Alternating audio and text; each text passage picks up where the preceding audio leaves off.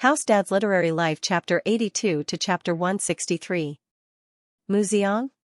Murphy, who was still in a daze, walked over and looked at the email. Mo Xiaowan was Murphy's assistant and manager. Of course, she didn't just accompany Murphy everywhere and clean up after her. Other than the work arranged by the company, she also had to deal with many businessmen who were attracted by Murphy's fame. Then, she had to arrange Murphy's daily schedule. Not only that, Mo Xiaowan also had to help Murphy deal with her fans. It could be said that Mo Xiaowan didn't have as much free time as Murphy. In fact, she was even busier. For example, the email that Mo Xiaowan was using now was specially used to discuss collaborations. However, occasionally, fans would find this email and send some emails expressing their love for Murphy. From the title of the email that Murphy saw, it was very similar to this kind of email, to Murphy, a gift from an admirer. But since Mo Xiaowan brought it up in such a serious manner, Murphy read on curiously. The main text wasn't long. The general idea was that this fan was called Mu Xiang. He had admired Murphy for a long time and liked Murphy's singing very much. When he saw that Murphy's new album had suffered a setback, he felt indignant. He felt that it was because Murphy didn't choose her new songs well. Therefore, he offered 2 songs that he wrote for Murphy, hoping that she could pull herself together and make a comeback. Murphy understood that this wasn't an ordinary fan letter. This was a letter from a true fan. Murphy felt a burst of warmth in her heart. She felt that no matter how good this fan's songs were, she would definitely treat them seriously. Even if they weren't good, Murphy would definitely go to the recording studio to record a few tapes and send them to the fan to thank him for his concern and effort. However, when Mo Xiaowan saw Mo Fei's indifferent look, she became anxious instead. Elder sister, can't you see it? Tell what? Mu Xiang? Yeah, he's my fan. What's wrong? Murphy was puzzled. Mo Xiaowan rolled her eyes. She helplessly pushed her chair away and stood up. She hurriedly walked over to Murphy's cabinet and took down an album. Murphy recognized it at a glance. Wasn't it Xianxia's new album Long Time No See that she had asked someone to help her buy a few days ago? However, Murphy was still a little confused and couldn't wrap her head around it. Mo Xiaowan took it and pointed to the first 2 songs. Sister, who wrote these 2 songs? Murphy did not have to look at it this time. She suddenly understood. Mu Xiang. No wonder this name sounded so familiar. So he wrote Long Time No See and Might As Well Not See Each Other for Xianxia. Murphy liked this album very much, especially these 2 songs. She had listened to the Cantonese song Might As Well Not See Each Other several times. Of course, Murphy could still speak Cantonese, because even though she grew up abroad, she had been developing in the mainland Chinese circle when she came back to China. But don't forget that Murphy's mother used to be a singer in Harbor City. Yeah. Sister, Mu Xiang wrote songs for you. Mo Xiaowan was so excited that her whole body trembled. He is also your fan. Murphy frowned. She was not as excited as Mo Xiaowan. She still said calmly, he shouldn't be Mu Xiang, right? How can there be such a coincidence? Of course, whether it was Mu Xiang or not, Murphy still asked Mo Xiaowan to download the music score and print it out with great interest. Sister, do you want a demo? Mo Xiaowan asked. Murphy hesitated for a moment and said, you can download it, but don't give it to me first. In the music field, a demo meant a sample record, and a demo usually meant that the composer recorded his general idea and gave it to the record company or the singer as a reference, which was the prototype of the song. But the big record companies usually ignored these demos, because they were worried that it would affect the performance of the singers. Murphy had the same idea. As a professional singer who had been famous for a long time, she preferred to sing with her own ideas. Opening the music score, Murphy was stunned when she saw the title of the first song, First Dream. Looking at the lyrics below, Murphy was silent. Sister, it's really written for you. Mo Xiaowan printed 2 copies and read the lyrics with great interest. She didn't know anything about music scores, so she exclaimed.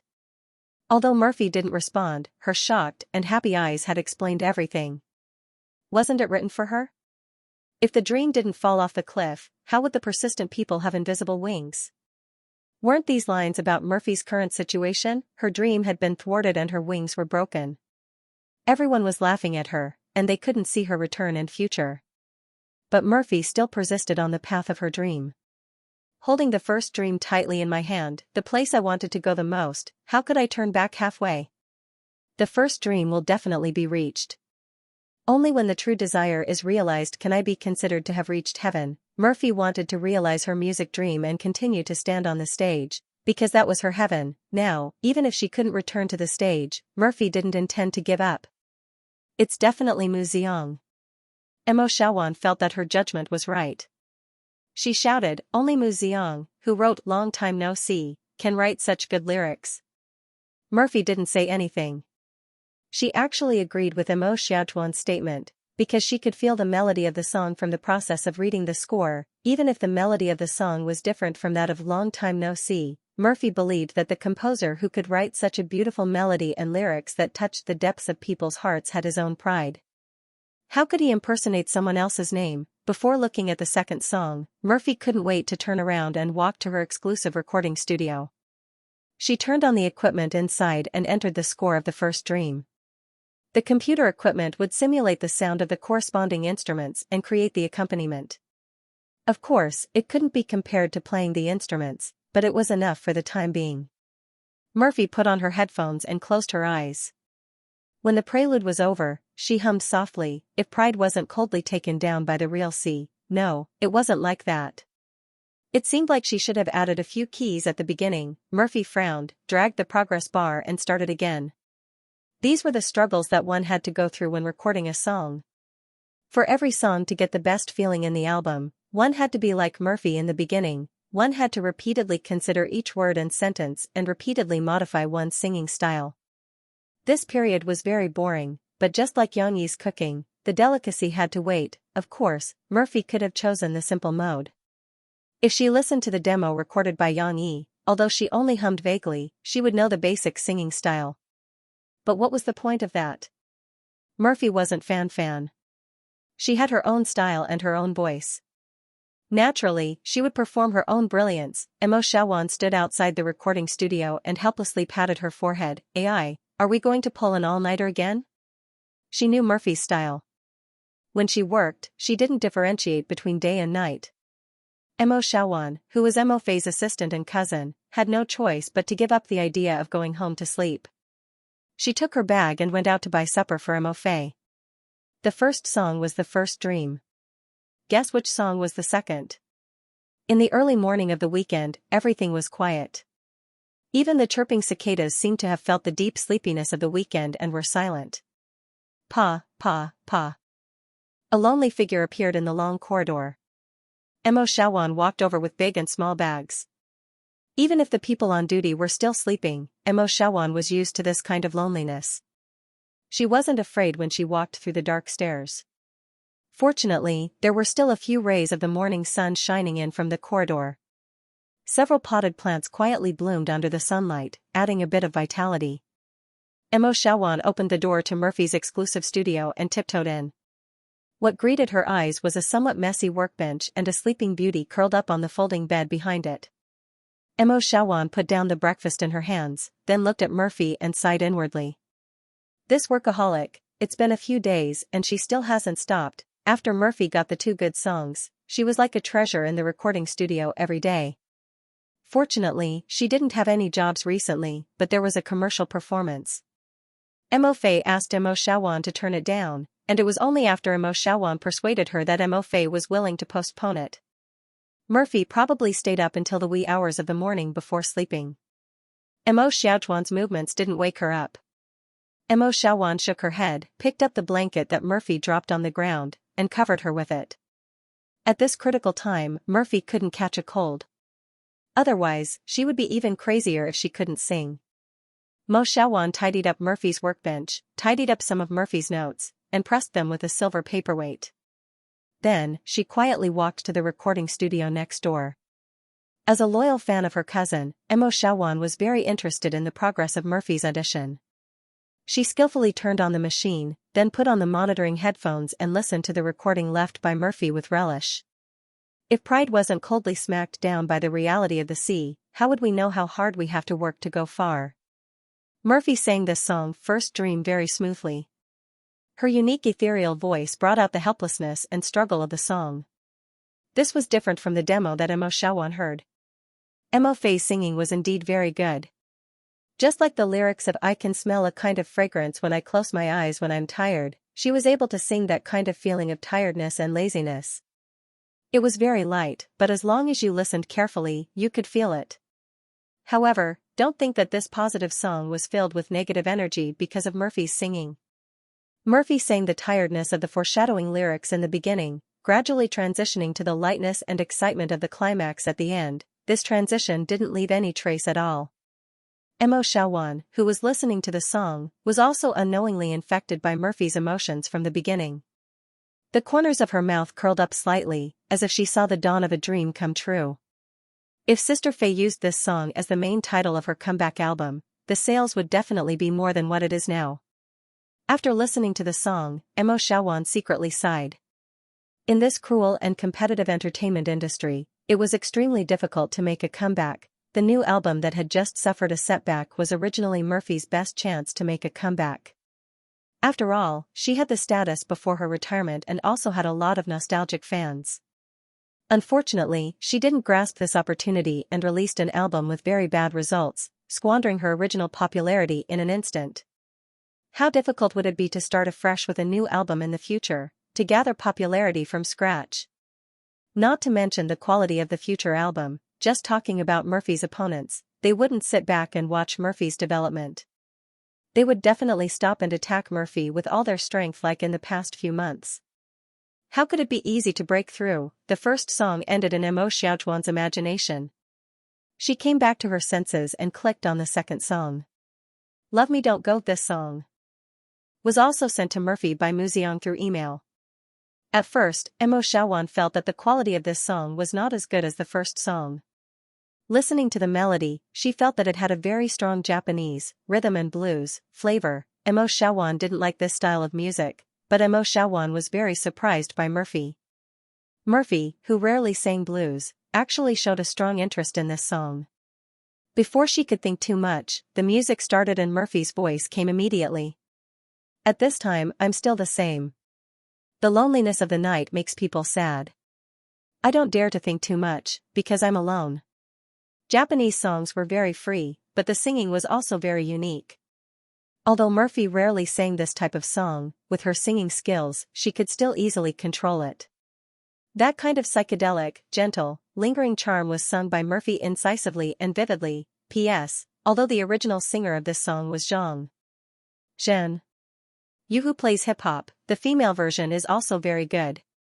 Everyone can find a Mo Wei's version to listen to. At the climax, Mo Xiaowan finally heard Murphy's passionate side. Love me don't go, if you say you don't love me.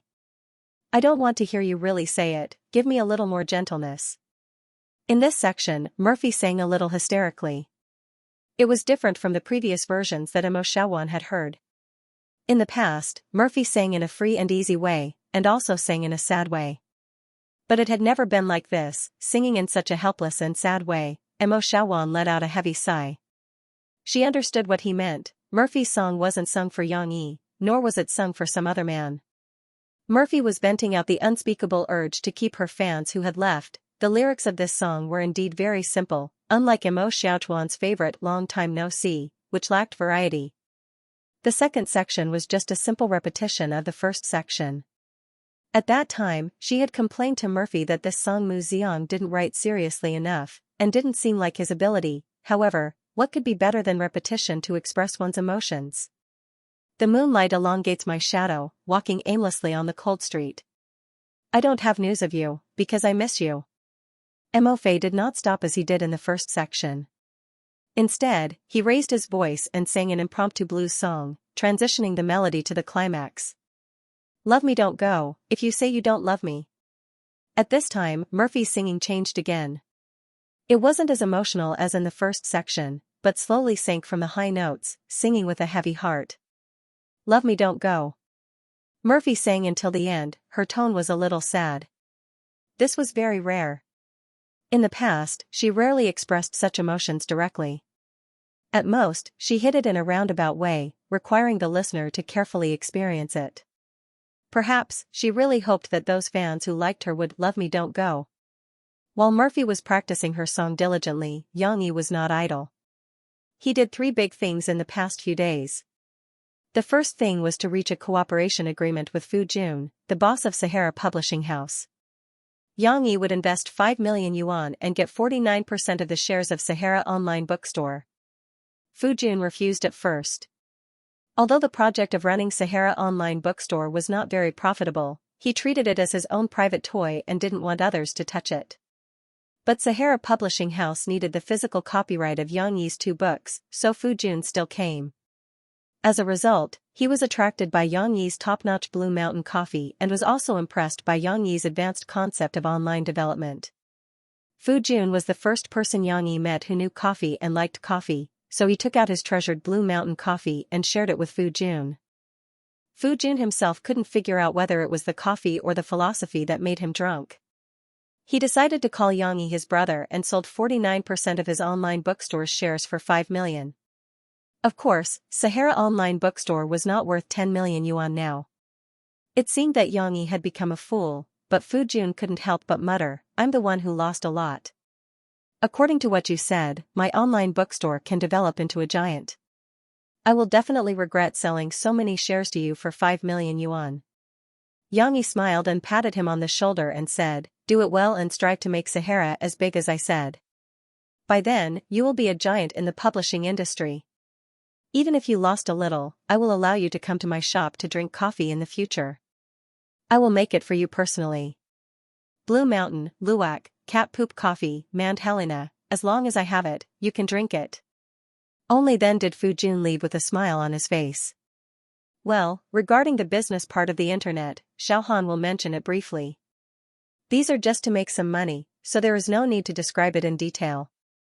Everyone probably doesn't want to see the business war. The remaining 2 big things Xianxia did were related to rejection. He rejected the olive branch thrown by Xianxia Records. Speaking of the size of the company, Xianxia Records was still a little shabby in Hong Kong, where every inch of land was worth gold. But in terms of scale and power, Xianxia Records was not in existence that Murphy's Tianmei Entertainment could look up to, although the producer of Chen Yiji's new album and the deputy music director of Tianxiang, Mao Su, had recommended Xianxia to Hu Yongxiang as an excellent songwriter. Hu Yongxiang was really forgetful and forgot about it when he got busy. It wasn't until Chen Yiji's new album was released and its results were dazzling in Hong Kong that Hu Yongxiang thought of Xianxia, a young man who was highly recommended by his father. But to everyone's surprise, in the face of Tianxiang's olive branch, Xianxia nonchalantly rejected it. Help? Could it be that you've already accepted other companies' offers? Mao Su personally came to Jiangqing to meet Xianxia because he wanted to become colleagues with Xianxia and then discuss the true meaning of music together. But he didn't expect to be rejected. He was very surprised. "No, it's just that I prefer freedom and don't like to be restrained." Xianxia smiled faintly. "If there's a chance, we can continue to work together, but not in the way of signing songwriters. I like to write my own music, not the music you want." As a musician, Mao Su could understand Xianxia's idea very well. He nodded with some regret. "By the way, please keep my personal information confidential. I don't want my life to be disturbed," Xianxia added. Mao Su smiled. "Of course, we, Tianxiang, are not so tasteless. Besides, we don't want you to be targeted by our competitors. You're such an excellent songwriter, we'll have many opportunities to work together in the future." This rejection was a result that both sides could accept. However, the rejection of the third major matter was a little unpleasant. Previously, it was mentioned that the editors of Taijun Com wanted to poach Xianxia to regain their lost popularity. They instructed a familiar publishing house to inquire about him. At that time, the people from the publishing house also came with manager Huang of Chiyu. Of course, they were also rejected. However, the editors of Taijun Com got hold of Xianxia's address. So, Ling Yunju brought fishball and rushed over excitedly. He wanted to use his silver tongue to persuade Xianxia to join Taijun Com. "Xianxia, you used to be a soldier, right?" "Me too. One look and I can tell that we have a special interest in military literature." Ling Yunju played the emotional card. Although Yang Yi received them in a friendly manner, he said that he had a 3-year contract with Qiyu. It's okay. Ling Yanju patted his bald head and said enthusiastically, Taijun. Com has a strong background. Have you heard of army literature? As long as you're willing, we can recruit you under the name of the army. Who would dare to stop us? Ling Yanju did not know that his words made Yang Yi unhappy. One had to know that Yang Yi was most disgusted by people who talked about their background. Moreover, the reason why his predecessor had retired was that he had offended someone with a strong background. Although it had nothing to do with the current Yang Yi, it was still a living memory in his mind. Yang Yi could empathize with it. No need. Qiyu's offer is not bad. Yang Yi's voice became a little cold. However, Ling Yanju and Fishball did not feel it. Fishball even shouted, Qiyu is nothing. Is it comparable to Taijun? Com in terms of military literature? If you join Taijun, Com, I guarantee that your results will be much better than Qiyu's. Yang Yi did not deny this. After all, Taijun, Com was the real gathering place of military fans. However, the problem was that even if the editors of Taijun, Com did not make Yang Yi feel disgusted, he would not be willing to join Taijun. This was because Yang Yi did not like military literature. Since he did not like it, why would he change to another website to continue writing military literature? Military literature was just something that Yang Yi used to pass time. He had already thought of what to write for his next book. Moreover, it was definitely not going to be military literature. Of course, Yang Yi would not tell Ling Yanju and Fishball this. He only shook his head and looked at the clock in the cafe. He said calmly, sorry, it's almost time. I have to prepare dinner for my daughter. This meant that he was sending them off. Ling Yanju did not look happy. As the deputy editor of Taijun, he had never been treated like this. You will regret it. Ling Yanju said angrily and left with Fishball. Fishball followed behind Ling Yanju and got into a taxi.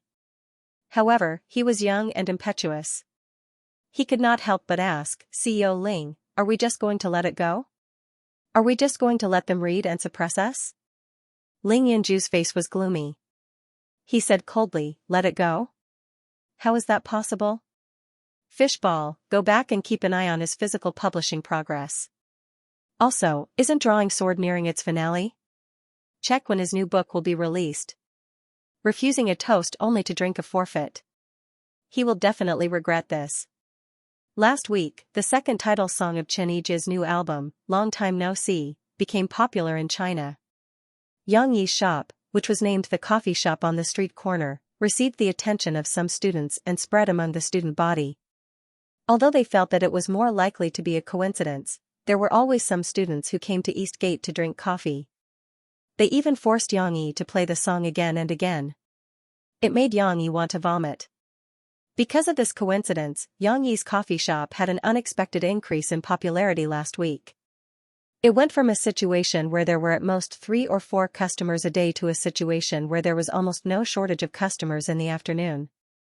Although it was still not a lot, only about 20 customers a day, at least it looked like there was hope for a return. Unfortunately, the good times did not last long. In the blink of an eye, it was July. Jiangqing Media University was also on holiday. The students gradually left the university. Yang Yi's coffee shop became deserted again. However, Yang Yi was still very happy. He liked this half-dead state. It allowed him to read books and listen to music. Why don't I close the shop and take a few days off? Yang Yi had such an idea. Actually, he had only opened the shop for a few days. He would close the shop from time to time and take his daughter out to play. A boss like him would lose money no matter what he did. The good news was that Shi, who had gone home to stay with her mother for a few days, was finally back. Murphy also followed Shi to Yang Yi's house for dinner. She, who was a little tired and confused before, found her confidence again. The cold, arrogant girl in sunglasses appeared in front of Yang Yi again.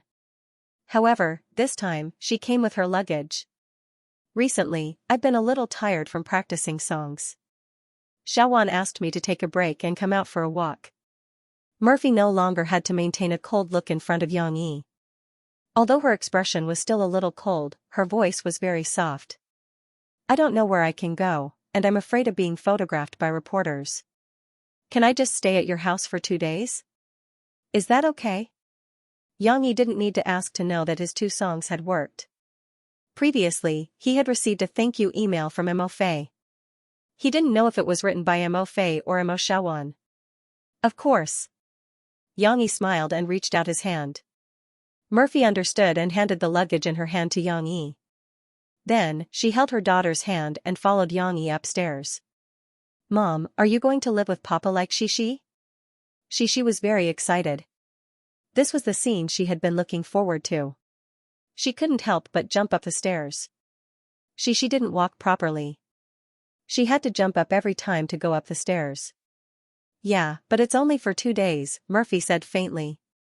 Mom still has work, so she has to go back in 2 days. Okay then. Xixi was still very happy. She tilted her head and said innocently, then tonight, will Papa and Mom sleep with Xixi? This question, Xianxia, who was carrying the luggage, couldn't help but stiffen for a moment. Murphy's cold and elegant face couldn't help but blush. She secretly glanced at Xianxia's back and waist, and her tone was no longer calm. She said reproachfully, Xixi, what nonsense are you talking about? Tonight, you sleep with Mom. Your Papa will sleep alone. Murphy raised her voice so that Xianxia could also hear it. Ahem, yes, there are still many rooms upstairs. Papa will tidy them up later. There's no need to worry about not having a room to sleep. Xianxia walked to the corner of the stairs. He glanced at Murphy awkwardly and then said to Xixi. Is that so? Xixi pouted her small mouth and said unhappily, but Xixi wants Papa and Mom to accompany me. However, Xianxia and Murphy didn't respond at this time.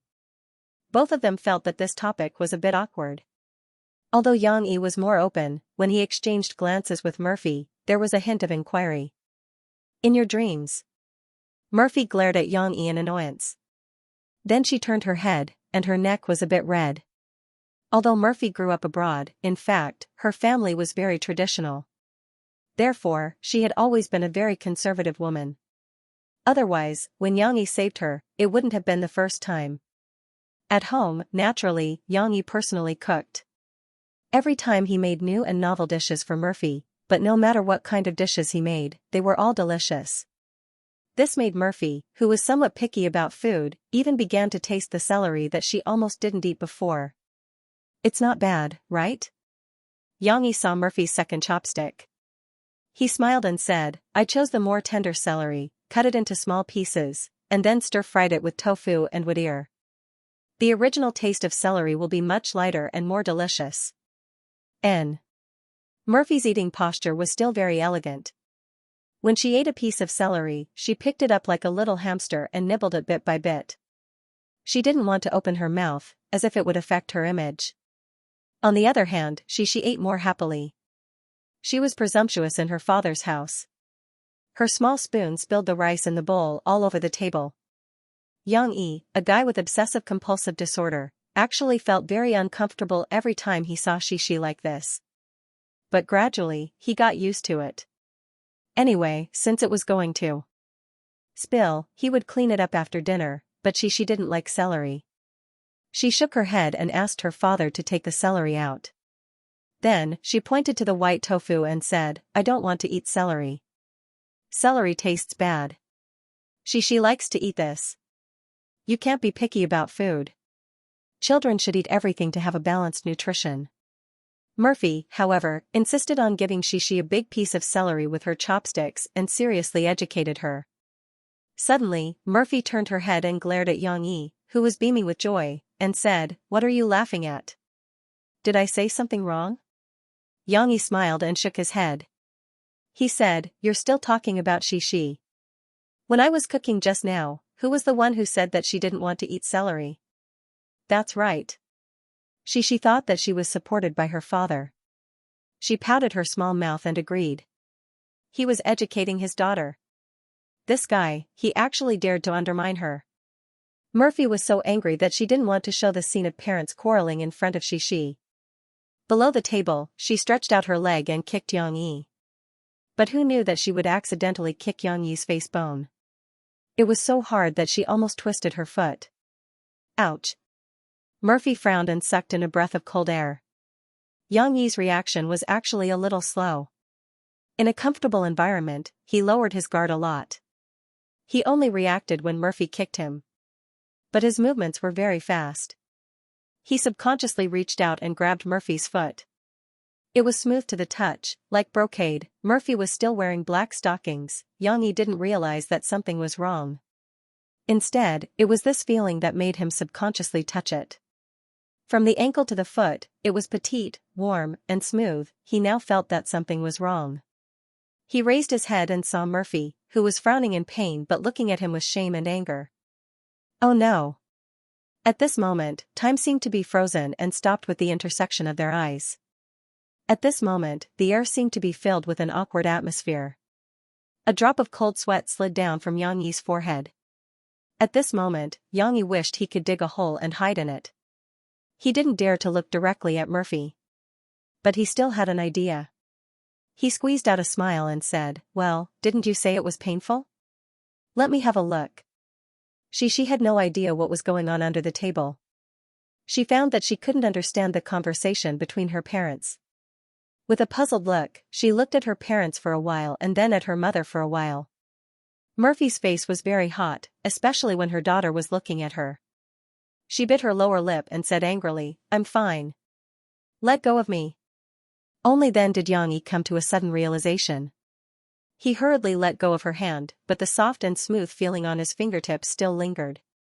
Both of them lowered their heads and kept their mouths shut in tacit agreement. They didn't say anything, but she had something to say. She pestered her father and said coquettishly, "Papa, help me take the celery out." She doesn't like celery. Yang Yi felt guilty. He stood on Murphy's side this time. He coughed twice and said, "No, your mother is right. You have to eat everything.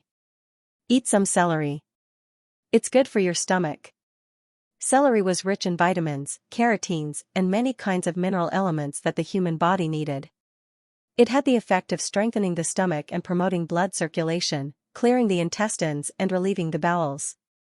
She usually ate a lot of meat and liked sweets.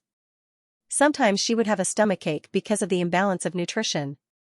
"Papa, can you take some away? I'll only eat a little, okay?" The little girl bargained. Of course, the amount of celery that Mofe gave Cici was a bit too much. Looking at it, Cici wrinkled her nose like a bitter gourd. Yang Yi had no choice but to take some away for Shi. The little girl barely managed to eat a few stalks of celery. After eating, she pushed the bowl away, jumped down from the chair, and said, "I'm done." Then, she ran away as if she was afraid that her father would make her eat celery again. Yang Yi and Murphy watched helplessly as their daughter ran to the side to play with her toys. But when she turned around and their eyes met, the awkwardness returned. The two of them didn't seem to be used to the feeling of being alone. It was even more awkward than being strangers. Moreover, it wasn't just awkward. There was an indescribable ambiguity that made the two of them feel uncomfortable from time to time. "Ahem, you should eat more celery too." Yang Yi tragically found that he couldn't leave the topic of celery tonight. In order to break the silence, he tried to find something to talk about. "You have a bad appetite. I'll try my best to cook Chinese dishes for you these days." Murphy couldn't help but ask, "How do you know that my stomach is not good?" Mo Xiaowan knew her situation better, but Mo Xiaowan didn't get along with Yang Yi. The two of them basically couldn't talk, so it couldn't be Mo Xiaowan who told Yang Yi. Could it be Shi? "I saw it on TV." Yang Yi scratched his head, thought carefully, and said, "It seems to be Yangqing TV station's something to tell you." It was a talk show. Before Murphy released her album, she was arranged by the company to participate once. Yang Yi happened to be watching TV with Shi at home. He accidentally pressed the button and watched for a while. Murphy was silent.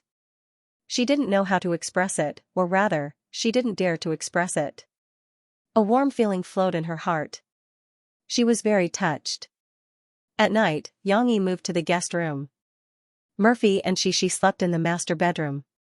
Although they slept in Yang Yi's bed, Yang Yi changed the bed sheets and quilt.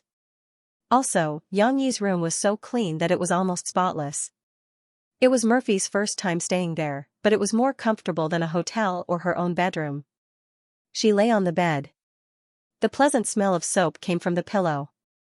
Unknowingly, she gradually fell asleep. The night was quiet. The next day, just as the sky was turning bright, the chirping birds outside the window woke Murphy up. Although she got up early, she also went to bed early. Emofe stretched herself, got out of bed, opened the curtains, and looked at the banyan tree outside the balcony and the Grand Canal in the distance.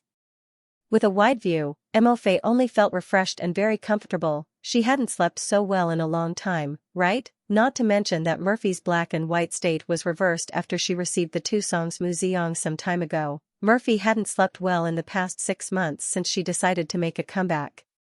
She was under a lot of pressure. Only today, on Xianxi's bed, cough cough, it should be said that on Xianxi's bed, Murphy found the feeling of sleeping well for the first time in 6 months. Almost without any thoughts in her mind, she slept until dawn. It was still early. Murphy looked at the time and closed the curtains again. Then, she tidied up the nightgown that was a little exposed when she slept. She hesitated for a moment, but didn't put on a coat. She pushed open the bedroom door and walked out. However, there was no trace of Xianxia at home. Where did he go? Emofe saw that Xianxi's room was also empty, and the bed was neatly made. The only difference from the barracks was that Xianxia didn't fold the quilt like a piece of tofu, and the quilt was very sharp. In the bathroom, Murphy saw that her hair was messy and her eyes were a little swollen after waking up. In fact, she was still very beautiful. She was shocked and didn't have time to look for Xianxia. She quickly went back to the bathroom to get facial cleanser and skincare products. She went to the bathroom to wash up and tidy herself up. After a long time, Murphy finally finished tidying up her personal appearance. Just as she was tidying up the messy things, there was a movement outside.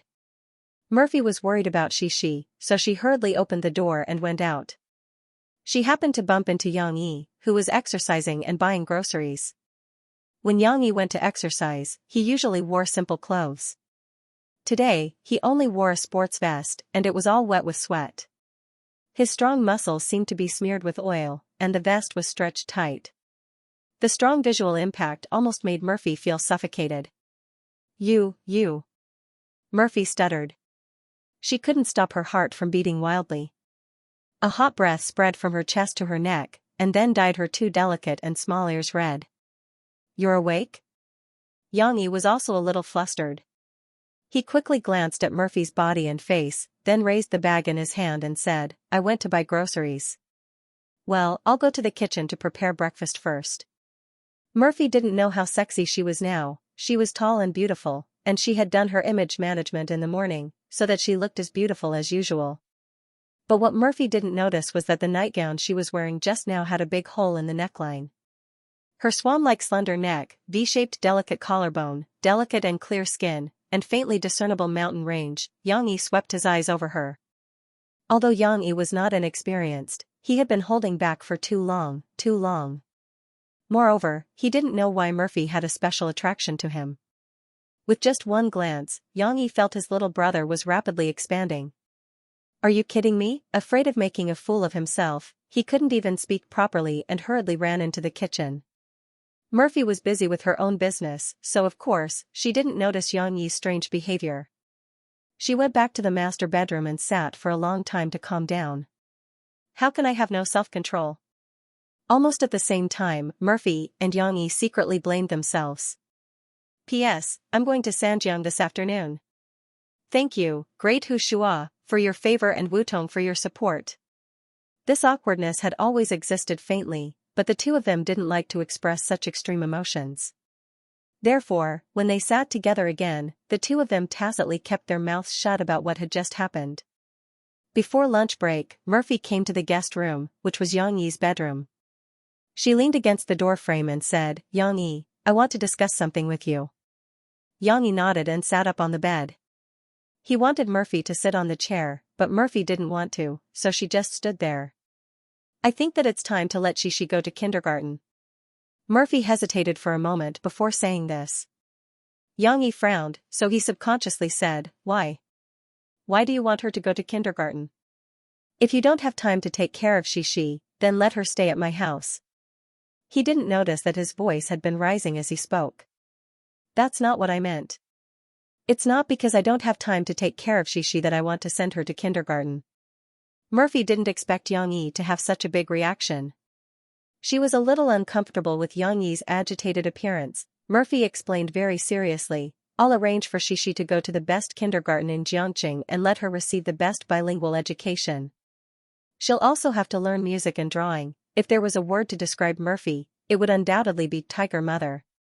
She felt that Xianxia should receive the best education like she did when she was young. Moreover, she should develop in all aspects of morality, intelligence, and physical health. If it weren't for the fact that Xianxia was too young, Murphy would probably have made Xianxia attend all kinds of training classes and learn all the 4 arts, just like other mothers, but Xianxia didn't think so. Whether it was in his previous life or this life, in the memory of his predecessor, he had received the kind of carefree education. In fact, Xianxia felt that learning was only forced by the requirements of the assassin profession. He took the initiative to learn, was willing to learn, and studied desperately to achieve his current achievements. He did not think that kindergarten could teach Xianxia anything at all. If he really took it out to practice, the teachers in the kindergarten who taught music, chess, calligraphy, and painting were really no match for him. Therefore, Xianxia said unhappily, I can teach you at home too.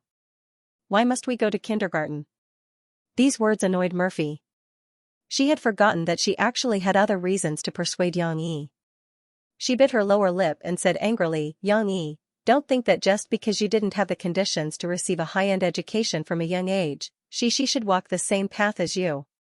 Xianxia will go to university in the future and study for a master's degree. I don't want her to be like you, who didn't even get a high school diploma. These words were a bit too much, and Murphy regretted it as soon as she said them, but she was still angry, and she didn't know how to take the initiative to apologize. She regretted it one moment, and then found an excuse to tell herself that it was Xianxia who deserved to be scolded. She was so conflicted that she turned her head away angrily. Murphy didn't see that Xianxia's eyes suddenly became cold. Murphy probably didn't realize how hurtful her words were. Xianxia didn't know that the emotions of his predecessor had a huge impact on him. The Xianxia of the past had always been brooding about 2 things in his relationship with Murphy. The first was that he felt that Murphy looked down on him because he was poor, and the second was that he felt that Murphy looked down on him because of his low education and low social status. Although they were both self-righteous, it had to be said that the current Xianxia was also a person with a strong sense of self, and it was easy for him to be influenced by such emotions. He was very unhappy with Murphy's words. So what if you don't have a diploma? Is having a diploma that great? Xianxia felt that in his previous life, he didn't even go to school and didn't even have a diploma. But in terms of ability, he was much better than those graduates from famous universities. The relationship between the 2 of them had become closer during this period of time, but a crack appeared again. Maybe they hadn't noticed it yet, but Xianxia subconsciously wanted to distance himself from Murphy. Although I didn't study much, I'm still qualified to teach Xianxia some basic knowledge. Xianxia said coldly. Besides, a child should have a happy childhood, and not have painful memories in school. I'd rather Xianxia play for a few more years than go to school in a hurry. The last sentence was actually a summary that Xianxia had made from those parenting books. Most experts thought that preschool education was unnecessary, and it was too rushed. It wasn't good for a child's physical and mental health. But Murphy wouldn't read the opinions of these experts. She was concerned about Xianxia's future development. Xianxia, don't be so naive, okay? If Xianxia doesn't learn these things, she'll be far behind others when she goes to school. Murphy turned her head and said angrily, it's like a 100-meter race. Your starting point is 10 or 20 meters behind others. How can you catch up? Well, it seemed that today, Xianxia and Murphy were bound to have a big fight on this topic. But just as Xianxia and Murphy were in a deadlock, a little person poked her head out. Ah, you're all here with Papa. The little girl with bright eyes and white teeth giggled. Xianxia was ready to go to bed, but after waiting for her mother to come back, she jumped out of bed curiously and ran out barefoot.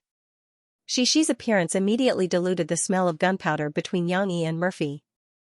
Although Murphy was still brooding, she and Xianxia put down the dispute at the same time. Her gaze fell on Xixi's feet and said angrily, Xixi, you're not wearing slippers again. Hee, I want to sleep with Papa. Xixi twisted her body and nimbly dodged her mother's hand. She laughed like a silver bell and ran toward her father. In the blink of an eye, she had already climbed onto her father's bed. Fortunately, Xianxia wiped the floor clean every day. Although Xixi was barefoot, she was not too dirty.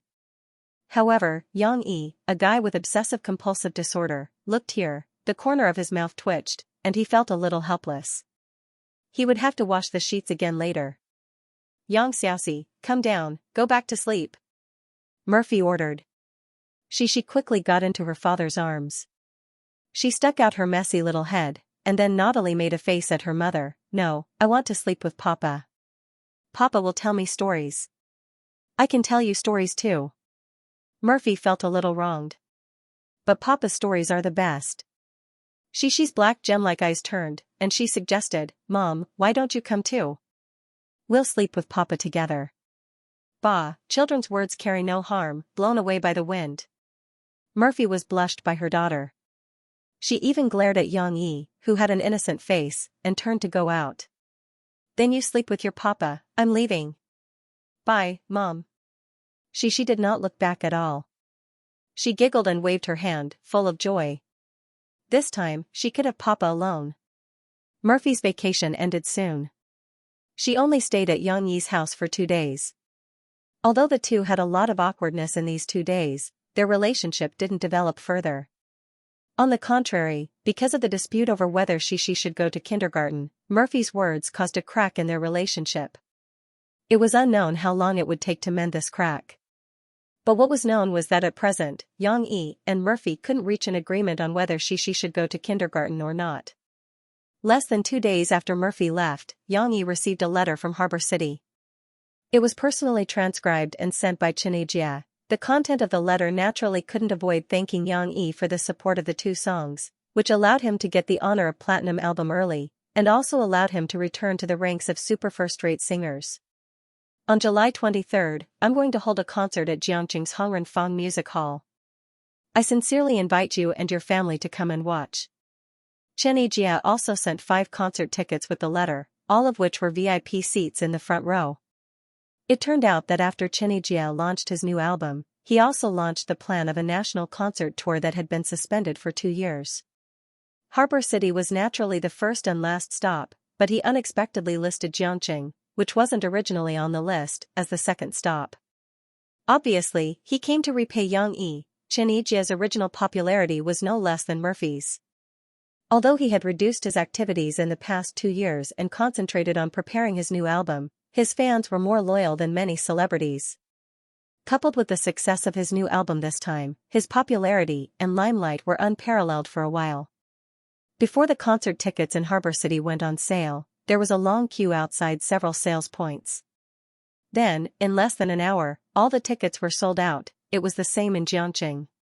Not only the fans in Jiangqing, but also fans in Shanghai and other nearby cities came to buy tickets. There were even fans who couldn't get tickets in Harbor City who flew thousands of miles away. The tickets for the concert in Jiangqing were also sold out in less than a day. This was the speed of the pre-internet ticketing era. After Xianxia saw this news, he felt that if the tickets were sold online, they would probably be sold out in a few minutes. Because the tickets were so popular, Xianxia felt that Xianxia's gift was too sincere. These 5 VIP tickets were closer to the stage than the inner hall. Even if there were no scalpers, the original price would be tens of thousands of yuan. Moreover, there were people who were frantically trying to buy it. Even if they had the money, they might not be able to buy it. But Xianxia didn't need so many. So, he and Xixi would at most be able to watch it, right? He couldn't possibly give Murphy the tickets of other celebrities, right? Take her to a concert? Xianxia wasn't so heartless. Wasn't he deliberately trying to annoy Murphy? Xianxia had already planned to send the remaining 3 tickets back to Xianxia. At this time, Guozi called. Brother Yang, hurry up and watch TV. It's Jiangnan Satellite TV. Don't ask me why.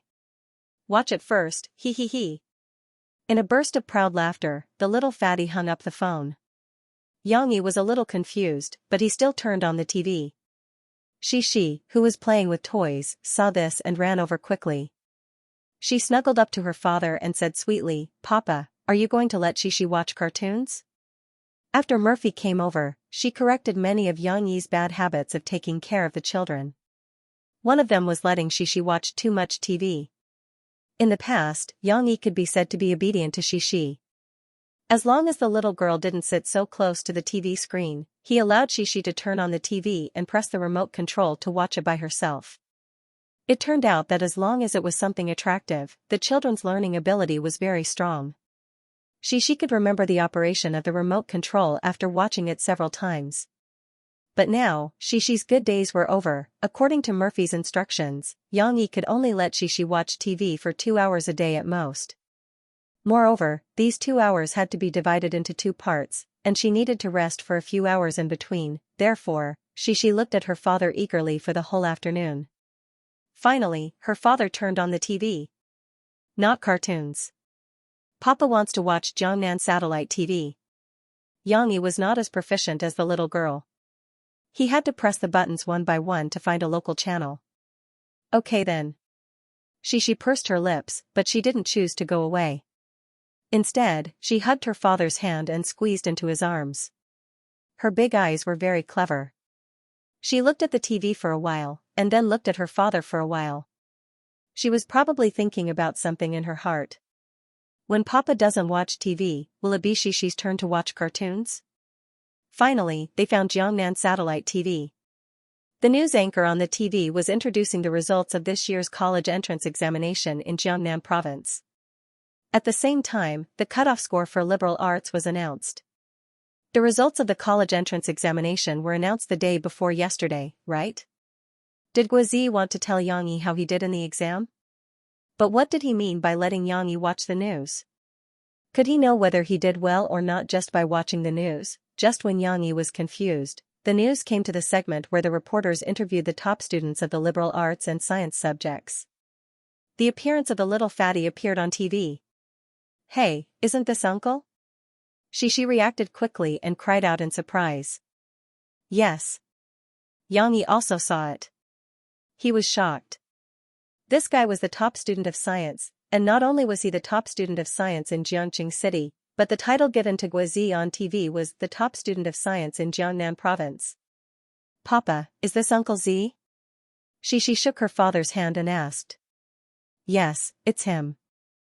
Xianxia wanted to say that it was a coincidence, but when he thought of the little fatty's proud look just now, he was speechless. If it's not him, who else could it be? On TV, the reporter was asking Guozi about his learning skills. The little fatty said, "I don't have any skills in learning. The most important thing is that I have a lot of motivation to learn. I worked very hard before the exam. So I suggest that the examinees in front of the TV must find your goal and then work hard with all your might.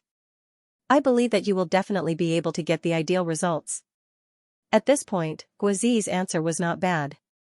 But the reporter asked another question, "Then can you share your goal with everyone? Is it to get into Beihua University of Qing University?" Xianxia saw the excitement in Guozi's eyes. As expected, Guozi said, "No, my goal is to get into Jiangxing Media University." "What?" Xianxia added a sentence in his mind for the dumbfounded reporter. Although Jiangxing Media University was considered a university, the cutoff score was not high. As the top student, he did not want to get into Beihua University of Qing University but wanted to get into this university. Wasn't this using a butcher's knife to kill a chicken? 2 months ago, I took the art examination at Jiangxing Media University. But unfortunately, the examiners thought that I was fat and young, so they did not let me pass. Guozi said with a serious face, "But I'm not discouraged. I've set my ambition. I must get into Jiangxing Media University." In the end, he even waved his arms at the camera and shouted with high fighting spirit, "Jiangxing Media University, I'm coming." Xianxia covered his forehead. He was completely speechless with this joker. He was obviously so talented, so why did he have to make things difficult for others? Moreover, did he have to be so high profile? Xianxia did not pay much attention to what the uncle on TV said. When she saw that her father was no longer watching TV, she rolled her eyes and secretly took the remote control from her father's arms. Change the channel and watch cartoons. Qiu Xiaotong was the class monitor of Wuhu First Middle School's third year, second class. Although it was already summer vacation, because she had been promoted to the third year of high school, the first-year students didn't have the chance to enjoy their vacation. They stayed at home for less than 10 days before returning to school. As a girl who grew up in the military, Qiu Xiaotong had a healthy complexion.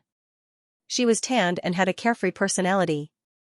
She didn't care that her classmates said she was tanned behind her back, that she was fierce and would hit people, that she was tall but didn't have a boyfriend, and that she wouldn't be able to get married in the future. After all, she was too straightforward. She was strict when it came to helping the teacher enforce discipline. When she saw something wrong or unfair, she would stand up for justice.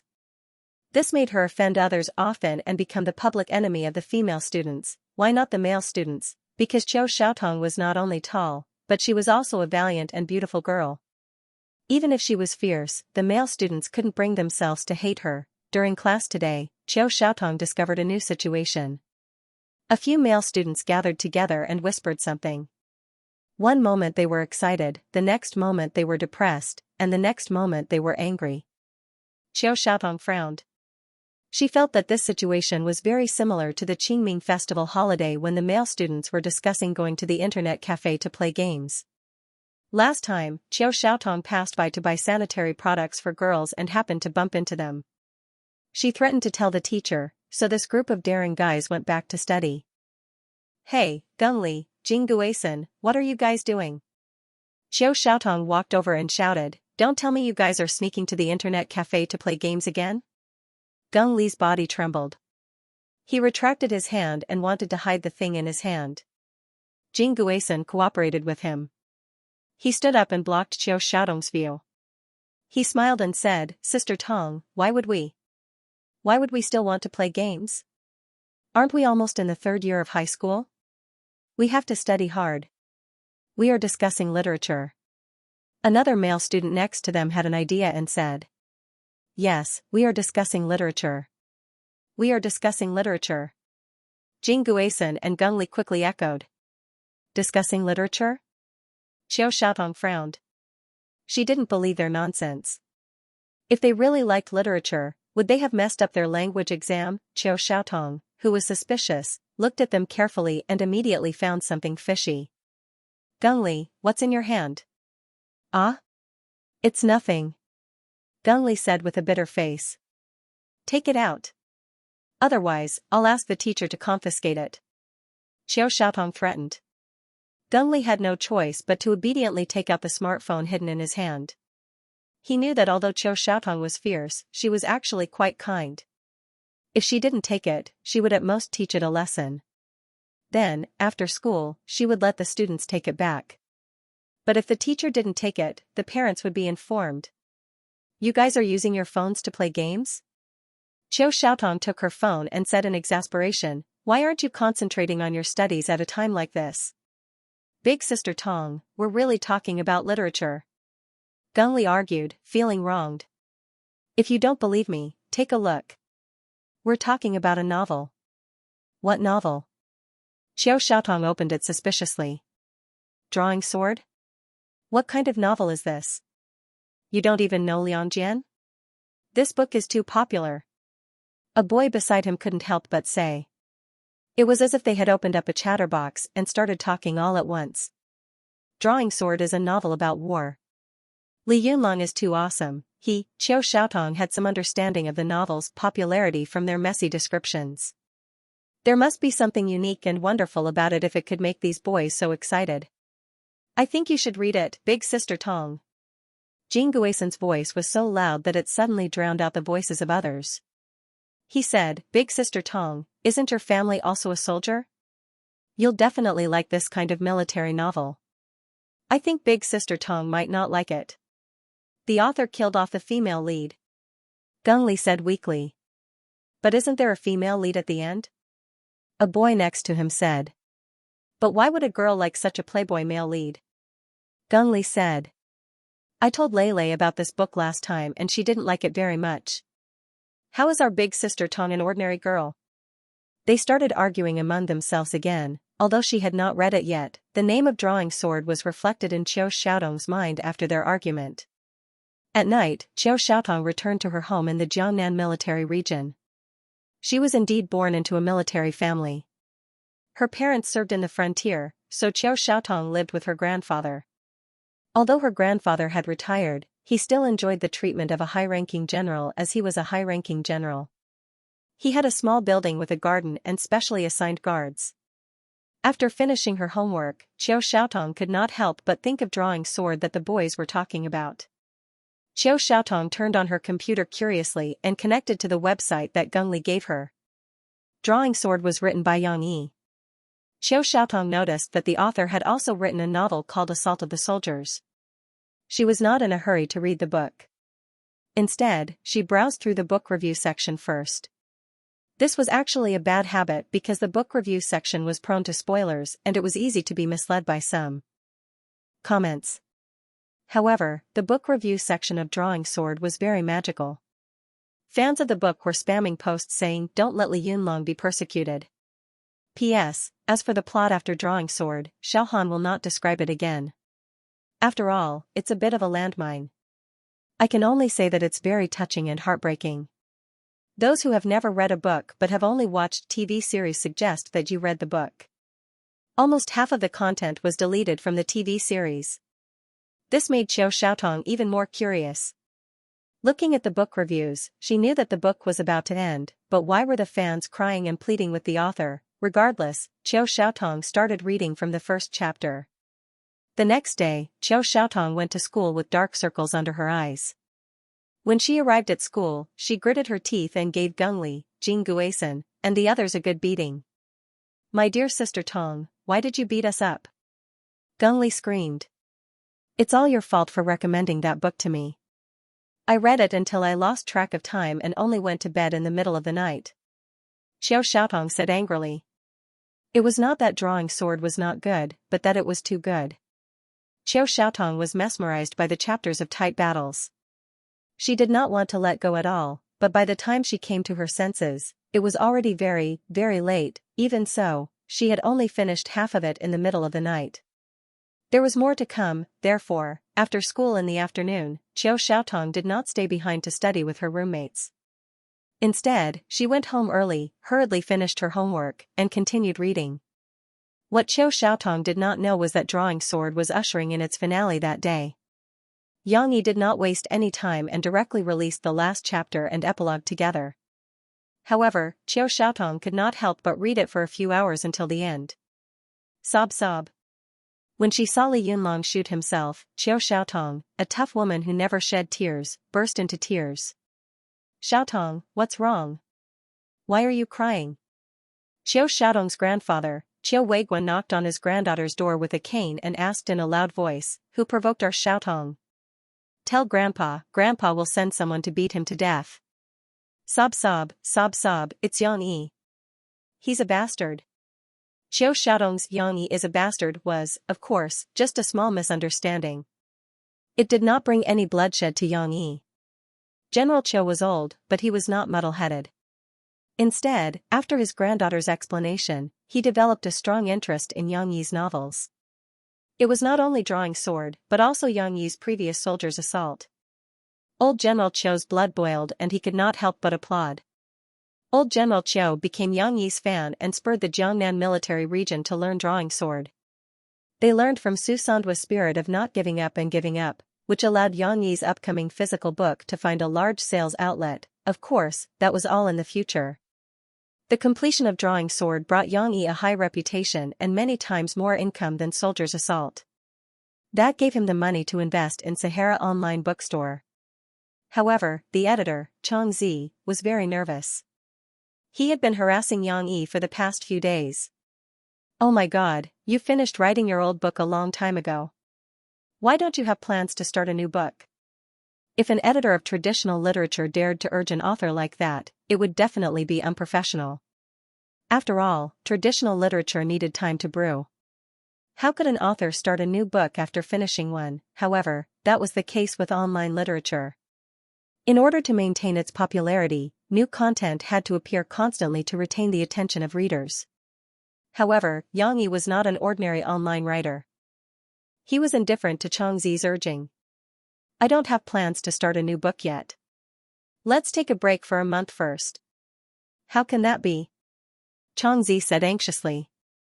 However, Yang Yi would not easily change his plan, so Changzi had to settle for the next best thing and said, "Then you have to tell us about the situation of the new book in the future. What's the theme and a general introduction so that we can arrange publicity for you and keep your popularity?" However, Yang Yi's next answer made Changzi want to die. "I don't have a general introduction, but I can reveal the theme. I plan to write about crime." "What?" Changzi was dumbfounded. "You're not writing about the military? Or are you going to write about military crimes?" "No, it's crime." "Oh, right, I still have something to do, so I'll talk to you later. Bye." Yang Yi hung up the phone, leaving a messy Changzi alone in the office. Yang Yi wasn't trying to evade the responsibility. He really had something to do. Who asked Changzi to call him at such a bad time? Besides, Yang Yi couldn't be delayed for too long. She was alone in the car. Although the air conditioner was on, it wasn't safe. After putting down the phone, Yang Yi returned to the cake shop and continued to describe to the staff, "The general style is like what I drew on the paper. You have to make it feel like ice. Yes, I know it requires a lot of processes, but I also asked around for a long time before I found out that the craftsmanship here is more reliable. So as long as I'm satisfied, money isn't a problem." That's right, Yang Yi was ordering a cake for Xianxia. It was Murphy who told Yang Yi, so he knew that July 13th was his daughter's birthday. Therefore, in order to be able to prepare the first birthday party for Xianxia, Yang Yi began to prepare 2 days in advance, including ordering a cake, buying some decorations, gifts, and so on. Of course, in order to give Xianxia a surprise, Yang Yi certainly had to inform the cake shop to order a cake without telling Xianxia. After dealing with it, Yang Yi returned to the car. Xianxia was already a little impatient. The little girl pursed her lips and deliberately waited for her father to look at her after he got in the car. Then she turned her head angrily to express her strong dissatisfaction. Okay. Dad apologizes to you. I shouldn't have been gone for so long and made Xianxia wait for so long." Yang Yi smiled. How could he not see the little girl's little tricks? "I don't want to talk to you," the little girl said angrily. "Why?" Yang Yi, an 8-foot-tall man, also became gentle in front of his daughter. He pretended to be wronged and asked. Xianxia turned her head, and the expression on her little face was still very serious. "Because Papa, you said you were going to take Xianxia out shopping to buy clothes, but in the end, you left her in the car and went shopping alone. Yang Yi, tell me, are you lying to me?" Xianxia's serious appearance at the beginning made Yang Yi somewhat unable to restrain a smile, but the Yang Yi at the end made Yang Yi suddenly confused. This little girl, where did she learn Murphy's tone? She also learned it vividly. Ahem, Dad just went to do something, and I didn't deceive Xianxia. Yang Yi said with a wry smile.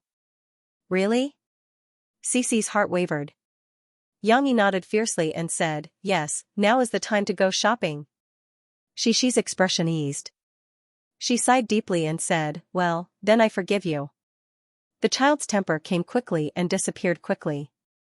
Not long after Yang Yi started the car, Xianxia pestered him and asked, Papa, where are we going to play?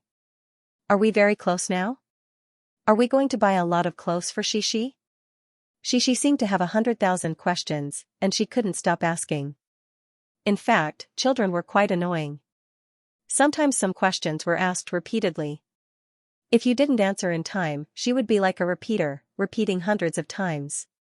Fortunately, Yang Yi's character was relatively patient, and he could endure Xianxia's sometimes nagging like Tang Sanzang.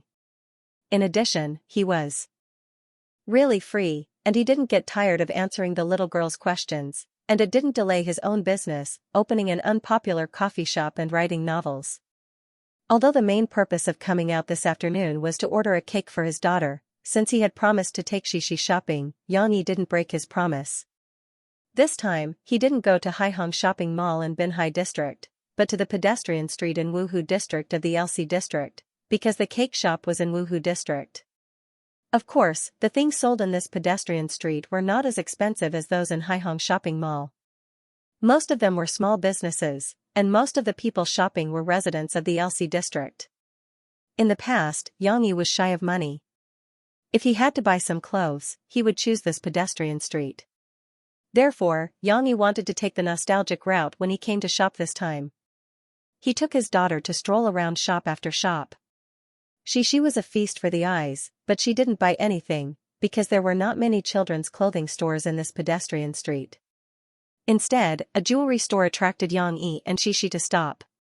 "Do you like this? Put it on, and you will really look like a little princess." Xianxia smiled and took off a silver crown with beads, and put it on Xi's head. The price was very cheap. There was a price tag of 20 yuan on the shelf, and Xianxia knew that if he was willing to bargain, there would be a maximum of 10 yuan. It could be seen that this crown couldn't be made of metal. At most, it was plastic, and the beads were the same. They were all glossy plastic beads. However, Xi still liked it very much. She looked in the mirror and lifted her small skirt with interest. She was very proud of herself. "We'll take this." Xianxia smiled and handed the shop owner the money. It was okay to be nostalgic, but Xianxia didn't like to bargain. After all, he wasn't who he used to be. Murphy was recording a show at Xiangbei Station, but Mo Xiaowan didn't go with her. She had to go back to Tianmei's manager's monthly meeting. Although she didn't have to attend this meeting, for Murphy's new album, Mo Xiaowan still attended. In this management company, although there were 40 to 50 singers and actors signed with more than 20 managers, in reality, the power wasn't distributed at all. Whether it was a big or small matter, it was still Sister Ling who had the final say. Looking at the process of this meeting, it could be seen that Sister Ling was introducing, analyzing, and assigning tasks. "Okay, today's meeting is about to end here. Does anyone have anything to add?" Niao Miling closed her notebook and clapped her hands. Mo Xiaowan had been waiting for this sentence. She quickly raised her hand and stood up. "Sister Ling, I heard your work arrangements for this month and the general plan for the second half of the year. Why didn't I see anything about our Murphy's new album?" As soon as her voice fell, the room buzzed with discussion. The other managers whispered to each other and looked at Mo Xiaowan with surprise, disdain, and even anger. Mo Xiaowan could vaguely hear some of it. "No way, didn't she just release an album not long ago? She's going to release it again? Her last album's results weren't good. She should reflect on it, it's too much. She's bullying us just because she's signed. Our family's Yaya has been waiting in line for several years, but there's no plan for her to release an album. She only sings a few old songs every year." "That's right. At the beginning of the year, it was the same for us. We said we could prepare a new album, but when she came back and said she wanted to make a comeback, the whole company wanted to collect songs for her. Her singing wasn't that good and she even delayed other people's work." Mo Xiaowan could only pretend not to hear these complaints. This couldn't be helped. The entertainment industry was a cruel world where only the fittest survived. Fairness had to be matched with strength. Murphy, as the top singer and empress, as Tianmei's biggest star, naturally had the best resources and the highest priority in the company. In other words, the reason why the company was willing to invest in Mo Fei was because they knew that Mo Fei could bring them more benefits. Of course, no one would have thought that Murphy's return album was released too hastily, which led to the effect of the current plummeting popularity. If it wasn't for the fact that Murphy had fallen from grace and Mo Xiaowan had made such a request in the past, those little agents wouldn't have dared to criticize her in front of her. However, this time, Niao Miling didn't stop them. Instead, she waited for the discussion to die down a little before kindly saying to Mo Xiaowan, "Murphy is going to release a new album now? Isn't this a little too hasty?" Niao Miling was worthy of being one of the top agents in the industry. When facing her, Mo Xiaowan felt a lot of pressure. She could only bite the bullet and say, "Ling Jia, I submitted an application to you the day before yesterday. Although Murphy's new album isn't as urgent as before, we should start collecting songs now, right?" "Oh, I saw your application." Niao Miling narrowed her eyes and said to Mo Xiaowan, "You also mentioned that you already have 2 songs?" Mo Xiaowan quickly nodded and said, "Yes, it's a song written by Murphy's fans." Murphy thinks it's pretty good and wants to include it in her future album. For some reason, Mo Xiaowan vaguely felt that she shouldn't mention the name Mu Ziang to Niu Meiling. So, she used the name of a fan. Fan? The other agents all sneered. They talked without restraint. Fans have the ability to write songs? I'm afraid Murphy's head is spinning. In their opinion, Murphy must have lost her mind. Otherwise, why would she think that a fan's song could be arranged in her album? If fans had professional abilities, would they still be called fans? They would definitely release another album that no one would buy. Sister Ling, you can't mess around with her. Xianxia, one of the more influential agents in the company, stood up and said angrily, our Zhenzhen is finally preparing for a new album. You have to help her collect some good songs. You can't always accommodate Murphy. What's the meaning of this? Zhenzhen's name was Zhen Muqian. She was Tianmei's number 3 female star. She hadn't released a new album in 2 years, but because she was a dual star, she made a name for herself with a TV series she filmed last year.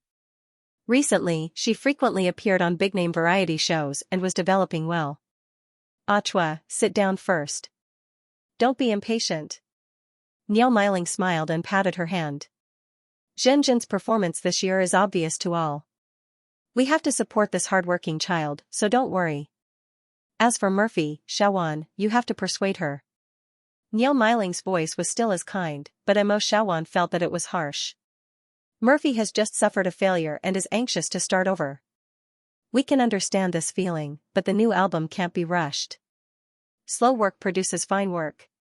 Mo Xiaowan couldn't help but retort, Sister Ling, we can collect songs now. Murphy can wait. It won't be too late for us to release a new album after we collect 12 songs. But the problem is that the company doesn't have that many resources right now. Niu Meiling's tone became serious, and the entire conference room suddenly fell silent. You heard it too. Zhenzhen is going to release a new album, Zhu Jia is also preparing his new album, and this and that are all waiting for their new songs. The company can't just do nothing and collect songs for Murphy alone, right? At this moment, although the conference room was silent, almost everyone had a that's right look in their eyes. Mo Xiaowan was a little speechless. She could actually understand what others were thinking, but the problem was that she was Murphy's agent and had to stand by Murphy's side.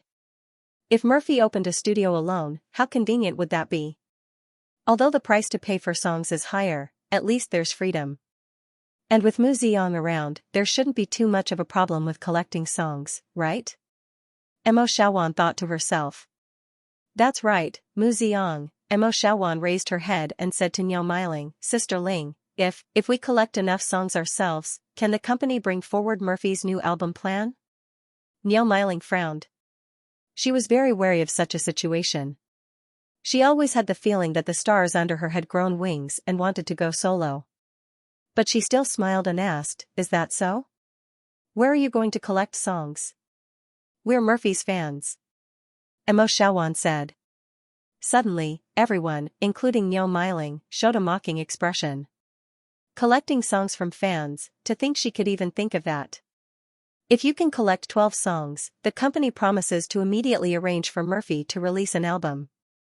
Niu Meiling agreed. Niu Meiling had her own plans. She wanted to grind Murphy's temper and make Murphy suffer a little more. Murphy's contract was entering the last year, but Niu Meiling didn't want to sign such a lucrative contract with Murphy. If she could make Murphy recognize reality, then there would be a lot of room for manipulation in the future. Mo Xiaowan wasn't as innocent as Murphy. She could vaguely see Niu Meiling's intentions, but she still held back her anger and didn't argue with the big boss. She didn't complain to Murphy until Murphy came back from Xiangbei Station. Sister Fei, I think we should wait until the contract is over and jump ship, or open our own studio. Mo Xiaowan said angrily, this Tianmei person doesn't put us in her eyes at all. Sister Ling also wants to suppress us. Murphy was silent for a while, then shook her head and said, Sister Ling has done me a favor. Unless they go too far, I can't let her down. In fact, Murphy still had something in her heart that she didn't say out loud. Even if I open my own studio, I won't betray Sister Ling and jump ship to another agency. When Mo Xiaowan mentioned the idea of opening her own studio, Mo Fei was a little tempted. However, her original intention was different from Mo Xiaochuan's. Mo Xiaowan wanted more freedom and arranged the album according to Murphy's own ideas. Murphy also wanted more freedom, but she wanted to arrange the schedule according to her own ideas and reduce the commercial performances and program recordings that she didn't want to participate in. However, Mo Fei hadn't made up her mind yet. After all, it was Sister Ling who nurtured her. In the past, when Sister Ling was her manager, she really took care of her like a mother taking care of her daughter. She also helped Mo Fei avoid many detours. This included when Yang Yi beat up the rich second generation and stole his car to escape with Murphy. It was Sister Ling who came forward and spent a lot of favors to suppress the matter so that the rich second generation would no longer pursue it. Murphy still remembered the kindness of these years. She wanted to repay Sister Ling, so she chose to come back and make a comeback in Sister Ling's company. This is not too much?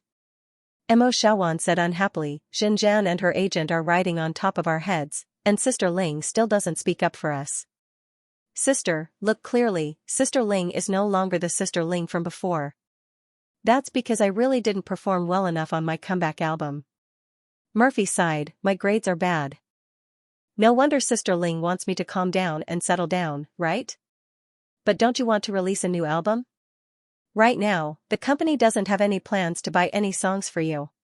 How long do we have to wait to line up like everyone else? Mo Xiaowan asked. Murphy fell silent. Mo Xiaochuan's words had hit the nail on the head. Murphy wanted to make a hit record. If she wanted to return to the top, she needed the support of the company. Plus, Murphy didn't want to wait. Mo Xiaowan saw that Murphy was silent. She smiled and said, Sister, luckily I was smart.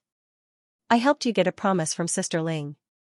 As long as we get 12 songs, she will do her best to help us release an album. Murphy was speechless. Where are you going to find 12 songs? Find Mu Xiang. Mo Xiaowan said proudly. He's such an excellent songwriter, so he must have a lot of good songs. Plus, he's your admirer. Writing songs for you and helping you release an album, how wonderful is that? But Mo Fei was embarrassed and annoyed. Xiaowan, how can you do this? Her relationship with Yang Yi was stable, even if there were some arguments. But even if she and Yang Yi were in a lukewarm state, Murphy had never thought of accepting other people's pursuit. After all, Yang Yi was still Xishi's father, wasn't he? Plus, her heart was gradually getting closer to Yang Yi. It was even harder for others to enter her heart. Murphy had always felt guilty about accepting songs written by her admirer. But Murphy liked both songs very much, so she couldn't make up her mind to reject them.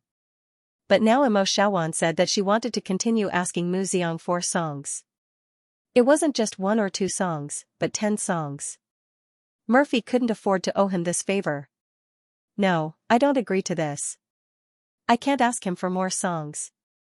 Murphy rejected Mo Xiaochuan's suggestion. Hee, I knew you wouldn't agree. Mo Xiaowan proudly pulled Murphy to her desk and opened an email. So I'll act first and report later. In the email, Mo Xiaowan used Murphy's name to send an email to Mu Xiang. Of course, Mo Xiaowan didn't use a very flattering tone, nor did she use explicit words. She simply described her current situation and asked Mu Xiang if he had any new songs for her. Mu Xiang had already replied. He didn't say yes or no. He only said, give me some time. There's still hope. Mo Xiaowan said happily. But she felt a bone-chilling cold. She turned her head and saw Murphy looking at her with cold eyes. Mo Xiaowan shivered. She couldn't smile anymore and felt very awkward. Mo Xiaowan. Murphy said word by word, who gave you the right? You sent him an email without my permission? Did I say I was asking for it? The new album can't be released now, but I can wait. But I won't allow you to ask him for songs. Because Mu Xiang was a man, Murphy didn't want to have too deep of an entanglement with him. She also didn't want this to affect her relationship with Xishi's father. Because of this matter, Mo Xiaowan panicked. Although she knew that Murphy, as her cousin, wouldn't fire her, she was still a little anxious when faced with Murphy's anger for the first time. Sis, I was wrong. This time, I didn't think it through. Mo Xiaowan lowered her head. Her voice was weak and she felt wronged. Next time, I'll definitely do things according to your request. I won't act first and report later. Murphy bit her lower lip. The coldness on her face dissipated slightly. After a while, she said, send him another email to clarify. Mo Xiaowan plucked up her courage and said, sis, there's no need for that, right? It wasn't easy for us to get Muziang to write songs for us. Think about it, Muziang is so good. Who knows, maybe he can write better songs than the previous two. Murphy was stunned for a moment. This time, she wasn't as determined as before. Mo Xiaowan saw that there was hope, so she quickly said, how about this, we don't need to clarify in the email. What I said was the truth.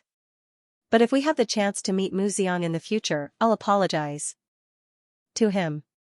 Right now, we can't pin all our hopes on Muziang. I'll go to the Copyright Association's website and pick new songs one by one. It's okay even if it's a little tiring. I don't believe that we can't get 12 songs. Mo Xiaowan patted her chest and said. This method was the stupidest. After all, in the environment where copyright protection was very good, there were many domestic songwriters. Every day, thousands of songwriters were uploaded and recorded on the Copyright Association's website, but most of them were terrible songs. Trying to find a good song among so many songs was like looking for a needle in a haystack. Moreover, they might have to compete with many companies in the process. If they were slow, they might not get it, but even if it was the stupidest method, it was the only way for independent musicians. Murphy sighed and said, don't do it again. I'll pick with you. Xianxia replied to Mo Xiaowan that he needed time to prepare the songs. This was not a perfunctory reply, nor was it because Xianxia really could not find a suitable song for Murphy. On the contrary, Xianxia did not have too many songs in his hands. He could take out almost all of the popular songs from his previous life, enough for Murphy to produce several albums. However, Murphy basically wanted to sing songs with a female voice. Xianxia had not played those songs in his previous life, so naturally, he could not take out the music score directly. Fortunately, his memories from his previous life were very clear. It was like extracting audio files from a hard drive. As long as it was a song that he had listened to once, he would not forget it. Therefore, he only needed to dig out the music score. Of course, this was quite a lot of work, because Xianxia did not want to dig out the simplified music score, but the overall music score that had been modified and perfected by professional musicians and producers. It could be said that he could use it immediately. Fortunately, as a fan of classical music in his previous life, Xianxia could play the 3 major musical instruments. Naturally, his ability to dig out the music score was not to be doubted. As long as it was not an unpopular instrument like the guzheng or sun, Xianxia could still dig out the complete music score. Even if it was the drums and the flute, Xianxia knew a little about them. After Murphy finished recording the show, she did not go home.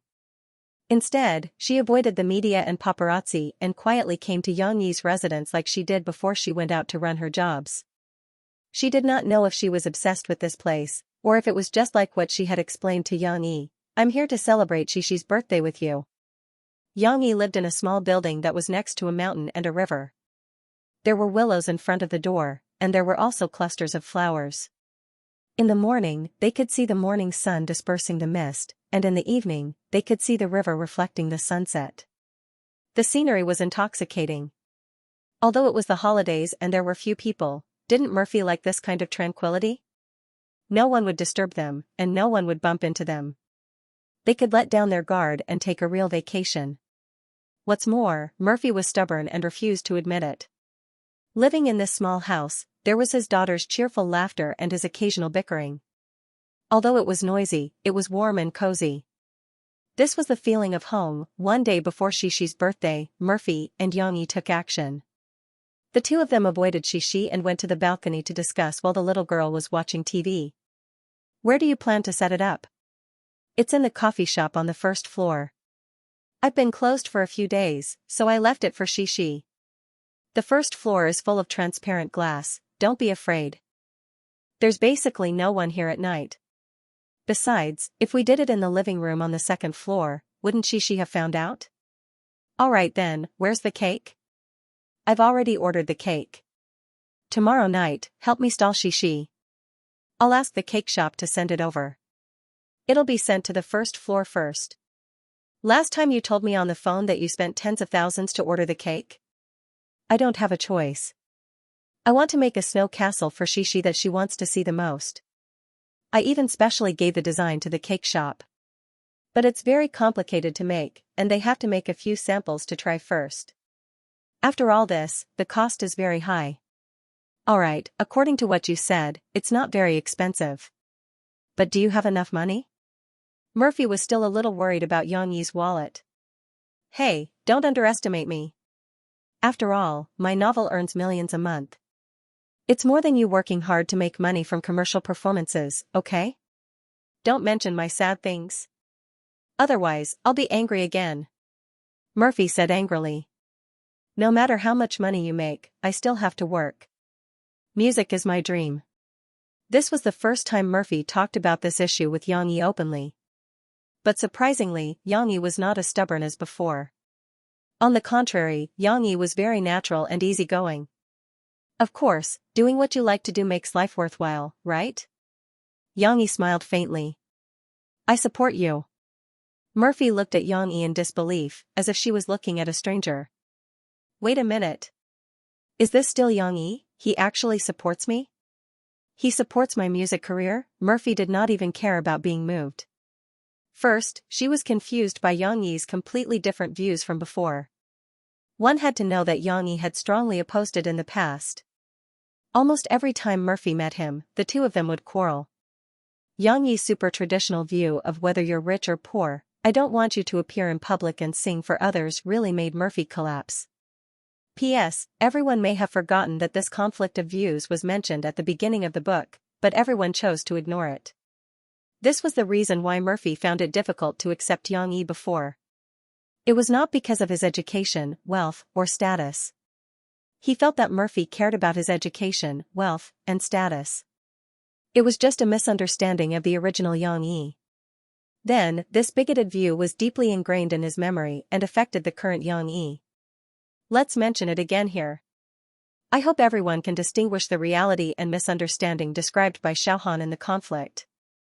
Xianxia looked at Murphy's eyes and realized that he was in danger of being exposed. He quickly laughed twice and said, let's not talk about this. Have you prepared a birthday present for Xianxia? Her daughter was still more important. Murphy pulled back her mind from the doubts just now. She smiled and said, of course, I asked Xiaohan to help me buy it. It's already here. What did you prepare? Xianxia asked. Murphy was vigilant.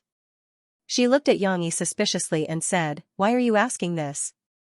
Do you want to see what my present is like and then buy a more expensive one for yourself? Xianxia did have some thoughts of comparison. He really hoped that Xianxia would like his present more. After all, he had carefully prepared for a long time. He could not let Murphy steal the limelight. After being exposed by Murphy, Xianxia smiled awkwardly and said, how can it be? My present wasn't bought. How can it be measured by money? Xianxia lived with me for 4 years. As the saying goes, no one knows a daughter better than a mother. I know what Xianxia likes the most. Murphy raised her chin a little proudly, revealing her white and slender jade neck. But she's the happiest when she's with me. Xianxia said, unconvinced. But women know women best. Murphy took off her indifferent disguise. In front of Xianxia, she looked more and more like a little girl. She pouted angrily and said, if you don't believe me, let's compete tomorrow. And see whose present Xianxia likes the most. Okay. Let's compete. What will you do if you lose? Xianxia was interested. You will lose. Murphy snorted and said, if we lose, we have to promise each other one thing, okay? Unconditional. Deal. Xianxia did not think that he would lose. He reached out his hand confidently. Xianxia wanted to shake hands and bump shoulders with Murphy to signal the start of the bet. In the end, Murphy did not understand. She looked at Xianxia with vigilance. What are you doing? Xianxia awkwardly retracted his hand and scratched his head. Nothing, my head is itchy. If there was someone standing in front of Xianxia, he would definitely punch that person until his own mother couldn't recognize him. *CK, Xianxia, what bad things have you done?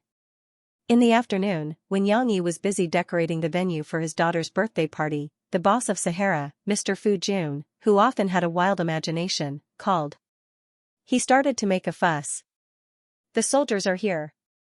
These words scared Yang Yi so much that he almost wanted to pack up his things and run away with his daughter and Mo Fei. Although Yang Yi's body was that of a retired soldier, his soul was that of a transmigrated killer. When the soldiers came, Yang Yi's first reaction was to be surrounded. Just like in his previous life, he was hunted down by the NSA, MI5, FSB, and DGSE. If he didn't run fast enough, he would have been dead. But obviously, this was a misunderstanding. In this life, Yang Yi knew his place. The only illegal thing he did was to expose Luo Jinrong. Yang Yi had cleaned up his tracks, so no one would be able to trace it back to him. Plus, no one would be able to find trouble with him. Haha, are you scared? Relax, relax, I'm just joking with you. Fu Jun, this annoying guy, exaggerated the truth, lied about the military situation, and laughed proudly. What is it? If you have something to say it. Yang Yi really wanted to beat someone up. Unfortunately, Fu Jun was not in front of him. He could only recite the great compassion mantra, mercy, mercy, violence is useless. It goes against the harmony of heaven, hurts the liver, and hurts the kidneys. Revenge is a dish best served cold. 10 years later, I'll put him in a gunny sack and beat him up. Someone from the army is here. I'm not lying to you about this. Fu Jun was almost 40 years old, but he still acted like a young man. He was very trendy, and his mind was very jumpy. But it's not a bad thing.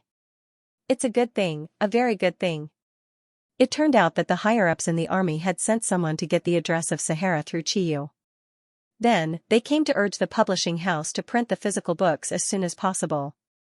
They have included your 2 books in the recommended reading list for all soldiers in the army this year.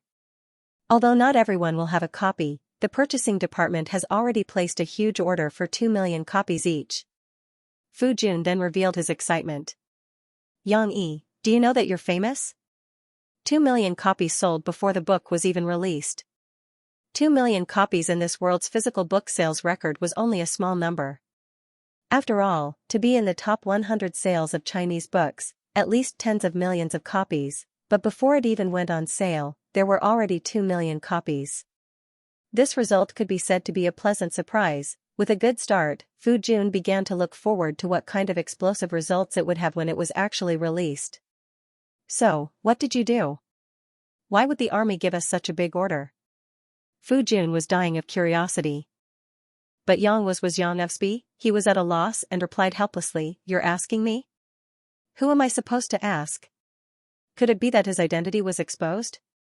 Yang Yi's name was seen by the previous leaders of the army, so they gave him compensation? Of course not. A few days ago, after Qiu Shaotong explained the misunderstanding of Yang Yi as a bastard, she recommended drawing sword to her grandfather. The old man could not read the computer, so Qiu Shaotong asked the guards to print it out for her grandfather. Although General Qiu Weigua did not participate in the war against the Japanese, he was born in that era of war. His father and grandfather were also soldiers and officers who sacrificed themselves in those wars. Although the characters and plot described in Drawing Sword were fictional, the fiction was very realistic. Qiu Weigua's eyes were filled with tears and his blood was boiling. He could not help but take out the military knife he had treasured before, pulled it out shakily, and roared, "Kill the Japanese!" His roar scared the guards, thinking that something serious had happened. After a moment of panic, they had to call the medical staff to check on the old man's body. They were afraid that his blood pressure would increase due to the excitement, which would be troublesome if something happened to his body. Qiu Weigua was not satisfied after reading it himself. He called his old comrades and some old generals of the Jiangnan military region to read it together and discuss the plot. They even discussed how they should fight the battle, and if his wife was captured, would he fire the cannons to blow up both the Japanese and his wife. Drawing sword was not enough, so Qiu Shaotong quickly recommended soldiers' assault to her grandfather. If the main rhythm of Drawing Sword was hot-blooded, then the main rhythm of Soldier's Assault was inspirational. Inspirational did not have much effect on these generals who were used to hardships, but they saw the real life in the military camp and the growth of a real soldier in the book. This must be a book written by a retired veteran. It's so realistic. General Lu Pengju, the younger of the old generals and the current deputy commander of the Jiangnan military region, lamented. The first paragraph made my scalp tingle. It reminded me of when I first joined the army. General Lu Pengju was a typical example of a soldier who rose to become a general. He used to be a soldier in the countryside, but after joining the army, he was caught up in the frontier wars. He repeatedly made military achievements and rose through the ranks. Later, he entered the era of peace and became the deputy commander of the Jiangnan military region. Although his experience was different from Su Sandua's, General Lu Pengju could understand the feelings and thoughts of the grassroots troops and frontline soldiers. Therefore, he could tell at a glance that the book was extraordinary.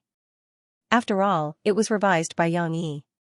Drawing swords should be promoted in the army. An old general about the same age as Qiu Weiguo waved his hand and suggested loudly, "We soldiers in peacetime lack the spirit of drawing our swords written in this book. No matter how strong the enemy is, no matter how good the enemy's equipment is, no matter how difficult the battle is, our troops must fight bravely. Soldier's Assault is also a good book. Don't abandon it, don't give up." Qiu Weiguo echoed. This slogan should be written in the notebook by our soldiers and memorized in their heads. No matter what, everyone must be united. This is the army that can win the war. The two old generals' proposal was approved by the others. Deputy Commander Lu Pengju, who liked the two books more and more, added fuel to the fire and submitted the proposal to capital. Therefore, Fu Jun's shock just now came about. Yang Yi was not interested in the news. It was good enough that he did not beat up Fu Jun. After hanging up the phone, he continued to decorate the scene of his daughter's birthday party. For him, this was the most important thing. However, Yang Yi did not care, but that did not mean that others did not care. Everyone in Sahara Publishing House was now rubbing their hands together and excitedly devoted themselves to the physical publishing project of Yang Yi's two books, striving for an early release. Faster, faster. Everyone, get moving. Fu Jun was like a big bad guy waving a whip. He danced excitedly in the conference room and gave orders. Papa is very strange today. He doesn't play with Xianxia anymore. Xianxia sat on the Persian carpet in the living room with her big bear, cat, baby in her arms. She raised her head for a while and secretly glanced at her mother, who was reading on the sofa like a cat with her legs crossed. Murphy was also like this at home. She liked to sit quietly and read a book, and then let Xianxia play by herself. She was willing to accompany her daughter. If Xianxia had something to say to her, Murphy would put down the book and respond gently. However, it was really not her character to let her sit on the ground and play with toys like a child. P.S. It's understandable that many adults are the same in reality. But because of this, Xianxia preferred to be with her father, because her father would play with her toys, make characters with the toys, and tell her vivid stories. Mom said that Papa is running a shop downstairs and doesn't let Xianxia go to find Papa. Xianxia muttered in her heart, and her little head was filled with thoughts. Then Papa must be secretly cooking delicious food downstairs and doesn't let Xianxia eat it. Xianxia is so sad. Xianxia was going to be 4 years old today. She had her own thoughts and her own observation ability. Therefore, she knew that her father would not be very busy when he was running the shop, and he often accompanied Xianxia to paint. How could he be so busy that he was afraid of being disturbed? Therefore, the little girl's imagination ran wild and she thought of other things. Xianxia couldn't hold back her words. After muttering to herself for a while, she rolled her big bright eyes and got up from the carpet. She ran to Mom's hand and said, "Mom, I'm hungry." Murphy put down the book in her hand, gently stroked her daughter's hair, and said softly, "Mom will make you a glass of milk to drink." Xianxia shook her head and said, "No, I want to eat." Murphy had a headache. She stood up and went to the kitchen to open the refrigerator. Seeing that it was full of raw meat and vegetables, she was a little helpless. Why was this fridge different from hers? There were 2 refrigerators in Murphy's house.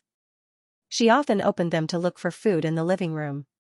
Auntie Zhu had prepared many of her favorite snacks, yogurt, and some fresh fruits for her. Those are all ready to eat. Now, all the food in Yang Yi's fridge was raw, which made Murphy, who had never done any household chores, dumbfounded. She knew what her mother was thinking. She pouted and said, "Papa put the delicious food in the cabinet next to the TV, but she doesn't want to eat those. What do you want to eat? Murphy asked, puzzled. She had long wanted to say, I want to eat the delicious food that Papa makes. Mom, let's go find Papa, okay? He said he was downstairs. Murphy frowned. Just as she was thinking of an excuse to appease Xianxia, there was a movement outside. Murphy breathed a sigh of relief. Fortunately, Xianxia came back. Otherwise, he would be pestered to death by his daughter. Cici was the first to run out of the kitchen happily. Then, she jumped up with her slender legs and let her father catch her. Then, he carried her up. She said with a little grievance, why did Papa ignore Cici in the afternoon? Because Papa is doing something very big. Xianxia threw a look at Murphy, indicating that she was ready. Murphy understood and quickly turned back to the master bedroom and took out the gift from her bag. What is it? She was immediately attracted by her father's words. She didn't complain and asked curiously. This very big thing is. Xianxia deliberately delayed, waiting for Murphy to come out. Aya, what is it?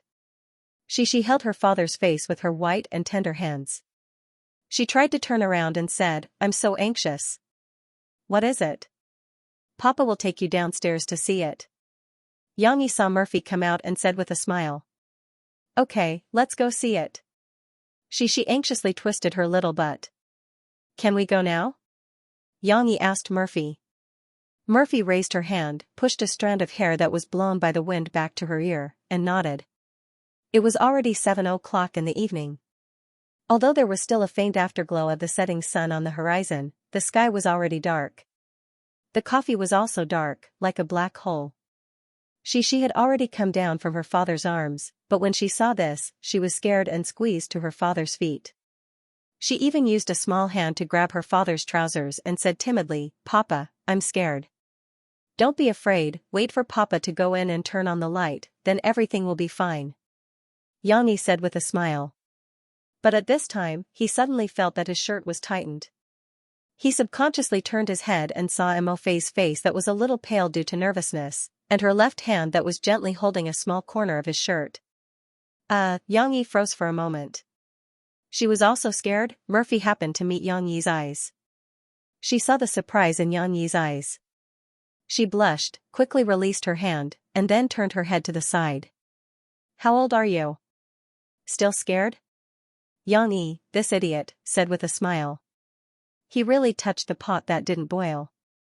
Murphy angrily rolled her eyes at Xianxia, kicked him, and said angrily, why aren't you opening the door? Xi's little body was relatively low, so she didn't raise her head to look. She didn't know what was going on.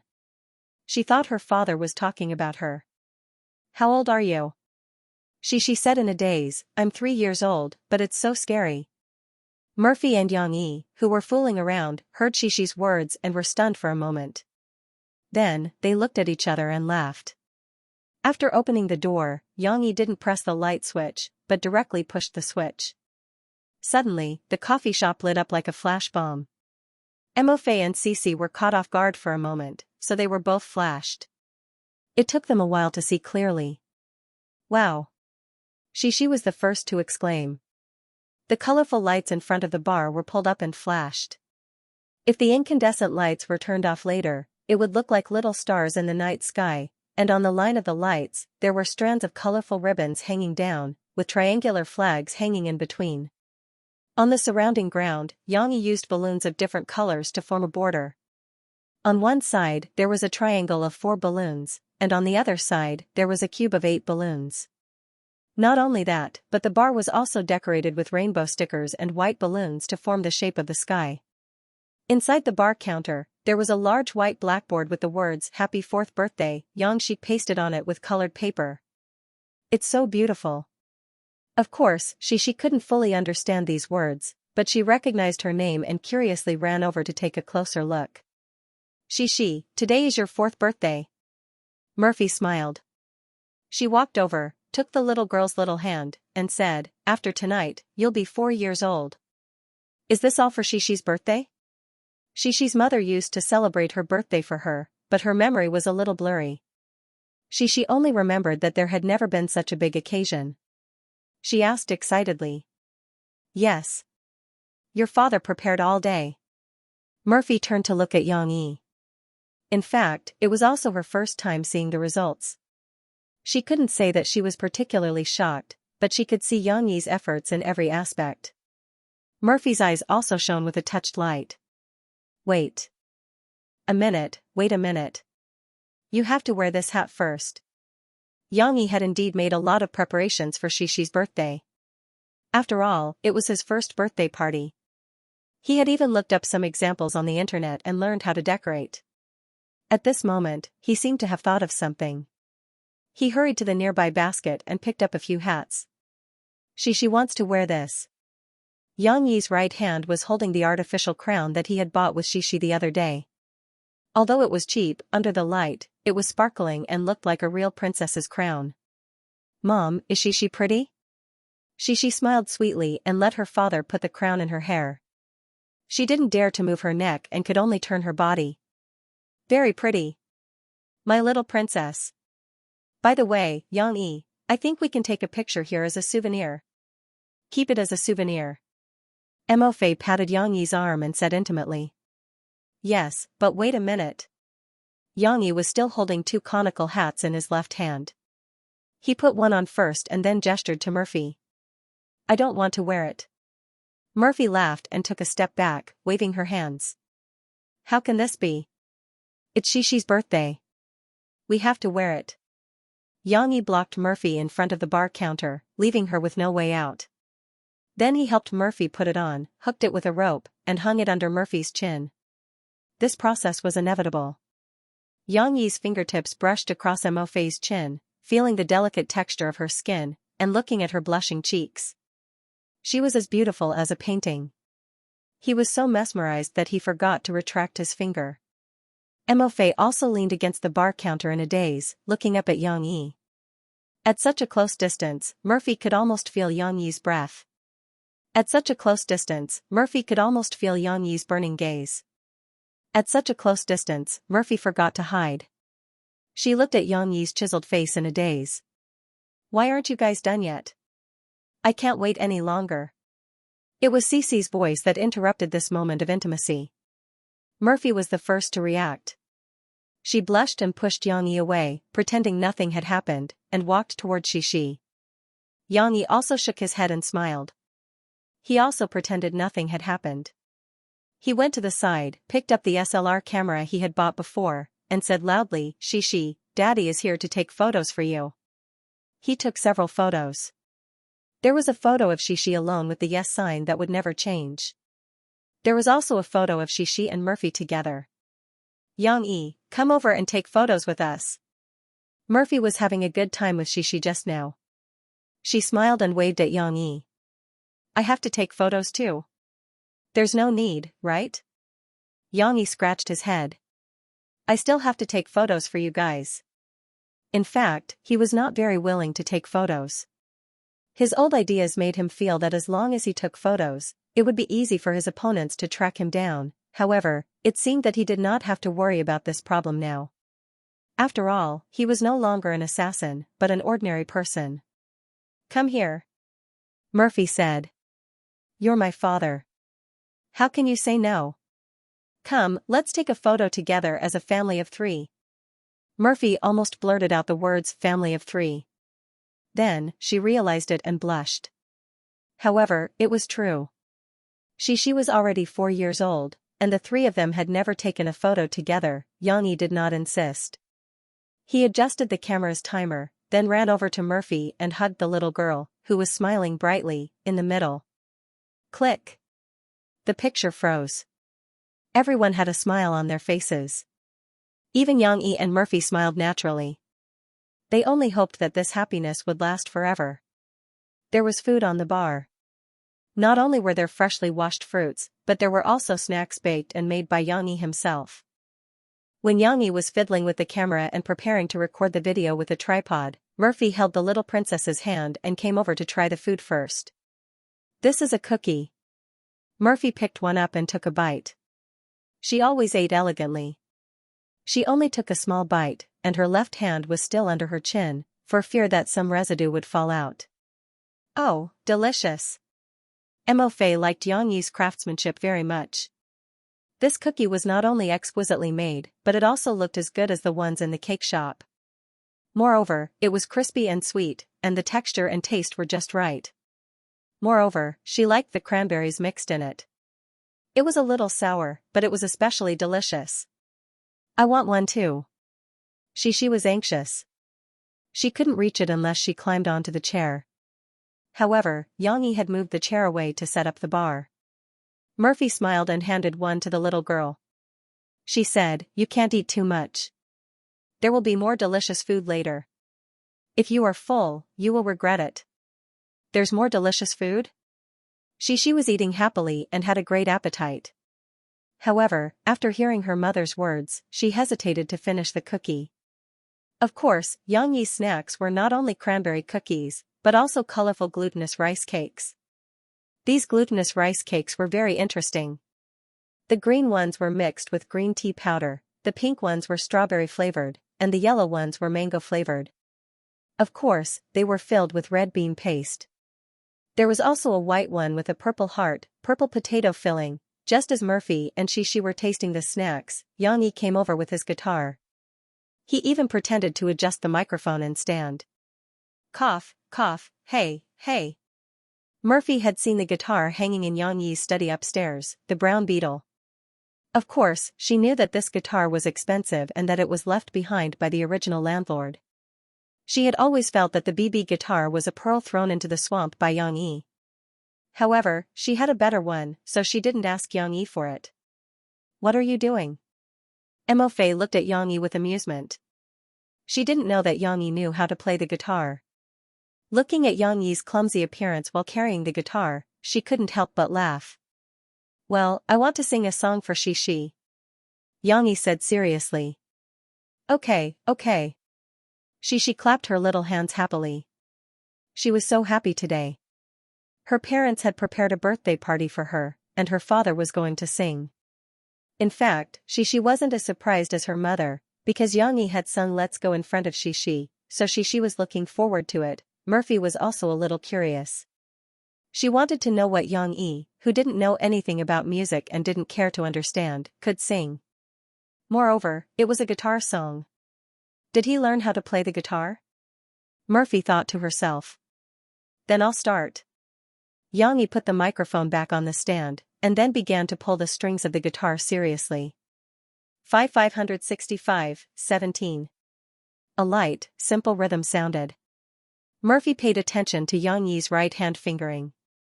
It still seemed a little stiff, but this simple repetition with only a few changes in the melody was indeed enough. But the way he pressed the strings with his left hand was not bad. He really did learn it. Just when Murphy was secretly surprised that Yang Yi really learned how to play the guitar, Yang Yi had already started his singing. "Happy birthday to you, happy birthday to you, happy birthday to you, happy birthday to you." When the first line was sung, Murphy was a little surprised. There was also a birthday song in this world, but it wasn't sung like this. The expression was a bit implicit, a bit like the kind of "I wish you good fortune and longevity" in the old Cantonese songs. It wasn't as straightforward as Yang Yi's. However, when she heard the second and third lines, Murphy was happy. This Yang Yi, really? Why did he repeat the lyrics? Yes, the birthday song was so simple. There was only one line of lyrics. And then it was simply repeated. There was only a slight change in the tone. However, she liked this kind of simple repetition. Simplicity was in line with the acceptance of her age. For example, "Let it go." She had learned from her father for a long time, but she could only sing the sentence "Let it go." "Happy birthday." After repeating it a few times, she could clap her small hands and hum with a smile. Yang Yi's interest was piqued. She repeated it once and changed it to English lyrics, "Happy birthday to you, happy birthday to you." Murphy was stunned. It was really the first time she heard Yang Yi speak English. Although it was a simple repetition, Yang Yi's pronunciation was very clear. Especially the pronunciation of the theta in the middle of the phonetic symbol. Many people who learned it couldn't pronounce it correctly. He also knows English? Murphy felt that her understanding of Yang Yi had been greatly subverted today. She didn't doubt that Yang Yi didn't learn English. After all, Xianxia dropped out of high school to join the army after less than a year. At least, he had taken English classes in junior high school, right? But Murphy knew that with Xianxia's disdainful attitude towards English and foreigners, he might have already forgotten how to speak English after so long, but now Xianxia was singing an English song, which made Murphy confused. This series of surprises made Murphy forget to investigate who wrote this song. She had never heard it before. However, sometimes women would let their imaginations run wild, which was not necessarily a bad thing. Just like Murphy now, she found the answer for Xianxia herself. Did he change for me? Naturally, she was too embarrassed to ask this question. However, when she thought about how Xianxia's personality had become better and better over the past 2 months, Murphy's heart, which was no longer a young girl, started to pound like a little deer. On the other side, Xianxia had already finished singing. She clapped her little hands happily and cheered, "Nice. Nice." Xianxia smiled and reached out to high-five his daughter to celebrate. Then he handed the guitar to Murphy. Although Murphy shyly avoided his gaze, Xianxia did not mind. He smiled and said, "It's your turn." When it was Murphy's turn to sing, Murphy was not reserved. She graciously took the guitar, walked valiantly in front of the microphone, and sat down. "I'll sing a birthday song too." Murphy looked at Xianxia and smiled. "This is a song that Mom's mom used to sing on Mom's birthday. Now Mom is going to sing it for Xianxia." Murphy's string of Mom sounded like a jingle, which made Xianxia suddenly think of the crosstalk routine in his previous life. A llama came from the east, a mute came from the west, and the llama carried 5 caddies of tarts in his hand. In an instant, it was out of character. "I like listening to Mom's songs." Xianxia smiled sweetly. Today was really great. Her parents were all around her, just like the stars surrounding the bright moon. After a beautiful melody, Murphy softly hummed "Sad Face P.S." The lyrics below are partially rewritten by Lin Jiying's song, "Birthday Present." "Everyone, just look at the lyrics. There's a bouquet of flowers in my heart for my beloved baby. Watered with tears, blooming with smiles, slowly growing up." Xianxia's ears were very sharp. He looked at Murphy with some surprise. She was playing the guitar and singing with Xianxia with a smile. Murphy sang really well, but it was very different from her usual singing. She did not insist on using techniques to exaggerate her emotions.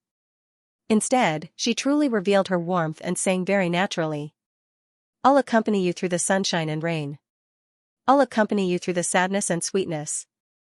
Now, I'll plant it in your heart forever." This kind of warm birthday song was not as straightforward as Xianxia's singing. Xianxia even believed that the lyrics were so implicit that she might not be able to understand them, but the melody was very nice. The little girl sat on the chair and smiled foolishly. She shook her head with her mother and clapped her hands to the beat. "Everyone has a blessing. Every birthday has a gift. My dearest baby, I'll give you the most beautiful blessing and the best gift. No matter how many wishes you have, no matter how many dreams you have, my gift is my heart, accompanying you as you grow up." At the end of the song, Xianxia happily jumped up from the chair. She heard the gift from the beginning to the end, so she cheered and asked, Then where's my birthday present?" Xianxia was still immersed in Murphy's sweet singing. This was a rare warm singing style from Murphy until he saw Murphy take out her gift for Xianxia. "Wait a minute. You can't open the gift yet." Xianxia quickly stopped her. Sure enough, Xianxia saw the disappointment in Murphy's eyes. Xianxia gave her a look. "This is a good bet, and you want to steal it." Murphy turned her head away in a fit of pique. "Why?" Xianxia's face was full of joy. She reached out to take the gift, but was stopped. She asked unhappily, "Why can't I open the gift?" "Because I still want to eat cake." Xianxia responded quickly. "There's still cake?" Xianxia immediately threw the gift to the back of her mind. Her eyes lit up as she ran to her father and took his hand. "Where is it?" "Xianxia wants to eat cake. Dad will bring it over right away."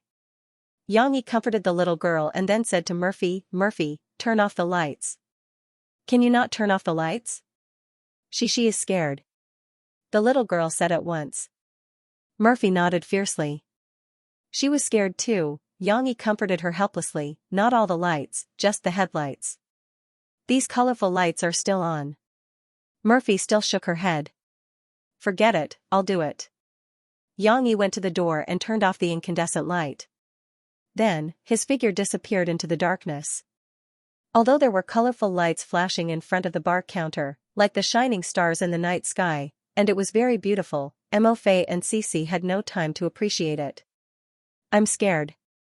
Where's Papa? She squeezed into her mother's arms and asked. Although Murphy was not too scared, she was also looking forward to Yang Yi's appearance. She asked her where her father went, but Murphy really did not know. She did not know where Yang Yi would get the cake, so now she could only wait. Suddenly, a few candlelight flickered in the darkness in front of them. Gradually, under the dim light of the colorful lights, Mo Fei and Cici both saw a big cake being pushed over on a trolley. P.S. Warning of dog food ahead, happy birthday to you. Yang Yi hummed his birthday song again and slowly pushed the cake over. It's here, it's here. She was no longer afraid when she saw her father. She cheered and circled around her father, wanting to see what the big cake looked like. Murphy was worried that she would bump into something in the dark, so she quickly pulled her back. Don't run around. Wait for your father to finish decorating. In the middle of the field, surrounded by flashing colored lights, Murphy and she finally saw what the cake looked like. It was indeed a custom-made cake that cost more than 10,000 yuan. The cake was made into the shape of a castle, and it was a castle on a mountain. It was made using the technique of reflection. Chocolate and fruit trees were buried in the cake, setting off the height of the castle. The lonely castle stood alone on the peak of the mountain.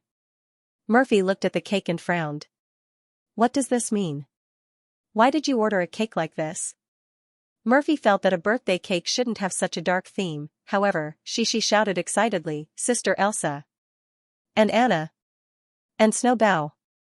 Only she could understand the meaning of the lonely castle because Yang Yi had drawn a similar picture for her before. He told Xixi that when Elsa escaped from the crowd, she lived in a snow castle-like. This was Snowbow as her companion. The 4 candles that represented Xixi's 4th birthday were placed in very particular positions. 2 of them were placed on the castle, and the swaying candlelight illuminated the figure of Elsa who was looking at her hometown from the windowsill.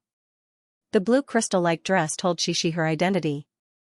Although it couldn't be made with a cake, it was just a small wooden doll carved by Yang Yi and then colored by the cake shop's chef with food coloring. Similarly, Anna, who was looking at the forest below the castle, was also a little wooden doll. The red cloak also revealed her identity. The other 2 candles were placed on her sleigh. On the other hand, Baby Snow was made entirely out of cream. The cake maker's skills were excellent, and Baby Snow's mischievous expression was vividly portrayed.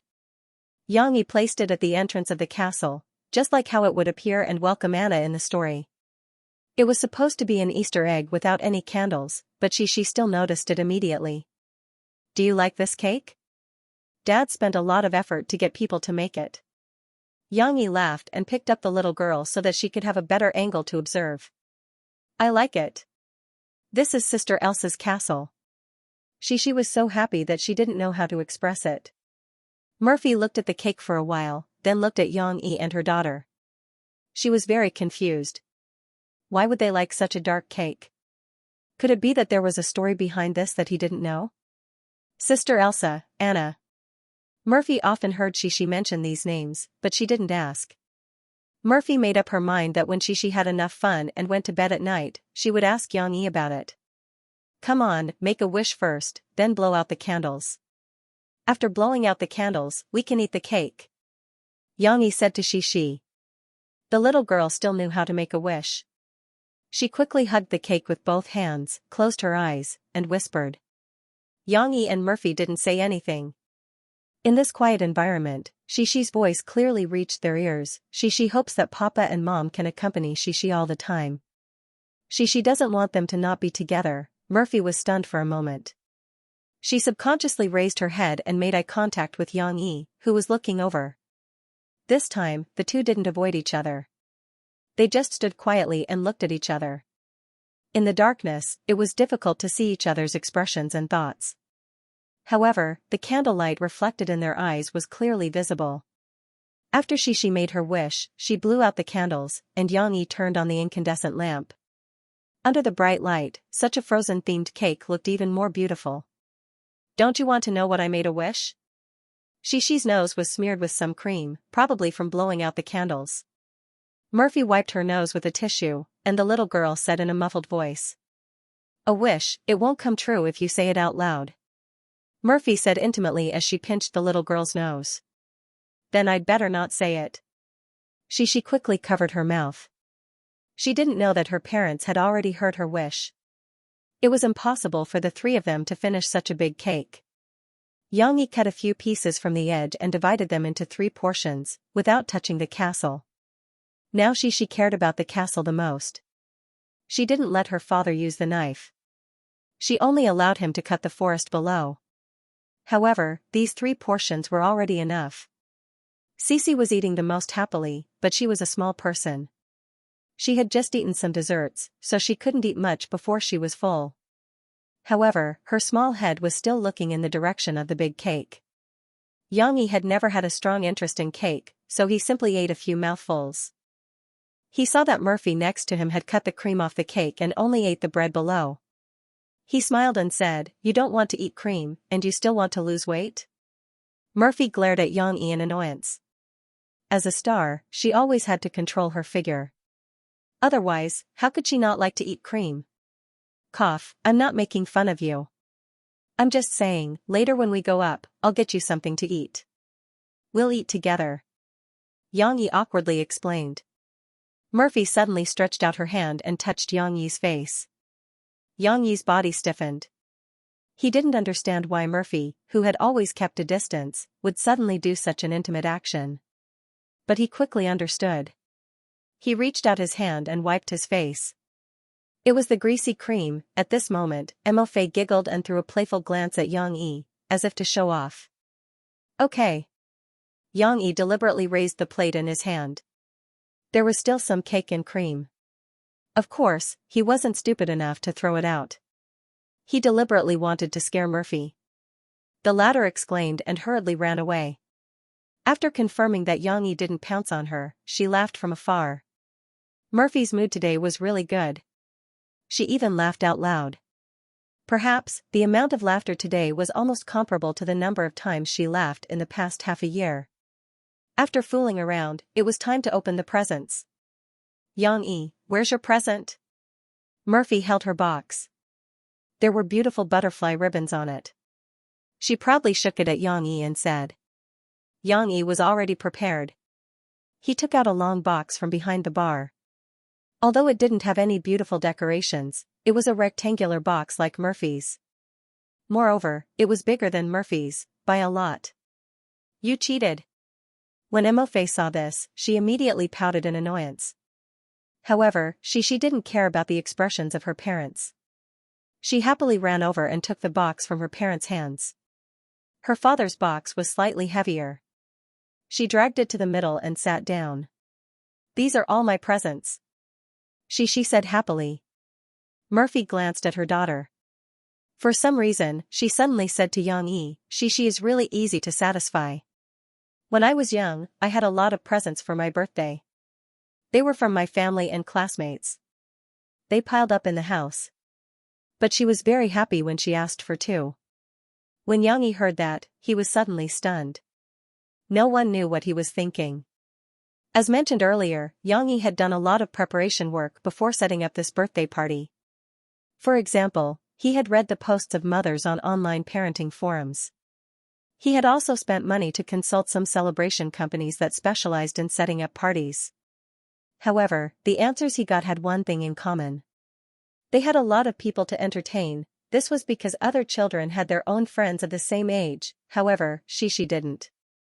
Yang Yi had brought her to play with her friends on campus. She was more willing to chase those naughty puppies. As for Brother Kai, he didn't appear again because of Yang Yi. Of course, Yang Yi could also invite the owners of the shops near the back door. They were acquainted with each other when they went in and out.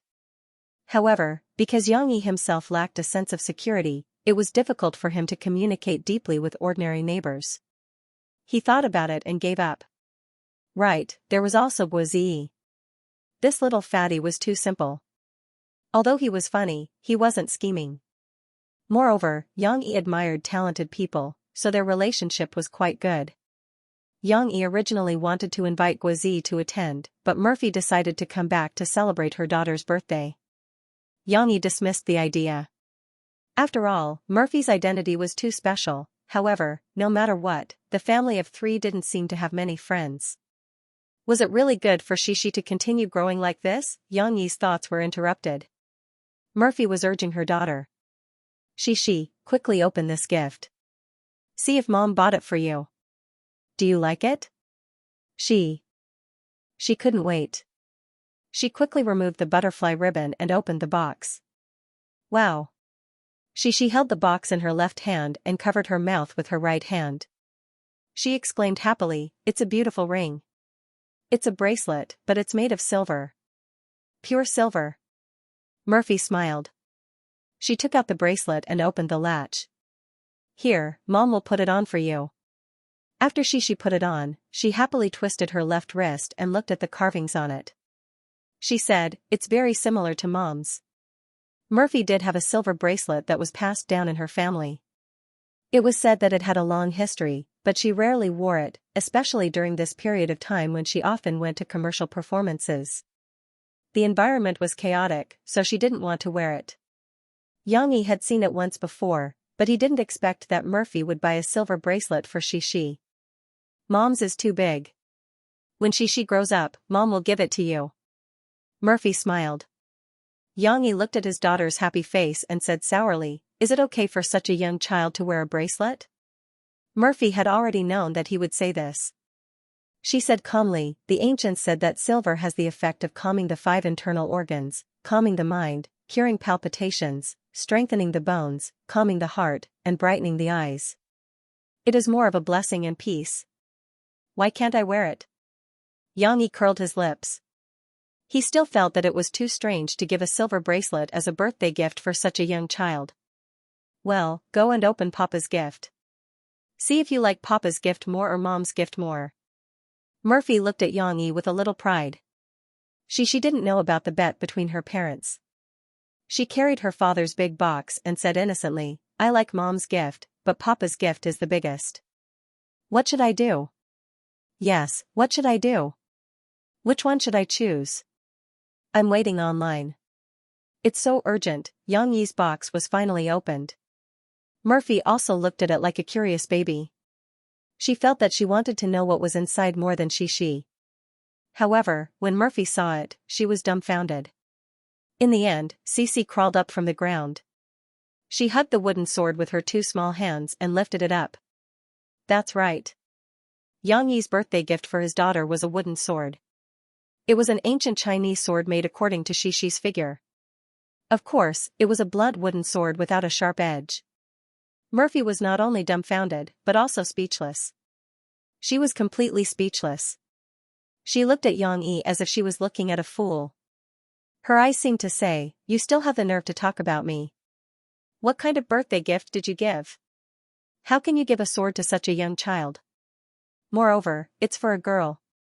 Yang Yi suddenly realized that in order to make this sword, he spent a lot of effort, so he immediately took it from Xixi's hands and introduced it, this sword, in order to let Xianxia hold it. I specially chose the best azalea wood, and then it was shaped, carved, and finally polished into its current shape. Xianxia, look, what's on this sword? Yang Yi pointed at the lines on the sword and smiled. Xianxia was very cooperative. She curiously leaned on her father's arm and looked at it. Her eyes lit up and said, it's a baby rabbit. And a baby bear, and a little fox. Yes, Yang Yi also carved a lot of figures that Xianxia liked on it. This was just one side. On the other side, he carved some female anime characters that Xianxia liked from TV cartoons. A masculine sword instantly filled the heart of a young girl. At first, Murphy thought it was a joke, but when she heard it, her face was full of black lines. She was probably thinking, I actually bet with a fool. Is this lowering my IQ? However, the development of the story did not go as she thought.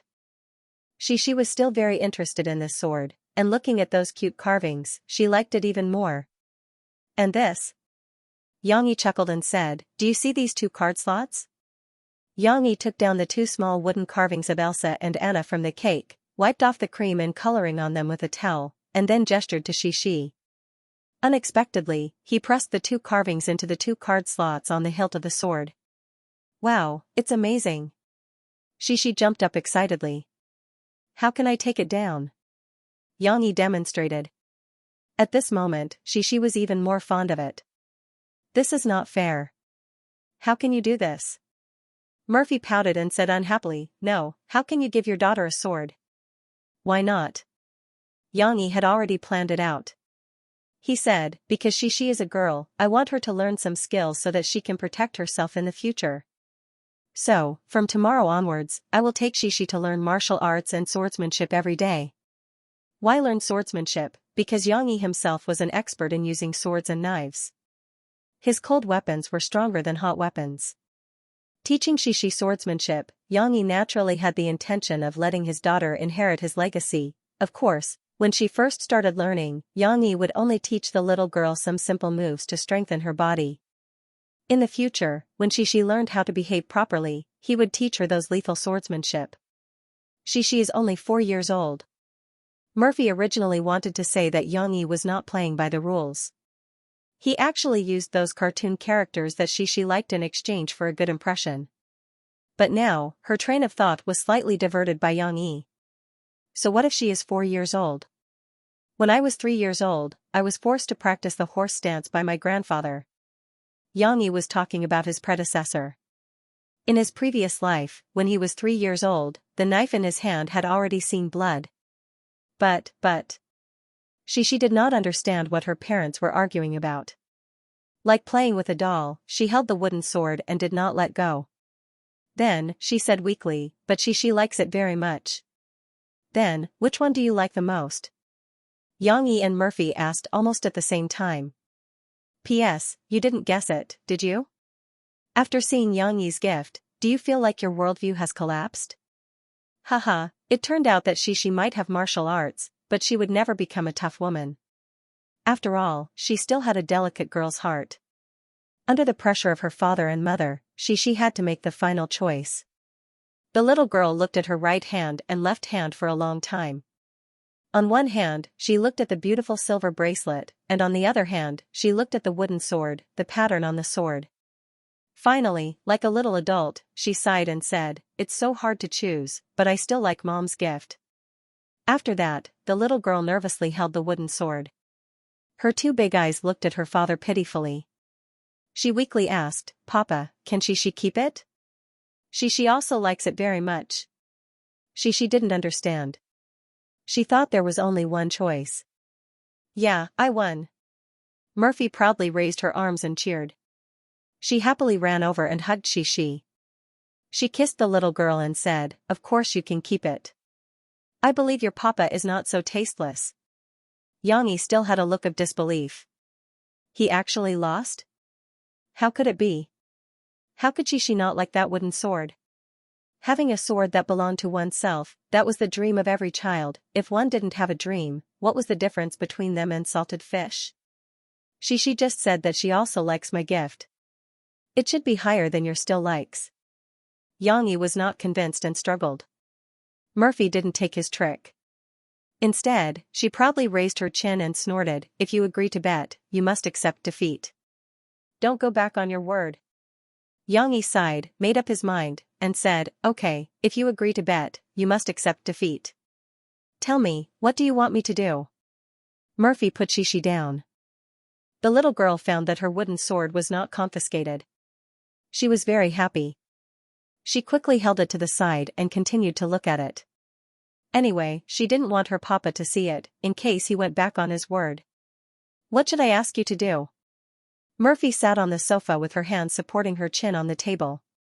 Her slender fingers lightly tapped her smooth jade-like face before she suddenly retracted her hand and playfully blinked her eyes. I haven't thought of it yet. Let's keep it in mind first and talk about it when I've thought of it. This birthday, Xianxia was very happy. Not only were her parents by her side, but she also had such beautiful decorations and such a beautiful and delicious cake. Xianxia also received gifts from her parents. Later, her mother said that it was a gift from Auntie Xiaowan. Xianxia also liked it very much. If only I could celebrate my birthday like this every day. Aya, why don't you make this your birthday wish? The little fellow entered dreamland with a sweet smile. Murphy waited for her daughter to fall asleep before coming out of the bedroom. Today, she received too many surprises. Murphy had a lot of things to say to Yang Yi. Yang Yi was not in the study room, but on the balcony. When Murphy brought Xianxia upstairs to take a bath, he stayed behind to clean up the mess. After all, people with obsessive-compulsive disorder had just finished cleaning up. After taking a bath, they came to the balcony to enjoy the breeze and admire the moon. By the way, the moon today is pretty good. Hearing Murphy's arrival, Yang Yi said softly without turning his head. Murphy sat down on the recliner next to Yang Yi. Now that there were only two people together, she became slightly more reserved. Her sitting posture was very ladylike. Fortunately, Murphy did not wear that indifferent expression on her face like before. She smiled silently and said, "Is this considered hitting on me?" "No, this is called sharing." Yang Yi immediately denied. "Why did she like the cake you made today so much?" Murphy asked the question that had been on her mind all night. "That's a scene from a fairy tale I told her." Yang Yi went back to the living room to get a cup, then poured some juice he squeezed and gestured to her. "Do you want to drink?" "Eat the cake, it's just right to relieve the grease." Murphy nodded. She took the cup and gently took a sip. The taste was not bad. It was sour and sweet, a bit like wine. She did not know how many fruits Yang Yi mixed together to make it. That story is more interesting. She has always liked the characters in it. Every day, she fantasizes that she can also have ice magic. Yang Yi smiled. Murphy nodded gently. "You told Xianxia many stories, and Xianxia told me all of them. Did you make them up yourself?" "Heh, that's right." Yang Yi admitted shamelessly. Murphy pursed her lips and said with some dissatisfaction, "That's not fair. You can make up your own stories. Xianxia is sleeping with me now, and she said that the stories I tell are not good. When are you free? Organize your stories and write them out." Murphy thought of a way and said, "I want to read them and then tell Xianxia. That way, she can't tell the difference." Yang Yi was a little speechless. However, looking at Murphy's cute and happy face, he still agreed. "Speaking of which, the guitar you played today is not bad. You put in the effort to learn." Murphy praised Yang Yi, which was rare. Yang Yi wanted this effect. He was gradually showing his ability to Murphy so that Murphy would not feel too abrupt. "How about singing? Is playing the guitar good?" Yang Yi laughed. Murphy said mercilessly, "You can't sing. Your voice has not been trained. You can't control the song in this range. Then, you sing very stiffly. You sing completely based on your own thoughts. You lack technique. Your breath is very long, but you can't distribute it properly. You can't take in the right breath." In fact, Yang Yi's singing was better than ordinary people. However, he was a professional singer after all. Murphy's standards were too high. She gave Yang Yi a bad review as soon as he came up. Yang Yi's ears were not worse than Murphy's when it came to the ability to appreciate music. However, it was difficult for ordinary people to hear how well he sang. Moreover, he did not receive professional training like Murphy did. Yang Yi was not convinced, but he had to admit that what Murphy said was the truth. His singing was not necessarily better than Guozi's. Murphy realized that her evaluation was a bit excessive. She quickly said, "Of course, your singing is actually not bad. You just need to polish it a little. How about I teach you how to sing when I have time? Don't you have to work? You have to release a new album." Yang Yi spilled the beans. This news was known by his other identity. Murphy did not notice. She sighed and said, "Not so soon. The new album is still receiving songs. Right now, there is a relatively good lyricist who said that he is my fan and wants to write songs for me. However, the workload is too much. I don't think it is likely to succeed. So, Xiaowan and I need to go to the Copyright Association's website to find a needle in a haystack." After talking about the depression in her heart, Murphy suddenly stopped. "Hey, why am I telling you this? You don't like to hear it." Yang Yi secretly laughed. He said calmly, "It doesn't matter. I still believe in your fan. Since he promised something, he will definitely do it, right? I don't know. By the way, I found that you have changed a lot recently. Murphy suddenly turned her head and looked at Yang Yi with burning eyes. Under Murphy's gaze, Yang Yi's back stiffened, and his expression froze. Luckily, the light outside the balcony was a little dim, so Murphy didn't see the smile on Yang Yi's face. Could it be that she's still suspicious? Yang Yi was nervous.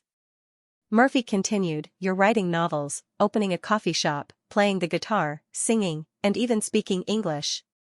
Yang Yi, I feel that you're different from before." The woman held her chin and looked at Yang Yi with her watery eyes, which made Yang Yi panic. What should I do? Am I going to be found out? How should I explain? However, Murphy wasn't as nervous as Yang Yi. She saw that Yang Yi didn't say anything, so she pursed her lips, plucked up her courage, and asked, "So, you changed so much because of me? Did you learn to play the guitar and sing because of me?" It wasn't to that stage yet. Yang Yi secretly let out a sigh of relief. He felt lucky that he wasn't being interrogated.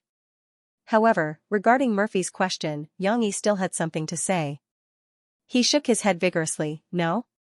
There's no such thing. I don't believe you." Yang Yi's original setting wasn't like Murphy's.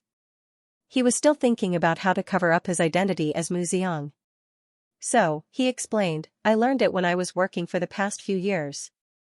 I traveled extensively, learned how to cook in a restaurant, and learned how to play a musical instrument in a bar." Murphy was convinced. She pouted her rosy lips and said shamelessly, "I don't want to hear it, I don't want to hear it.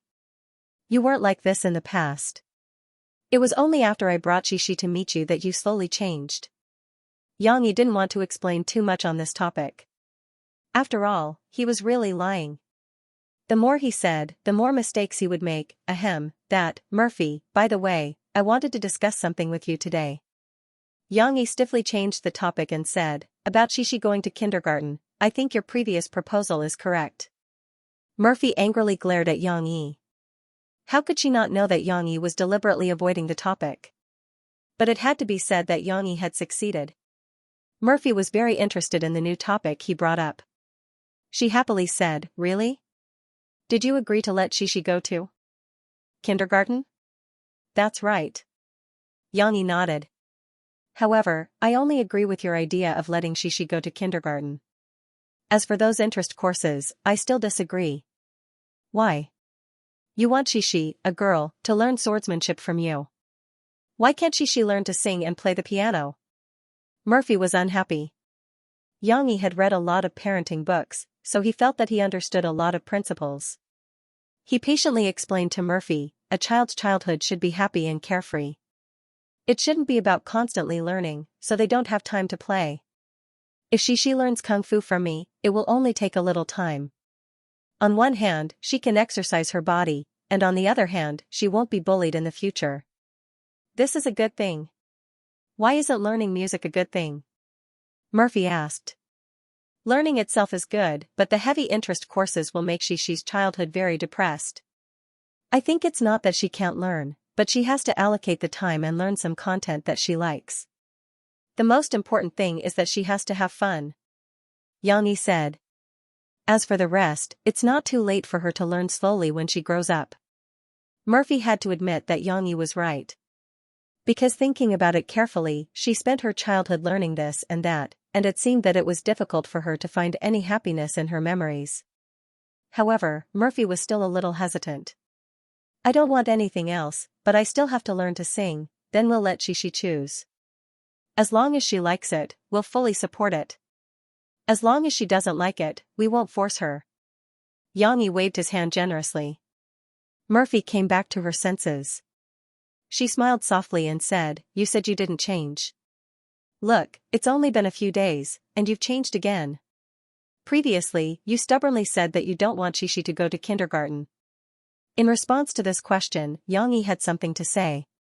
"Don't you think that our birthday party tonight is too quiet? It's just me, you, and Shishi." "Huh? It shouldn't be like this. I've heard that other people's birthday parties will invite a lot of children to participate. It's very lively." Murphy nodded gently. She used to celebrate her birthdays like this when she was a child, but she comforted him. But you don't have to blame yourself too much. I think you did enough tonight. Although there weren't many people, it was very warm. Shishi was very happy, and so was I. That's not what I meant. I just don't want Shishi to be like you and me, who are lonely and don't have any friends. Yang Yi waved his hand and said. Who are you saying is lonely and doesn't have any friends? Murphy was unhappy. How many friends do you have? Count them. Yang Yi continued to dig his own grave. I have friends. Xiaowan, my driver, and Murphy was a little flustered. She realized that Yang Yi was right. She really didn't have many friends. Although she knew a lot of people in the circle, she was always aloof and didn't want to participate in activities. She wasn't good at dealing with people. Moreover, she had a very high definition of the word friend. There were only a few people who could really be considered her friends. Xiaowan doesn't count. She's your relative. As for the driver, you don't even know his name. How can he be considered a friend? Yang Yi opened this bloody scar. Murphy looked at Yang Yi with shame and anger. Her heart was very uncomfortable. What are you trying to say? Nothing. I mean, I don't want Shishi to repeat our mistakes. Yang Yi didn't take it seriously. He smiled and said, let her go to kindergarten. She can temporarily leave the arms of her parents. In this way, Shishi can meet some children of the same age and have her own friends. Although Murphy didn't want to agree with Yang Yi's evaluation of her, she still agreed with Yang Yi's idea. She nodded gently. I'll find her a kindergarten. But in the future, you have to send Shishi to and from school. Sometimes, even if I'm free, it's not convenient. Of course. Suddenly, it was quiet. Both of them didn't say anything. It was a little quiet. Murphy looked at the clock in the living room. She yawned and stretched, revealing her slender and smooth waist. She said, okay, I'm going back to sleep. I have to go back to work tomorrow. Wait a minute. Yang Yi finally plucked up his courage and stopped Murphy. Well, on the 23rd, Xianxia will hold a concert in Xianxia. I have a few tickets. Yang Yi was a little nervous, but he still said, I want to invite you to watch it together. He really wanted to invite a singer to watch the concert. Yang Yi actually dared to say such words. Unexpectedly, Murphy didn't care about this issue.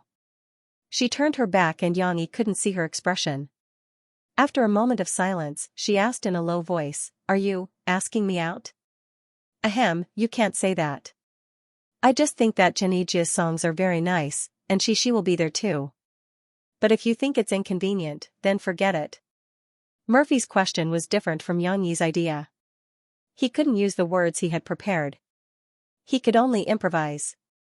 Hey, why forget it? Murphy interrupted Yang Yi. After busying himself with Shishi's birthday, Yang Yi finally had some free time and could start preparing his new book. Xianxia, who received an affirmative response, was so excited that tears flowed down his face. He could not wait to apply to his bosses. Since Yang Yi had changed the subject matter and they did not know what the content would be, the editorial department decided to carry out a small-scale publicity campaign first. For example, they would hang advertisements on the pages of Soldier's Assault and Drawing Sword. On July 20th, Yang Yi will return with his new book, Yuzue. He'll accompany you through this hot summer vacation. Yang Yi's new book was coming. The fans of the two books had been looking forward to it for a long time. After the end of Drawing Sword, they had been asking for news about the new book, but they were disappointed again and again. A week later, the book review section had gradually quieted down. There was no longer the heated discussion from before. However, loyal fans like Mu Yuqing were still unwilling to leave. They came back every day to sign in and see if Yang Yi had started a new book. Finally, they received the news. Suddenly, the book review section of Drawing Sword and Soldier's Assault became lively again. After some fans spread the news, many fans gathered to discuss Yang Yi's new book. Yuzue? The title of the book sounded strange. There's not even a brief introduction. Is Master Yang still writing military literature? I think so. If Yang Yi doesn't write military literature, what else can he write? But the name doesn't seem like the title of a military literature book. Yuzue means the remaining crimes, the sins left behind. It sounds very dark. Come on, drawing sword doesn't seem like military literature. I thought it was a martial arts novel at first, haha. That's true. It's hard for ordinary people to understand Master Yang's brain circuit. I'm looking forward to it anyway. Looking forward to it +1. Looking forward to it +10,076. Mu Yuqing secretly saw the news when he was bored at work. He immediately ran to the bathroom, sat on the toilet, and made a long comment. Yang Dada, I don't care what you say, but can you please treat the protagonist kindly? Su Sanduo fell off the bridge at the beginning of the movie. We all thought he was going to die. Thankfully, he was still alive in the ending even though he broke his leg. But when it came to drawing sword, Li Yunlong was such a good person. In the end, you actually let him die? Our readers' hearts were broken when we read this. Did it have to be so heart-wrenching? Please, Yang Dada, no matter what kind of novel you write, I will support you.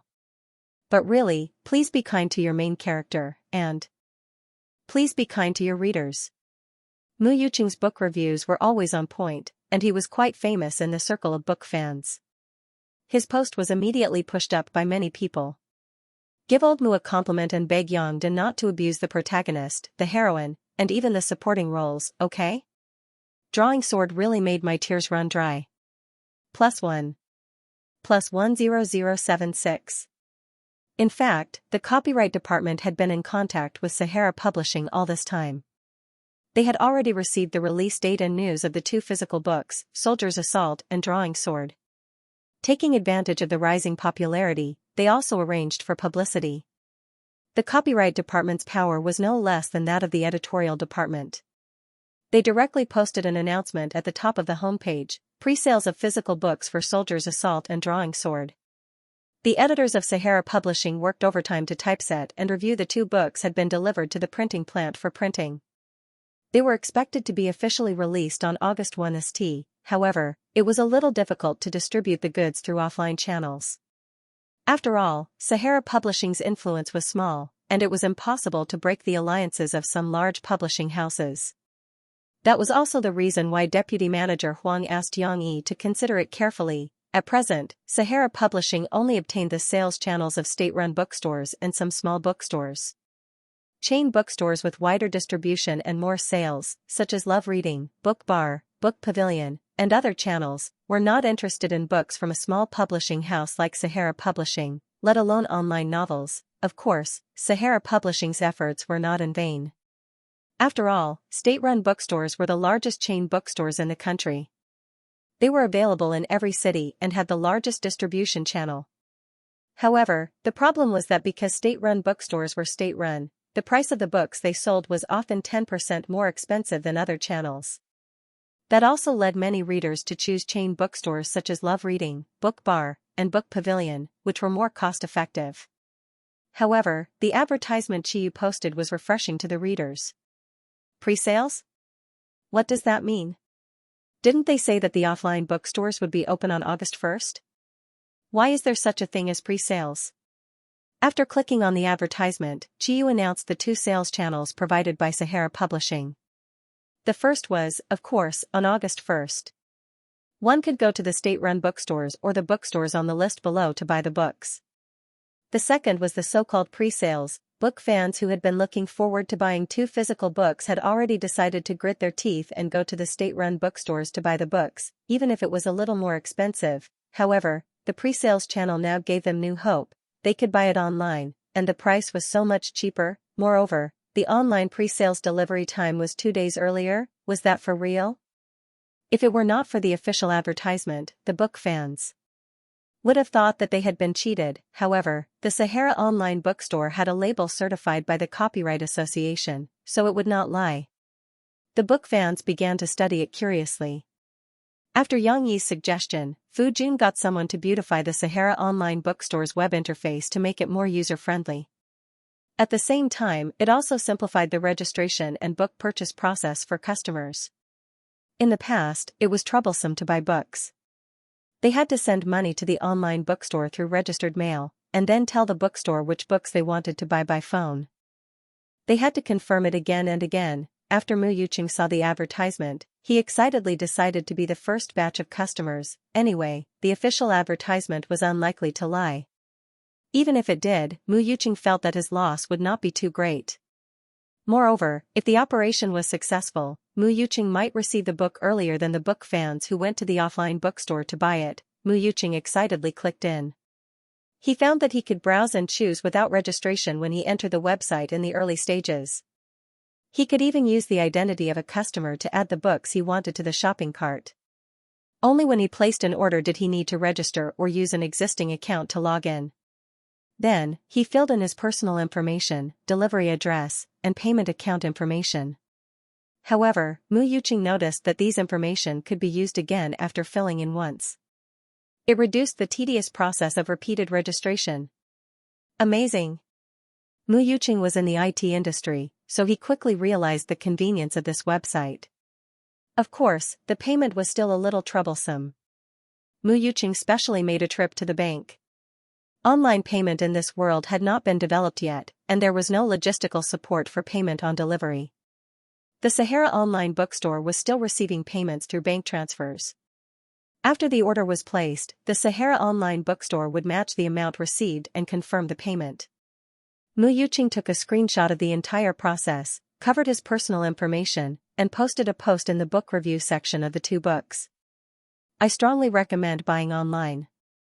I'm already waiting at home for the two books to be delivered to my doorstep. The estimated delivery time is July 31st. It's really fast in Yangqing, hee. Mu Yuqing was condemned by many book fans for his arrogance. However, under his call, more people flooded the Sahara online bookstore. There were even more people eating crabs. However, it was not that there was no other movement on the internet. Taijun Net, who had been paying attention to the situation, immediately took action.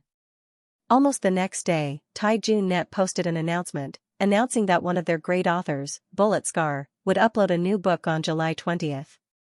Furthermore, starting from August 1st, there would be signing events in bookstores in 8 major cities across the country. He would be competing with Yang Yizhu Zue and the 2 published physical books.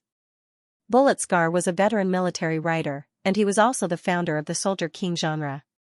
His 3 completed novels had achieved good results, and even his physical books had good sales. It was said that his 3rd completed novel had sold close to 10 million physical books, and this was the sales record for a military literature published on the Taijun web. Obviously, Bullet Scar was a strong opponent that could not be underestimated. Yang Yi's fans were also worried about Yang Yi. However, after seeing Taijun Net's provocation, Jiyu did not react at all. No, it should be said that the editorial department was secretly laughing. This is interesting. Shishi, it's time to get up. Yang Yi drew the curtains, and the slightly dazzling morning sun shone in, covering the little girl's small butt that was exposed outside the quilt. Of course, it was still wrapped in a pair of underwear and pajamas. Shishi did not move.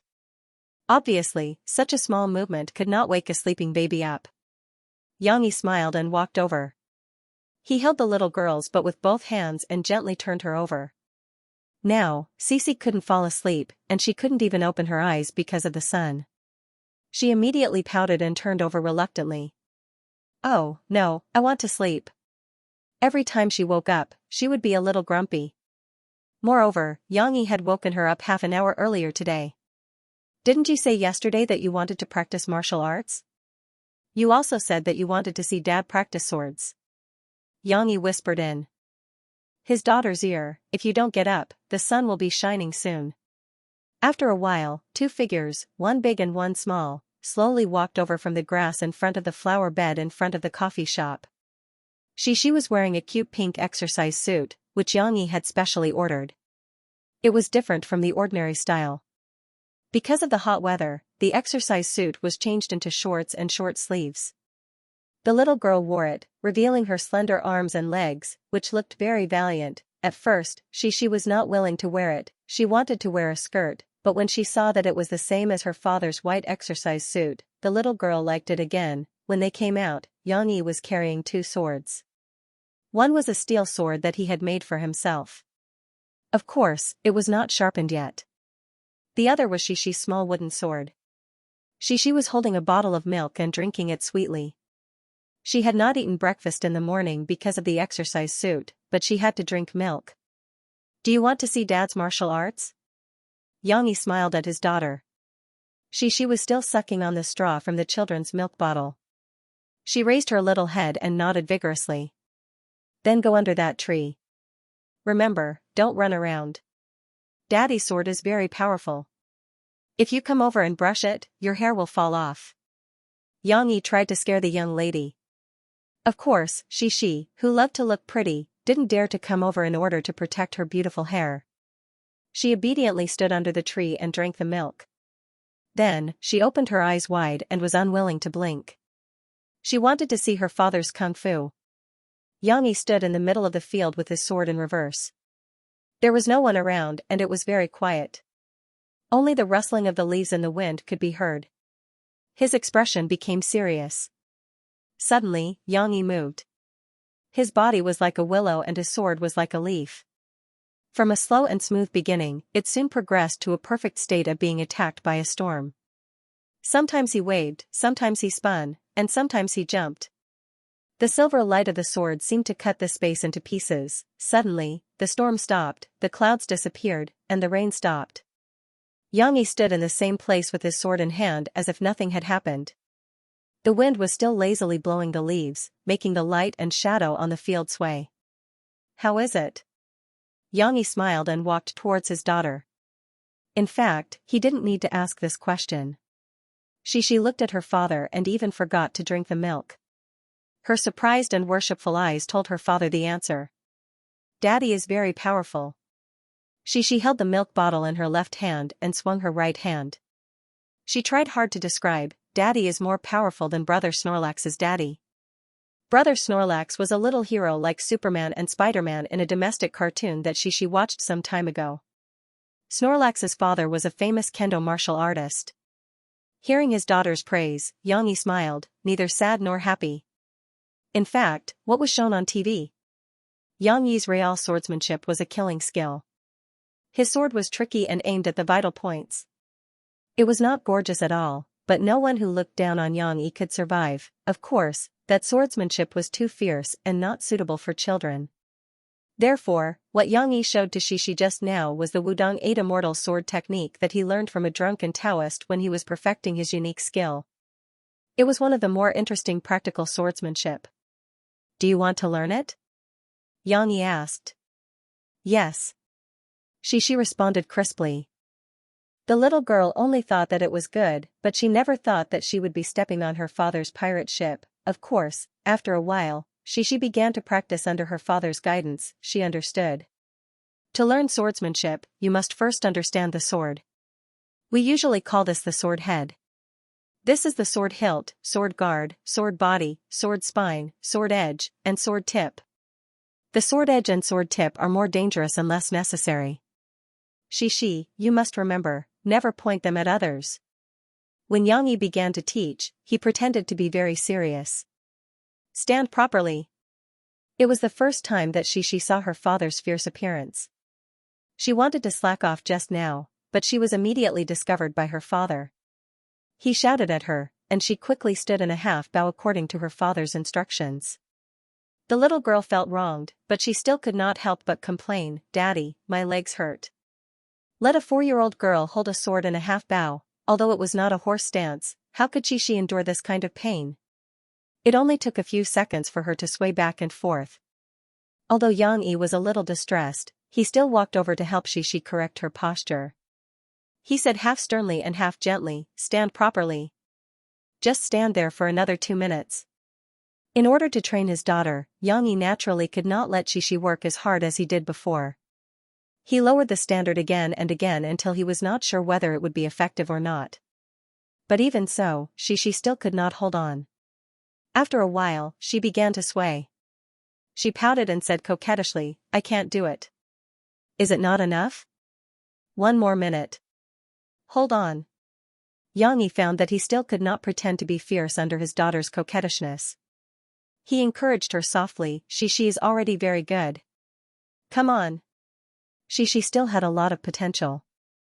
Although she was swaying, she still tried her best to hold on until the time that her father wanted her to hold on. That's great. You really surprised me. Xianxia was not stingy with his praise. The little girl was a little embarrassed.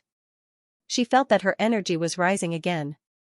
Next, Daddy will teach you the correct way to hold a sword. Xianxia looked at his daughter's posture of holding the sword with both hands. He raised the long sword in his hand and said, "First is the full grip. Look at Daddy's hand. The 5 fingers of my right hand are like a fist. I have a stronger grip on the front part of the sword hilt. The sword is slightly at a right angle to my forearm." She naturally could not understand such a scholarly speech. She still needed Xianxia to step forward and teach her step by step. This morning, he practiced 3 rounds of lunging and taught her 3 different ways to hold the sword. But even so, it still took him half an hour. After all, she was still too young. The little girl was so tired that she asked her father to carry her back. "Papa, when can she be as powerful as Papa?" Lying comfortably on her father's broad back, she stuck her little head out. Her ponytail hung down to her father's neck. It's still too early. However, as long as she works hard, she will definitely be better than Daddy. Xianxia smiled and gave her hope. In fact, Shi's performance today was quite satisfactory and even pleasantly surprising to Xianxia. Although she occasionally acted coquettishly, the little girl was not as delicate as Xianxia imagined. As long as her father gave her a little encouragement, she could still grit her teeth and persevere through the lessons that her father required. Moreover, she studied very seriously and learned very quickly. She was a very smart little girl. "Move it here, it's about this position." Xianxia directed the workers to move the black-painted piano to the side of the bar counter in the shop. A few days ago, there was a vacancy here for Shi's birthday party. Now, Xianxia directly bought a piano to fill the gap. At the birthday party, Xianxia showed a little of his skills. And Murphy's reaction was not too intense. This made Xianxia more confident in his plan. Now, Xianxia could finally buy a piano in the shop and secretly enjoy it. After all, the guitar was nothing. Piano and violin were his true loves. The pianos in this world were the same as those in Xianxia's previous life, but the brand name was different. Xianxia didn't know which one was better. So, he used the stupidest but also the most direct way, which was to buy an expensive one. The Theodore grand piano from the Rhine River was worth 860,000 yuan. It was already the best small grand piano that Xianxia could buy in Jiangqing's piano shop. The concert level was too big to fit. Of course, there were more expensive grand pianos made in Switzerland that cost more than 1 million yuan. However, when Xianxia tried it, he still felt that the tone was not as good as the Theodore. However, Xianxia almost emptied his savings to spend 860,000 yuan. Fortunately, Xianxia's new album went platinum, so Xianxia made a lot of money. Otherwise, with his income from last month's royalties, after paying the investment in Sahara online bookstore, there would be no money left. Of course, Tianxiang didn't regret the bet that Xianxia signed with him. Because of the song Long Time No See, Xianxia's new album also sold many copies in the mainland. His sales not only reached the platinum standard for Cantonese albums, but also far exceeded this number. It was indeed a little expensive for a piano to be placed in a coffee shop for more than 800,000 yuan, but it was hard to buy what one wanted, wasn't it? She was very curious about this huge object. While the workers were installing and debugging it, she walked around her father. She couldn't help but pull her father's hand and let him lower his head. She whispered in his ear, "Papa, I know what this is." "What is it?" Xianxia asked, amused. "It's Jean. I've seen it at Mom's workplace before. But Mom's isn't that big." She tried her best to gesture to her father with her little hands. "It's just this long and this big. Mom can play it. Mama is amazing." Xianxia looked at his daughter's description and could roughly understand what she was talking about. He smiled and said, "No, your mother's should be called an electronic piano, and the one Dad bought today is called a piano." Cici looked at her father in confusion. She couldn't understand the difference between the two. "Why is Mom called the shop owner Qin? What's a shop owner Qin?" She turned on the 10,000 Ys mode again. "Well, it's an electronic piano." Xianxia corrected his daughter's pronunciation and said, "It can only play with electricity, so it's called an electronic piano." She knew about electricity, because her father repeatedly told her not to touch those sockets, because electricity was terrible, and it would eat She understands. The little girl said innocently, is it because the piano is made of steel that it can play with sound? Steel had become a driving force like electricity? Well, Xianxia didn't know how to answer his daughter's imagination. He really didn't know why a piano was called a piano. Although this thing was made of steel, most of it was still wood. Xianxia had an idea and explained, no, because a piano is made of wood and steel, but because there was already a xylophone, it was called a piano. Oh. She nodded, half understanding. Then she asked, is Mom's piano better? Xianxia probably couldn't figure out Shi's train of thought. She thought that an electronic piano used electricity, and all things that used electricity were very magical and powerful, such as a television. So, an electronic piano should be very powerful too. Xianxi's evaluation standard was, of course, different. He corrected, no, the sound quality of an electronic piano can't be compared to a piano, because a piano is the most original sound of a keyboard instrument. At this moment, the tuner sent by the piano house had also helped to adjust the sound. He sat on a leather stool and tried to play a song, using his ears to judge the pitch. She was also watching with rapt attention. The clear and gentle sound of the piano fascinated the little girl. Xianxia looked at his daughter absent-mindedly. He didn't know if she knew how to appreciate it, but it seemed that, looking at her intoxicated expression, he liked it very much. After the song ended, she came back to her senses and agreed with her father. Well, Papa's piano is still the best. After the piano was set up and adjusted, Xianxia sent the people from the piano house out. At this time, Uncle Lu from the bicycle repair shop next to him said in a loud voice, Xianxia, what big thing did you buy this time? I added a piano to the shop.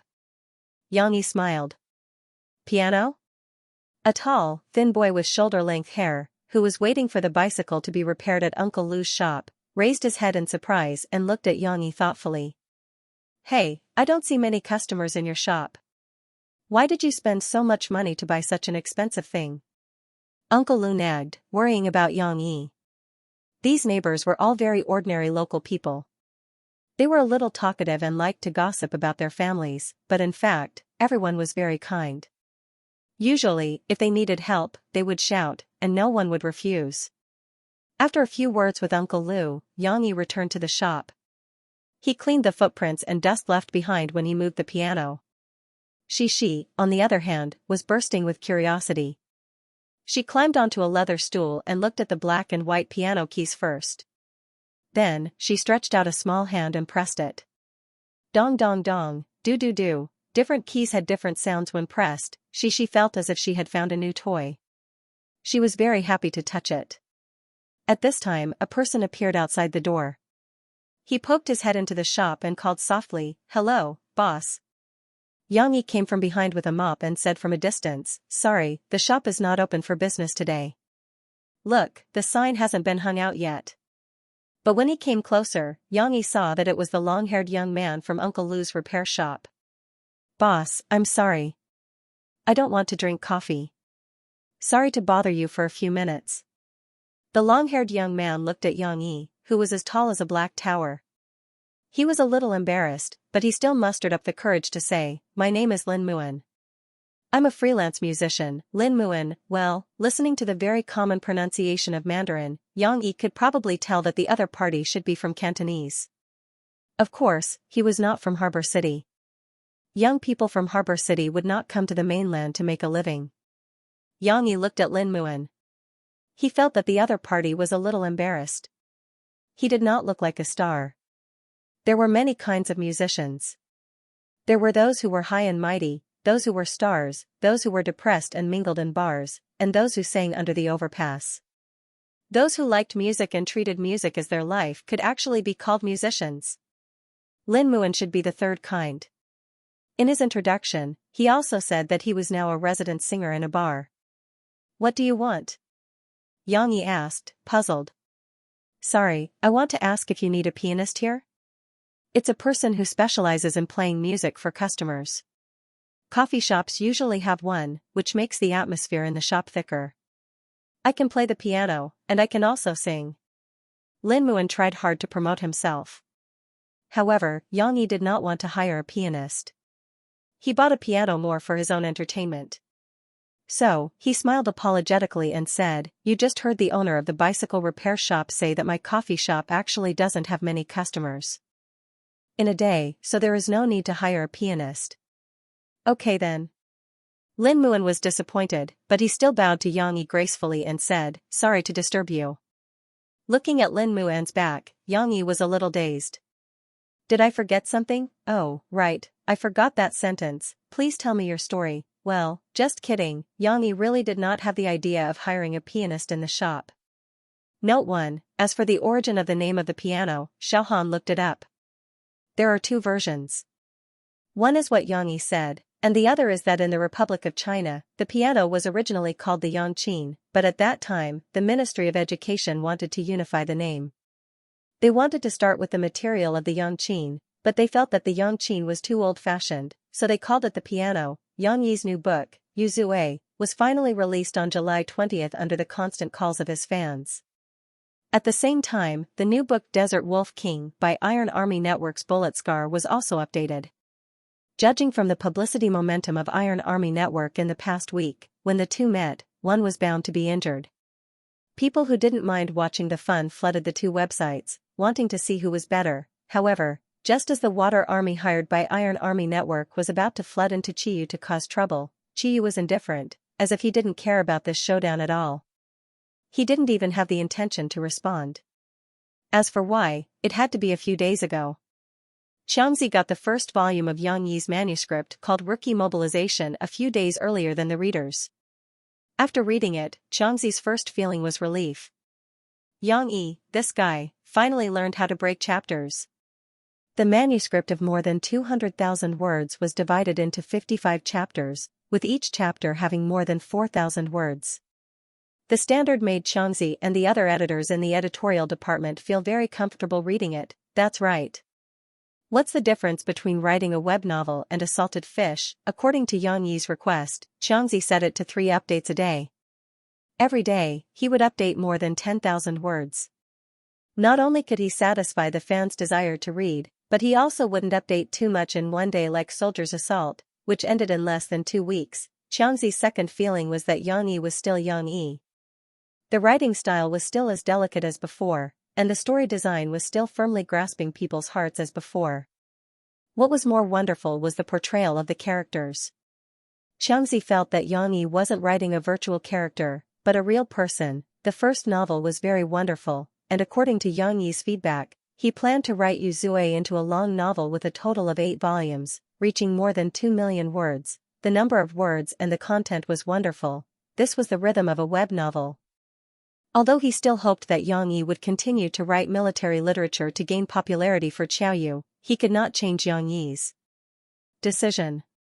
After confirming that Yang Yi's novel was as wonderful as before, chief editor Huda decided that on the day the new book was uploaded, Xiaoyu would promote Yang Yi's Yu Zue through all channels. Therefore, when the long-awaited fans of the book wanted to find the location of Yu Zue, they were pleasantly surprised to find that it was everywhere. On every page of the book, they could find an advertisement for Yu Zue. Clicking on any of them would lead them straight to the page of the book. Wait, who can tell me why Yu Zue appeared to be under the city column? Before he even started reading, the book review and comment section had already exploded with comments. The editors of Iron Com were also on high alert. They gathered in the conference room and clicked on the homepage of Yu Zue on the big screen. But when they saw the book appear in the city section, they were dumbfounded. How is that possible? Didn't Yang Yi want to go against us? Why don't you write military novels instead of urban novels? Fishball was young and hot-blooded. He could not keep his cool and shouted in disbelief. In fact, they forgot that they were the ones who clamored for a fight. Iron Army Network and Yang Yi had never responded. The editor of Iron Army Network was also two-faced. When they saw that the editor of Iron Army Network had made such a big mistake, they hid all the information about the book, including the introduction of the content. Seeing this, Ling Yunjuajian was at a loss. He seemed to have punched the air. Wouldn't they become the laughingstock of others if they fought in the arena? When your own player went to the boxing field and found that his opponent didn't even appear, he would look back and find that his opponent was a swimmer. Boss Ling Yun, Duan called to ask if we still want to attack this book? We can't use the words we prepared before. An editor next to him covered the microphone and whispered to Ling Yun Jian. That was the Internet Water Army hired by Iron Army Network. Of course, not all the editors knew about it. Ling Yun Jian had applied for secret funding from the bosses. Ling Yun Jian's face was a little pale. He was silent for a while, but he still gritted his teeth and said, "Attack, let them think of a solution. The money has been spent, I want to see a splash." Mu Yuqing was a little busy during the day. Several people in charge of this project, including him, had gone on a business trip to Shanghai. They had to have a meeting with guests to explain the framework of their program. After the meeting, they had to eat and socialize. Therefore, Mu Yuqing only had time to take out his phone when he returned to the hotel in the middle of the night. He logged into Iron Army Network to read Yang Yi's new book. City? Mu Yuqing saw this difference at first glance. However, he could still accept it. After all, compared to military literature, he preferred urban literature that was close to reality. Anyway, he had to support all of Yang Yi's books. Therefore, he tipped a league master first before reading the book. Yu Zue was promised 3 updates a day, and it really was 3 updates a day. Mu Yuqing finished reading it in a short while. He felt like he was scratching an itch through his boots and was not satisfied at all. However, it could not be helped. The author, Yang Yi, acted as if he never existed. No matter how lively the readers were or how much money they tipped him, he still did things his own way. He updated according to his original plan and wrote the plot according to his own ideas. Therefore, the guys in the book review section gradually developed a habit. They pretended that Yang Yi could see it, and they continued to ridicule and comment on it to themselves. Mu Yuqing did not have any new content to read, so he clicked on the book review section to see how those guys were complaining. However, Mu Yuqing frowned very quickly. Why is the book review section so chaotic? Some were scolding Yang Yi for not writing military literature. Changing to urban literature was a betrayal to their readers. Some were saying that Yang Yi's new book was a scam. It was not as good as the previous Soldier's Assault and Drawing Sword. Whoever wants to read The Police can read it. I'm not going to entertain you anyway. I'm giving up. There were also some who were angrily complaining about blind recommendations. The strong winds from all channels had given a novel that they did not know anything about. It was a scam to the reader's money and unfair to the other authors. Mu Yuqing saw that many familiar names were involved. They were affected and started to complain about the content of Yang Yi's new book. However, there were even more first-rate accounts that he had never seen before stirring up trouble. Hee hee. Mu Yuqing had been in the IT industry for a long time and was used to it. He could tell what was going on at a glance. He sneered and pressed the keyboard on his mobile phone wildly. He used his mobile phone to post a long review. Get out of here. Readers who like Yang Yi, please be patient with the author. Although it was not as convenient as a computer, Mu Yuqing still relied on his good memory to list some examples. Yang Yi is still the original Yang Yi. This book, Yu Zue, may seem plain at the beginning, but it's not simple at all. Although our protagonist Yu Zue's presence is a little low, he still has the most unique character among all of us. Yang Yi's protagonists have never been ordinary people. Think about it. Su Sanduo is dull and timid, but he can explode with amazing energy. Li Yunlong is humble, cunning, and invincible. Yu Zue may be slick, lazy, and unmotivated, but according to my understanding of the author, this Yu Zue will definitely grow into an indomitable figure in the future. Isn't the process of his growth interesting? In fact, the first 3 chapters of Yu Zue did not describe much about the protagonist. The reason Mu Yuqing could analyze Yu Zue's character was the result of his serious reading of the book. The police are also soldiers who protect the country in another sense. Although Yang Yi has come to the urban column, I think he is also writing military literature in another sense. I appeal to readers who like Yang Yi to not be anxious. Give Yang Yi some time. I believe that he can create a new and very interesting story for us. As for the Internet Water Army, please stop. Your ugly faces are too obvious. Don't think that we don't know that you were sent by a certain military network. Mu Yuqing's post was posted a little late, but it was still seen by many readers. Their anger gradually subsided, and they followed Mu Yuqing's post to the top of the page. Although it was inevitable that some military fans would be lost, Yuzue was just the beginning. Who could be sure of the future results? The 23rd of July quietly arrived. Murphy originally still had work to do today, but she asked Mo Xiaowan to cancel it. She had been in her room picking out clothes since she came back at noon. She spent a few hours picking out clothes and was still hesitating about what makeup to put on. She definitely couldn't go without makeup. Although she was beautiful without makeup, she still lacked luster. Murphy was worried that Xianxia wouldn't like it if she put on too much makeup. This guy was rigid. He had even mentioned before that Murphy should remove her makeup before being intimate with Xixi. Of course, that was in the past. But light makeup was even more difficult to grasp. Should she put on eyeliner? Should she put on eyeshadow? Should she put on contact lenses? Should she put on highlights? Which color should she use for lipstick? Should she put on lip gloss? By the time she was in a dilemma, the sky was already dark. Not only that, Murphy herself couldn't make up her mind, so she even called Mo Xiaowan over to give her advice. Mo Xiaowan was stuffed with a mouthful of dog food and looked listless. After struggling for more than an hour, she finally said helplessly, "Sister, you're going to watch the concert, not find a place with no one around to go on a date. In the end, don't you still want a coat, mask, sunglasses, and hat? What's the use of wearing nice clothes and putting on beautiful makeup now?" Murphy pursed her lips and didn't say anything. It wasn't until Xianxia drove Xixi downstairs that Murphy received a call. She hurriedly touched up the last of her makeup and carried her bag downstairs. "And this bag?" Mo Xiaowan called out to her cousin in disappointment and handed over the bag that contained her disguise equipment. When Murphy arrived downstairs, Xianxia had already parked the car at the usual place. Murphy didn't go to the back seat. Instead, she opened the door of the front passenger seat and sat in it. "Oh, that's Xixi's seat." The little girl realized that she was sitting alone in the safety seat at the back and grumbled unhappily. Murphy did not respond. She gently bit her light red lower lip and pretended not to care as she fastened her seatbelt. But in reality, she was hoping that Xianxia would give her a review. It would be best if it was a 5-star review. However, Xianxia just glanced at it and turned his head away. This made Murphy suddenly feel disappointed. Little did she know that Xianxia had been staring at her through the car window. Murphy was wearing a blue ink-printed linen dress today.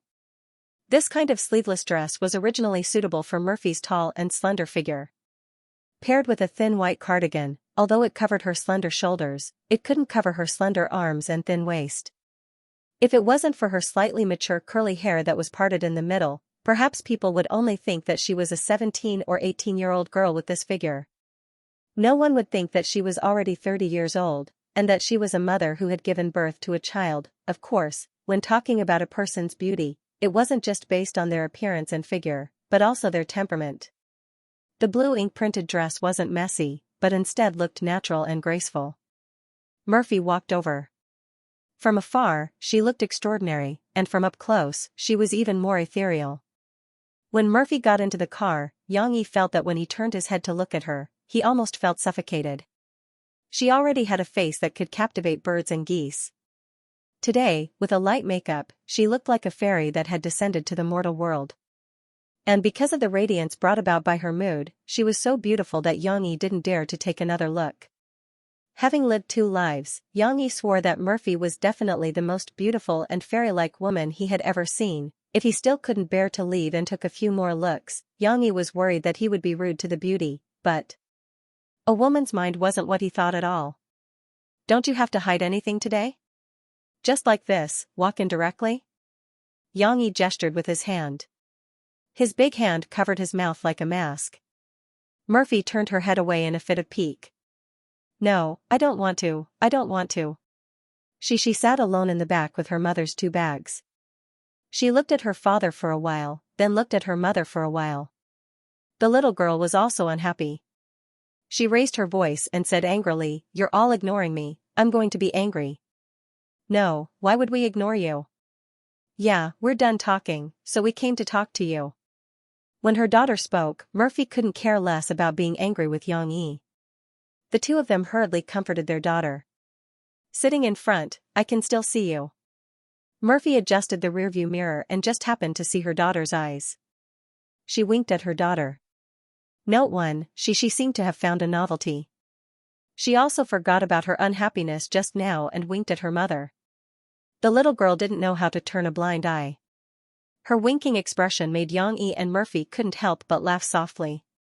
Murphy was angry just now. Now that her anger had subsided, she said to Xianxia, I still have to disguise myself. Otherwise, how would I dare to go to a place with so many people? Later in the car, I have to wear a mask or something. Xianxia was about to start the car when he heard Murphy's words. He suddenly had an idea. Actually, you don't have to wear a windbreaker and a mask on such a hot day. Murphy looked at Xianxia in confusion. Where's your makeup bag? Xianxia stretched out his hand to Murphy. I'll help you change your makeup. I guarantee that your fans won't recognize you when they see you. Murphy looked at him in disbelief. You even know how to put on makeup? Xianxia smiled faintly and said, Of course, I used to be in the army. You know that I was in the special forces, right? I often had to carry out some special missions. This skill of disguise is something that we have to learn. Of course, this was nonsense. Xianxia was bullying Murphy, an honest person. The special forces did no more than ordinary soldiers, and their skills were also good. But in the past, Xianxia had never learned the art of disguise.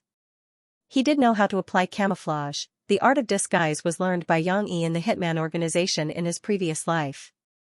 Of course, he couldn't say this out loud. Murphy was skeptical. In the end, she still foolishly handed the makeup bag in the back seat to Xianxia. Girls were naturally interested in makeup, and she was no exception. She opened her big eyes curiously and looked at him without saying a word. Come over here. Xianxia rummaged through Murphy's makeup bag and found a few tools. Murphy was actually a little worried. But when she saw that Xianxia was holding the eyebrow pencil in the right position, she steeled her heart and moved her body towards Xianxia. She raised her face and closed her eyes nervously. Don't be nervous, relax a little. Xianxia gently held Murphy's chin with his left hand and said softly. Actually, his heart was beating wildly. Especially when he saw Murphy's pink and moist lips after applying lip honey, he had the urge to lower his head and kiss them. Murphy still had her eyes closed.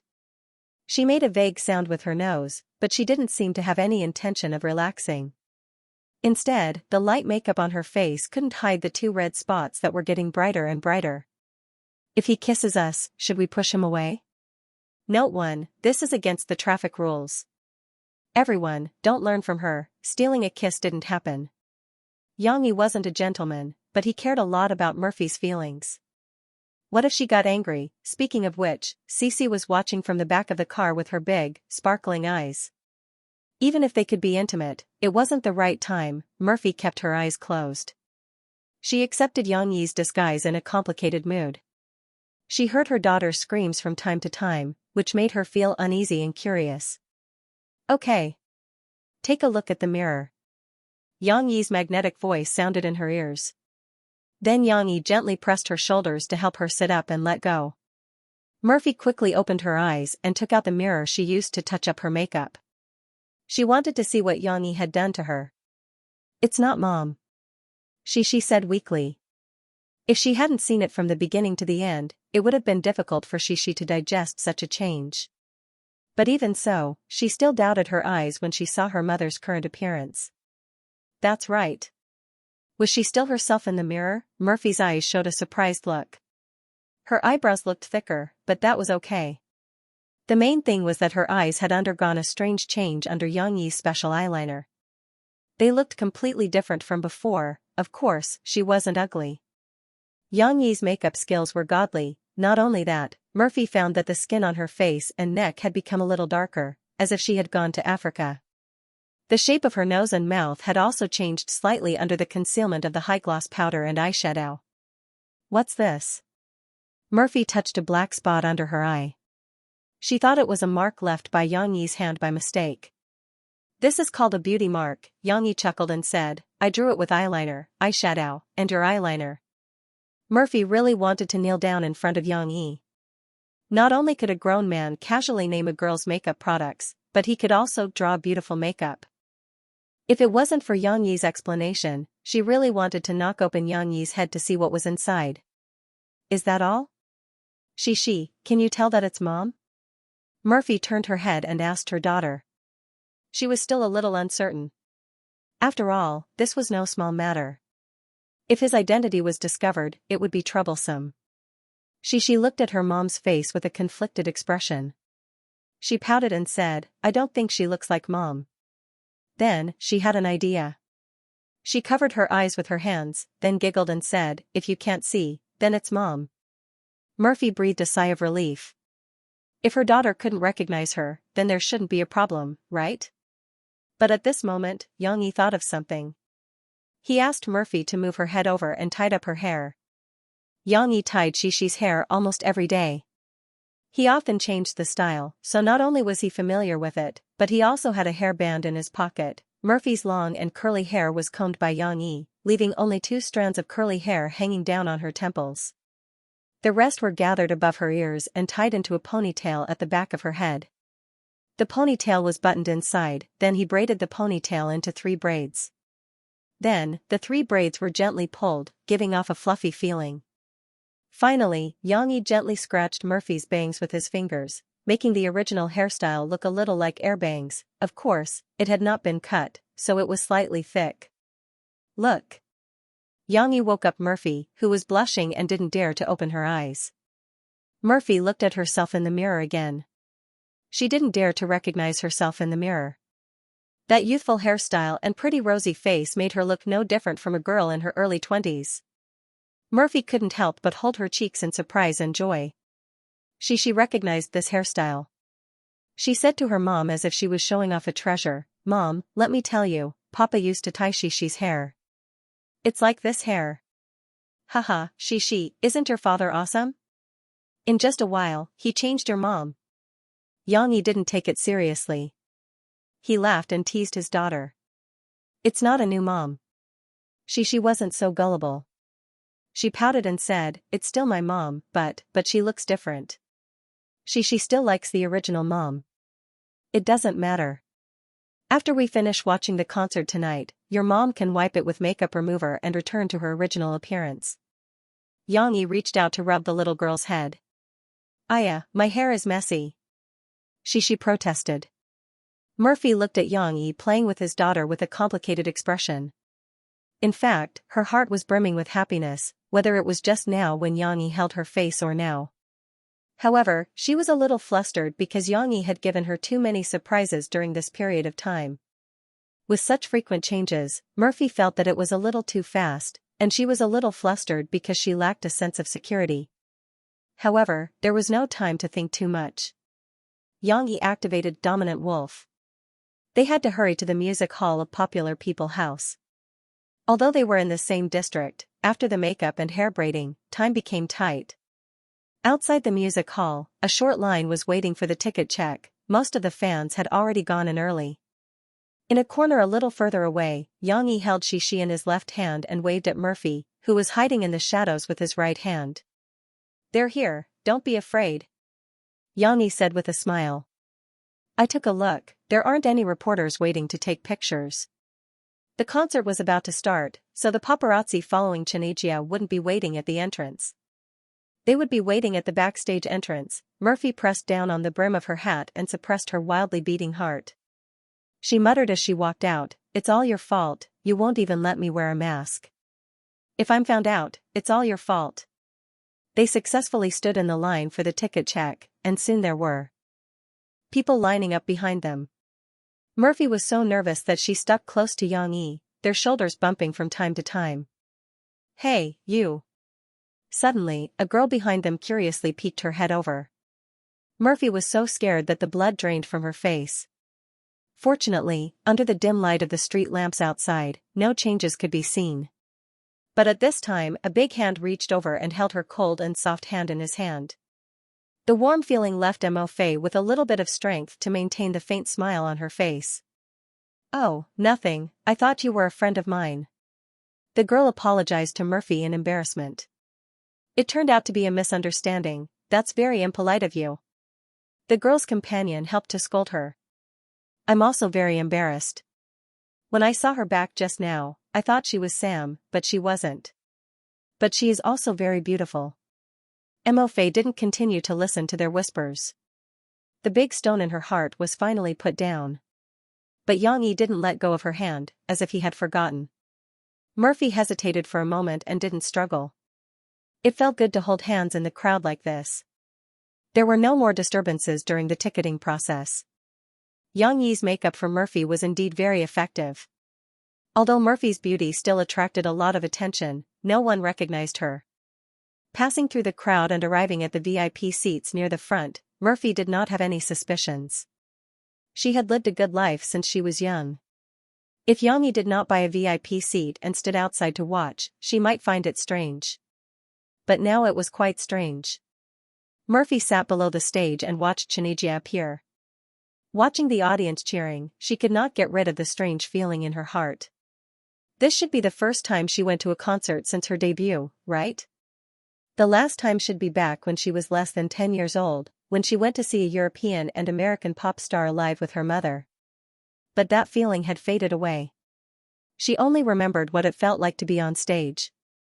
Before Mo Fei retired, she had held 2 concerts in Hongren Fang's music hall. On the stage, she could sing her own songs and feel the cheers and enthusiasm of her fans. She liked the joy of her music being recognized by people. But now, sitting below the stage, the main character was someone else. It felt strange to cheer for someone else. So many people. She sat in the chair between mom and dad. After a while, she became restless. She turned her body and knelt on the chair. Looking back, she could not help but say when she saw the crowd surrounding her mom. However, the cheers of Xianxia's fans had already started. Yang Yi could not hear what she was mumbling. For safety's sake, he pulled the little girl down and sat her down on the chair. The concert had already started. On stage, Xianxia opened with an old song. After singing, he said a few words to the audience. "Thank you, everyone." Xianxia's Mandarin was still a little strange, but he did as the Romans did and tried very hard to speak.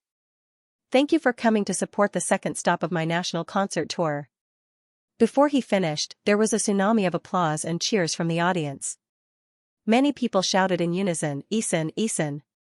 Many people are curious as to why I chose a beautiful city like Jiangxing as my second stop instead of a big city like Shanghai or Guangzhou. From time to time, Xianxia would slip up and say Cantonese, but he would quickly realize it and immediately change back to Mandarin and repeat it with a serious attitude. Yang Yi sat below the stage with a slight smile. He wasn't worried that Xianxia would reveal his identity. After confirming that Murphy would be attending the concert with him, he had communicated with Xianxia that his identity must not be revealed. "That's because I want to thank a songwriter.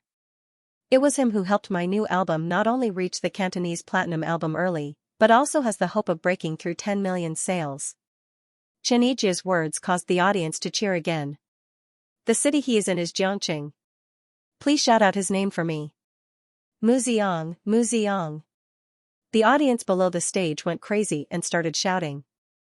Mu Ziang was from Jiang City. When Murphy heard the name, she was surprised. Like many of the audience, she looked at the stage curiously. Was this person going to appear today? Xianxia laughed as if he had successfully played a trick. "Of course, Mr. Mu Ziang didn't accept my invitation to sing with me on stage today. I'm sorry to disappoint everyone." "It's okay. We're here to see you." A little fangirl below the stage screamed. The people around who heard it were all amused. Mr. Mu Ziang is a very low-key but talented songwriter. He has always asked us not to disclose his information, so I don't know if Mr. Mu Ziang is here. Xianxia was obviously lying through his teeth. He even stole a glance at the VIP seats. Yang Yi could feel his gaze. Yang Yi was very grateful for Xianxia's cooperation. He wasn't ready to let Murphy know the real situation of his alternate account. After all, this alternate account was quite amazing. It had written so many good songs. Yang Yi was a little too cautious. He had been worried that Murphy would question his identity. But no matter whether he is here or not, I want to say thank you to Mr. Mu Ziang. Xianxia bowed sincerely. Of course, he didn't deliberately pick Yang Yi's direction. I dedicate the song Long Time No See to him and to everyone who supports me. The audience cheered. After all, most of the audience spoke Mandarin. This Mandarin song was their favorite. Mo Fei also sat up straight with interest. She had also bought Xianxia's platinum album a long time ago. The song Long Time No See with a touch of sadness was one of her favorite songs. The soothing piano accompaniment sounded.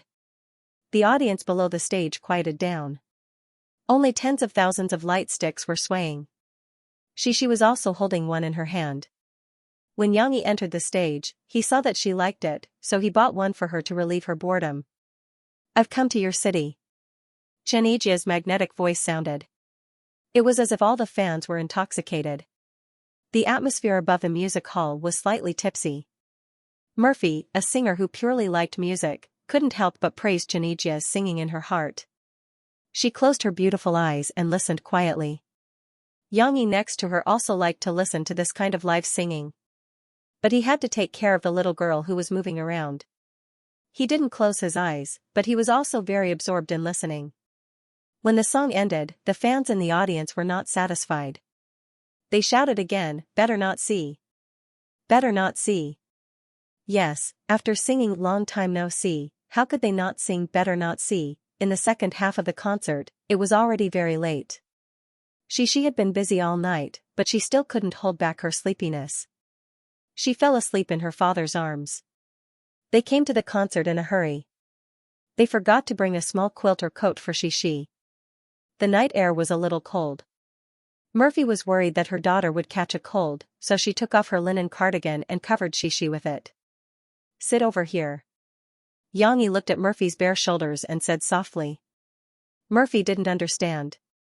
But now that Yang Yi was holding Shi, it was quite strange that there was an empty seat between them. She moved over and sat in Shi's original seat. But not long after she sat down, Yang Yi's free left arm went around her from behind. His long arm easily stretched out and then hugged her fragrant shoulder. Murphy's whole body suddenly stiffened. She turned her head and looked at Yang Yi's resolute face in a daze. Subconsciously, she still resisted such intimate contact. But when she remembered that it was Yang Yi, the resistance in her heart disappeared by more than half. And the big hand wrapped around her smooth shoulder, the rough palm pressed on her delicate skin. The warm feeling made Murphy unable to resist. What should I do? Should I push him away? It's so embarrassing to be seen, no one will notice, right? Everyone is watching the concert. Mo Fei didn't know how much time had passed, and she didn't know how many songs Xianxia had sung, but Mo Fei, whose mind was blank, gradually leaned on Yang Yi. It seemed that the hug just now became natural. Time passed by quickly, and it was now August. Yang Yi's new book, Yuzue, was getting better and better. Although he had yet to go to Guangzhou for training, the character of the protagonist, Yuzue, was already reflected in every little thing. This was a bastard who didn't have the best family background, wasn't the most handsome, and didn't have the best grades. However, he had a cleverness that made people both love and hate him. He had a sense of loyalty that allowed him to easily become the brains of his brothers. This bastard Yu, in the words of a senior reader's comment, he doesn't look like a future police officer at all, but he's the one that readers look forward to being the most outstanding one in the selection. Of course, Yuzue did not pass the selection. The plot of the story explained that he had returned to his hometown, and the police king, Su Pingqiu, who was worshipped by the students, seemed to want to visit him 3 times. Such a despicable person had grabbed the hearts of the readers tightly. More and more readers flooded in to catch up, wanting to see his final counterattack. Chiyua's back-end data showed that the sales of Yuzue had surpassed Yang Yi's previous 2 books in just over a week after the update. It was also ranked second in the urban section. Looking at this momentum, it was only a matter of time before it overtook the first place. The editors in Chiyua's editorial department exclaimed that this was a phenomenon. If the sales of Yuzue were to be better than those of Soldier Assault and Drawing Sword, that would still be understandable. After all, the number of readers of the city segment had always occupied half of the starting reading market. It was not something a niche military segment could compare to, however, Yuzue's sales could compete with other popular books in the urban section. This was something they never expected. Yuzue did not look like a web novel. Its protagonist was not reborn, did not transmigrate, and did not have any special abilities or other cheat codes. He was just an ordinary civilian.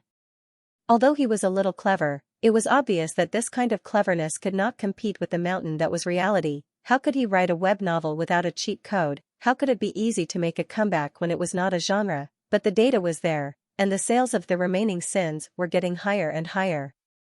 Many readers who came to read the book cursed and wanted to abandon it, but in the end they couldn't help but come back. F***CK, I just want to know what kind of power AB*TCH who can ride on the official car of the returning petitioners can unleash. A book reviewer voiced the thoughts of many new readers. It had to be said that there were people praising and criticizing Yuzue in the book review section. The polarization was similar to that of Soldier's Assault in the past, but those who criticized Yuzue were more like the complaints of Drawing Sword when the supporting characters kept dying. Those readers who were scolding him were, in fact, just trying to catch up. They were not as determined as those who were clamoring to abandon the book. Compared to the one-sided negative reviews in the book review section when the book was first released, it was much better. Obviously, Tai Jr. Calm was not willing to continue paying the trolls. They realized that they had been causing a ruckus for a while, but it was only a one-man show. Others ignored them, and it didn't even hurt them. The group of people led by Ling Yan chose to retreat with their tails between their legs. Tai Jr. Calm's editorial department could not care less about The Remaining Sins, which had no conflict of interest with them. What they needed to pay the most attention to now was the sales of the two physical books, Soldier's Assault and Drawing Sword. According to the previous arrangement, the godly author under their banner, Dan Henskar, would also have a signing event on the first day of August. And the next day, the results for Dan Henskar were out. Driven by the signing event, the sales of the new and old physical copies of Dan Henskar had reached 250,000 copies nationwide. Of course, this result was not good, but under the circumstances where physical sales of online literature were generally not high, 250,000 copies was still an excellent result. For this reason, Tai Jr. Calm's editorial department even opened a bottle of champagne and held a small celebration. On the other hand, the opponent's results had to be calculated by the data released by the Copyright Association. The data released by the Copyright Association would generally be delayed by half a day, which was a form of protection for the original channel. Therefore, Ling Yan Extreme did not rest at noon. He kept urging Fishball to refresh the webpage. Is there any news? Fishball looked at the computer screen and was dumbfounded. There is, but Ling Yan Extreme impatiently walked up to take a look, and the string of dazzling numbers left him dumbfounded. 10, 100, 1,000, 10,000. Ling Yan Extreme counted over and over again, refusing to believe it. Could the Copyright Association have made a mistake? Fishball asked weakly, how could the highest single book be more than 5 million copies? The computer showed that Drawing Sword had the highest sales, with more than 5.36 million copies sold on the first day. Soldier's Assault was a little less, but it still had more than 4.83 million copies sold on the first day. Ling Yan Extreme also felt that it was impossible. He went back to his office, found a phone, and dialed it. After a while, he walked in with a gloomy face. I asked a friend of mine in the Copyright Association to check. The numbers are correct, Ling Yan Extreme said sullenly. It can't be, right? How is that possible? They're going to be crowned gods. The editorial department exclaimed one after another. Of course, this is not their first day sales. Ling Yan Extreme said unhappily, the military purchased 2 million copies, and the online pre-sales they did before contributed more than 1 million copies of sales. In the end, all of that was included. But after subtracting that, they should still have more than 1 million copies sold on the first day. Fishball, the hothead, really touched the pot that did not boil. That's right. Ling Yan Extreme glared fiercely at Fishball, but suddenly sighed, we've picked an opponent for ourselves that we can't beat. First day sales of more than 1 million copies would make a big deal out of the publishing industry, let alone the online literature industry.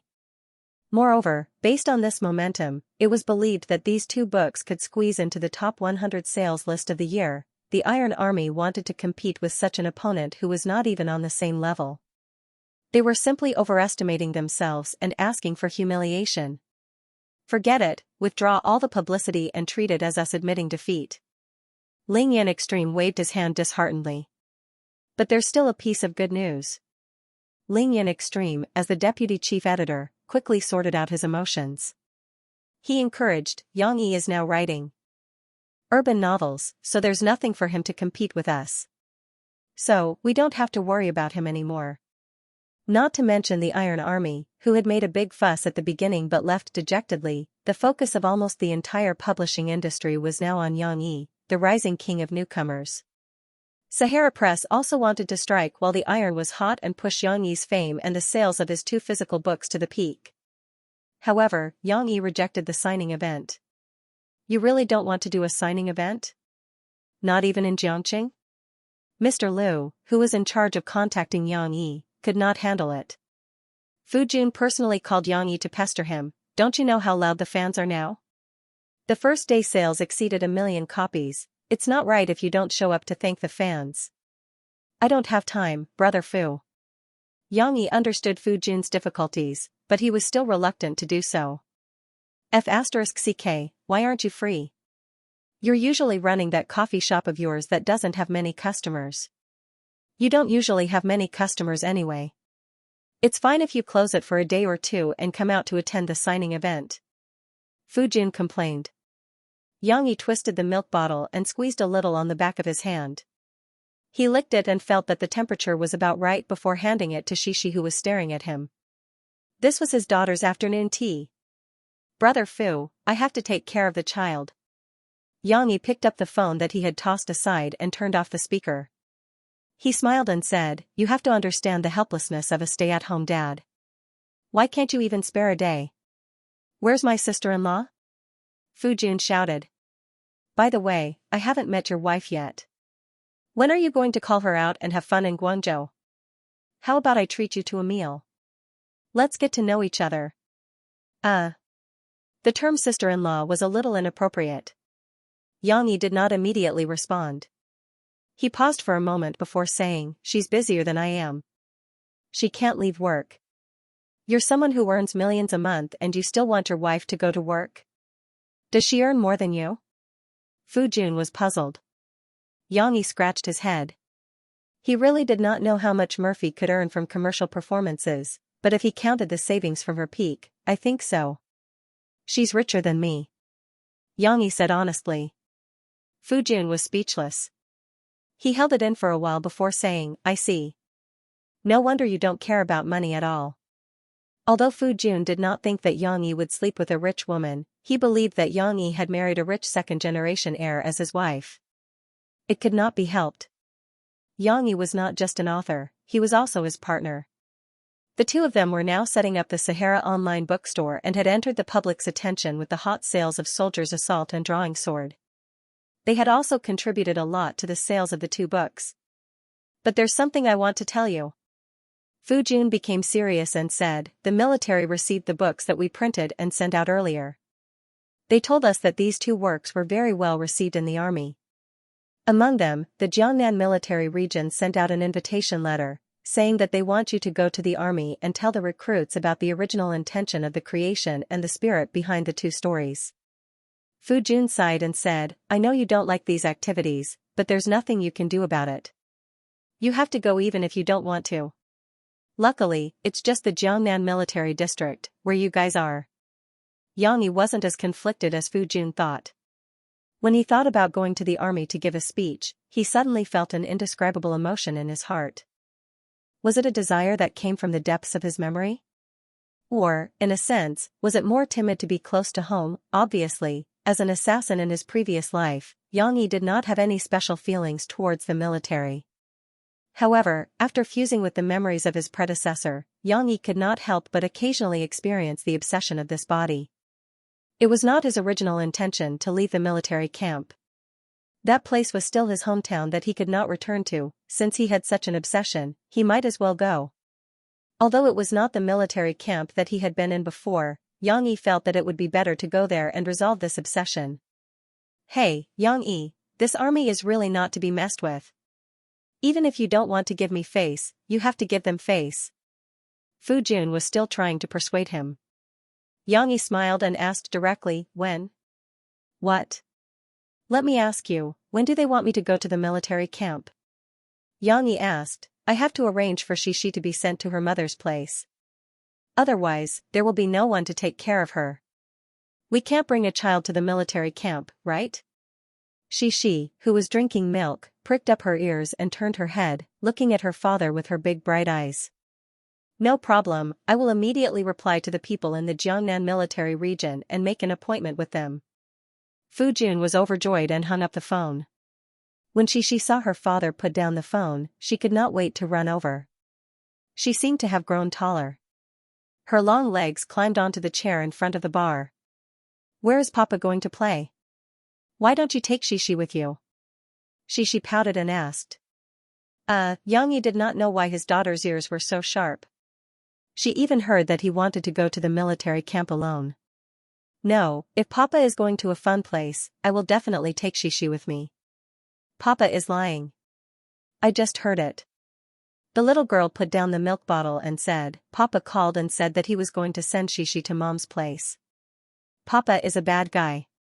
He won't take Xixi to play. As she said, her eyes turned red with grievance. It was as if Papa had done something extremely evil. Yang had no choice but to reach out and hold the little girl. He coaxed, that's not what Papa meant. If you are going to a fun place, why don't you take Xixi with you? Then why don't you take Xixi with you? The little girl felt more and more wronged in her father's arms. She sobbed softly, and a few drops of crystal tears hung on her long eyelashes. Because Papa is going to the army. Yang explained, but the army is not a fun place. There are people there. There is no TV, you can't watch cartoons, you can't wear beautiful dresses, and you can't take your big bear cub. Although he just wanted to scare Xixi, Yang was telling the truth. Xixi did not expect there to be such a terrible place, no TV, no cartoons, no beautiful dresses, and no big bear cub. The grievance in the little girl's eyes disappeared, leaving only surprise and nervousness. Then why is Papa going? Xixi doesn't want Papa to go. The more the little girl thought about it, the more scared she became. She held her father's fingers tightly and shook her head at him. She felt that if her father went, he might not come back, so her big eyes were full of worry. Yang was moved and amused. He reached out and gently touched his daughter's nose.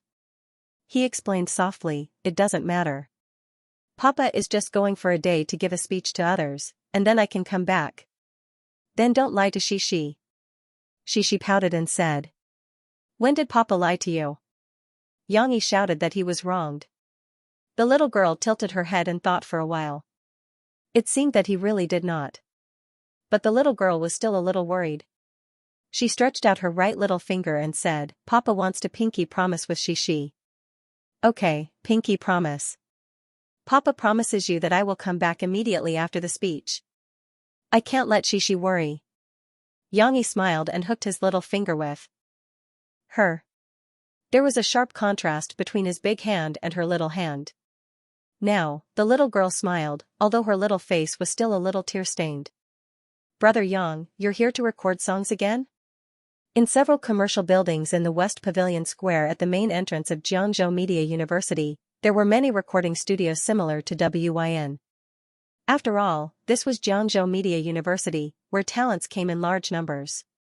Students and teachers often came to record some demos and songs. If there was demand, there would be a market. This was normal, however, these recording studios were also mixed. The price was cheap, the recording effect was poor, and the equipment was not complete. The WYN recording studio that Yang chose was relatively large, and it was a top-notch recording studio with advanced equipment. Of course, the price was also not cheap. Yang had been here several times before. The boss, Wang Songhai, recognized him and greeted him as soon as he came up. Brother Wang, I'll rent the original recording studio for a day. Yang nodded to the other party and then began to take out the money. 1,200 yuan. He counted 12 large bills and handed them over. Rent for a day? So expensive? Wang Songhai used to play music, but he didn't play well. He chose to start a business for the sake of living. After getting married and having children, he smoked and drank, causing his voice to sound like that of the vicissitudes of life. He also laughed at himself that he used to sing gentle and lyrical campus folk songs, but now he can only sing rock songs at the top of his voice. The so-called music dream has naturally been given up. Xianxia smiled and said, I haven't played here for a long time. Can't I enjoy the feeling of recording? In fact, he also took advantage of the fact that she was taken home by Murphy for a few days to take the time to record the song that he promised to write for Murphy. It seemed to be a bit too cautious, but who asked him to be an assassin in his previous life? He can ignore the law, but he must be careful. Wang Songhai gave him a thumbs up, then counted the stack of bills, took 2 of them and pushed them back. Summer holiday discount. You've booked it for a whole day. 1,000 is enough. Xianxia smiled indifferently. He didn't take it but pointed behind Wang Songhai and said, then change it for tea. I want your exclusive throat-soothing tea. After that, Xianxia directly took the key and went straight to his recording studio. Hey, 200 is too much. Wang Songhai shouted at Xianxia's back, but Xianxia didn't turn around. Only then did he grumble and put it away. There was a lot of work to be done today. There were 10 new songs. Xianxia had to record the music according to different instruments and record a demo.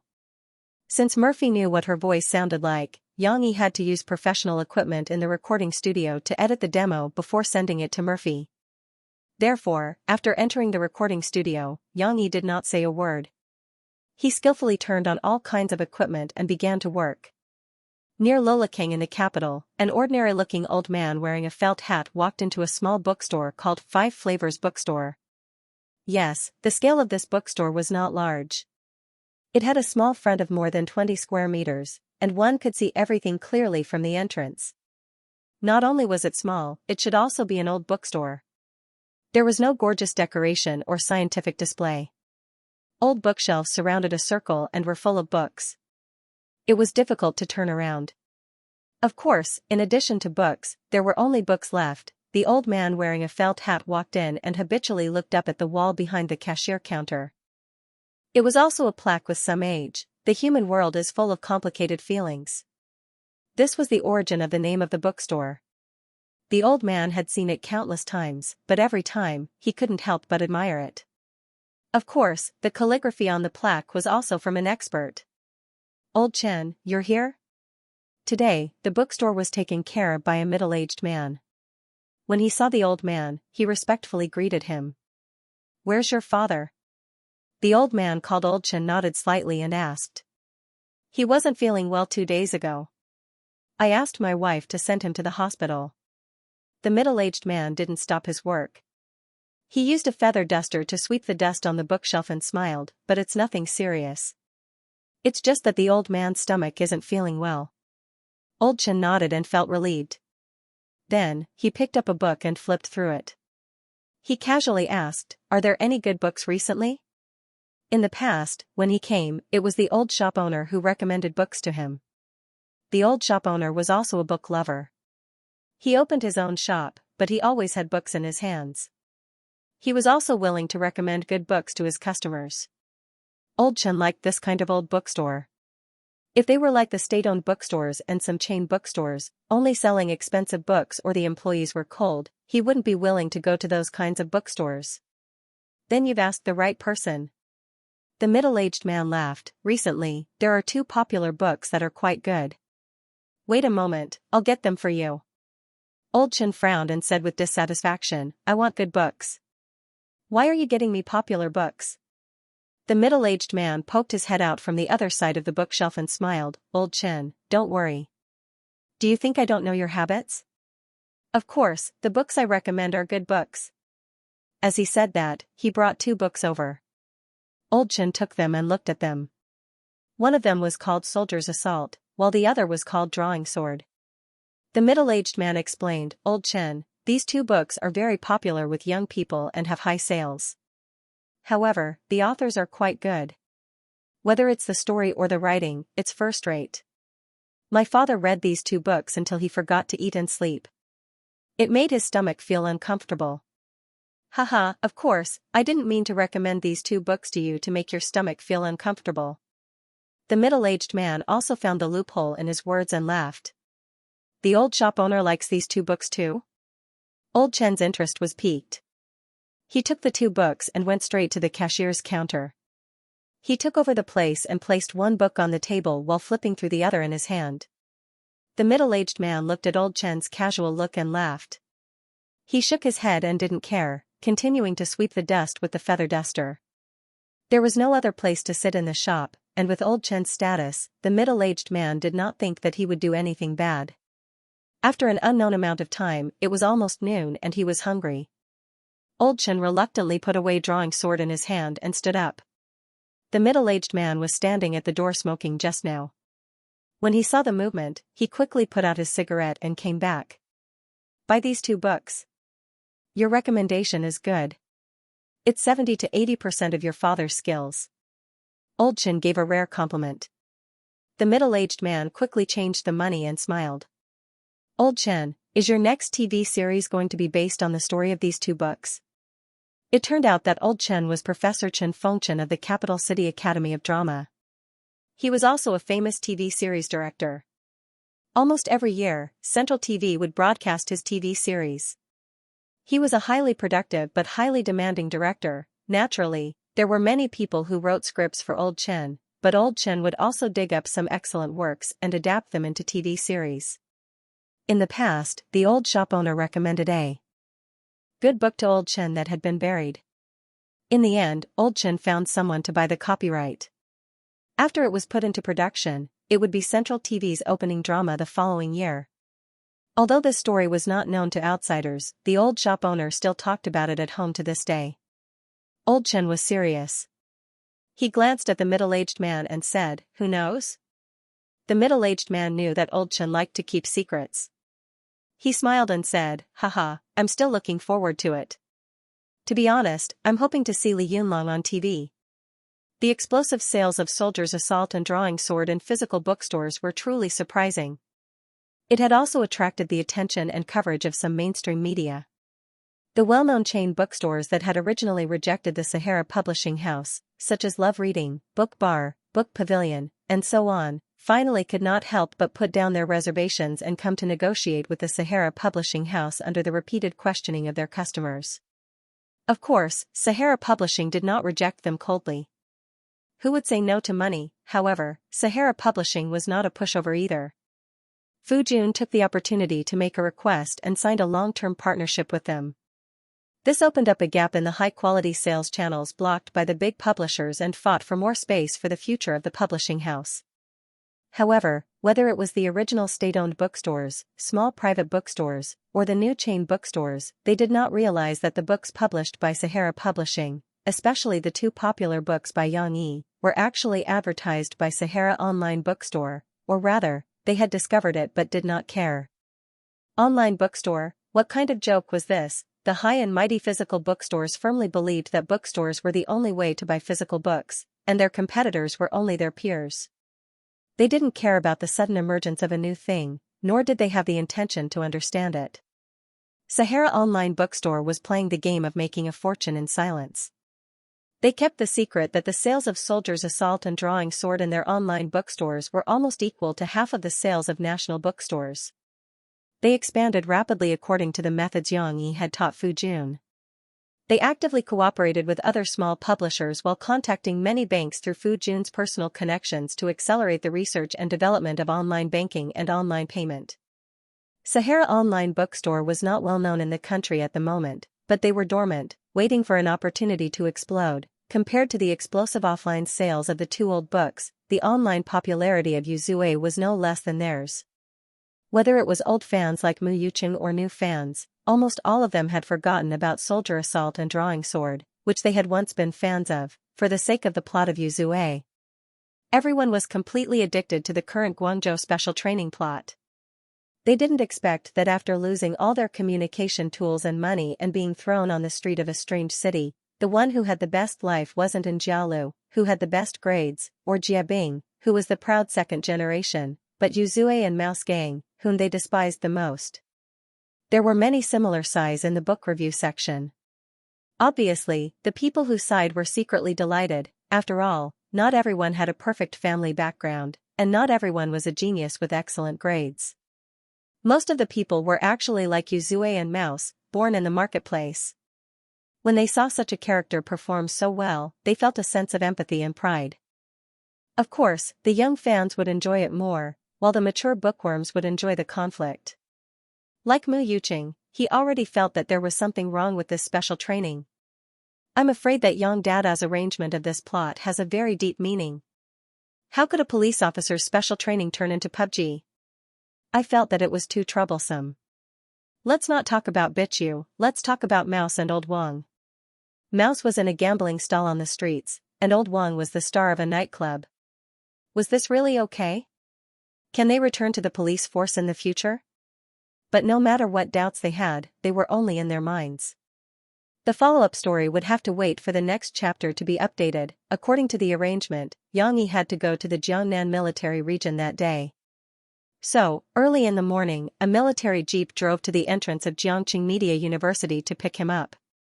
Before getting into the car, Yang Yi hesitated for a moment, then secretly threw the dagger that he had hidden in his sleeve into the grass by the roadside. Although he still felt insecure, Yang Yi understood that in this world, his identity was completely different. He was no longer the fugitive who was always on the lookout for danger. He was only invited to give a speech as a best-selling author. Who would want to harm him? On the contrary, if Yang Yi was found to have brought a dagger to the military camp, it would cause unnecessary misunderstandings. After getting into the car, the soldier who was driving looked at Yang Yi and confirmed his identity. He didn't say much and started the car. Yang Yi didn't know that the driver was General Qiu Weigua's bodyguard. Old Master Qiu was so interested in Yang Yi that he even sent his own bodyguard to pick up Yang Yi. However, bodyguards were all taciturn people. They were used to not listening and not talking. Naturally, they wouldn't be like the taxi driver, who would chat even if he had something to say. Yang Yi was actually a taciturn person. He didn't want to chat, so he didn't say anything all the way until they reached the military camp. When the jeep drove into the gate that was guarded by guards, the guards puffed out their chests and raised their hands to salute. Yang Yi had an impulse and couldn't help but raise his hands to salute back. Although the movement wasn't loud, the driver still noticed it. He looked at Yang Yi with some surprise, but he still kept quiet and didn't say anything. After getting out of the car, Yang Yi looked around with some emotions. They were all very simple buildings. They weren't very tall, at most 4 or 5 stories. Each of them stood like sentinels in the military camp. There was only one color in the army's territory, and that was green. Green vegetation, green trees, and the soldiers who were walking around were all wearing camouflage green uniforms. It was very familiar and very intimate. It was right to come this time because Yang Yi felt that the obsession in his heart seemed to have found an outlet and was slowly disappearing. This is your home. Perhaps it's better to leave you here? Yang Yi thought to himself. Of course, Yang Yi wouldn't miss the military camp. Looking at what he was wearing today, it was obvious that he was wearing a loose shirt, casual pants, and flat shoes. Rather than saying that he was a veteran, it would be better to say that he was a casual businessman. You are Yang Yi? A voice interrupted Yang Yi's thoughts. How could he be so careless? Yang Yi secretly reprimanded himself. He didn't take any precautions at all and only thought about letting his imagination run wild. He turned his head and saw 2 old men with white hair and beards walking towards him. Both of them were wearing military uniforms and had a dignified temperament. Obviously, they weren't small fries. Yes. Greetings, Chief. Yang Yi didn't know how to respond for a moment. He could only imitate some of the body movements of his predecessor. He stood up straight and saluted them. As expected, you were a soldier. The slightly shorter old man laughed and said to the other one, Old Qiu, you guessed it right. The slightly taller old man was General Qiu Weigua. Old Qiu looked at Yang Yi with admiration and said with a smile, do you still need to guess? To be able to write such a good article, you must be a soldier trained by our army. Little comrade, which army are you from? Old Qiu asked. Yang Yi hesitated. Translator, Endless Fantasy Translation Editor, Endless Fantasy Translation. Yang Yi finally said, sorry, I can't tell you. Elder Qiu and the other old man looked at each other in surprise. There was something that couldn't be told to them? This was too strange. This is the former commander-in-chief of the 4th Army and the current military advisor of the Jiangnan military region, General Qiu Weigua. This is the former chief of staff of the 6th Army and the current military advisor of the Jiangnan military region, General Xing. At this time, another general with stars on his shoulders walked over. He said in a loud voice, in front of them, any secret lower than A is not a secret. The so-called military advisor is just a title. Elder Qiu laughed and pointed at the people who came over. He said to Yang Yi, this is the deputy commander-in-chief of the Jiangnan military region, Lu Pengjiu. Even if your secret is higher than A, you can still tell him. Yang Yi's forehead started to sweat. Wasn't this treatment too king luxurious? 3 generals came to greet him as soon as he got out of the car. Of course, Yang Yi didn't know that Elder Qiu and Elder Xing were just bored and wanted to see what the author of the 2 books looked like.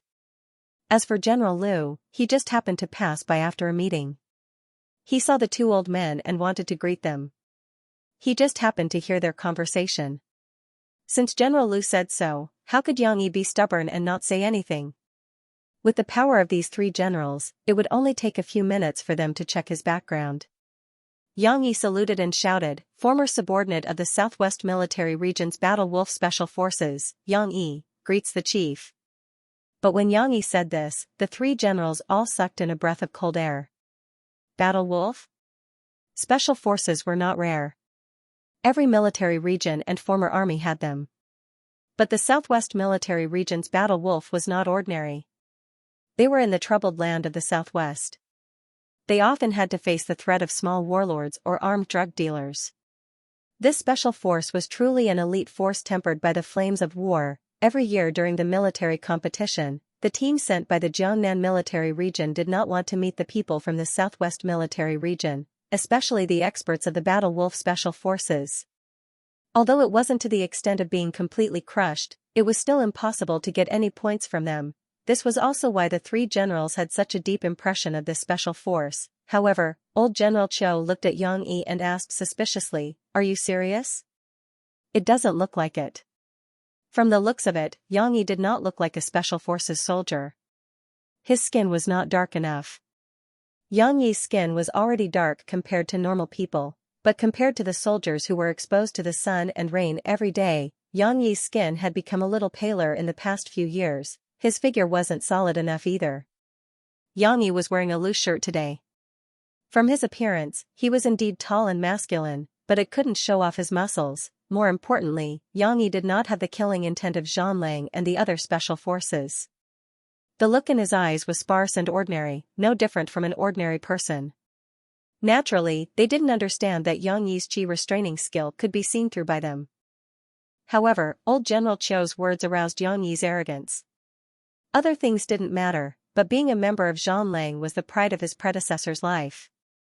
How could he allow others to question him? Yang Yi smiled faintly and said, whether it's true or not, won't we know after we test it? Hey, I think Xiao Yang's words are good. Old General Xing patted old General Qiu and smiled. What he said is true and not false. If you don't think it's true, you have to test it. Old General Qiu couldn't stand the provocation and immediately called for his guard. Xiao Yan, come over and test with our guest. See if Xiao Yang is really a soldier from Xianxia. Xiao Yan was the guard who drove to pick up Yang Yi. He was 22 or 23 years old. In the ordinary army, he was considered excellent in all aspects. However, Yang Yi could tell at a glance that the other party was very weak. Not to mention Yang Yi, he probably couldn't even fight with the ordinary special forces soldiers. However, Yang Yi was still calm. He smiled faintly and began to unbutton his watch and shirt. He only wore one shirt today. If he accidentally tore it, where would he get a change of clothes? Lu Pengjiu watched with interest. He also wanted to know Yang Yi's strength. Now, everyone's attention had shifted from what kind of person the author of the 2 books are to whether Yang Yi was a member of Xianxia. Of course, he could also call the Southwest Military Region to ask, but that wouldn't be as interesting as it was now. Yang Yi had just taken off his shirt when old General Qiu looked at him differently. It turned out that there was so much material under the shirt. His muscles were firm and his abs were like plates. With such a figure, Yang Yi's words were probably more believable. Little Yang, you're hiding your strength. Old General Qiu smiled meaningfully and then said to his guard, Little Yan, you have to show some real skills. After Xiao Yan heard that Yang Yi was from Zhanlang, his eyes were filled with eagerness. He didn't even need old Master Qiu to remind him.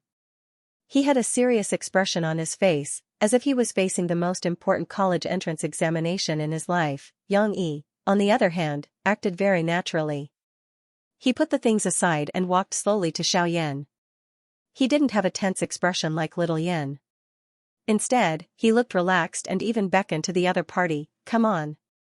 Be careful. Little Yan wanted to be polite, but when he saw that Yang Yi didn't take him seriously, he was unhappy. He shouted, took a step forward, and threw a standard military punch from his waist. Yang Yi turned sideways and dodged Little Yan's punch. Of course, Little Yan had another move. He turned around and threw a hook punch at Yang Yi's waist. He still had a trick up his sleeve. This punch was more threatening if it hit the ribs or the head.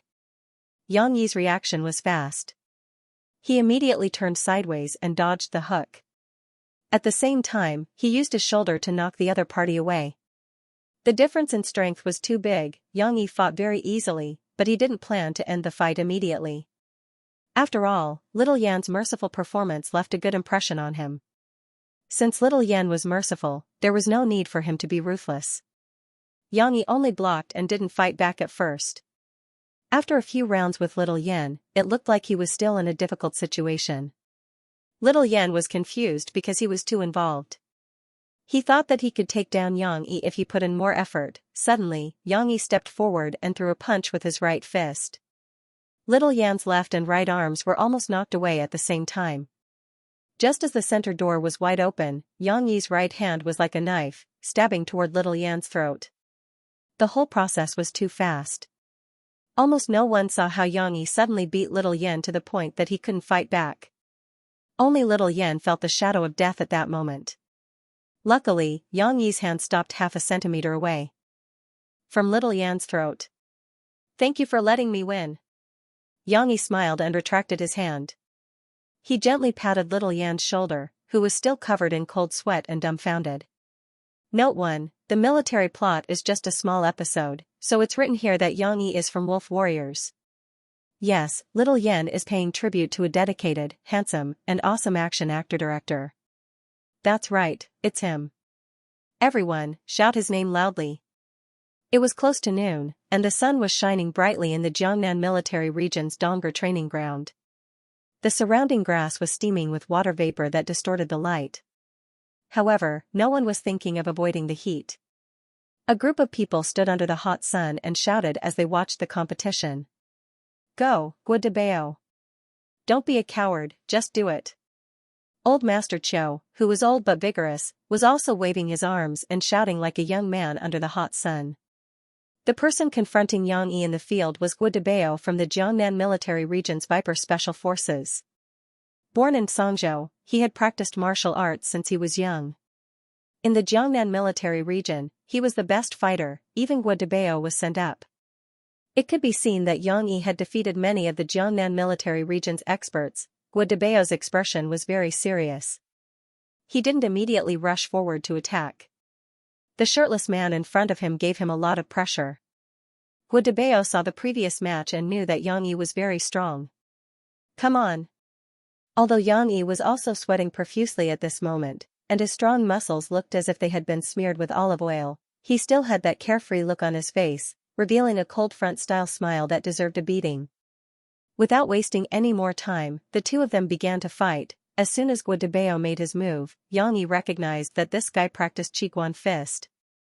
These two ape arms were wide open and fiercely attacked Yang Yi's vital points. He was really an expert.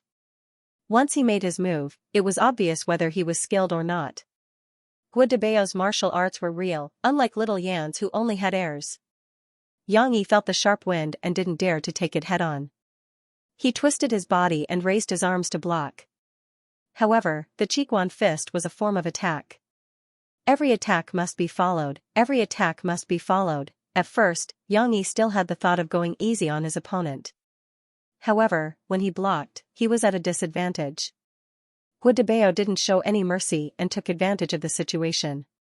If it was high, he would hang it; if it was low, he would chop it; if it was horizontal, he would block it; if it was smooth, he would move it. Guadabeo's arms were sometimes like rods, sometimes like whips, and sometimes like snakes. Within a few seconds, he had thrown out 10 punches, causing Yang Yi to be somewhat flustered in his defense.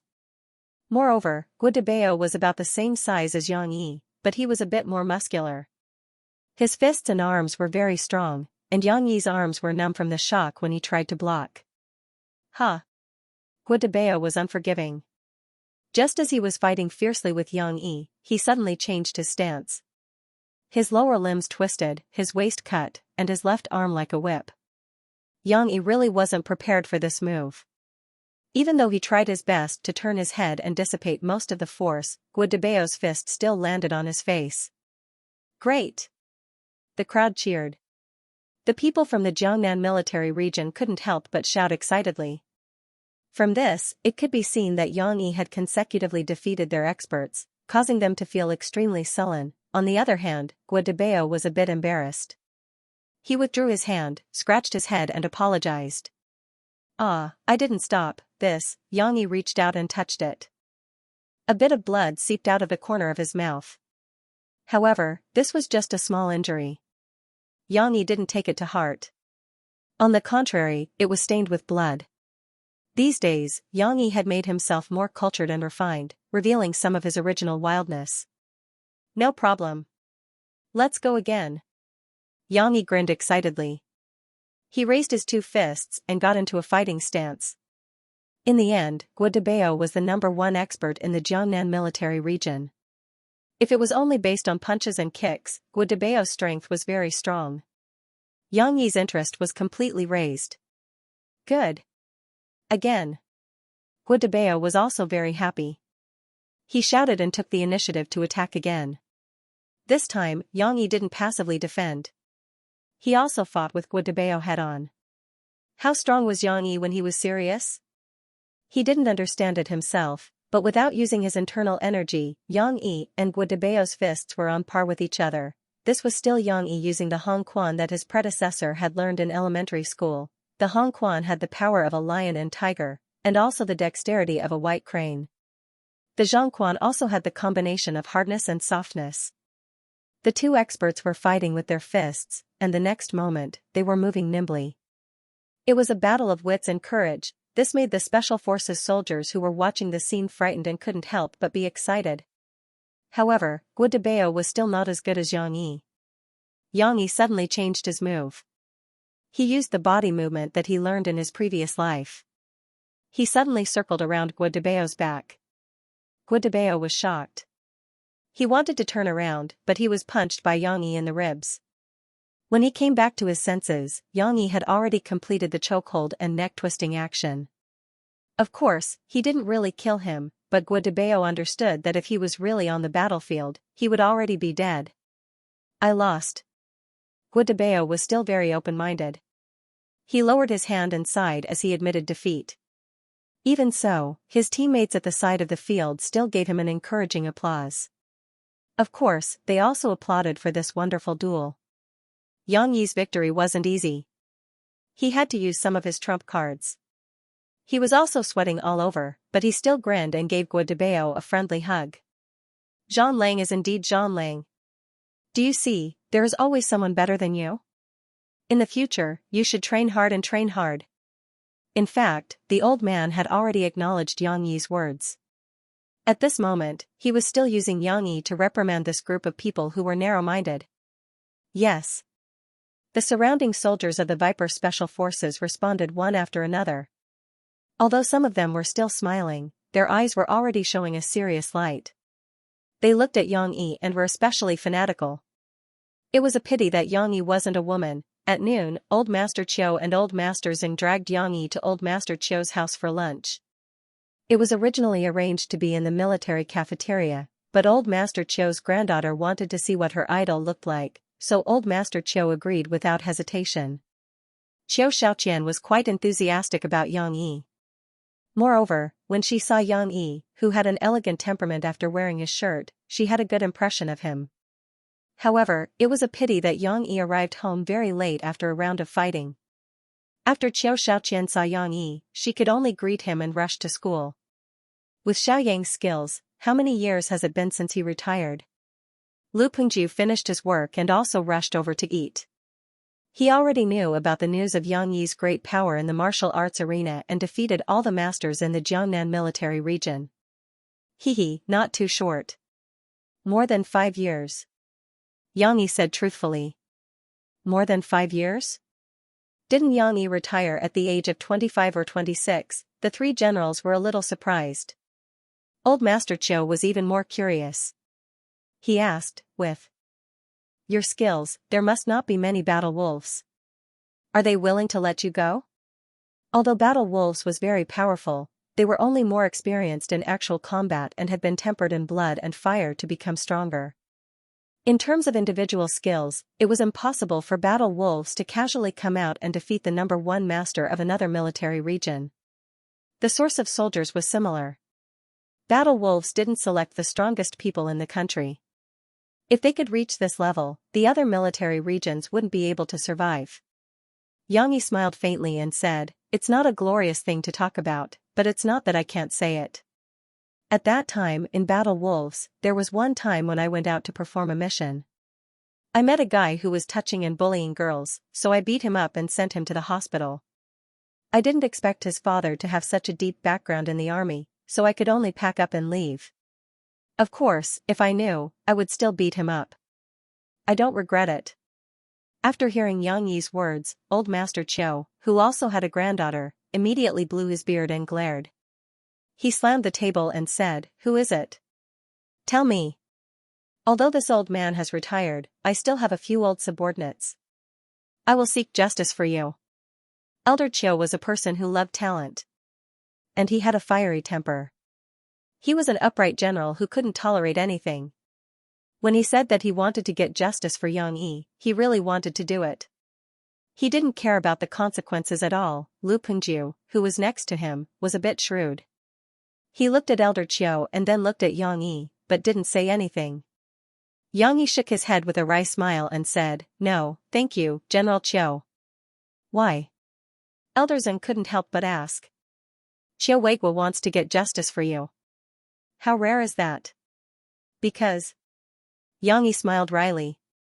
He finally sighed and said a name, "Because it's Lu Donglai." Lu Donglai? Elder Qiu didn't react. He had been retired for too long. Lu Donglai.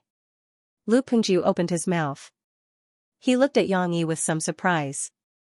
Seeing Yang Yi nod, he smiled and said, "So it's him. No wonder you said no." Lu Pengju saw Elder Qiu's puzzled look and explained to him, "Lu Donglai used to be the head of the logistics department of the Southwest Military Region. He was one of XX's people. 2 years ago, something happened to XX, and he lost his backing. Last year, he was investigated." Yes, Yang Yi originally wanted to help his predecessor, but he saw the news in his predecessor's memory. Lu Donglai was shot at the beginning of this year. His son was also found out because of many cases and sentenced to decades of imprisonment, but the execution of the culprit didn't bring any joy to the original Yang Yi. Because what was the use of those bad guys being punished? Could he get back what he had lost? 5 years had passed, and he could no longer return to the familiar barracks. He could no longer fight side by side with his brothers. Of course, it was only the original Yang Yi who was in pain. The current Yang Yi didn't care at all. So, when Lu Pengju, who had let go of his worries, threw an olive branch to him, little Yang's skills are still the same as before. It would be a pity if he left the military because of this. Lu Pengju became enthusiastic.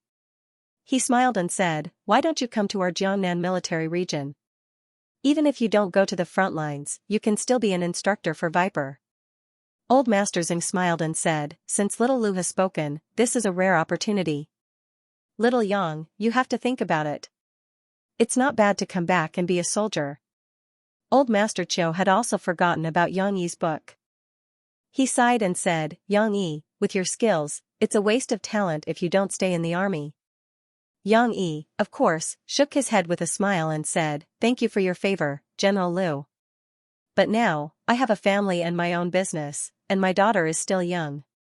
Although I really miss the past, I also need to cherish the life I have now. I'm sorry, but I can't let them go and return to the military camp." Lu Pengju felt a little regretful, but he was still an open-minded person, so he did not try to persuade him. Instead, he raised his cup to Yang Yi, using tea as wine to toast Yang Yi for his years of fighting for the country. According to the original plan, Yang Yi came to the field at 4 o'clock in the afternoon and gave a speech to the recruits who had been recruited this year.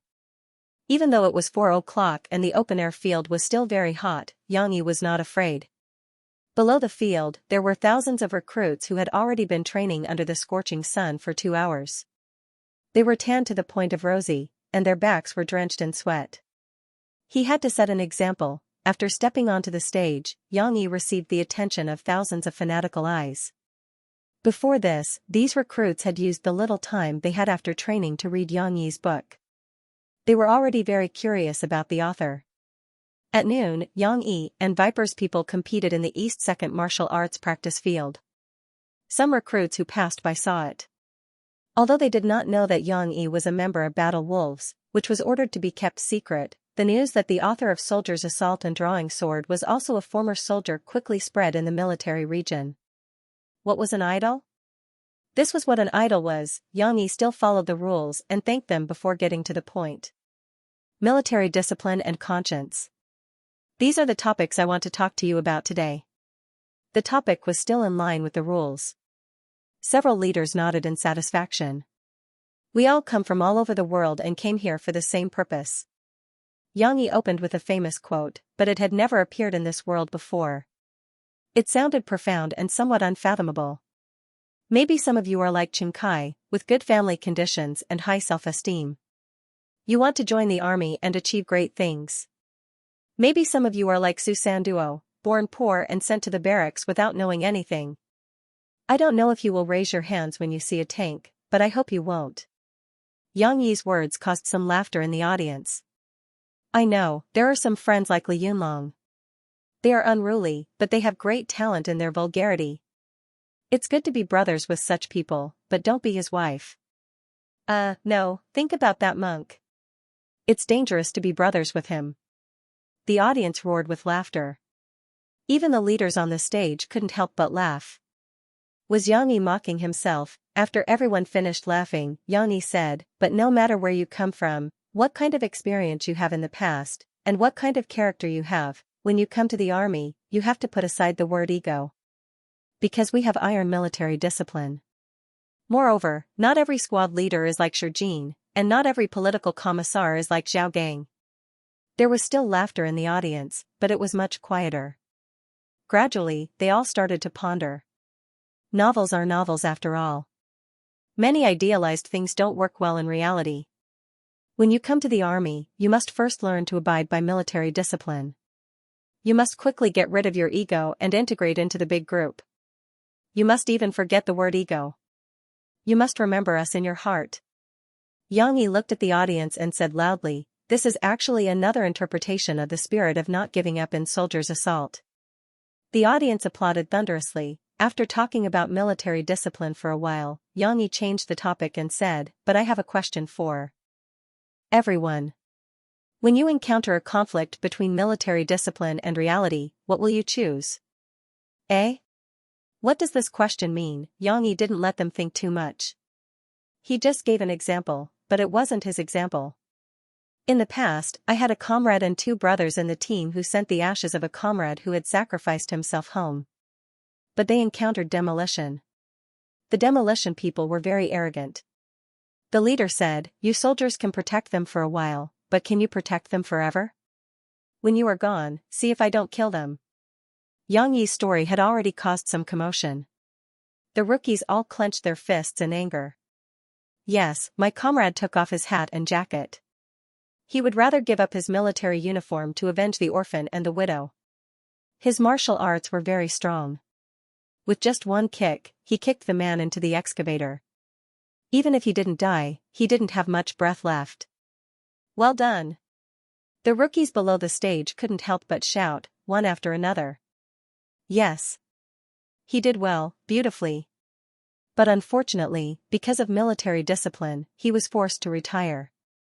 And because of intentional injury, my comrade even spent a few years in prison. Xianxia said sadly, but I asked him, Lung, do you think it was worth it? He said, yes. If I didn't do it, I would be letting down my conscience. This result was very heavy. The soldiers below the stage all fell silent. So, I want to talk about the problem of conscience. No matter when, please remember what your real purpose of becoming a soldier should be. Xianxia said, maybe some people want to say it's to get promoted and get rich, and some people say it's to eat, like Xianxia and Susanduo. Their purpose of becoming a soldier was not clear at the beginning, but I hope that you can be like them. As you grow up, you can understand the responsibility you bear, and that is to protect the country. Maybe in the future, you will be like my comrade, like Li Yunlong, like Susanduo. If you encounter something difficult, you might violate military discipline, and you might have to leave the military camp. At this time, think about your original heart. If it goes against your original heart, corruption, please don't do it. Don't let this military uniform be stained with dirt. If it's in line with your original heart, please make the right choice.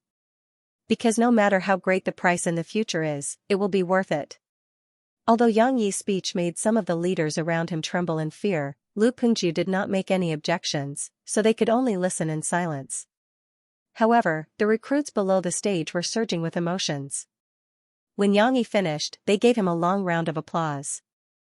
Xianxia, on the other hand, was secretly wiping his sweat. The things he said today were actually mixed in with some of his own things. What military discipline? That was just a pretense. His real intention was the latter half of the sentence. Why did he have to follow so many rules?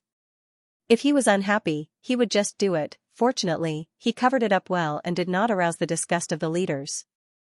Who knew if he would be able to teach a group of demon kings?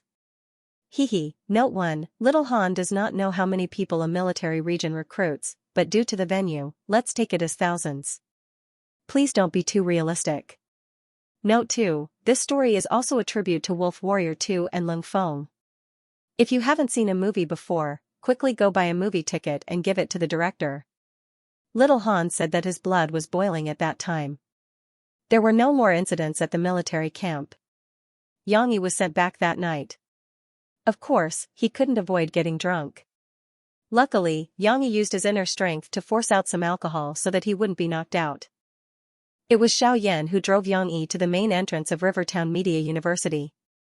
After Xianxia got out of the car, he was in a daze for a while. I seem to have forgotten something? Xianxia finally shook his head and went home to sleep. Forget it, I must have drunk too much. He had indeed forgotten something. The dagger that he had thrown away in the morning was still lying in the grass, looking pitifully at the moonlight. A few days later, the dagger was found by the gardener who was in charge of cutting the grass.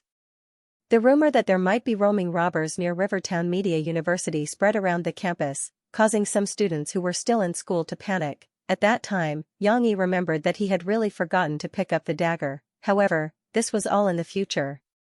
This trip to the military camp was a rare occasion where his true self was exposed.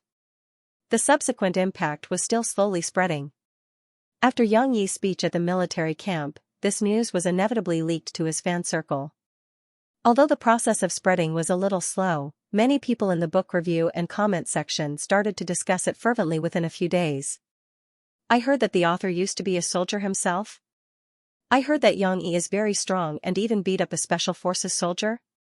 Haha, I remember a previous post where a reader who revealed himself to be a special forces soldier analyzed it. He said that the details in the novel were very real and Xianxia was definitely a retired special forces soldier. At that time, there were people who mocked that it was impossible. The thing that writers don't lack the least is imagination. How can one write about a special forces soldier and be a special forces soldier himself? Now it's a slap in the face. That's right. Someone who can describe the details of a girl's makeup and hair well might not be a crossdresser, but someone who can write accurate and detailed details of a special operation must be a special forces soldier. After all, the experience of a special forces soldier is still very rare. Without personal experience, how can one write well? After hearing about Yang Yi's identity, I'm relieved. All of you weaklings, come over here and kneel before the Special Forces boss. Upstairs, you guys are making our hearts itch. What does Yang Yi look like? Was he handsome? How old is he? Was he married? Why isn't there any information about him on the internet? Same question. Yang Yi's book is selling so well, but he doesn't even hold a book signing event. Isn't that too much? That's right. Editor, I know you're reading it. Hurry up and inform the author to come out and organize a signing event. We want to meet in person. If it's a signing event, I'll definitely support it. I bought the book when it was on sale, but if I come to Shanghai for a book signing, I'll buy 10 more books on the spot and give them to my friends. Top floor. However, these appeals were of no use. Yang Yi was still unwilling to be a public figure. He mercilessly rejected Fu Jun's repeated requests for signings and also rejected Qiyu's invitations for offline events. He really had a lot of things to do. Opening the shop and spending time with his daughter was the most important thing. The next day after Yang Yi came back, he went to pick up Xixi. The little girl called early in the morning and asked loudly, "Has Papa been caught in that terrible place and hasn't come back yet?" When he arrived at Murphy's house, Yang Yi nodded to the nanny, Auntie Zhu, who opened the door with some embarrassment. The last time he came over, he was not so friendly. Because of that incident, Auntie Zhu and Yang Yi were quite embarrassed to face each other. She found an excuse and hid in her nanny's room. "Papa, I'm so worried about you." Xixi was indeed her father's considerate little cotton-padded jacket. As soon as she came up, she couldn't wait to throw herself into her father's arms and called out in a very pleasant voice. "What are you worried about? Isn't Papa fine?" Yang Yi smiled and pinched the little girl's nose. Murphy also started to pack up now. While she folded some of Xixi's underwear and put it into the box, she complained, "After being spoiled by you for a few days, she's become more and more naughty. She's only been home for 2 days and she's already clamoring to go back to Papa's place. Because Papa will make delicious food for Xixi." Xixi pouted and said unhappily. Murphy pursed her lips and pretended to be very wronged. "Then Mom won't make delicious food for Xixi. Xixi doesn't want Mom anymore, right?" No, how could Xixi not want Mom?" The little girl hurriedly waved her hand. "Then what should we do?" Murphy teased her. Xixi tilted her head and thought for a moment, then said innocently, "Mom can live with Papa and Xixi. That way, Papa can also make delicious food for Mom." Yang Yi didn't say a word and only listened with interest. Murphy glanced at Yang Yi's smiling appearance. She rolled her eyes at him in annoyance and kicked him when she handed over the luggage to Yang Yi. "What?"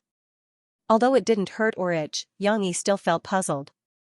"You mother and daughter are bickering." "I'm just watching the show. How can I be implicated?" "Nothing." Murphy snorted. When they were about to leave, Murphy called out to Yang Yi.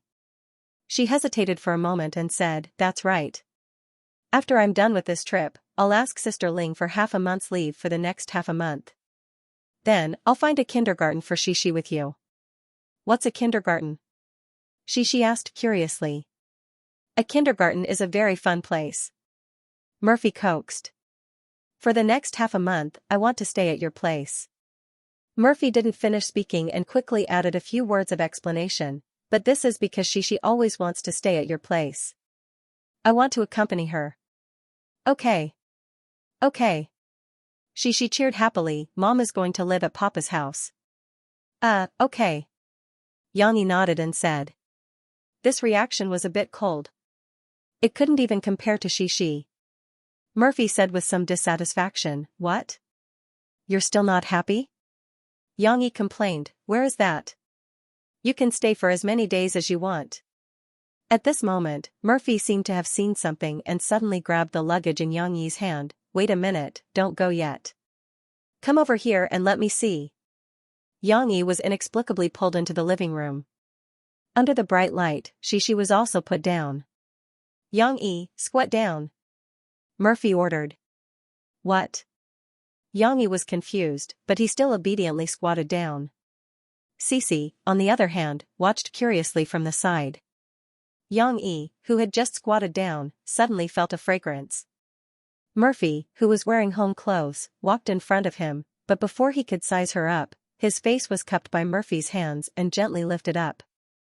Looking from bottom to top, Murphy's delicate and flawless face was still breathtakingly beautiful.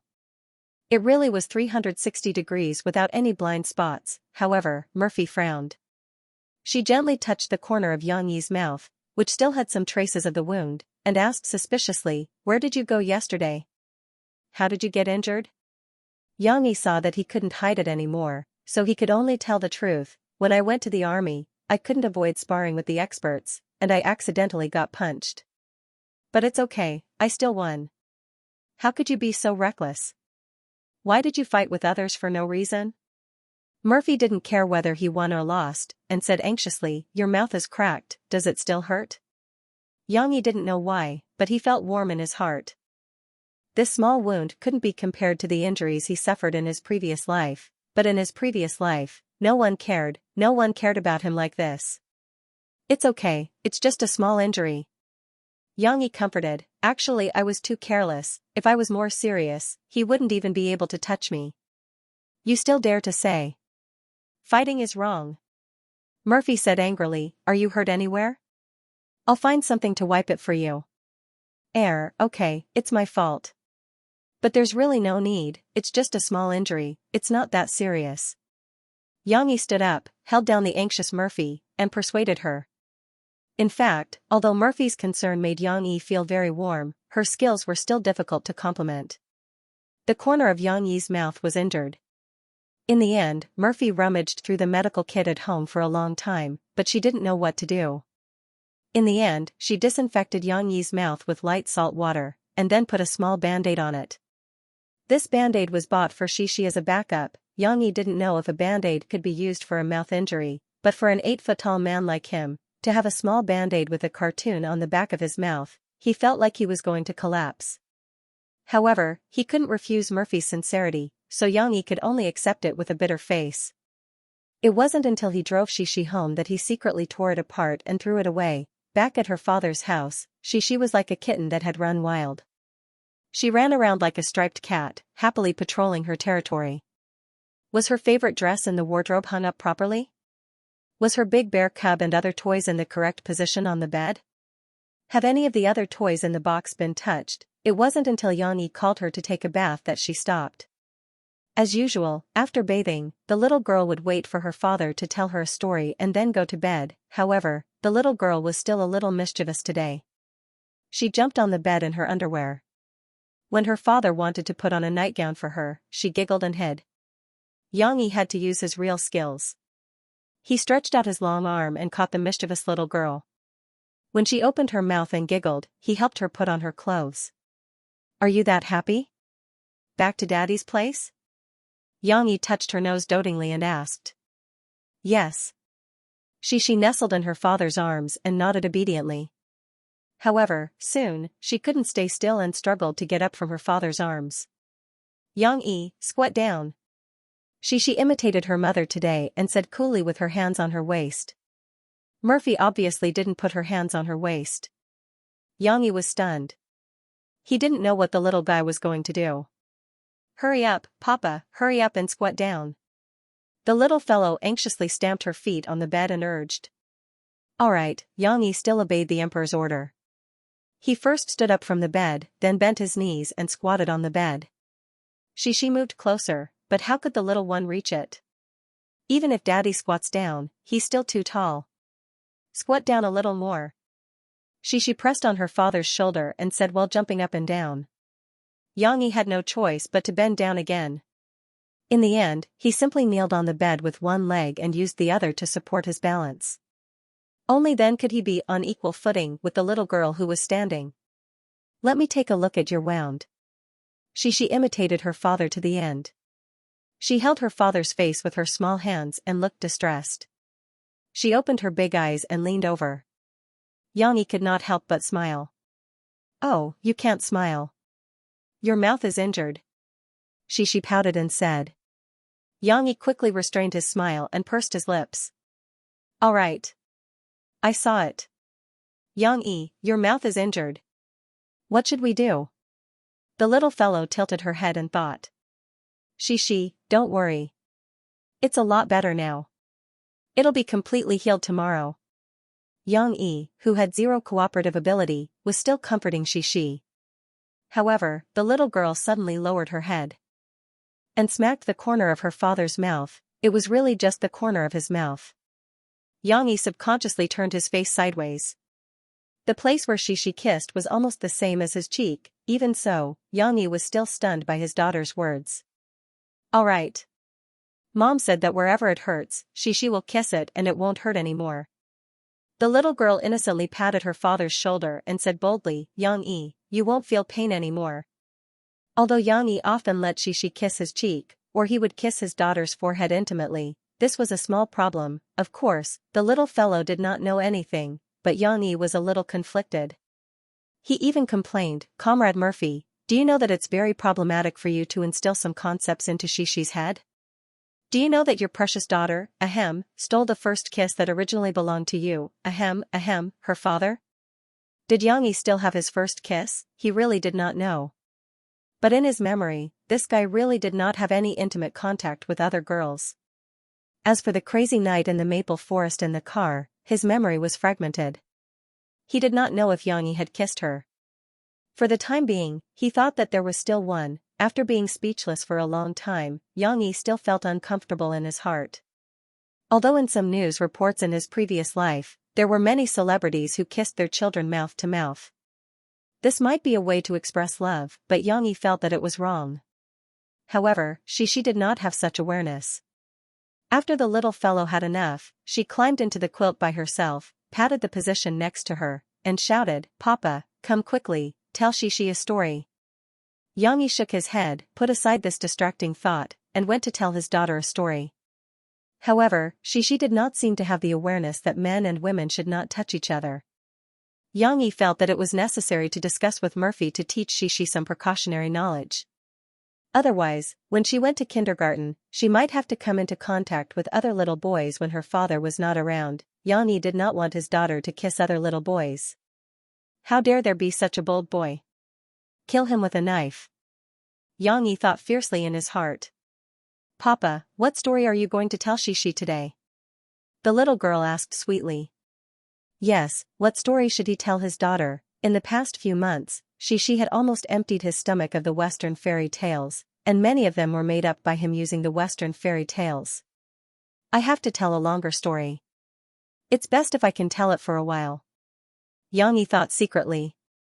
He smiled and said to his daughter, Today, Papa will tell Shi a monkey story. A monkey story? Shi was interested. Is it the kind of monkey that can eat apple and bananas? Shi has seen it on TV. Murphy had not taken Shi to the zoo yet. Most of the little fellow's knowledge came from TV. Yes. A long, long time ago, our world was divided into 5 places. The one in the east was called Dongxing Divine Continent, and the one in the west was called a Paragodania Continent. Yes, the story Yang Yi wanted to tell Shi was Journey to the West. Yang Yi's memory of his previous life was very clear. He could remember the complete story of Journey to the West, including every word in it. However, Yang Yi wanted to tell the story of Journey to the West to his 4-year-old daughter. Naturally, he could not just read classical Chinese. He had to tell the story in his own language. Even so, Shi still did not understand the names of these continents. She pouted and said, What are they called? I can't remember. Yang Yi comforted her, It doesn't matter if you can't remember.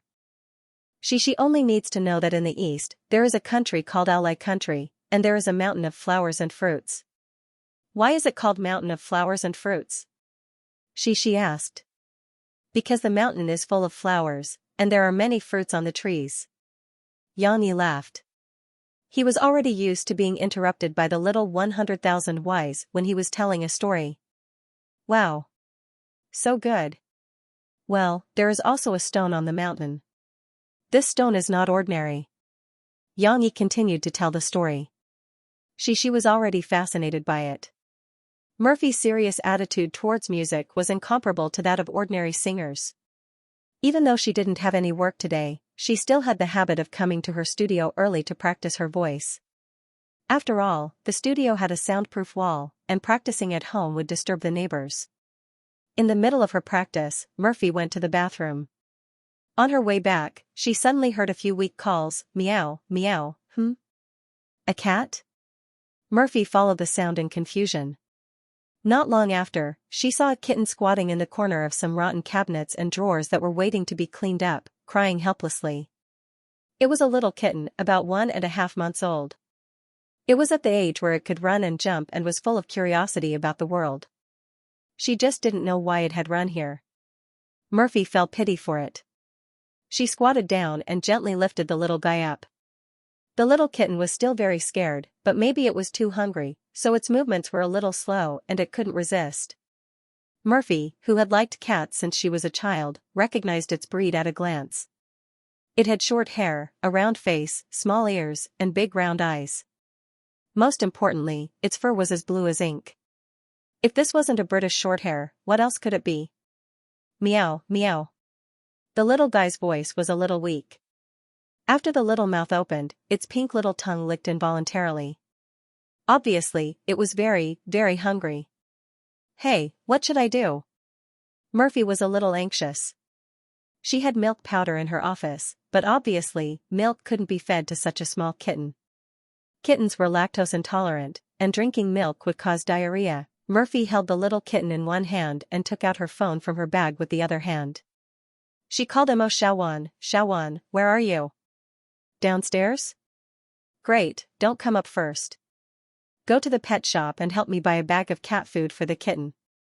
Remember, it must be the kind that kittens eat. Yes, I picked up a kitten, and it's starving.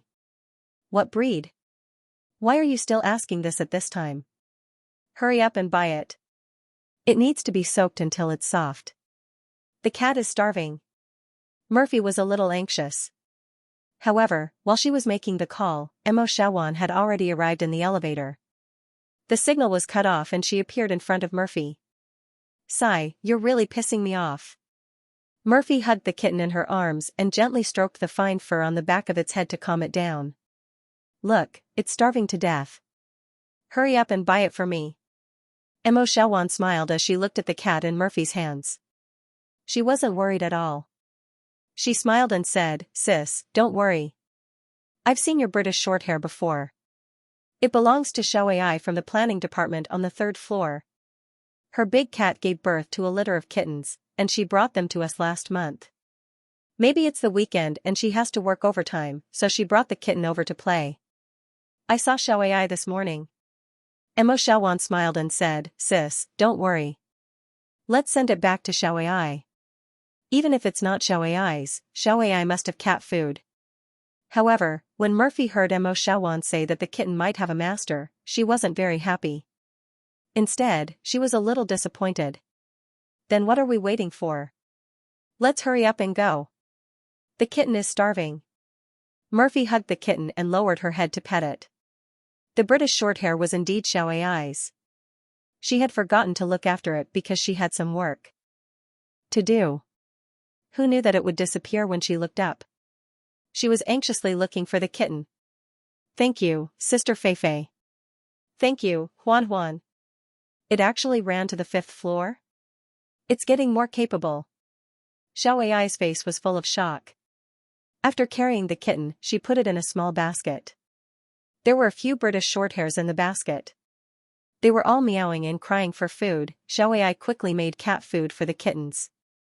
These kittens that were less than 2 months old could eat kitten food that was softened by boiling water, but they couldn't be fed milk.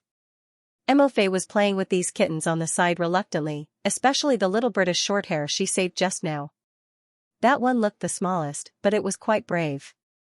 Not only did it not hide in fear like its brothers and sisters, but after the contact just now, it seemed to have a good impression of Murphy. It reached out its small paw and touched Murphy's hand. Murphy gently held it and squeezed it. This kind of kitten, the small meatball under its paw was soft and very comfortable to touch. Meow, meow. The British Shorthair's tender voice almost melted Murphy's heart. It was a pity that this was someone else's cat. Eventually, Fei could only return to his office reluctantly. He had to be careful when petting a cat. In the end, he could only return to his office reluctantly.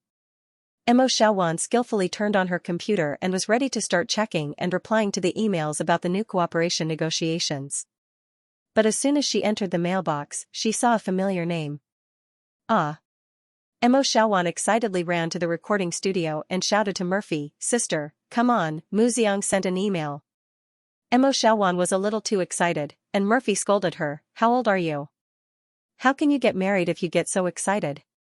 Murphy was calm. The two returned to the office and looked at the email.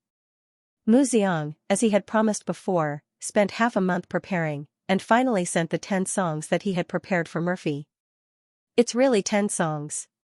Murphy said with admiration, "Sister, this person is really amazing. He just took out 10 songs." Even Mo Fei felt that it was a bit strange. Although the 2 songs before were very good songs, after all, there were only 2 songs, so it was still understandable.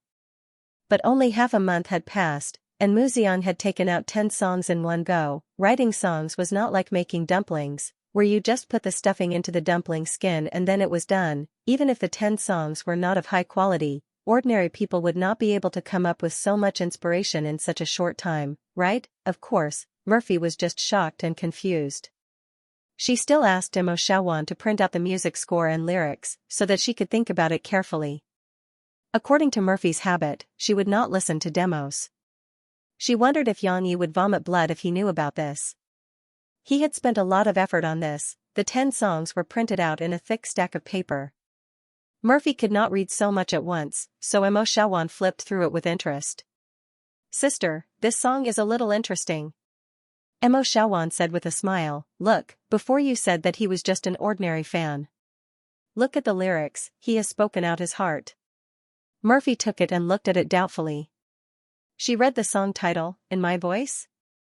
Xiaowan bumped her cousin's shoulder and joked, "It's not bad to have a fan who can write songs like this, right? He admires you from the bottom of his heart, so the songs he writes are full of affection." But Xiaowan's words made Murphy frown deeply. Murphy did not know how to sing In My Voice, but from the lyrics, it was indeed a very artistic song, a song about encounters and love. The lyrics were very beautiful, so beautiful that even though Xiaowan's words had a knot in her heart, Murphy could not help but look at the music score. "So mi li sua." Murphy tried to feel the melody of the song, without any precaution. Xiaowan looked at her cousin with some admiration. To her, who was only at the 5th rank in the battle, just looking at the music score made her dizzy. Murphy simply had the most magical skill in the world. "I didn't have any misgivings. You just appeared, in my world." Murphy sang this opening a little hoarse, maybe because she had not grasped the right singing voice. However, with Mo Fei's voice, even if she sang it, it would not sound bad. Very quickly, Murphy sang to the high notes. "You exist, deep in my mind, in my dreams, in my heart, in my voice." These lyrics were like a confession. Murphy's brows furrowed deeper and deeper, feeling especially awkward. Indeed, when Xianxia was choosing a song for Murphy, he thought of this original song by Chu Wanting in his previous life, and inexplicably felt that the mood created by the lyrics was very suitable for his and Murphy's story. Although it could not be considered a confession, Xianxia added it as a coincidence, wanting to use a special way to tell Murphy his feelings. Without any precaution, you just appeared in my world, bringing me a pleasant surprise, unable to control myself." Wasn't this referring to the original part of the maple forest? Murphy barged into the original part of Xianxia's world, and that part was a pleasant surprise, unable to control himself. "And just like the song, but you just had to be like this. Without me noticing, you quietly disappeared. There was no news from my world. All that was left were memories." In the past few years, Murphy suddenly disappeared without a trace, leaving only a vague memory in his mind. Later, when she reunited with Xixi, their worlds intersected again, but this time it was Xianxia's turn. Xianxia's understanding of Murphy actually had a process of change. At first, it came from the original body's memory, which was full of fetters and misunderstandings.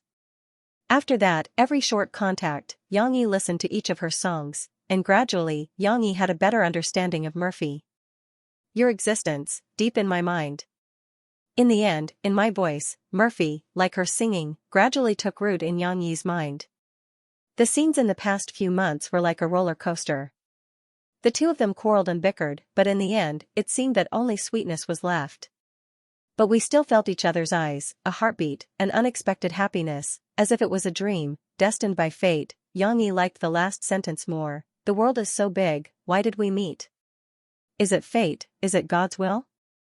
Maybe it was fate that made them have such deep fetters, or maybe it was the fetters that gave Xianxia the opportunity to understand and like such a sincere woman who hid herself in indifference, but in fact, had a passionate heart. It could be said that this was a song that Xianxia used to express his feelings. It was not a confession, but it was better than a confession. However, Xianxia forgot that he was using a Smurf account. The identity of the Smurf account was one of Murphy's fans, not him. From this song, the information that Murphy got was distorted. It was as if one of her fans, because of an unreal encounter, or because he bought one of her records in the music store, fell in love with her because of her singing, so he confessed to her affectionately. Mofe was still touched, but what Mofe felt was even more uncomfortable. That's not right. Murphy suddenly muttered to herself. Mo Xiaowan scratched the itch on her back in a daze, and said, "What's wrong? Is it because you're there, singing too high?" Murphy shook her head, her pretty face looked a little serious, and said, "I don't think I should use Mu Xiang's song." "Why?" Mo Xiaowan asked in surprise. "Is the song he wrote not good? The quality of this batch is bad?" Murphy shook her head, and said, "No, it's not bad, but it's too good." She looked at a few songs just now, and almost all of them were good. The lyrics were like poems, each word was meaningful, and the emotions expressed were very delicate. The score was not bad, and there was no need to hum it out. Murphy's brain seemed to have a piano, and looking at the notes, the corresponding melody echoed in her mind. Although it was not sung together with the lyrics, the beautiful melody, coupled with the beautiful lyrics, how could such a song be bad, or not to mention other things? Murphy felt that this song, In My Voice, was not worse than the first Dream and Love Me Don't Go that Mu Xiang wrote for her. One must know that this kind of song, if used as the title song, no one would question it, but now it was all given to her. Murphy thought of the deep feelings that the other party expressed for her, and felt that it was hard to accept, but Mo Xiaowan could not understand. She asked anxiously, "Sis, why are you being silly? It's not easy to find a good songwriter to write a song for you, why are you being so picky?" "I'm not being picky." Murphy frowned and said, "It's him." "How should I put it? I already have a child, and I can't give him what he wants." "That's not right." Murphy was a little embarrassed, but Mo Xiaowan still understood. She said generously, "So what? There are many fans who are infatuated with you, and you can't be in a relationship with them. I know that you like that young guy in your heart now." Mo Xiaowan looked at Murphy, who was hesitant to say something, but did not refute. She giggled and said, "But so what? You can just treat that Mu Xiang as an ordinary admirer of yours, right? Isn't it normal for an outstanding woman like you to have a lot of admirers? In the worst-case scenario, you can accept their gifts but keep your distance from them, right?" Mo Xiaowan pulled Murphy's arm and persuaded her, "Anyway, we're using Mu Xiang's songs, and it's not like we're not paying him. If you feel that you're mistreating him, then sign the best contract with him and give him the best share of the profits, right? Sis, good songs are hard to come by." Mo Xiaowan was like a little devil with a fork, persuading Murphy. However, after listening for a long time, Murphy shook her head firmly and said, "No. I won't do that, I won't feel good about it. And if Xianxia, or she finds out, if she finds out that her mom is such a person, she'll be disappointed." Mo Xiaowan was a little disappointed. "Aya, my sister, why are you so stubborn? Won't you tell them? If you don't tell them, they won't know." "No." Murphy was still as stubborn as a bull. Murphy was so stubborn. Once she decided on something, no one could change her mind. Mo Xiaowan could only watch helplessly as Mo Fei sat in front of her computer, and then began to click on the email reply and type on the keyboard. Murphy told Mu Xiang in the email that although she was grateful for the song that Mu Xiang wrote for her, she was sorry that she couldn't accept it. "Because I already have someone I like." She didn't want to give him the wrong impression and waste his time. "Sis, you can't write like that. It's too straightforward." Mo Xiaowan stopped Murphy from sending the email. Murphy looked at Emo Shawan in confusion and asked, "What's wrong?" "You can't tell him that you already have someone you like," Emo Shawan said with a headache. "What if he gets angry and leaks this email to the media?" Murphy frowned. If it was the Murphy who had just debuted, she would definitely say, "Impossible, how can a person be so despicable?" But now, Murphy still knew how sinister human nature could be. "Then how do you think I should write it?" Murphy gave up her position and left the professional matters to the professionals. "Just say that it's because of personal reasons, so you can't blah blah blah." Emo Shawan skillfully revised the email. Not only this sentence, but the entire email was revised by her. The wording was more appropriate and the tone was more tactful. Of course, the meaning was still the same. Emo Shawan finally looked at Murphy and asked, "Sis, do you really want to send it? You have to think about it carefully. After you send it, you might have to say goodbye to these good songs. And your new album is also going to be ruined. Send it." Murphy was very firm and said without wavering. "Okay." Emo Shawan clicked the send button. Seeing the email sent, Murphy breathed a sigh of relief. She felt that she had put down some of the things that she had been carrying. However, after returning to the sofa and sitting down, Murphy looked at the messy music scores on the coffee table. She collected them, folded them carefully, and put them in a folder. Perhaps she would use them to practice in the future, but these songs no longer belonged to her. Murphy's delicate eyes revealed a trace of sadness. "You can't bear to?" Emo Shawan went up and massaged her cousin's shoulders. She smiled and said, "You were so determined just now." Murphy rolled her eyes at her and said snappily, "What's there to be reluctant about? Am I the kind of person who can't let go? Hurry up and book me a ticket for the day after tomorrow." In the afternoon, Murphy had to go to Beijing to participate in a 2-day recording of a variety show. But according to Murphy's own plan, after this business trip, she would take half a month off to accompany her daughter. Although Niao Meiling had become more and more snobbish in the past few years, she didn't have any intention of falling out with Murphy. She still very gently approved Murphy's long leave.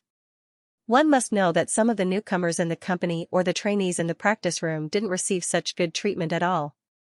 How could there be such a thing as a holiday? After Murphy lectured Emo Shawan, she felt relieved. She looked back at the computer that she had just sent the email on and thought to herself, perhaps this is for the best. Don't think about taking shortcuts. If it's yours, it'll be yours. If it's not yours, Murphy, you can't take it. All of this, the initiator, Yang Yi, still didn't know. After he sent the email, he threw the computer aside. Just like how Chang Zi couldn't reach Yang Yi without calling, this guy would only log on to SNS or email when he needed it. When would Yang Yi see Murphy's email? This was still unknown. Now, Yang Yi was playing with his daughter in the coffee shop. By the way, Shishi, who wanted a weapon, went to the East Sea Dragon Palace. "Do you know the sea?" Yang Yi gestured. "It's very big, very blue, and it's full of water." After listening to the story of Journey to the West yesterday, the little girl was fascinated by the monkey that jumped out of the stone. She pestered her father to continue the story of the monkey all day long. She even didn't want to watch her favorite cartoon. Anyway, there was nothing to do. It was close to noon, and there were no customers in the coffee shop. Yang Yi told his daughter another story. "I've seen the sea. It's very big." Shishi raised her small hand and said seriously, "It's a long flight to go back to Grandma's house. Then there's the sea below, and Mom said there are big fish in it." Yes, Sun Wukong ran into the sea and asked the Dragon King for a weapon. Yang Yi said. Shishi was very puzzled. She asked, "Why can he go into the sea?" Mom said the sea is terrible. Shishi can't go into the sea to play. Shishi can't go into the sea to play, because Shishi hasn't learned how to swim yet, but Sun Wukong can. Yang Yi explained with a smile.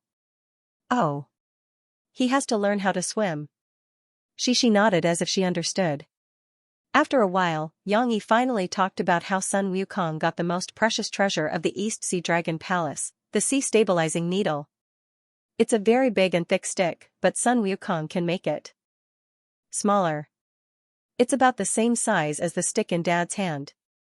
Yang Yi said excitedly. He even dismantled the mop, leaving the handle in his hand. She ran over excitedly and asked her father to play with it. Of course, she could hold it with both hands, but she couldn't wave the long handle. After all, she was still too young. This Jingubang, it weighs 13,500 jin. Even if it's smaller, the weight hasn't changed. It's almost as heavy as 2 or 3 cars. Xianxia said, but Sun Wukong is just right for me. He can dance with it in his hand. She was still thinking about how heavy 2 or 3 cars were at first, but soon, the little girl's attention was completely attracted by her father's performance. Xianxia stood on his tiptoes and looked at the moon with the mop in his hand. Then, he took a step back and hit the stick on the ground with his right hand. Then, he hooked the stick with his heel in the air like a football, balancing it perfectly in the air. Then, Xianxia tiptoed and the stick bounced up in the air. He leaned sideways and held the middle part of the stick with his left hand. With just the movement of his fingers and wrist, the stick spun like a big windmill. Woo woo woo. The hollow stick created afterimages and whistled in the wind. Wow! She exclaimed. She watched without blinking her big eyes. Her 2 small hands were in the air as if she also had a stick in her hand. She was unconsciously twisting it.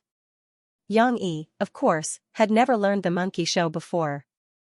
However, he had always been a hardcore fan of Lu Xiaotong, so he had watched many of his performance videos. With his skills, he naturally couldn't do it as vividly as Lu Xiaotong, but it was no problem for him to imitate a little and fool his daughter. That's it. Sun Wukong got his favorite weapon, and the Dragon King, Shrimp Soldiers, and Crab Generals of the East Sea Dragon Palace were very happy to send this troublemaker away. Xianxia waved the Jingubang for a while and then stopped to finish the story. But at this moment, the little girl had no time to listen to the story. Her eyes were full of little stars and she praised with admiration, "Papa is so awesome." Today, Mr. Lu from the Sahara Publishing House came to Jiangqing to visit Xianxia.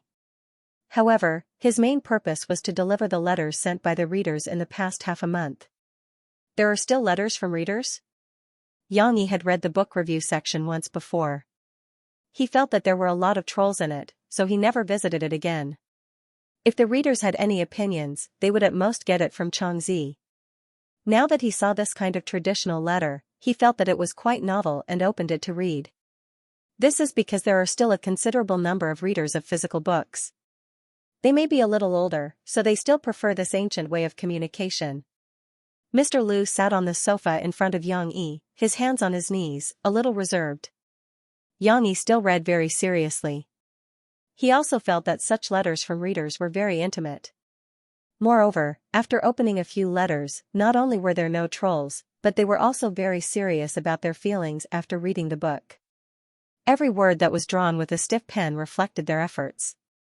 After reading a few letters, Xianxia had the idea of replying to a few of the previous letters. Of course, he couldn't reply to all of them.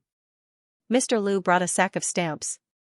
If Xianxia was interested in collecting stamps, the stamps could be pasted on a few large booklets. In the middle, Xianxia inadvertently looked up and saw Mr. Lu sitting on the sofa awkwardly and bored. She was looking at him curiously, and his neck was a little stiff. He couldn't help but laugh and said to Mr. Lu in Cantonese, "Lu Sheng, why are you so nervous? Relax, just treat this as your own home." In order to not make Mr. Lu so embarrassed, Xianxia remembered another thing. He went back to the study, took out a stack of printed manuscripts, and handed it to Mr. Lu. "Since you are here, I'll have to trouble you, Lu Sheng, to help me see if this collection of fairy tales of mine is worth publishing." Xianxia laughed. This stack of printed manuscripts was the fairy tales that Xianxia had recently sorted out. They were all stories that he had told Xi. There were dozens of them, big and small. Originally, Xianxia had the idea of publishing these stories. Later, because Murphy wanted to read them, Xianxia did not delay and took the time to organize them. Of course, Xianxia didn't know how the fairy tale books were published in this world. In addition, many of the stories in this world were made up by him based on some framework. He didn't know if there would be any difference when compared to the original version. It just so happened that Mr. Lu was here. Let him give some advice. Mr. Lu was surprised. He looked at Xianxia and asked, "Xianxia, you know how to write fairy tales?" This was too miraculous. Not to mention the subject matter of Xianxia's previous books, just looking at Yang Yi's figure and muscles, an 8-foot-tall man writing a fairy tale, it was probably as unrealistic as a fairy tale, right? Wasn't this the legendary embroidery of Zhang Fei? Yang Yi didn't mind. He smiled and said, "These stories are actually made up by me and told to my daughter." She quite liked it, but it was still a child after all. "So I don't know if it's good or not." "Mr. Liu, you have to read it to know." She, who was at the side, heard her father say that she was a child. She pouted unhappily. However, she didn't disturb her father. Her father was talking about work. Mr. Liu wasn't a manager specializing in children's literature, but he had been in this industry for a long time. Moreover, he had been working as an editor for a long time, so he still had a good eye. After more than half an hour, he had only read a few stories. However, sensing Yang Yi's eager and expectant eyes, Mr. Liu reluctantly put down the manuscript in his hand and smiled embarrassedly. "These stories are indeed written by Yang Yi. I, a man in my 40s, can still be fascinated by them." Mr. Liu gave a very high evaluation and said, "Whether it's a single story or a whole, Yangxing's stories are more wonderful than those fairy tales in the current market. I'm not flattering you, because I'm also a father. Although my son has long passed the age of reading fairy tales, if he was still young, I would definitely be willing to buy such a book for him to read. It's just..."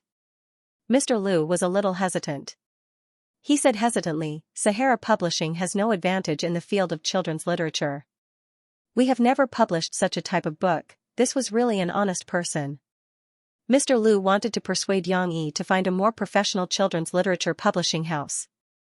Fortunately, Fu Jun was the boss. Otherwise, an honest manager like him would have been fired long ago. "It's okay." Yang Yi waved his hand in satisfaction and said, "Sahara Publishing it is. I'll send the manuscript to your email. As for the rest, you and the editor of the publishing house can decide." Of course, this stack of printed manuscripts couldn't be brought back to Mr. Liu. Yang Yi had printed them out for Murphy to read. After sending Mr. Liu off, Yang Yi welcomed a rare guest. "Long time no see. You can finally show your face." Yang Yi smiled and teased him. "Sigh, don't mention it. Since the interview with the TV station, I've been grounded by my dad." Guazi's face was a little rounder. It seemed that he had eaten a lot at home, but he had also grown a lot taller. His figure looked slimmer. A 16-year-old teenager was at the age where he was growing. Yang Yi knew that Guazi had been grounded at home. When he saw the little fattie's interview on TV, Yang Yi felt that this guy was a little too flamboyant. Sure enough, before Yang Yi could say anything, Guazi was beaten up by his father. Then, he was grounded at home to reflect. Yang Yi didn't know the effect of his reflection. Anyway, Guazi, this chatterbox, couldn't use a mobile phone or a computer at home. He must be bored to death. "Today, the letter of acceptance arrived, so my dad allowed me to come out," Guazi said with some palpitations. The feeling of being grounded was really torture. "It's good to be grounded. You're going to go to college, but you're still so unreliable." Yang Yi was used to being a stay-at-home dad, so he spoke in an educating tone. "Okay, brother Yang, don't tease me," Guazi said gloomily. "This time, I'm here to let you see my acceptance letter and to give our cutest little sister Xianxia a birthday present." "Ah? Xianxia has a present?" The little girl who was nestled in her father's arms suddenly became spirited and asked happily. "Yes." Guazi looked at Yang Yi unhappily. "You see, your dad is so hateful. He didn't even inform me of little sister Xianxia's birthday. Otherwise, I would have an excuse to ask my dad to give me a day off." "Ahem, no, it's to give little sister Xianxia a present. Call her Xianxia." Yang Yi seriously corrected, "You're an uncle, not a brother." "Hee hee. Uncle Gua." Xianxia also followed her father and said with a giggle. Since Xianxia was pestering him for a present, Guazi had no choice but to put down the notice and take out the birthday present he had prepared for Xianxia. Xianxia had now become an expert at opening presents. Her swift movements allowed her to remove the wrapping paper and ribbon in a few moves. When she opened the box, a small cartoon pillow was revealed. The cartoon image on it was a cute little girl with blue eyes, blue hair, and a white wreath. She had small hands and feet and a big head. She looked very cute. When she saw it, she shouted happily, "It's Ram." Ram was the cartoon image of the world's most popular cartoon, Roswell. It was not that its plot was wonderful, but it used a cartoon style that had never appeared before, which made the whole animation style particularly cute. Xianxia had seen a lot of such drawings in his previous life, so he was not interested in this cartoon. However, she liked it very much. Hee, I knew she would like it. Guizi laughed and said, "I asked my sister, and she said that she likes this room the most now." "You have a sister?" Xianxia asked in surprise. "Yes. But my sister is already 12 years old." Guizi scratched his head and said embarrassedly, "But the things that girls like should be similar." "I bought the right gift." Xianxia looked at his daughter's happy expression as she hugged the Rem pillow and did not want to let go. He said to Guizi seriously, "But she still likes the gift from her father the most." Guizi was a little confused. He scratched his head and said, "Okay, as long as you're happy." While she was playing with the pillow, Xianxia looked at Guizi's admission notice. He raised his head in confusion and asked, "Electronic media major? Do you like this major?" Guizi shook his head. "Then why did you sign up for this major?" Xianxia was even more puzzled. Guizi grinned and said, "Big brother Yang, didn't I tell you before? The reason why I came back to Jiangqing Media University is because I want to attend the performing arts course. Then he could prove himself and prove that he wasn't like those examiners who looked down on him, that he couldn't be an actor just because he was fat and young." Guizi didn't say anything else. Both he and Xianxia were well aware of it. It seemed that the confinement had some effect. "Anyway, my results are good. Other than some majors that require art test results, I can choose any of them. So, I chose this major with the highest admission score," Guizi said proudly. "Alright." Xianxia thought that Guizi had a deeper meaning for choosing this major. Guizi patted his chubby thigh and seemed to remember something. He smiled and said, "By the way, big brother Yang, let me tell you something fun." "Oh?" Xianxia felt that this guy seemed to have been cooped up for too long and was about to start chattering again. "Didn't I get locked up at home by my dad and can't go out to play?"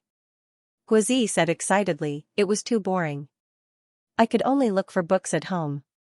Guess what I saw?" Guizi didn't wait for Xianxia to guess and said happily, "I saw a book called Drawing Sword on my dad's bookshelf. The content was quite good, but guess what? Its author is also called Xianxia." Guizi was convulsing with laughter. "Let me tell you, my dad likes this book very much. So, I said to my dad one day, 'Dad, I have a friend called Xianxia. Do you want me to ask him to give you an autograph?'" Xianxia continued to be speechless. I said, "If Xianxia gives you an autograph, Dad, will you not put me in confinement?" Guizi told this to Xianxia as a joke. As a result, my dad slapped me in the face. "You don't do your job every day. You think about useless things and do meaningless things. You brat, you want to know a great author like Xianxia? Haha, big brother Yang, don't you think it's a coincidence? There really is an author with the same name as you." Guizi wanted to get the same incredulous and funny response from Xianxia. Xianxia looked at him speechlessly. After a long silence, he reached out his hand and said, "Give it to me." "Give what?" Guizi was puzzled. "Give it to me for an autograph," Xianxia said seriously. Little Fatty's head was full of question marks. After a while, he came to his senses and pointed at Xianxia in surprise. "Yang, big brother Yang, you're Xianxia?" She heard half of what he said this time. She ran over and said contemptuously, "Humph, Uncle Gua, you're so useless. You don't even know that my papa's name is Xianxia." "I know when I'm only 3 years old." "You're 4 years old," Xianxia reminded her with a smile. The depressed little fatty looked at Shishi, who was acting like a little adult, and felt a little helpless. However, he still looked at Xianxia in surprise. "Big brother Yang, are you really the author who wrote Drawing Sword?" Xianxia smiled faintly and said, "It's the real deal." "Oh my god, I actually know a great author." Guizi held Xianxia's hand excitedly and said, "That's amazing. I thought it was just a coincidence." Xianxia pushed him away in disgust. Get lost, get lost. If you want an autograph, give me the book. I haven't signed it for anyone yet." I don't want an autograph. Guozi said with a smile. If your drawing sword is made into a movie, can you give me a role? What role? I think I'm quite similar to Li Yunlong. Guozi laughed shamelessly. Get lost. How about Chu Yunfei? I think Chu Yunfei should be half as handsome as me. Get lost. What about Zhao Gang? He's a big supporting role. Get lost as far as your thoughts can go. Sister-in-law Xiuqin is also good. I can dress up as a woman and then sacrifice myself heroically on the city wall. How can you say that? Go to hell. Yang Yi felt that he would never be able to face such a role in the future. Look at you, you're more like a traitor. A traitor is fine too. Do I have a lot of scenes? I can play a traitor who leads the way, a traitor who forces a good woman into prostitution. Oh right, I can also play a traitor who pretends to be nice but is actually an undercover traitor. I'm not shooting anymore. I don't care who shoots. Guozi did not stay for dinner this time. His time was very tight. When he left, he said with great ambition, Big Brother Yang, for the next half a month, I'm going to the Capital Film and Television Base to play a small role. Please wish me good luck. The little fatty was trying his best to carve out a bloody path on the path of an actor. Therefore, even if he was usually cheeky, he still had a clear plan. Yang Ming did not know how he convinced his family to let him go alone to the messy capital to compete with those Beijing drifters for small roles. However, Yang Yi still admired his drive, so he patted Guozi on the shoulder and smiled slightly. Come on, there's a way to succeed where there's a will. Big Brother Yang believes that you can succeed. If I succeed, can I get a lead role when I come back? Get lost. In the evening, Yang Yi told his daughter the story of Journey to the West as usual. After coaxing the little girl to sleep, he returned to his study. Turning on the computer, Yang Yi needed to send the digital manuscript of the fairy tale collection to Mr. Liu. However, before sending it out, Yang Yi had to change the title of the book. It definitely couldn't be called a fairy tale collection. That name was too vulgar. What should I call it? Yang's Fairy Tales? Leon's Fairy Tales? Yang Yi temporarily looked for inspiration from the example of Grimm's fairy tales, but it seemed a little inappropriate. 1001 Nights. Yang Yi felt that the name was not good. It always reminded him of Ali Baba and the 40 Thieves. It had a strong desert fairy tale style. In the end, Yang Yi decided to change the title of the book to Xishi's Bedtime Stories. Then, he left a sentence on the title page. This book is dedicated to my lovely daughter, Xishi, and thousands of children. I wish you all a sweet and fantasy dream like Xishi. Perfect, Yang Yi saved the document with satisfaction, and then sent it to Mr. Liu as an attachment. He also asked Mr. Liu to remind the editor of the typesetting review not to change the title of his book and the title page. I seem to have forgotten something. Yang Yi patted his head. Right, there were also illustrations. How could a qualified fairy tale book not have beautiful illustrations? Yang Yi didn't want other artists to draw the characters in the story for him, such as Elsa, Anna, and Snowbow in Frozen, or Snow White, dwarfs, and so on.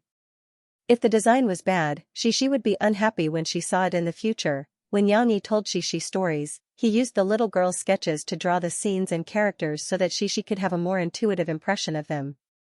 Of course, those drawings were still relatively simple pencil drawings. Yang Yi intended to organize these drawings and send them to Sahara Publishing House, asking them to help find a real artist to reproduce and enrich the illustrations into colorful illustrations. After making up his mind, Yang Yi added a few more sentences in the email, reminding him of these things. There's mail? Just as Yang Yi was about to close his email and quickly type out the remaining content of the remaining sins, he unexpectedly saw an email from Murphy. Yang Yi scratched his head and hurriedly opened it to take a look. He had actually been ignored by him for a few days. I'm sorry. I'm very grateful, but I'm still very sorry. I have to say thank you again. Yang Yi quickly read all the contents of the email in which Mo Fei refused to use his song.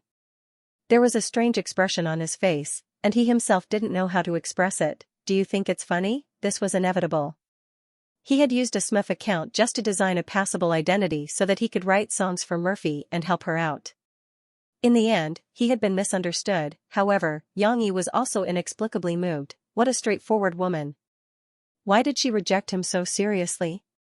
She's so cute when she's serious. Although the email didn't directly state that it was changed by Xiaowan, Xianxia still felt that Murphy chose to reject him because of him, so he was also rejected because of him.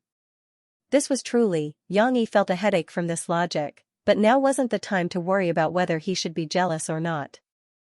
It wasn't the time to worry about how to get rid of the strange feeling of being poached by him. The most important thing now was how to persuade Murphy not to let her imagination run wild and let her accept the songs he gave her. Although Xianxia took the risk of letting Murphy doubt him to open a SMF account to write songs for Murphy, it was partly because of Xixi's request.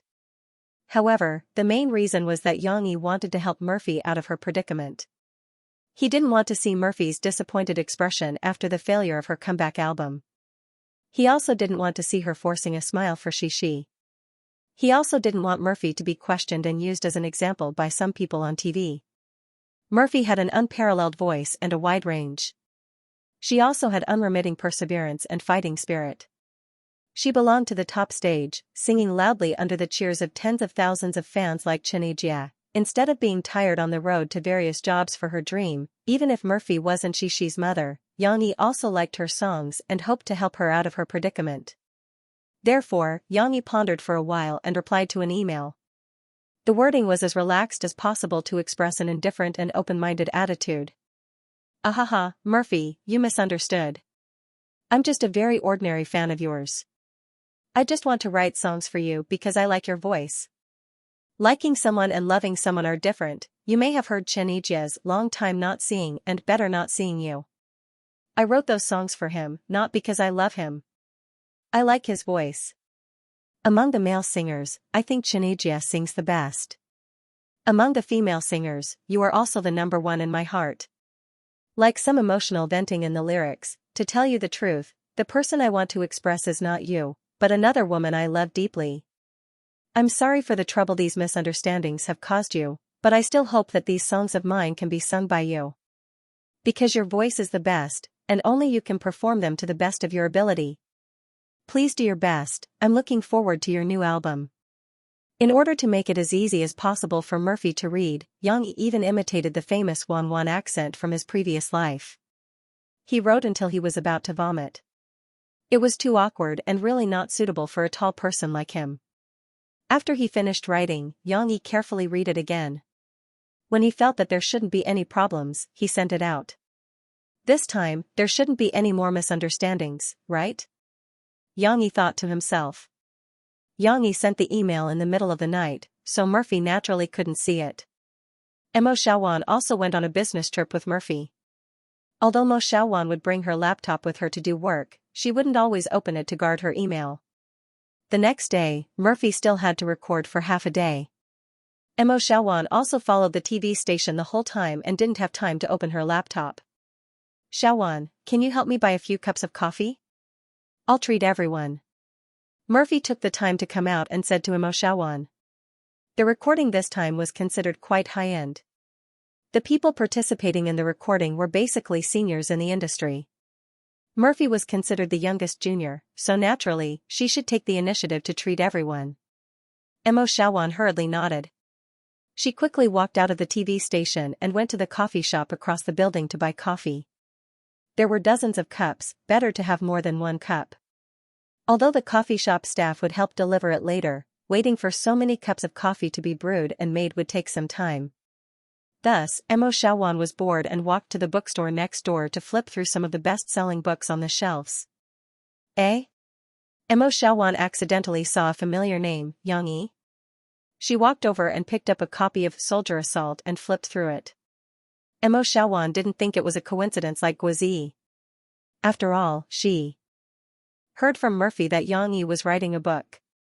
If I'm not wrong, this should be written by brother-in-law. Mo Xiaowan thought to herself. The change in Xianxia when he came in changed Mo Xiaowan's opinion of him a little. Although she was still unforgiving and kept calling him Xianxia, she had somewhat acknowledged him in her heart. This is our best-selling novel in the market now. A young male shop assistant came over and introduced it to Mo Xiaowan attentively. The author also has another book called Drawing Sword. It's also very popular. Look, there's no more on the shelves. It's almost out of stock every day. It's that good? Mo Xiaowan asked with some surprise. Of course. But miss, if you want to buy it, you can leave your contact information. We'll be sure to inform you when we get the stock tomorrow. I promise to keep one for you. The mail shop assistant looked expectantly at Mo Xiaochuan's beautiful face and said. Hee, there's no need to leave your contact information. If I want it, I think I can ask my relatives for it.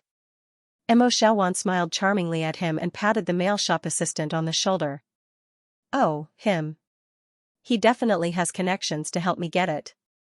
After leaving the mail shop assistant, whose bones were melted by her smile, Mo Xiaowan returned to the coffee shop thoughtfully. With 2 best-selling books, brother-in-law should be very rich, right? Mo Xiaochuan's eyes turned and an idea came to her. Mo Fei didn't see the email until she returned to Jiang City.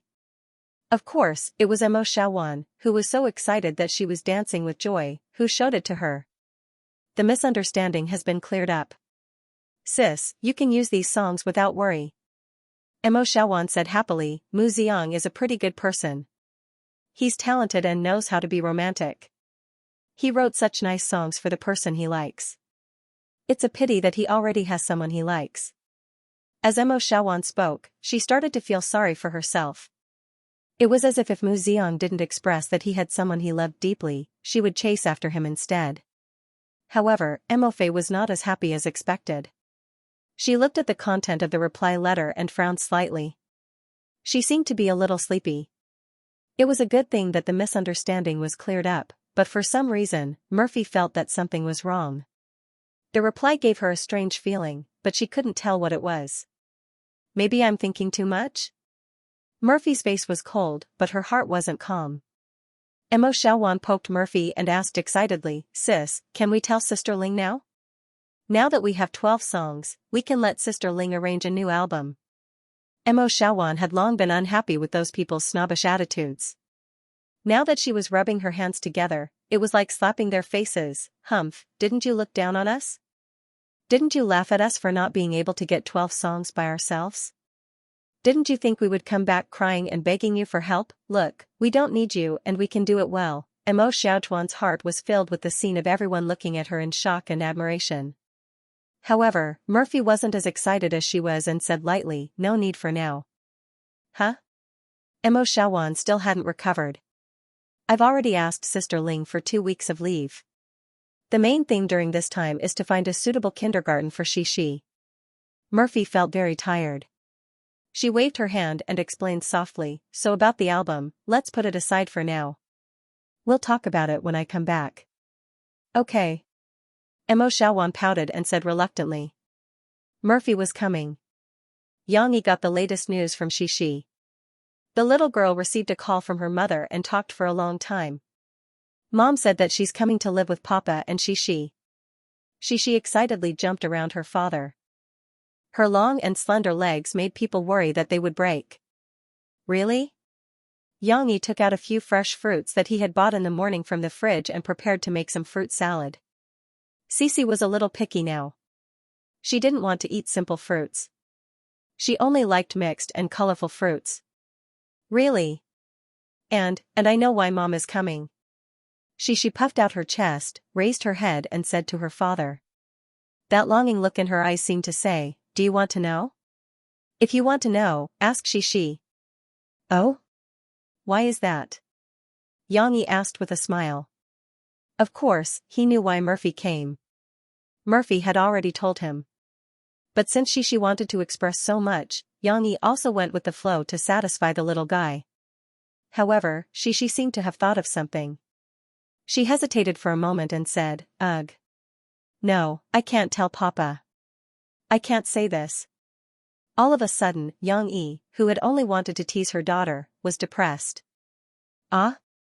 You can't say it? Yang Yi asked in surprise. However, Xi covered her mouth and ran away again, as if she was afraid of her father's questioning. Yang Yi was left in the same place, baffled and confused. He didn't know that Xi's so-called no why was just her own imagination. The little guy made a wish on her birthday. She hoped that her parents could stay with Xianxia forever. Now, her mother really said that she would move here. Xianxia didn't know that Murphy would only stay here for a few days. The little guy was so happy, thinking that her wish had come true. Just when Xianxia wanted to tell her father proudly, her mother's words came to her mind: wishes don't come true if they are said out loud. Xianxia didn't want to say it again. The naive little girl really hoped that this wish could come true all the time, but Xianxia couldn't think of Xixi's way of thinking even if he was reborn 100 times. After Murphy finished packing her things, Emo Shawan brought it over. She looked a little tired and didn't look well. Xianxia took the luggage from her when he saw her. Surname? Ahem, brother-in-law, my sister is in your care. Emo Shawan finally changed the way she addressed Xianxia.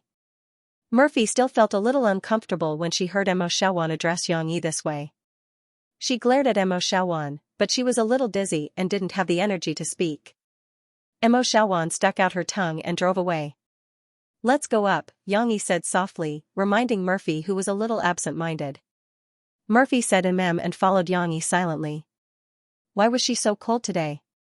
Xianxia felt a little uncomfortable, as if they were back to the time when they were incompatible like fire and water. However, Xianxia was never a proactive person. When Murphy was silent, he didn't ask her. Just like when she didn't want to talk about it before, Xianxia didn't ask. Because of Murphy's arrival, Xianxia also carefully prepared dinner for tonight. Of course, it wasn't Western food. He knew that Murphy often went to Western restaurants to eat. Those Western dishes were all the same. She would get tired of eating too many of them. So he tried his best to cook Chinese food at home. He made delicious and beautiful Chinese food. This is winter melon and shrimp soup.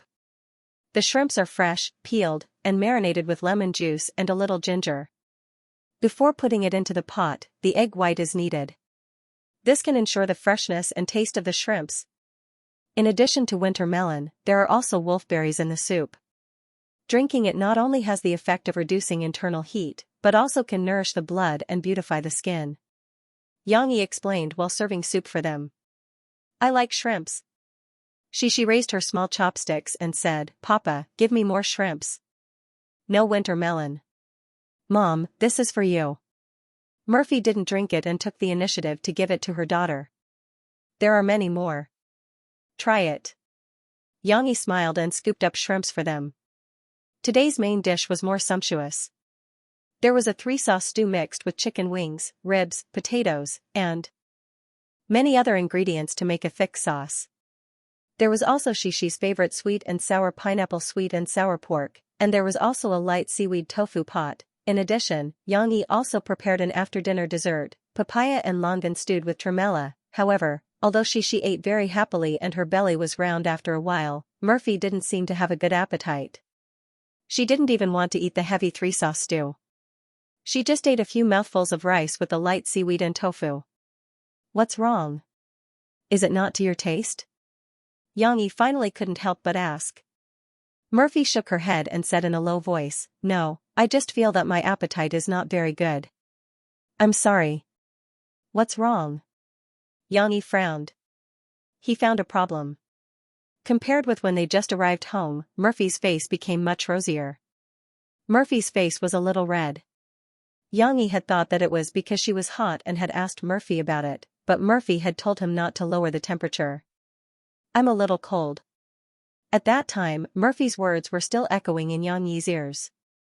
Now, Xianxia, who felt that something was wrong, could see more clearly. This wasn't a normal red. It wasn't a problem with the lighting.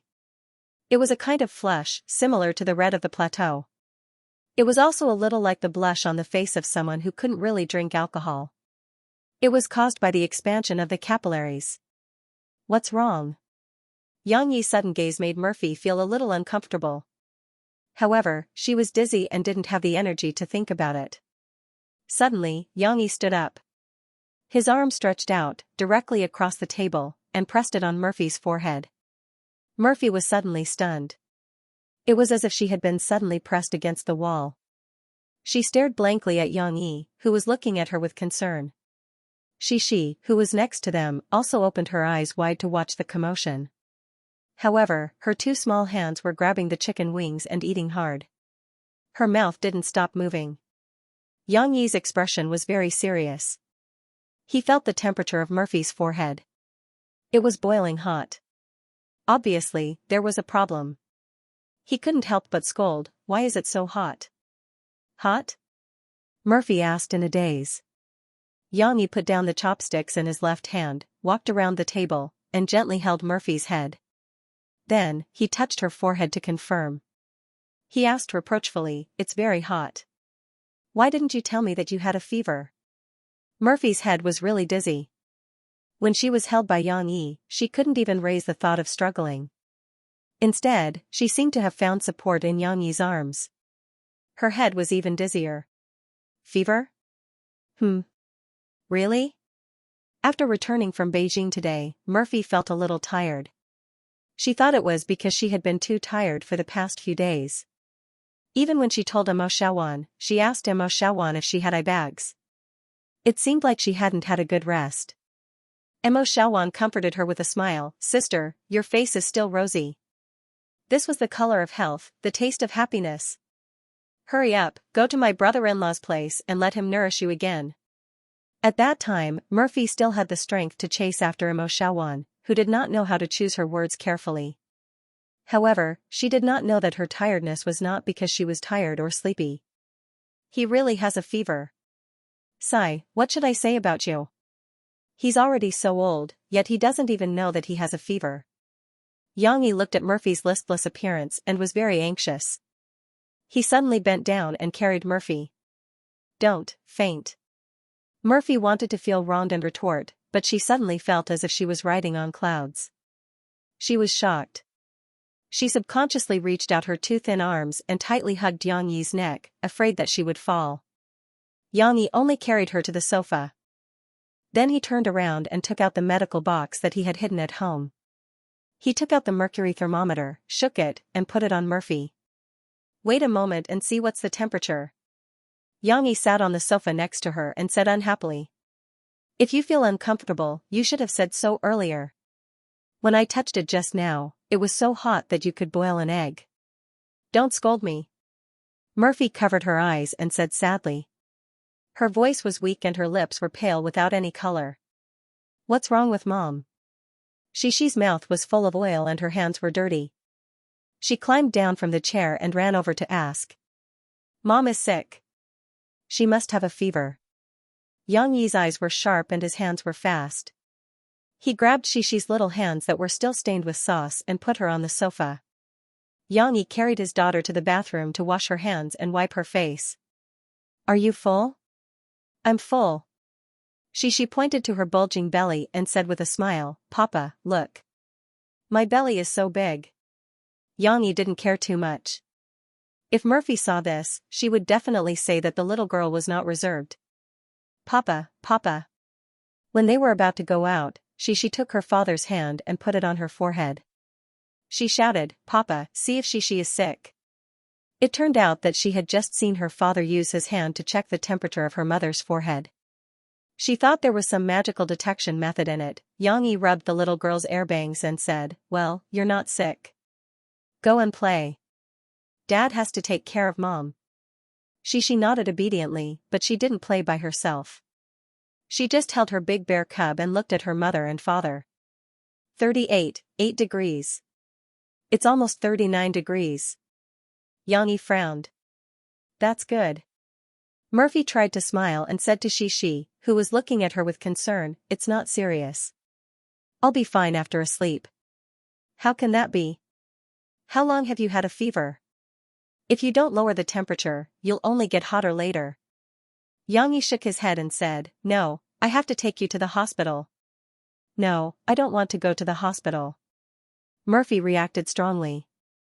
"I'll put on makeup for you. No one will recognize you." Yang Yi thought that Murphy was worried about her identity being exposed. "No, I don't want to go to the hospital." Murphy curled up on the sofa like a little girl and said sadly, "It's only 38 degrees. I don't want to go to the hospital. If I go, I'll have to take an injection." Yang Yi understood that she was afraid of injections. Just when Yang Yi felt angry and funny, Shishi ran over.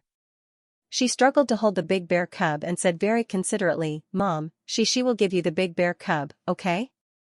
As long as you hold the big bear cub, you'll be fine soon." Murphy rubbed her daughter's little face with relief, but Xianxia still asked Shishi to take the big bear cub away. "Shishi, your mother is sick now. She needs a quiet and ventilated environment. The big bear cub is too big, and it'll be very hot to hold." Since Murphy didn't want to go to the hospital, Xianxia had to think of other ways. Xianxia was an expert when it came to bandaging or simply dealing with external injuries. In his medical kit, there were a lot of backup bandages and medicine. Although these were unlikely to be used, Xianxia still prepared medical equipment and sufficient medicine for himself to take out the bullet and bandage the wound after he was shot, just in case. But Xianxia was not very good at treating fever, this minor illness, and there was no ordinary fever medicine at home. There was a special medicine that could forcibly lower one's temperature, but it would cause a lot of damage to the body, so of course, he could not give it to Mo Fei, so Xianxia had to go out to buy medicine, and he didn't even clean up the messy tableware on the table. This was something that he couldn't tolerate in the past. When Xianxia came back with the fever medicine, Murphy had fallen asleep on the sofa. Xianxia woke her up and coaxed her to drink the medicine. After drinking it, have a good sleep. Don't worry, you'll be fine tomorrow. Murphy was a little confused. She only felt that she was leaning in Xianxia's arms. After drinking the medicine, she was carried by Xianxia to the guest room where he slept. Finally, in the warm bed, Murphy fell asleep. The next day, although the window was facing the west and the sun couldn't be seen, the cheerful chirping of birds outside the window was already announcing the beginning of a new day. On the big bed in the second bedroom, a sleeping beauty was curled up on her side. Her long hair was quietly spread out on the pillow, and her soft lips were slightly pursed, as if she was waiting for her prince to kiss her awake. Murphy's eyelashes were very long, and Shishi's eyelashes were very similar to her mother's. She had inherited many of Murphy's good looks, but Shishi's big eyes were inherited from her father. They were very cute. The chirping of the birds outside the window was too noisy. Murphy's eyelashes trembled, and she slowly opened her eyes. After a night of rest, Murphy's fever had subsided. Although her body was still a little weak, her spirit was much better than yesterday. After rubbing her eyes in a daze, Murphy began to come back to her senses, and memories came flooding back like a tide. Yesterday, he carried me here? Murphy recalled the scene last night, and she felt her face become a little hot. She was really blushing this time. She hurriedly lifted the quilt and looked inside. Her clothes were still neat, but they were a little wrinkled after sleeping for a night. Last night, when Xianxia carried her back, he didn't offend the beauty at all. He didn't take the initiative to change her clothes. This discovery made Murphy's good impression of Xianxia rise a lot. She was actually very traditional, and Xianxia's gentlemanly behavior was something she could accept. It made her feel very comfortable and warm in her heart. Ouch! Murphy turned over and sat up from the quilt. After sleeping for more than 10 hours, although her head was awake, her body was sore. She sat up and stretched her body. Murphy's figure was very good. The thin shirt couldn't cover the ups and downs of her breasts. This stretch of her body was very big. Not only did the bones in her body crack, but the shirt that was pushed up high also couldn't support the top button. Murphy quickly fastened the buttons back with a red face. Fortunately, there was no one else in the room. Just as she thought of this, Murphy suddenly noticed that there was a chair beside the bed. On it was a neatly folded towel. At the head of the bed, there was a basin of water and a towel hanging on the edge of the basin. He spent the whole night with me? Murphy was stunned. Xianxia had indeed spent the night with Murphy. After drinking the medicine, Murphy's fever didn't go down quickly, and her forehead was burning up. Xianxia poured a basin of cold water and used a cold towel to cool down Murphy's forehead. He had to change the towel every once in a while. This took a long time. Later on, although Murphy's condition stabilized, Xianxia was not confident. He was worried that it would relapse, so he moved a chair and sat beside Murphy's bed to watch over her for the whole night. Of course, Murphy didn't know all the details. But looking at all these, she could roughly guess. She pursed her lips. Although she wasn't good at expressing her emotions, Murphy could clearly feel that her heart was really stirred by these scenes. After getting off the bed, Murphy tidied up her messy hair and tidied her clothes before pushing open the bedroom door. Just then, she saw Xianxia wearing an apron and setting the dining table. Xianxia didn't go for his morning exercise. He woke up early and tidied up the housework that he didn't have time to do last night. Then, he prepared breakfast in the kitchen. Murphy didn't eat much last night before going to bed. She must be very hungry this morning. Good morning. Murphy and Xianxia's eyes met, and she lowered her head shyly. She had just woken up, her face hadn't been washed, her hair was messy, and she was still wearing yesterday's clothes. She must be in a mess, right? Murphy suddenly cared about these things. Good morning. Xianxia put down the bowl in his hand and gently smiled. Do you feel better now? Yes, I feel better. Murphy said softly. However, this feeling was still a little strange. Murphy was still not used to speaking softly like a kitten in front of Xianxia. Thinking that she hadn't washed up, she quickly waved her hand and went back to the master bedroom. Murphy was actually a clean person. After taking a bath and changing her clothes, she came out of the master bedroom. At this time, she had already smelled the fragrance of breakfast. She got up from the bed and ran to her father's side to ask for food. Mom. When she saw Murphy come out, she dropped the small spoon in her hand, jumped down from the chair, and happily ran to her mother's side to ask for a hug. Have you washed up? Murphy asked softly. If you don't brush your teeth in the morning, you can't eat. Yes, Papa also helped me wipe my face. She had a lot to say to her mother, so she hurriedly answered and then began to chatter. Mom, you don't know, she was so worried about you yesterday. The little girl's grammar was slightly wrong.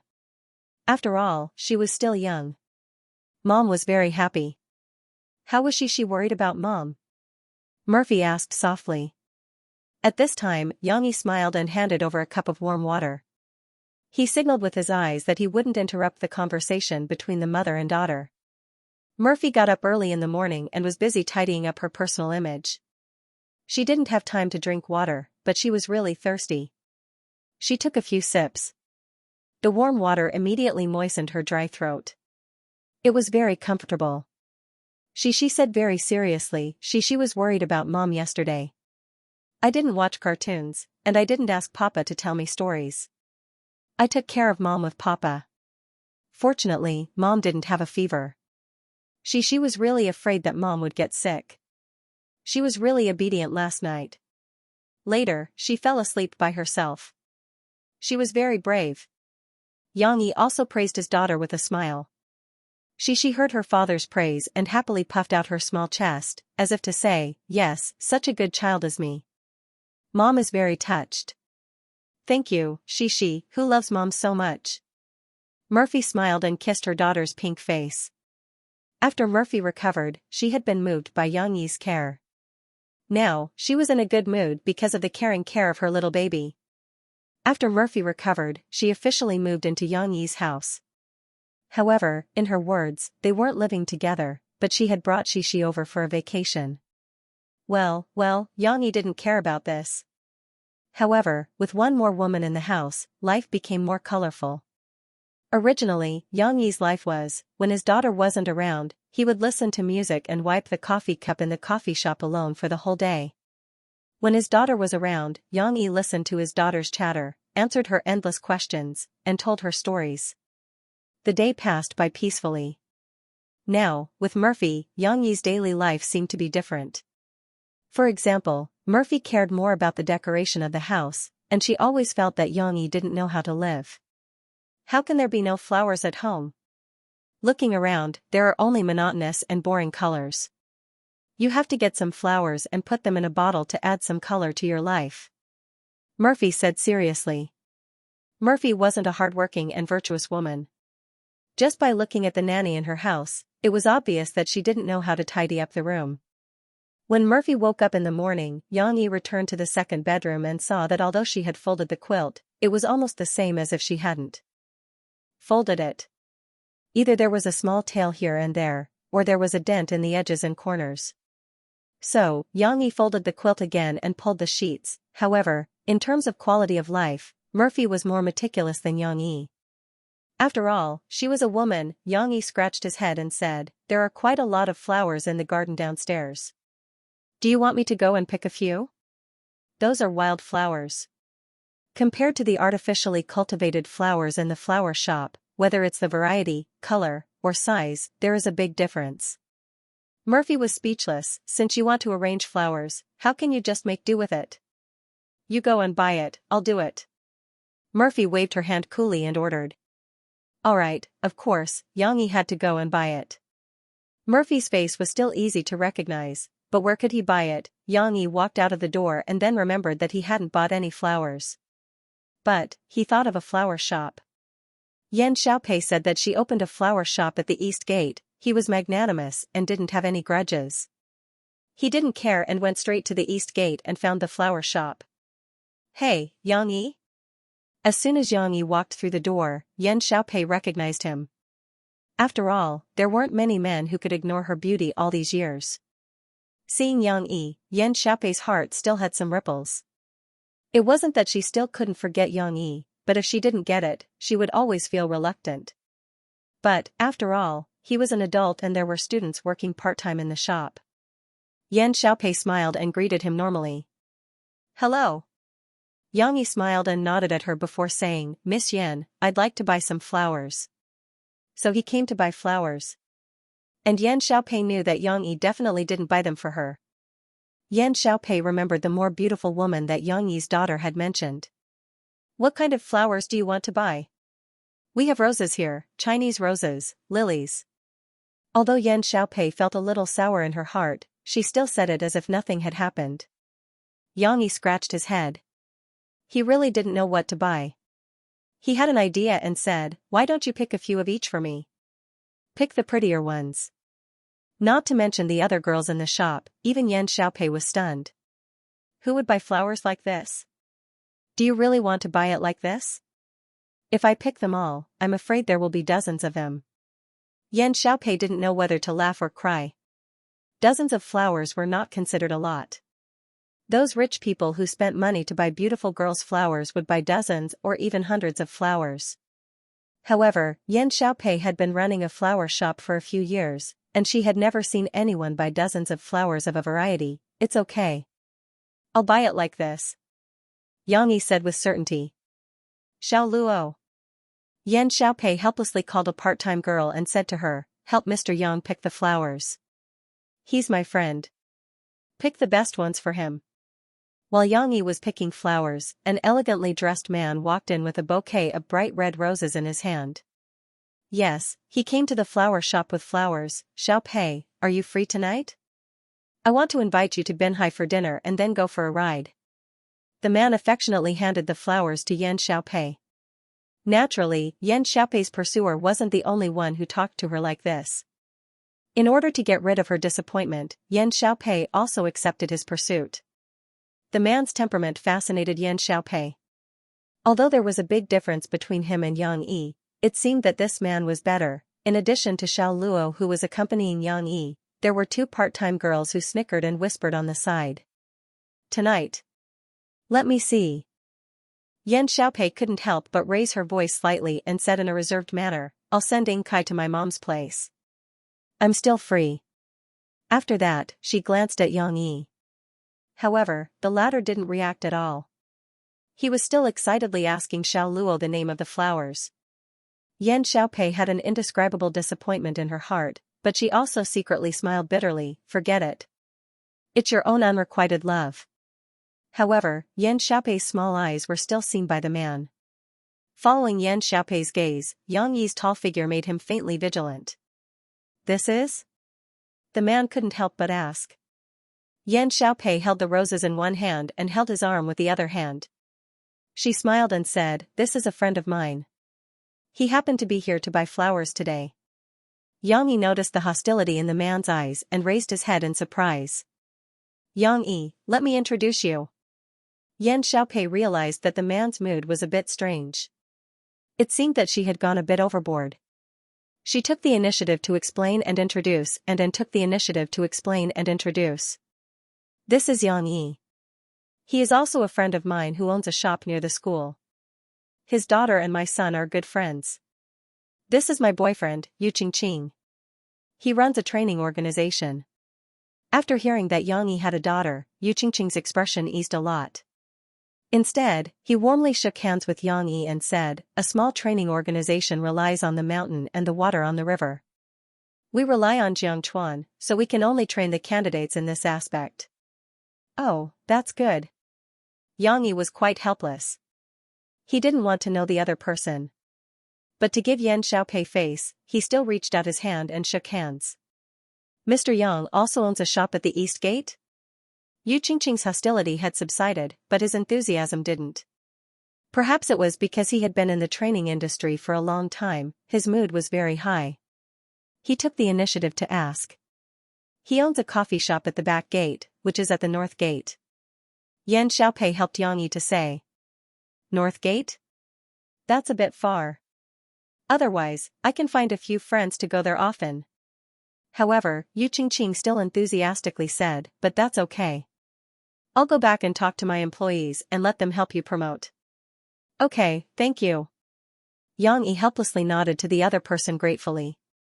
Besides pretending to be grateful, what else could he do? Yan Xiaopei smiled at Yang Yi and pulled Yu Qingqing and said, "Okay, let my employees take care of Yang Yi. Didn't you want to eat with me? Can you send me home first?" "Of course, no problem," Yu Qingqing said politely. Before leaving, Yu Qingqing nodded to Yang Yi and made a gesture to talk later. Yang Yi didn't want to see this person again. This person looked elegant, but he was actually such a talkative person. It was okay that he could talk, but Yang Yi felt that Yu Qingqing was a bit fake. He was obviously full of hostility just now, but after turning his head, he seemed to have forgotten everything. Of course, this couldn't be criticized. A mature man should be a bit shrewd. This was a reflection of his charm. It was very compatible with Yan Xiaopei. Yan Xiaopei needed a mature and generous man to accept her past.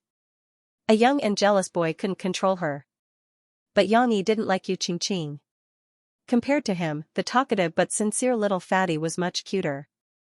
But it didn't matter. He was just a passerby. After Yang Yi bought the flowers, he happily went home. P.S. Regarding this chapter, Xiaohan didn't write a face-slapping plot, nor was it a trap. After all, Yu Qingqing didn't show off too much, and Yang Yi didn't have a conflict with him. They were all adults, so how could there be so many quarrels? He wrote a little more about Yan Xiaopei mainly to fulfill the wish of a book friend. He hoped that Yan Xiaopei could have a good ending. Xiaohan felt that this was a more open ending for Yan Xiaopei. Of course, Yu Qingqing wasn't Yan Xiaopei's future, but writing the character of Yu Qingqing meant that Yan Xiaopei had moved on. As a mature woman, she wasn't infatuated with a man to the point that she couldn't let go. The reality was the same. Yang Yi just had a good figure and was a bit more considerate, but 2 days of contact wasn't enough to make others fall head over heels in love with him. We don't know what Yan Xiaopei's future will be, but she is still working hard to pursue her love, so there is reason to believe that she will meet the right person, right? Yang Yi carried a large bouquet of flowers as he walked around the campus, which attracted the attention of many students who stayed back during the holidays. However, they did not think that he was going to confess. Yang Yi was wearing a white t-shirt, shorts, and flip-flops. No matter how they looked at it, he did not look like he was going to confess. Moreover, Xiao Luo was very considerate as he separated the different types of flowers for Yang Yi and wrapped them into bundles with newspapers. Therefore, Yang Yi looked more like a delivery boy. Yang Yi did not know this, of course. He rushed back with big strides. In the end, just as he went upstairs, Yang Yi was stunned to see a few big and small vases in the living room. They had been washed, and the wet water stains extended from the bottom of the vases to the bathroom. A few black lines seemed to hang down Yang Yi's forehead. "Hey, you're back? What flowers did you buy?" Murphy rolled up her trousers, revealing her fair calves and playful feet. She walked out of the bathroom in slippers and was holding a freshly washed vase. When she saw Yang Yi, she smiled brightly. It was as if an iceberg had melted. That bright smile made Yang Yi forget what he wanted to say. "Mom, do you have any more?" She poked her head out of the bathroom. She was holding a black brush in her hand. It seemed that she had helped her mother a lot. "No more. But don't come out first." Mom wants to wash your hands with soap, Murphy shouted. She put down the vase and quickly turned to go back to the bathroom. Xianxia gently placed the bouquet of flowers on the dining table. Then, he turned to look at the vases and the water stains on the floor. He shook his head helplessly. Forget it. I'll just pretend that I didn't see anything. When everything is done, I'll clean it up slowly. Ever since there was a noisy little girl at home, Xianxia's OCD had improved quite a bit. Of course, this improvement could be put in another way. He could choose to ignore it for a period of time. After a while, Murphy came out with a giggling shishi. You've just recovered from your fever, yet you're still soaking in so much water. Xianxia reproached as he continued, you're going to have a relapse later. It's okay. I basically don't soak in the water. I use the shower head to wash. Moreover, the sun is scorching the water today. It won't affect it at all. Murphy laughed. She was indeed in a good mood. Perhaps it was because of the joy she felt when she was washing bottles with her daughter in the washroom. Now, she spoke with a smile. Murphy's smile was actually very beautiful, like 100 flowers blooming. It was even more beautiful than when she was ice cold. She was already an adult, so she should know how to take care of herself. Xianxia didn't nag. On the contrary, she couldn't wait to interrupt. She took her father's hand and said, Papa, let me tell you, the water is really hot. Mom said that if she bathes in this water, she will be cooked. And just now, Mom asked Shishi to wash her hands, but Shishi didn't dare to. Xianxia felt funny and touched the little girl's head. He listened to her story for a while before she stopped. Where did you get these vases? Xianxia finally had a chance to ask the question in his heart. Don't you know? In that painting studio. Murphy raised her head proudly. Her casually tied ponytail was very youthful and pretty. There is a big box in it, which contains these beautiful vases. But they are not antiques. They used to grow flowers, but I don't know why they were put away later. Xianxia understood. He had cleaned up the painting studio, but because it was rarely used, it was basically idle. He didn't want to open the things inside. After all, they were things left by Old Master who. But Murphy took them out now, so he let it go.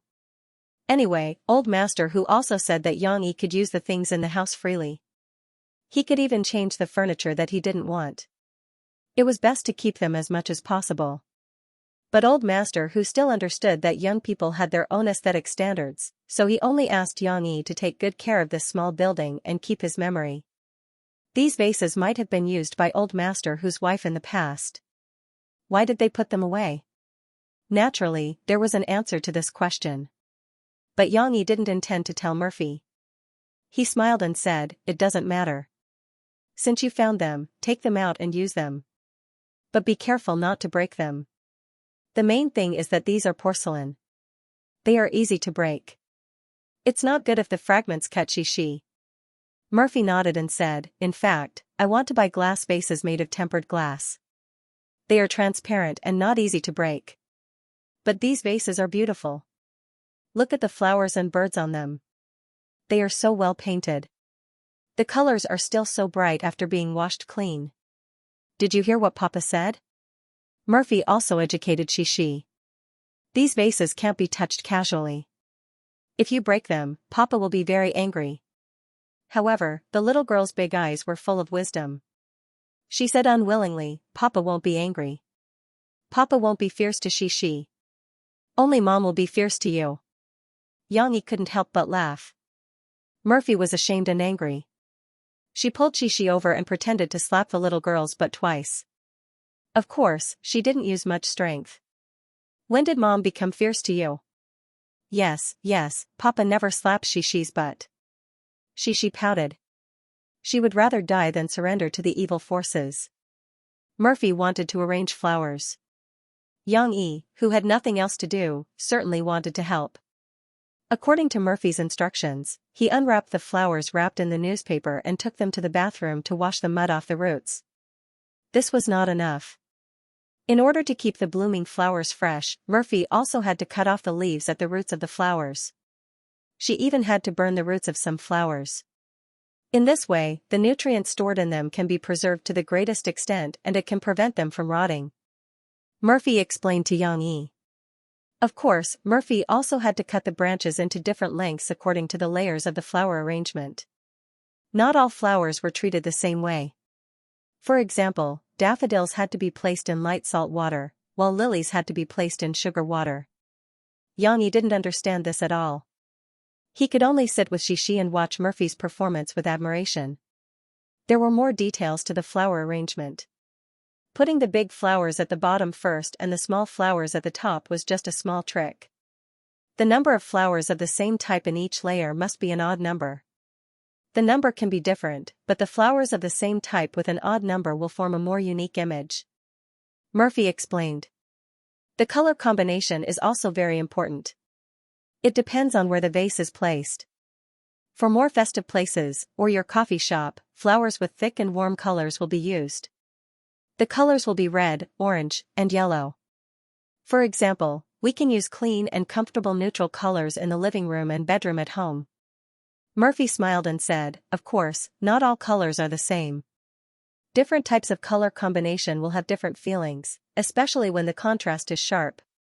She had just completed a small vase flower arrangement of lilies and daisies. Although it was not complicated, after the combination, the pure white of the lilies and the bright color of the daisies were combined organically. It was neither monotonous nor too lively. It looked like a work of art. The flower arrangement itself was a kind of art, especially when Xianxia saw that Mofei had used a long and slender spring rhododendron, also known as Xianxian rhododendron, on a white, slender porcelain vase. It showed the tenacity of the bamboo that would never let go of the green mountain. It also showed the pride of the plum blossom that would never let go of the green mountain. He really had the urge to pay his respects to Murphy. The sparse shadow is horizontal and slanting, the water is clear and shallow, the hidden fragrance floats in the dusk of the moon. Xianxia couldn't help but recite a poem. Murphy had never heard of this poem before, but it really matched the situation. Murphy couldn't help but ask in surprise, you know how to write poems? It wasn't written by me. This poem was written by a poet named Lin Mo. After Xianxia finished speaking, he finished reciting the poem. The other lines weren't as artistic as this one. Murphy also liked the line that matched the situation. She recited it twice and asked Xianxia to find a pen and paper to write it down. In the middle, she asked curiously, Lin Mo? Why haven't I heard of this person before? Xianxia had learned calligraphy before. Although he didn't delve into it as deeply as he did music, Murphy felt that his handwriting was very methodical. Every stroke was bold and powerful. It was very beautiful. It's an unknown poet in Jiangnan. I used to see this poem in his former residence, but I forgot where. Xianxia made up a lie and told Murphy. This Lin Mo was a poet from the Northern Song dynasty in his previous life. Naturally, he didn't exist in this world. However, Xianxia didn't think of taking his poem as his own. After all, he really didn't know how to write poems. He only knew how to recite them, so it would be easy to expose him. Murphy didn't care. She happily stuck the 2 lines of the poem that Xianxia wrote on the craft paper onto the white porcelain vase. This time, the artistic conception was even more profound. After dealing with the flowers, Xianxia and Murphy were busy the entire afternoon. Xianxia had long lost her patience. She ran to the side to watch TV. What's left is for us to arrange these flowers. Let me see where to place them. Murphy got up and comfortably stretched her body as she spoke.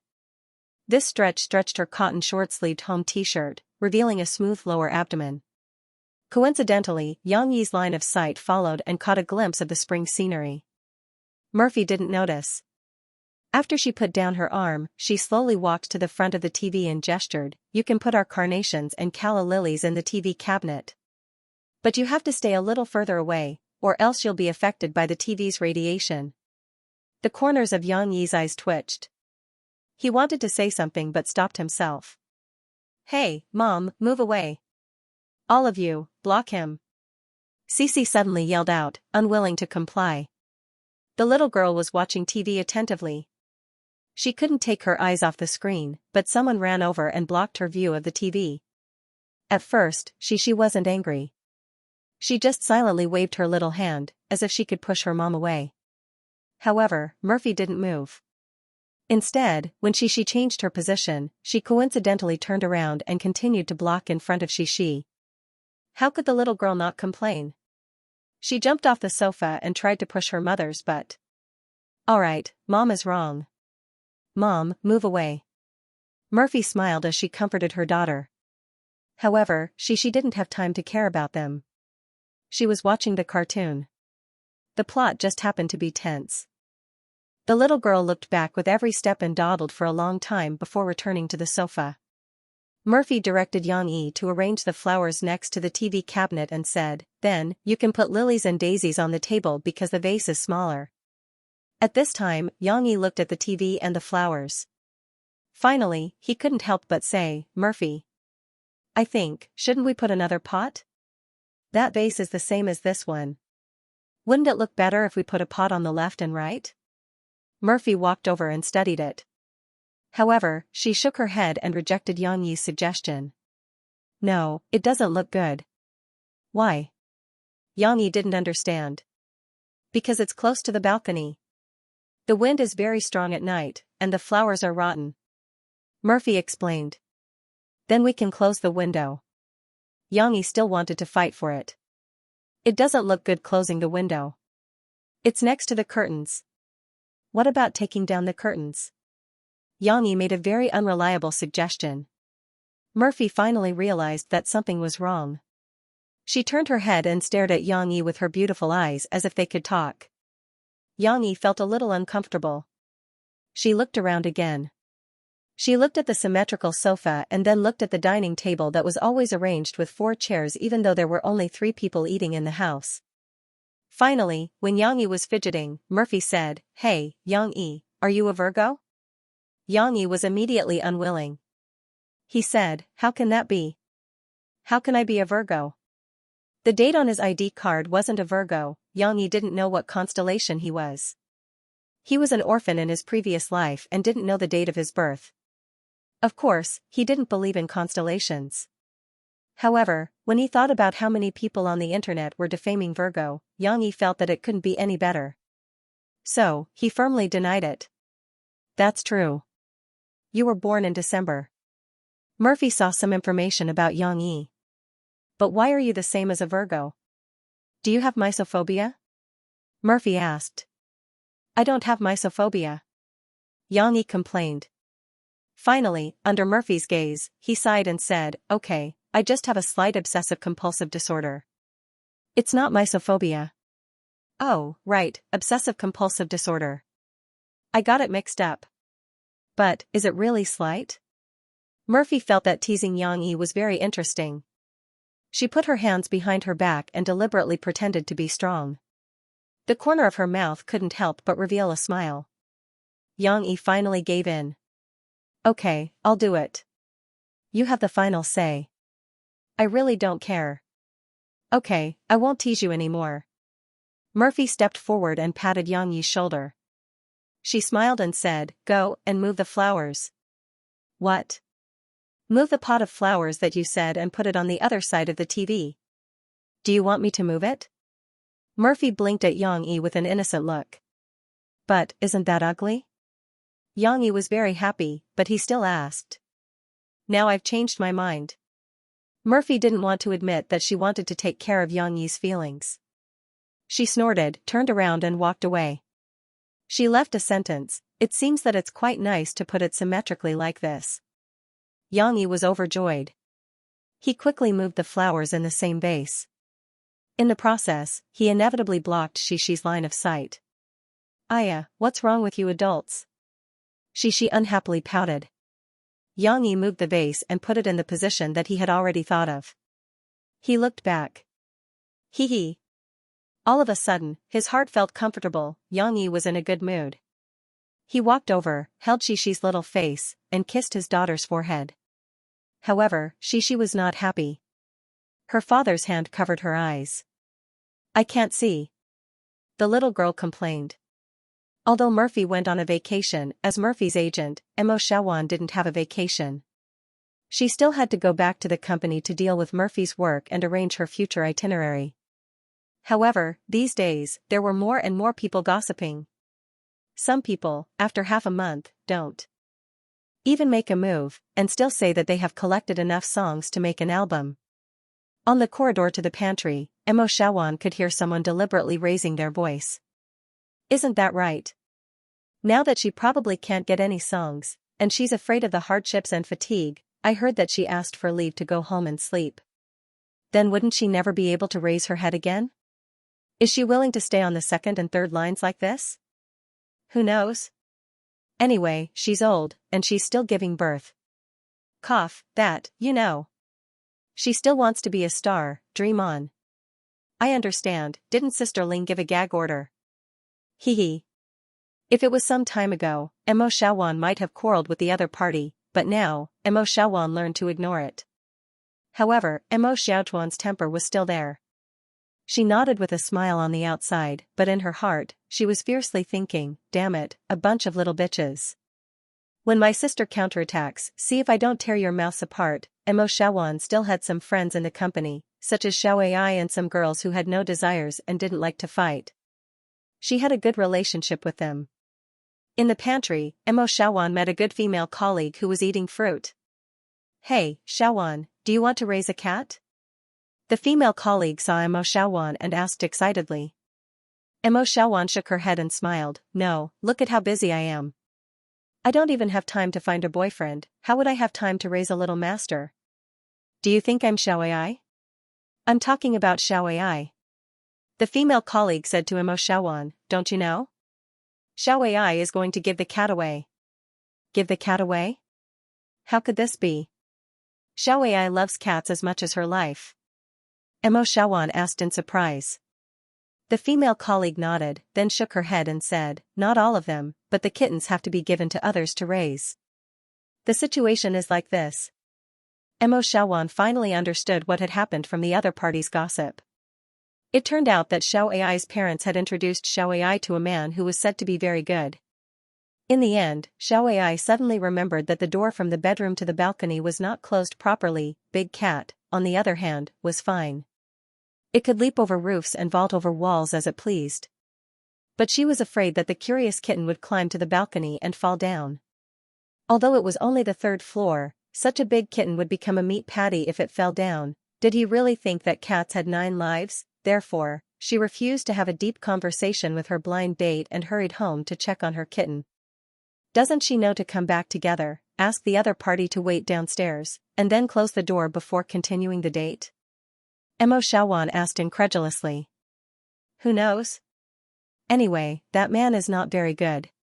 He even complained to Xiaoai's parents. The female colleague curled her lips and said. Let's not talk about Xiaoai and that man. Anyway, this blind date was over. Xiaoai's parents were furious and ordered Xiaoai to quickly give away all the kittens. It was good enough for a girl to raise one cat, but raising a litter? Were they going to raise them as children? Did she want a boyfriend? Was she going to die alone? This was the logic of the older generation.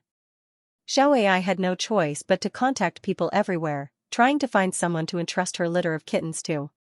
She was not willing to give it to ordinary people because she was afraid that the kittens would meet someone unworthy. Now she's in a terrible fix. The female colleague sighed and said. She also felt that Xiaoai was pitiful, so she helped her ask around. Xiaochuan's eyes lit up. Murphy had been at Yang Yi's house for a few days. Except for the first day, which was stiff because of the fever, she spent the rest of the time very happily. Arranging flowers, asking Yang Yi to draw a cartoon version of her portrait, denouncing her father with Shi, and so on. These were all trivial things in life, but the days were very comfortable. The smile on her face gradually increased, and even the evening walks were as pleasant as traveling. Today, Murphy remembered that Yang Yi's coffee shop had not been open for the past few days. Moreover, she also wanted to check if Yang Yi had fulfilled his promise to leave her a shelf to put her records and accessories. Therefore, under the pretext of urging Yang Yi to operate normally, the family went downstairs to the corner coffee shop. She usually didn't notice it, but today, when Yang Yi came out of the shop with a signboard and hung it up, Mo Fei finally noticed the name of the shop. Ah, Yang Yi, why is your coffee shop also called the coffee shop on the corner? It's very similar to the song Long Time No See by Xianxia. Oh, really? I also like this song, so I changed it later. Xianxia said calmly. Really? Murphy was skeptical. She muttered, why do I seem to remember that this sign is similar to the one before? However, she didn't want to delve into it. Moreover, Xixi's call diverted her attention. Wow, Mom. Xishi walked in first. When she saw the grand piano in the shop, her eyes lit up. She ran back, took her mother's hand, and said as if she was presenting a treasure, Mom, I'll show you something. What is it? Murphy was taken to the piano by her daughter. It's this. Papa said this is a piano. She was worried that her mother would misunderstand like her, so she took the initiative to explain, but it doesn't eat steel. Xianxia, you bought a piano? Murphy was surprised at first, and then she was puzzled by her daughter. What do you mean it doesn't eat steel?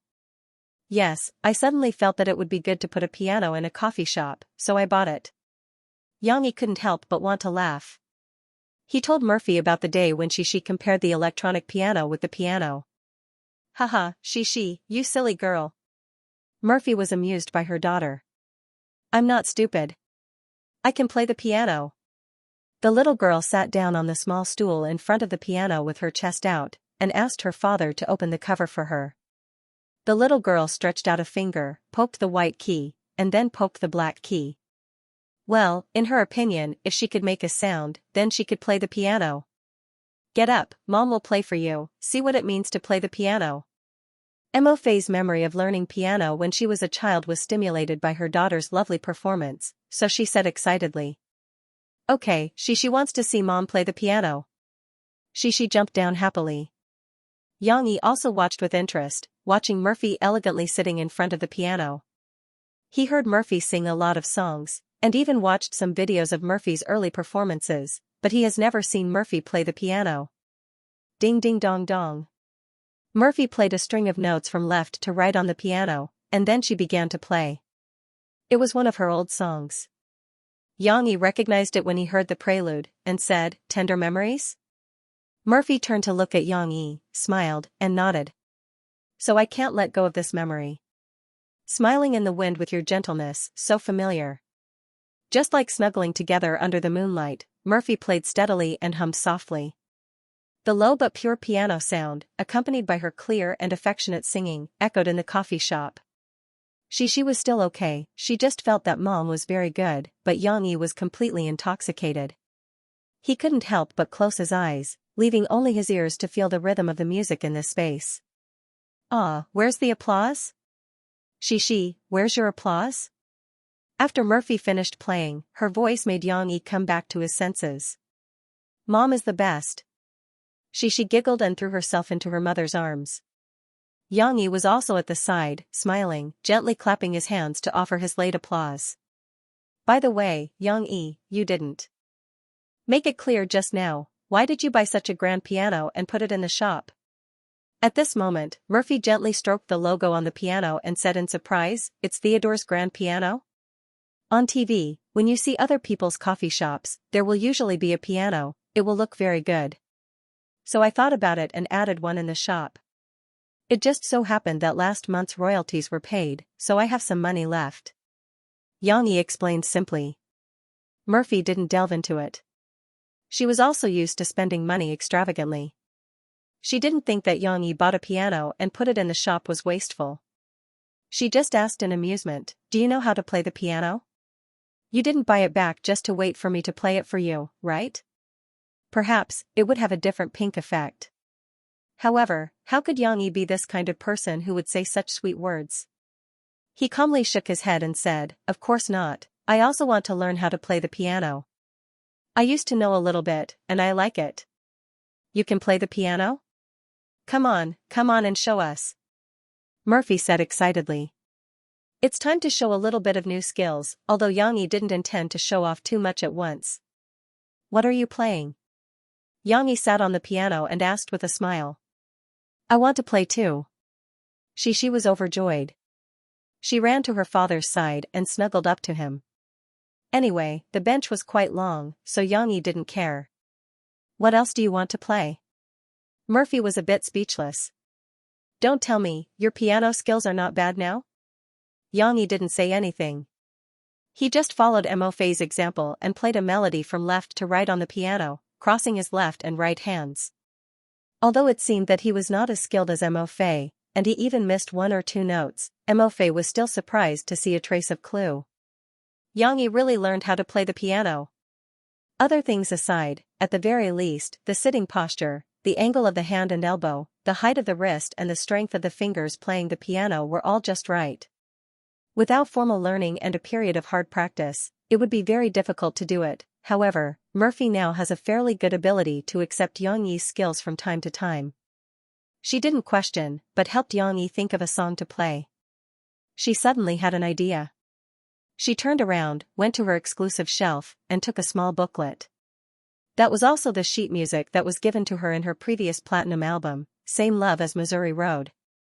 Mo Fei excitedly turned to the first page, pointed to her song, and said, "You play this song, Same Love as Strangers." This is a bit difficult." Xianxia scratched his head. She asked him to play the whole song right from the start. Xianxia felt a little nervous, worried that Murphy would notice something. "It's okay, take your time. If you don't play well, I'll teach you," Murphy comforted. Of course, Xianxia didn't know that the reason why Murphy was so proactive was because she was very happy to see Xianxia's new situation in music. In the past, she hoped that Xianxia could have a common language with her, but in the past, Xianxia only made her angry. How could he be in the mood to talk about music? No, in the past, Xianxia didn't like decadent music. Now that it was rare for Xianxia to show off, Mo Fei seemed to see hope. She decided that even if Xianxia played badly, she would praise him well and never dampen his enthusiasm. On this side, she was still snuggling up to her father. She didn't want to leave, because it was more interesting to watch from such a close distance. Even when she saw her father raise his hand and put it on the piano, the little girl was interested and stretched out her long and thin arms to press on the piano twice. "Do you want to play a duet with your father?" Xianxia smiled and gently touched Xixi's little head. Xixi naturally didn't understand the meaning of a duet, but she cleverly nodded her head vigorously. "In the future, Mom will teach you how to play. Come down, now it's your papa's time to perform," Murphy advised. Xixi naughtily shook her little head, squeezed into her father's arms, and crisply said, "No. It's okay, our Xixi is very obedient. After Dad starts to play, she won't disturb Dad. Promise Dad that you'll be obedient and don't reach out, okay?" Xianxia stretched out his big fist. It was easier to accept her father's words. The little girl obediently nodded her head. She knew her father's habit of making promises. She giggled, stretched out her little pink fist, and touched her father's big fist. Xianxia liked the song Strangers very much, but it was indeed his first time playing it, so it was inevitable that he was unfamiliar with it. However, Xianxia also added a gap where he had to read a line of music before he could play it. This made the rhythm even slower, and the melody couldn't be coherent. Murphy didn't care at all. She felt that Xianxia could play a small part after reading the music score, which was enough to surprise her. Therefore, she sincerely praised, "You played very well. You just need to be a little familiar with the key positions. Try to be able to play without lowering your head. It would be best if you could look at the music score while playing." Of course, Murphy also gave a lot of guidance. She would tell Xianxia which notes should be tapped and played quickly. She would also tell Xianxia which notes should be played in series. Although Xianxia didn't necessarily know less than Murphy, looking at the good teacher Murphy, he still obediently accepted her guidance. "You have to practice harder. There's a piano at home, so you must play better. At least practice the music scores of my songs." Murphy didn't seem to care. She patted Xianxia's shoulder and said, "When I have a concert in the future, I'll ask you to accompany me." Xianxia smiled helplessly. This kind of feeling of a lonely master being encouraged by a non-professional amateur was really a bit strange. However, what he didn't know was that Mo Fei was serious about it. She really hoped that one day she could invite Xianxia to perform on her stage and perform with her. In this way, he might be able to understand my work and my dream, right? So, one last question. What kind of person is Mr. Muziang? In Shanghai, a famous talk show, Xixin interview, created by the famous host Luo Xian, was in the middle of recording a new episode. The popular artist that Luo Xian had invited this time was Xianxia, a popular artist from Harbor City who was currently very popular in China. We all know that Mu Xiang is a very mysterious songwriter. Not only did he hide his personal information on the Copyright Protection Association's website, but he also kept the other songs that he created confidential, Luo Xian explained to the camera. She was close to 50 years old, but she took good care of herself. She was still radiant, graceful, and intellectual on the stage, which made her gain many male fans of different ages. Such a talented songwriter can still keep his inner peace and doesn't want to be disturbed by the outside world. It's really rare in our entertainment circle. So, we are very curious. What kind of person is he? Luo Xian smiled. Xianxia scratched his stylish hair. He was a person who didn't care much about his personal image, so his hair became a little messy as he scratched it. He wondered if the stylist backstage would want to beat him to death. How should I put it? I received Mr. Mu Xiang's request, and he said that I can't disclose his personal information to the public, Xianxia said awkwardly. It's okay. We can talk about some insignificant information within an acceptable range. It's also to satisfy the wishes of so many fans of long time no see, right? Luo Xian smiled. The invited audience were all students from the nearby Film and Television Academy. They could satisfy their wishes of watching the show closely, and of course, they had to fulfill their responsibilities. So, they didn't hesitate to shout, yes. Okay. Xianxia cupped his hands and smiled, since I'm on Luo Xian's show, I have to give something. How about this, you ask me, and I'll tell you what I can. If I can't, I'll sing a song to apologize, okay?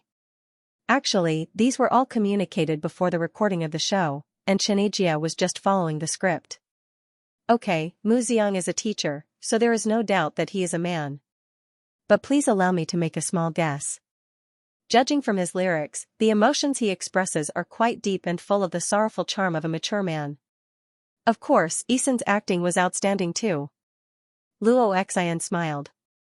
I guess Mr. Mu Xiang is a middle-aged man. Am I right? Xianxia shook his head with a smile and said, no, Mr. Mu Xiang is a young man. She's much younger than me. Oh, young man. Then his fans are also very lucky. Luo Xian pretended to be exaggerating, which caused the female fans below the stage to cheer, as if they were very happy to hear that Mu Xiang was a young man. He's relatively young, but he's also a very mature person.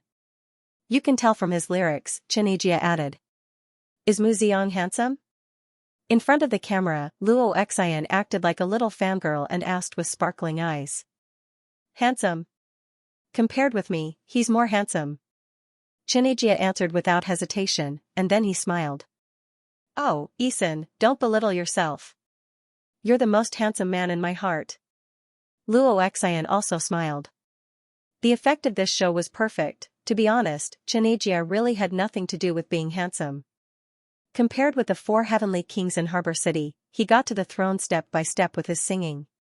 When he said that others were more handsome than him, everyone laughed tacitly. By the way, I still don't understand. Since he's a handsome and talented young man, why did he choose to hide his identity instead of choosing to debut at such a good time? We all know that in fact, there are too many young people who want to enter the entertainment circle, but they are not as popular as Mu Xiang now. Naturally, they won't be favored by the entertainment companies, Luo Xian said. At this moment, the audience below the stage was silent and looked at Xianxia closely. They were also the young people who wanted to enter the entertainment circle but had no way to do so, as Luo Xian said. Is it because he was hurt by a love affair? Luo Xian asked. The song Long Time No See seems to tell a very sad story of a broken love. As for the love affair, it's more personal. I didn't ask Mr. Mu Xiang. But as for why he didn't choose this path, I think it's because everyone has his own ambition. Xianxia thought for a while and said, when we met in his shop, Mr. Mu Xiang gave me the feeling that he was a hermit. Sorry, I need to say it in Cantonese. He's a great hermit who hides in the city. Maybe his past is not simple. Maybe he used to be magnificent in other places. But now, Mr. Mu Ziong enjoys his own peace and the happiness accompanied by music. Luo Xian was indeed a famous host. She immediately found the secret in Xianxia's words. She suddenly asked, his shop? What shop did Mr. Mu Ziong open in Jiang City? He opened a shop in Jiang City. Oh. Xianxia was just expressing his feelings, and now he almost blurted out the answer to Luo Xian's question. Fortunately, he came to his senses quickly and immediately covered his mouth. Luo Xian, you cheated. You can't continue to reveal this. Luo Xian made an annoyed expression. She spread out her hands and said to the camera, Mu Ziang's fans, I can only help you this much. Mu Ziang has a shop in Jiang City. If you look carefully, you might find it. Well, since you can't say it, Isan, you have to sing as punishment. Luo Xian laughed. That's not a problem. What do you want to hear? Xianxia was also free and easy. He stood up from the sofa with the microphone. Needless to say, the audience below the stage were all shouting long time no see. After all, Xianxia's new album only had one Mandarin song that everyone could understand. The scene changed, and the sofa for the interview was removed, revealing a wide stage. Under the brilliant arrangement of the lighting engineer, it also presented the appearance of a small karaoke hall. The surrounding accompaniment sounded, and Luo Xian swayed along with the audience below the stage who stood up, I've come to your city. Xianxia stood in the middle of the stage and sang with deep emotion. At this time it was already past 11 o'clock at night. She had already fallen asleep. Yang Yi turned off the computer and walked out of the study after moving some manuscripts as usual. Eh? The living room was still brightly lit. Yang Yi walked over and saw a beautiful figure standing alone on the big balcony. Murphy stood on the balcony, her eyes were somewhat blurred as she looked at the Grand Canal with only a few lights on the shore. The night wind blew her loose hair, but she didn't care, she just silently thought about her worries. Suddenly, a weight came from her shoulder, a coat was draped on her shoulders that were a little cold from the river wind. Murphy looked back and saw Yang Yi's angular face. Although he was facing the light, he was still so familiar and handsome. Why aren't you resting? Yang Yi walked to Murphy's side, he also leaned on the railing and leisurely leaned on it. Can't sleep, maybe I had a lot of fun playing the piano today? Murphy smiled and said. When two people are together, it is easy to have an awkward situation. Yang Yi himself is not a person who is good at chatting with others, but he is better at listening. And Murphy is also an unsociable person, the two of them are like a closed jar, talking suddenly, the atmosphere was very awkward. After a while, Murphy seemed to have made up her mind, she said to Yang Yi, you know about my new album, right? Yang Yi hesitated, he didn't know how to answer. New album? Which new album? Is it the comeback album that was released before? Or is it the new album that is now preparing? If it is the latter, Yang Yi felt that if he wasn't Mu Ziang, it would be difficult to get the news that Murphy is preparing a new album. The situation is very bad? Yang Yi hesitated for a moment, and chose the former. Murphy nodded, her expression was calm, but there was bitterness hidden in the depths of her voice. It is the worst album since my debut. Yang Yi was silent for a while, then said, I can see that you have been under a lot of pressure these 2 months. However, Murphy didn't want to complain to him, she has long been used to bearing the burden alone, and then moving forward with the burden. Mo Fei calmly said to Yang Yi, now there's a chance. My fan wrote a song for me, and it's very well written. If I don't say his name, I'm afraid it'll be difficult for you to guess who he is. Yang Yi's expression didn't change, but he didn't know whether to laugh or cry.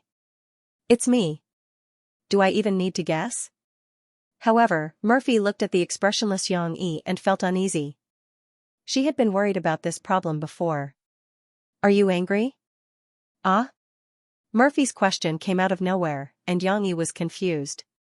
Murphy pursed her lips and whispered, you're angry. What? Yang Yi's head was now full of question marks, as if it was being pulled by a string, a series of questions popping out. Murphy felt a little wronged, but she didn't show it. She just said in a low voice, don't mind it so much. Although he's a male fan, he said that he only wanted to write a song for me because he likes my voice. Moreover, he is also the composer of the song Long Time No See that you like sung by Xianxia. His name is Mu Xiang. Mu Xiang? Yang Yi pretended to be surprised, and then smiled. He wrote a song for you, why would I care? This is a good thing. Yang Yi was still worried that Murphy would think too much, so he helped to persuade Murphy. The song written by Mu Xiang is very good. You should be happy that such a great person wrote a song for you. Your next album will definitely sell at the platinum level like Xianxia's. Murphy was a little confused by her own thoughts and Yang Yi's reaction. That's not right. Shouldn't Yang Yi care a lot? Murphy remembered that not long after she told Yang Yi that she was going to make a comeback, she participated in a program and sang a song with another male singer. As a result, she sent Xi over to play with her father on the weekend. Yang Yi's face was dark, and he was even fiercer than his usual stern face. The lyrics of the song he wrote for me may be a bit ambiguous. Murphy hesitated for a moment, but still said it very frankly. Since Murphy said so, Yang Yi had to follow her words and asked, how is it ambiguous? I'll sing it for you, but please don't mind it. He said that these songs were not written for me, but for the woman he loves. It's just that they are suitable for me to sing, so he hopes that I can sing them well. Mo Fei's heart was beating like a drum, so she gave Yang Yi a heads up first. Yang Yi nodded gently. He was quite looking forward to it. He wanted to know how good Murphy would sound when she sang the song he wrote for her. There is no precaution at all, and there is no trace of concern. In the gentle night wind, Murphy's ethereal voice rose gently, like a nightingale written by Chekhov. When the singer gently opened her beak and chirped, the entire forest was filled with her crisp and sweet voice. Even the accompaniment band was so excited that they forgot to play. They all held their breaths and listened to her in silence. The nightingale's voice was full of strength and tenderness. Yang Yi listened with bated breath. His eyes fell on Murphy's face, but they seemed to be unfocused. It also seemed that he was so focused that Murphy was a little nervous. Finally, she finished singing a part. Murphy couldn't help but ask Yang Yi, what do you think? Ah? Yang Yi came back to his senses and said subconsciously, it's good, but there are a few lines that weren't handled well. Huh? Murphy was also a little confused by Yang Yi's answer. For example, the line from My World, there is no news you sang a little bit too slowly. I think it might be better if the rhythm is faster. Also, the line, although you and I are strangers, passers-by, we can still feel each other's eyes, a heartbeat, do you find it very rhythmic? You have to sing this rhythmic feeling. Yang Yi compared Murphy's singing with the original song. There were really a lot of differences. Although Murphy's voice had a plainer and sad charm than the original song, but in terms of details, Murphy had not been polished many times. Murphy's interest was aroused by Yang Yi. She pulled Yang Yi and let Yang Yi sing all the things that he mentioned just now, so that she could feel how to change the rhythm. In the end, Murphy had to be convinced by Yang Yi's interpretation of the original song. She said with emotion, you are still very talented in music. It's a pity that there is a problem with your voice. You have never sung before, so you don't know the correct way of speaking and breathing rhythm. From tomorrow onwards, you have to practice with me. Murphy said seriously, I want to teach you how to sing. Yang Yi knew his own weaknesses. In his previous life, his voice was destroyed when he was young, and his voice was like sandpaper, so he had never thought of learning how to sing. In this life, it was even more impossible for his predecessor to learn how to sing. That's good, but I still have to teach Xi swordsmanship in the morning. Yang Yi scratched his head. You still have to wait for her to wake up. Before she wakes up, we will have already finished practicing.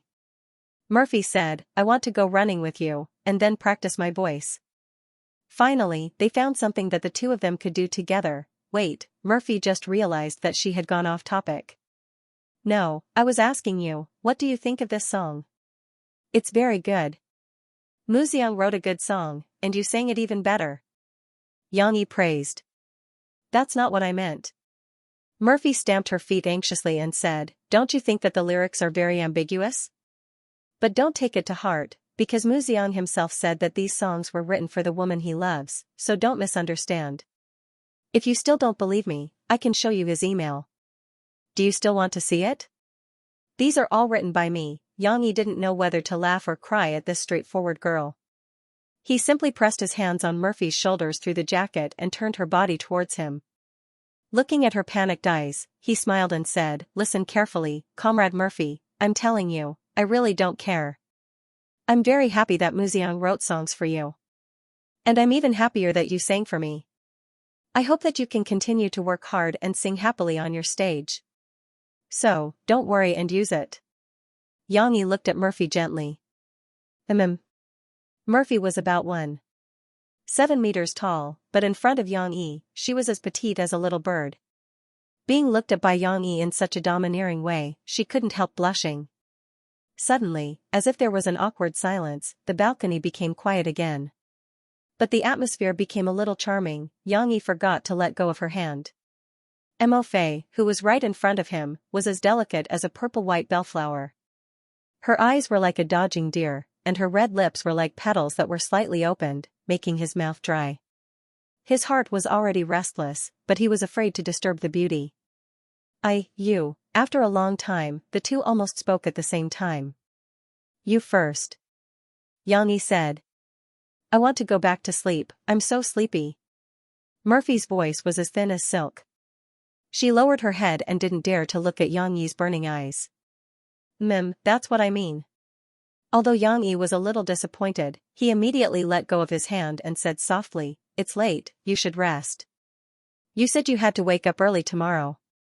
Murphy shyly lowered her head and walked to the living room, but stopped and turned her head. She looked at Xianxia and bit her lower lip. "Tonight, thank you." Not sure if she was thanking Xianxia for giving her the jacket, or thanking Xianxia for his understanding. However, Murphy didn't practice singing with Xianxia the next day because she slept too late last night and couldn't get up in the morning. Xianxia didn't wake her up either, he even complained about it later. Murphy still had something to do today. She had to go back to the company and bring back the song that Muziang wrote for her. Then, she would practice singing with Xianxia at Xianxi's house. Although it was a bit stupid to practice singing during a vacation, Mo Fei felt that it was better to practice singing with Xianxia instead of wasting his life doing nothing every day. It could speed up the progress of the new album in the future, and it could also cultivate the relationship between the two of them. It was two birds with one stone. The owner of the coffee shop, Xianxia, didn't want to open the shop at all. He thought that he had nothing to do anyway, so he drove his tyrannical wolf and sent Murphy back to the company. She was happy because she could go for a ride in the car again, but something was wrong. Because her mother was sitting in the car, her father didn't open the window for her. The little girl felt that something was missing from the ride. Tyrannical Wolf's engine is a military standard, and it is full of power. Xianxia drives on the Ring Highway, speeding all the way. In Cece's excited cries, they arrive at Tianmei's building. She, be good and wait for Mom downstairs with Papa." Before Murphy got out of the car, she kissed Xianxia on the cheek. "Mom, I want to go up too," Xianxia said with a pout. "No, your Papa's car can't enter the parking lot. There are too many people outside. Mom can't take Xianxia up." Murphy explained, "Mom will go and come back quickly." However, she wasn't very confident. Although it wasn't very troublesome to bring down a stack of printed paper, Mo Shawan had mysteriously told her over the phone that there would be a surprise. She didn't know if it would delay her time. "Okay then." Xianxia nodded obediently. "Then I want Papa to tell me a story." "Okay, but you are not allowed to talk about Journey to the West." Murphy laughed. "Journey to the West can only be told when Mom is here. Mom also wants to hear it." Murphy wasn't too interested in Xianxi's other fairy tales. After all, they were still a little childish. However, Journey to the West was different. Murphy fell in love with it after listening to Xianxi's story. Not only did she pester Xianxia to tell her the earlier parts of the story, but she was also more anxious than Xianxia to urge him to update the novel. He wouldn't let her do this or that.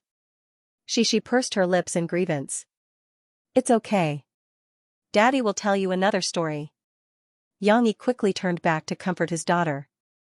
He smiled and said, "Daddy has many, many good stories." However, after Murphy went upstairs, Xianxia told his daughter the story for a while before he was interrupted by a phone call. It was from Mr. Liu. Xianxia smiled apologetically at his daughter and picked up the phone. "Lu Xing, is there any progress in my fairy tale book?" To be honest, Yang Yi was still looking forward to the publication of this fairy tale book. After all, the previous two popular books were basically carried over by him. As for this fairy tale book, 80% of the story was created by himself based on the fairy tales of his previous life. Would it be popular? What kind of sales would it get? Yang Yi didn't know in his heart. However, it was this unpredictability that made Yang Yi look forward to it. However, Mr. Lu did not want to talk to Yang Yi about this today. He said apologetically, "I'm sorry, Yang Yi. Your book is still in the typesetting process. It's estimated that it will take half a month. However, please rest assured that our publishing house values your book very much." She was already a little impatient. She shifted her little butt in the back seat, moving here and there for a while. However, she was still quite obedient and did not disturb her father's work. Mr. Lu was long-winded and finally got to the point. "I called to disturb you today because a big director came to our publishing house and asked for your contact information.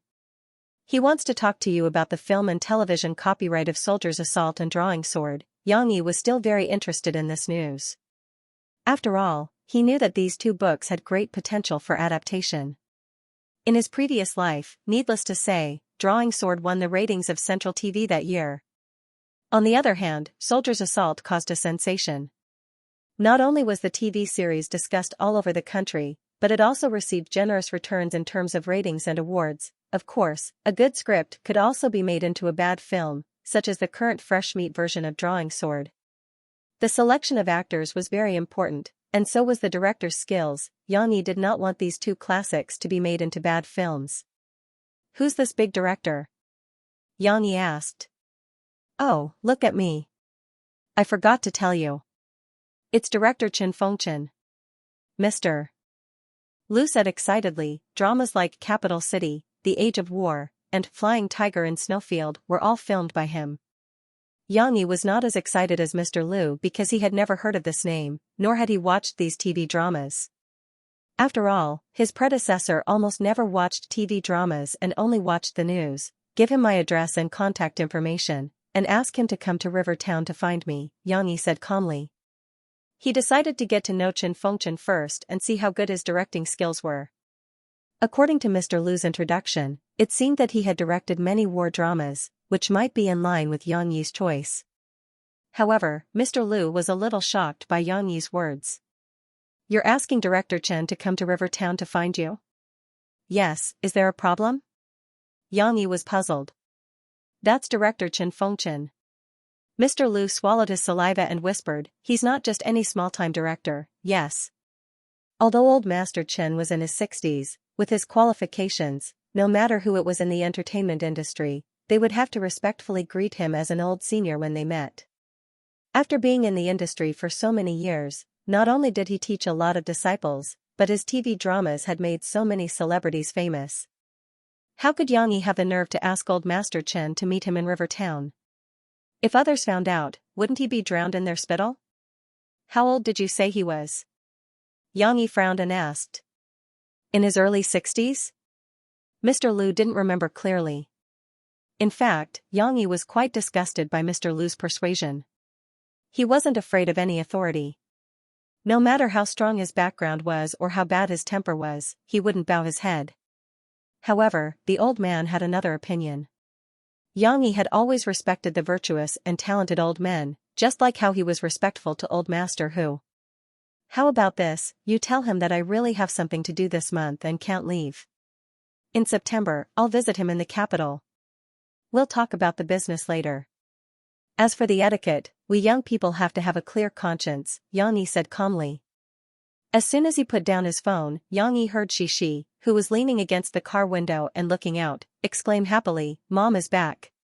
Murphy came back with a big corrugated box in her arms.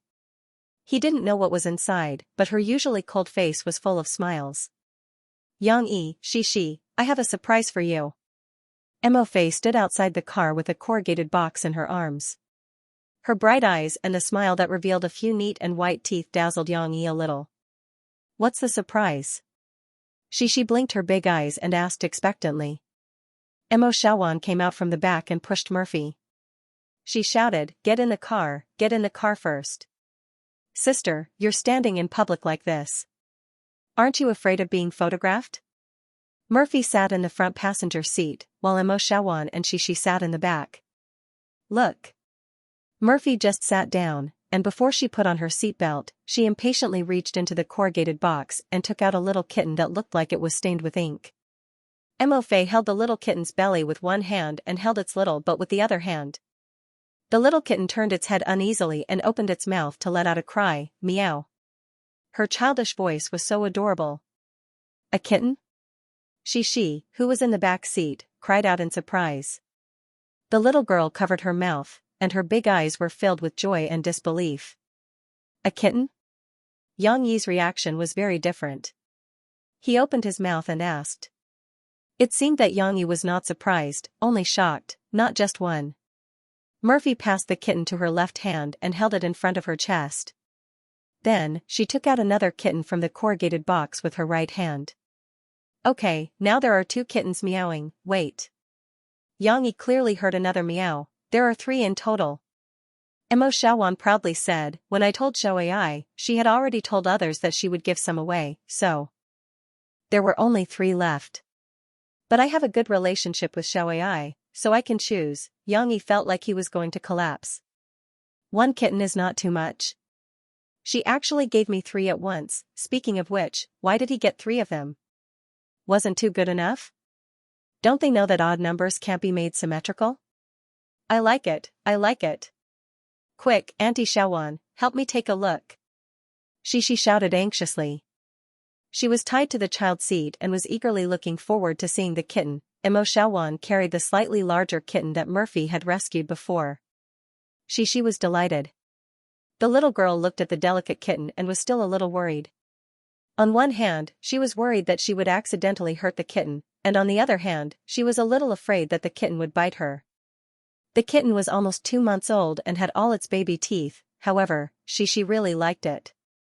She couldn't help but reach out her little hand and stroke the little cat's head. The cat's fur was soft and very comfortable. After the little kitten was touched, it narrowed its eyes and raised its head. This scared Xishi so much that she quickly retracted her hand. It's okay, it won't bite you. It's very happy that you're touching it. Mo Xiaowan laughed. Xishi then beamed with joy and played with the kitten. The kitten even rubbed its soft little ears against her palm. The little girl was very happy. You don't like cats? Murphy's happiness had passed. She keenly noticed that Yang Yi's emotions were not as excited as her daughter's. Yang Yi smiled awkwardly and said, It's not that I don't like cats. It's just that they shed their fur. He really couldn't say whether he liked or disliked cats. For pets like cats, which required emotional investment, Yang Yi had refused to get close to them in his previous life. He was afraid that they would be as troublesome as women. Dogs were the same, and they all shed their fur and often made themselves dirty. Shed their fur? Murphy understood. She remembered the conversation she had with Yang Yi when she was setting up the vase. She smiled until her eyes were like crescent moons. No, this kind of British shorthair shed very little fur. It would still shed, besides, shedding fur is very normal. Murphy laughed. We women have such long hair, and we often shed some on the bed. But I don't think it's a big deal. The room is still very clean. She still had the nerve to say that. Yang Yi was speechless. When Murphy was at her house, she probably had a nanny to clean up. After she came to his house, wasn't it Yang Yi who cleaned up? Yang Yi had to clean the drain in the bathroom every day. Otherwise, it would be blocked by the black hair, and then the water would flood the Jinshan mountain, not to mention the bedroom. Before Murphy came, Shishi's long hair was often found in this and that corner. Yang Yi was a little suspicious that women were not made of water, but of hair. The so-called cleanliness that Murphy said she saw was the result of his hard work. However, there was no need to care about this. Yang Yi smiled reluctantly and said, It's okay. I actually don't care that much. Since you and Shishi both like it, then let's keep it. Anyway, there was a shedding creature in the house that needed to be cleaned up, and there were 2 shedding creatures that also needed to be cleaned up. Since there were already 2, what was the harm in adding 3 more? Murphy giggled. She was quite satisfied with Yang Yi's tolerance, just like when they were setting up the vase. Although Yang Yi felt uncomfortable in his heart, he still magnanimously accommodated her. However, Murphy was not a capricious person.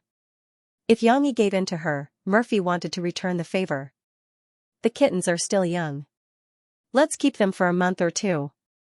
When they grow up, we'll put them in the coffee shop and let them play by themselves. Murphy said softly to Yang Yi. Let me tell you, there are some coffee shops in Benhai that use cats as their theme, and they attract a lot of customers. Yang Yi, of course, knew what Murphy was talking about. Cat-themed coffee shops that specialized in attracting artistic youths who liked to play with cats. In his previous life, he had heard of many of them. There were even maids-themed coffee shops, let alone cat-themed ones. Since they were going to keep cats, the poop picker had to buy equipment for his masters. Under Emo Xiaozhuan's directions, Yang Yi drove to the nearby pet street. Murphy's identity was special, so she couldn't get out of the car. She stayed in the car with Shishi to play with the kittens. Yang Yi followed Emo Xiaozhuan out of the car to shop. There are a lot of things to buy. Xiaoai gave us the food bowls, but there's only a week's worth of cat food, so we have to buy it. We also have to buy cat toilets, cat litter, and toilet mats for cats. You don't want cats to stink up the house, do you? These things need to be taught from a young age. Emo Xiaowan walked in front, holding a piece of paper, and mumbling as she walked. Of course, she was not a qualified cat slave. These were the lessons that Xiaoai had prepared for her. We definitely need cat cages. If they don't listen to us in the future, we can lock them in as punishment. Emo Xiaowan gloated. We also need cat beds, cat climbing frames, and their toys. Oh right, we have to buy paw sharpeners, cat nail clippers, combs. Yang Yi's temples swelled. Was it so troublesome to keep cats? He didn't know that Xiaoai had vaccinated the kittens before. Otherwise, there would be more troublesome things to do. Just as Yang Yi and Emo Xiaowan were shopping in the pet shop, Emo Xiaowan suddenly rolled her eyes. She reached out and pushed Yang Yi, urging him to go to a corner where they could talk in private. Brother-in-law, are you rich? Emo Xiaowan looked at Yang Yi expectantly. In fact, Yang Yi felt a little awkward being alone with Emo Xiaowan. Emo Xiaowan and his predecessor were like fire and water. Emo Xiaowan even thought that Yang Yi was holding her cousin back. Moreover, Murphy and Yang Yi's relationship was problematic, so her views of Yang Yi had always been very extreme. Yang Yi also did not like this woman who was giving him a hard time as soon as he arrived in this world. However, Emo Xiaowan was Murphy's cousin. She was half a sister-in-law, so Yang Yi couldn't treat her coldly. Now, Emo Xiaowan, who had always been at odds with him, actually wanted to talk to him alone. Moreover, she looked like she wanted to discuss something important. This was too strange. Emo Xiaowan saw that Yang Yi was hesitating and did not say anything. She became anxious. Brother-in-law, my sister told me that Soldier's Assault and Drawing Sword were both written by you. The two best-selling books definitely made you a lot of money. Yang Yi did not care about the money. He was hesitating about how to talk to Emo Xiaowan and what tone to use. It's okay. When the settlement comes this month, I'll probably have an income of more than 7 million. Yang Yi decided to treat Emo Xiaowan as Emo Xiaowan and communicated with her normally. That's a lot. Emo Xiaozhuan's eyes lit up. She said, that's enough, that's enough. Brother-in-law, you just need to save up for 2 or 3 months. Was this girl's tone not deliberately alienating him like before? Yang Yi asked curiously, what are you going to do? It's not what I'm going to do. Emo Xiaowan said excitedly. It's what my sister is going to do. What is Murphy going to do? Yang Yi was a little confused. If Murphy was going to do something, or if she was short of money, why didn't she tell him directly? Why did she have to pass the message through Emo Xiaowan? Yang Yi quickly understood that this was actually a small misunderstanding. Emo Xiaowan shook her head and sighed. Sigh, brother-in-law, you don't even know how my sister is treated by her current management company. Yang Yi really did not know much about Murphy's current situation. He could only tell that Murphy's situation was not good from the emails he sent to her by Mu Xiang. How could a singer collect the songs for an entire album without the company's help? With Emo Xiaozhuan's exaggeration, Yang Yi understood the current situation where Murphy was being ostracized by her management company, and the boss's intention of pressuring Murphy to sign a more stringent contract. My sister is a stubborn person. She felt that Sister Ling treated her well in the past, so she didn't want their relationship to be strained. Mo Xiaowan curled her lips and unhappily said, but she doesn't even know what kind of person Sister Ling is. That's right. When my sister had good results, she was the only big star in the company. Of course Sister Ling would protect her in the palm of her hand. Now that my sister's return album is selling poorly, her expression immediately changed. This person is very realistic. Zhen Muqian is young and beautiful, so she wants to push Zhen Muqian onto the stage and kick my sister away. My sister only remembers how others treated her well in the past. She can't see reality. Look at how the company is treating her now. How many performances and jobs have been arranged that my sister doesn't want to go? In the past, as long as my sister hesitated, they wouldn't even dare to mention it a second time. Also, wasn't there a scandal a while ago? It was all arranged by the company in private. Mo Xiaowan hatefully said. Yang Yi deeply frowned. If Mo Xiaowan didn't say it, he really wouldn't have known that Murphy was facing such a situation. He originally thought that the reason why Mo Fei flew around was just because of her job, but now it seems that she was being ordered around by the company like a cow.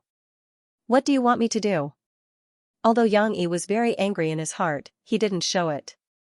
He took a deep breath and then asked in a deep voice. Mo Xiaowan snapped her fingers and said with a face full of excitement, my idea is to let my sister jump out and set up her own studio. Although it's a bit difficult to wake up early, the most important thing is freedom. But my sister isn't willing. She's still hesitant and doesn't want to fall out with Sister Ling. Mo Xiaowan helplessly shrugged, so I want brother-in-law to open the studio and set up the framework first. Then when the contract is about to expire and Sister Ling wants to renew the contract, we'll make it clear to her. Brother-in-law, you might not know, but it's useless no matter how much I say. My sister is very stubborn. But she cares about your words. As long as you persuade her and say that you want to open a husband and wife shop with my sister definitely won't refuse. Mo Xiaowan chuckled and patted Yang Yi's shoulder. Of course, it can't be now. We'll have to wait until my sister releases this album. Why wait? Why don't you tell Murphy first and let her terminate the contract with the company and then go to our new studio to release a new album? Yang Yi asked, puzzled. Doesn't it cost money to terminate the contract? Mo Xiaowan rolled her eyes. My sister was a singer back then. The termination fee was 40 million. Do you have 40 million? 40 million was the price of a popular singer 5 or 6 years ago. Because Murphy later retired, the contract hasn't been changed for the time being. If a popular singer didn't have a termination fee of 1 or 200 million in today's skyrocketing prices, she would definitely be a retard. She would be waiting for the industry's giants to covet her. Of course, Murphy's Waterloo was not worth 40 million according to the current prices. I can borrow it and spend the money to terminate the contract. I'll earn it when the money is gone. I don't want to stay in that company and ruin my mood. Yang Yi said indifferently.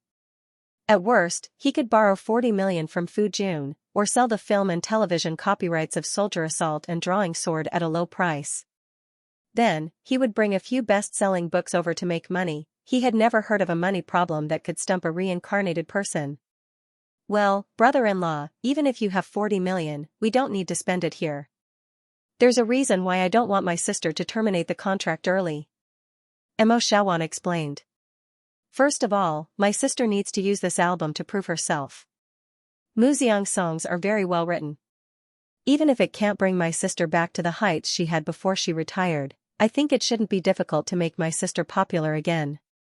However, running a studio isn't something that can be done with money. If you're not an A-list celebrity, it's very difficult to compete with big agencies on your own without the support of popularity. Otherwise, why would many small-time celebrities have to endure the exploitation of agencies, while those who opened their own studios were mostly big stars who had been famous for a long time? Moreover, Tianmei now has the resources we urgently need. If we jump out and open our own studio now, how are we going to record? How are we going to shoot a music video? How are we going to sell the album? What about publicity? Mo Xiaowan said, we're a newly established studio. It's impossible for us to gather so many resources in a short time. Yang Yi had to admit that Mo Xiaochuan's words made sense. So in this year, we have to first set up the framework of the studio. I'll gradually invite the professionals I've known over the years to join us, or recruit and spend money to poach people. When my sister's contract ends and she joins brother-in-law's studio, the transition can be completed smoothly. Mo Xiaowan said confidently. Over the years, she hadn't been in the entertainment industry for nothing. She had a lot of resources in her hands, but it would take time to arrange them. Not to mention anything else, Mo Xiaowan had made up her mind to secretly poach people from her old company, and persuade a group of capable and experienced friends like Xiaoai to join them. Of course. Mo Xiaowan snorted and said proudly, the most important reason is, how can we run away like this? This album must be released in Tianmei, and we must get good results. When the time comes, they'll be surprised and regret it. The thing that he had discussed with Mo Xiaowan became the second thing that Yang Yi had hidden from Murphy. Well, it didn't matter if he had too many debts. It didn't matter if he hid one or two things from her. As long as he didn't do anything wrong to Murphy or his own conscience, Yang Yi could still face it calmly. Yang Yi didn't have to worry too much about this. He basically left it to Mo Xiaowan, and he only had to pay for it. Yang Yi liked to leave professional things to professionals. But there were some things that Yang Yi had to do even if he wasn't a professional. For example, building a nest for the new kittens in the house, building a cat tree, because there were 3 kittens, the cat tree that Yang Yi and the others chose was relatively large. In its original form, it looked like a building in Monument Valley. But before it was assembled, it was just a piece of plank, a tube of cardboard wrapped with hemp rope, and a piece of flannelette. What Yang Yi needed to do was to assemble it in a corner of the living room for the owners to play with in the future. There is no justice. A cat can enjoy such luxurious treatment. Yang Yi sighed secretly. He was tying the soft flannelette hammock. There were a total of 3 hammocks on the cat tree. Some were tied low, and some were tied high, but they were all like swings, swaying. Yang Yi felt that if he became a cat, like Xingtan, sleeping in a hammock with his paws under his belly and his eyes closed, it would be very comfortable. On the cat tree, there was a small house similar to the Great Wall. It had openings on both sides and was at a medium height. It was said that cats liked to climb into these small dark houses, and the smaller they were, the more they liked to climb into them. At the very top, there was a platform for cats to jump onto. In winter, they could install cat nests made of flannel. That way, they could jump up step by step and nestle comfortably, looking down at the poop scoopers with disdain. However, although Yang Yi was secretly muttering about these cats' good lives, he still welcomed their arrival in his heart. Because Murphy and Shishi were very happy. Meow meow meow meow, 2 strange meows, one big and one small, were heard, but they weren't meows of kittens. Instead, it was Mo 3-year-old and Shi 4-year-old who were playing with the kittens in the corrugated cardboard box. Mom, can I hug the kittens? Shishi's 2 big eyes seemed to twinkle like little stars as she looked at the kittens happily. Sure. Murphy gently pulled apart the kittens that were huddled together and took out her favorite one. The remaining 2 kittens saw that their companions had been picked up, so they raised their heads and meowed. No one knew if they were meowing, worried about their companions, or envious of their companions' treatment. They also wanted to be picked up and touched by the poop scooper. Shishi stood up nervously. Although she had been looking forward to hugging the kitten, when it was time to do it, the little girl was a little scared and nervous. I'm scared. Shishi was so anxious that she wanted to cry. She stamped her feet and said to her mother, "Don't be scared. The kitten is very gentle. Come, sit down first." Murphy smiled as she guided the little girl. You use both hands like Mom and hug it under its armpits. She did as she was told. Although the little girl was so nervous that her body was stiff when the kitten was handed to her by her mother, the kitten stayed in her arms obediently and even turned its head to look at her flexibly. She was very happy. Mom, look, it's not scared. She said happily. Of course, she still didn't dare to move at all. Of course, it likes you very much, Murphy said with a smile. Then, Murphy taught Shishi how to stroke the kitten. Use one hand to hug its stomach, then use your right hand to scratch its head, especially behind its ears, and here, under its neck. Murphy smiled. Look, it likes it when you touch it like this. She used her little finger to gently scratch the kitten behind its ears. The kitten was so comfortable that it closed its eyes. How do you know it likes it? She asked, a little confused. Look, its tail is already up and swaying gently. This means that it feels very happy and is acting coquettishly with you. Murphy said with a smile. Note 1, the mother and daughter played with the kitten for a while. She couldn't hold it for too long, so she handed the kitten back to her mother and played with the other 2 kittens. But at this time, Murphy suddenly thought of something. She smiled and shouted in the direction of Xianxia, come here. Maybe Murphy was afraid of scaring the kitten, so she didn't shout very loudly, or maybe Xianxia didn't hear her because of the noise from the TV. Xianxia was busy assembling the cat tree and didn't move. Go and call your papa over. Murphy held the kitten and pointed to her daughter. She reluctantly looked away from the kitten. She ran over and shouted like her mother, Xianxia, come here. Hearing her daughter call him that, Murphy chuckled. Her smile was like a flower. Xianxia was pulled over by his daughter in confusion. As he walked over, he said, Cici, Daddy told you to remember. Every time you finish playing with the kitten, you have to wash your hands, and you have to wash them with soap. Murphy patted the space beside her and asked Xianxia to sit down. In fact, it was a little dirty to sit directly on the ground, but Xianxia still sat down. She saw this and quickly squeezed between her father and mother. She sat down close to them, forcing Xianxia to move his butt to make some space. Otherwise, the little guy would be squashed. There are 3 kittens here, Murphy said with a smile. She, me, and you. The 3 of us, each name a cat we like, okay? Okay. She raised her hand excitedly. She pointed to the smallest one in the box and said, I like it the most. I want to call it Xiaoguai. She had just held the biggest one, but she still felt that it was too heavy and didn't like it. The smallest one felt the best, and it was the most docile in Shishi's hands. It lay there obediently and let the little girl touch it. Such an obedient kitten should be called Xiaoguai, Murphy nodded. She combed the fur of the kitten in her arms and said excitedly, then I want to name this one. It's called Little Gray, because its fur is grayish blue. Then why not call it Little Gray, or Big Gray Blue? Because it was the biggest of the 3 kittens. Xianxia secretly criticized Murphy's naming skills, but he didn't have time to think too much. Murphy was urging him to name the remaining kitten. She also looked at her father with her eyes wide open. She was very curious about what her father would name it. Xianxia actually couldn't think of a name, but he couldn't persuade Murphy. Moreover, this was a big event for the whole family. Xianxia couldn't find an excuse to avoid it. He still had to seriously consider how to name it. Xianxia picked up the remaining kitten and tried to touch it. It was a soft little guy, and its fur was actually very soft. Looking at it opening its pink little mouth to meow at him, Xianxia unexpectedly found that he actually quite liked this feeling. Kittens were the cutest, so, what name should he give it? Note 1, cats are different from dogs. When a cat wags its tail widely, it means that it is very anxious. When it wags its tail slightly, it means that it is interested in something. If it wags its tail to its owner, it means that it trusts the owner very much and is acting spoiled. What should he name it? Of course, he couldn't name it Black Charcoal.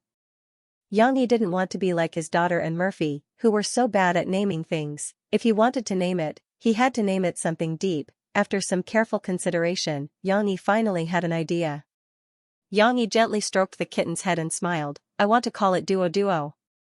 Duo Duo? How much is Duo Duo? Murphy asked in surprise. No, it's Duo Duo next to the word mouth. Xianxia shook his head. There's still a lot of Duo Duo next to the word mouth. Murphy giggled and looked at Xianxia proudly. Her eyes seemed to be saying, I've seen through you. Murphy didn't know Xianxia too well. She knew that Xianxia liked the number Asher.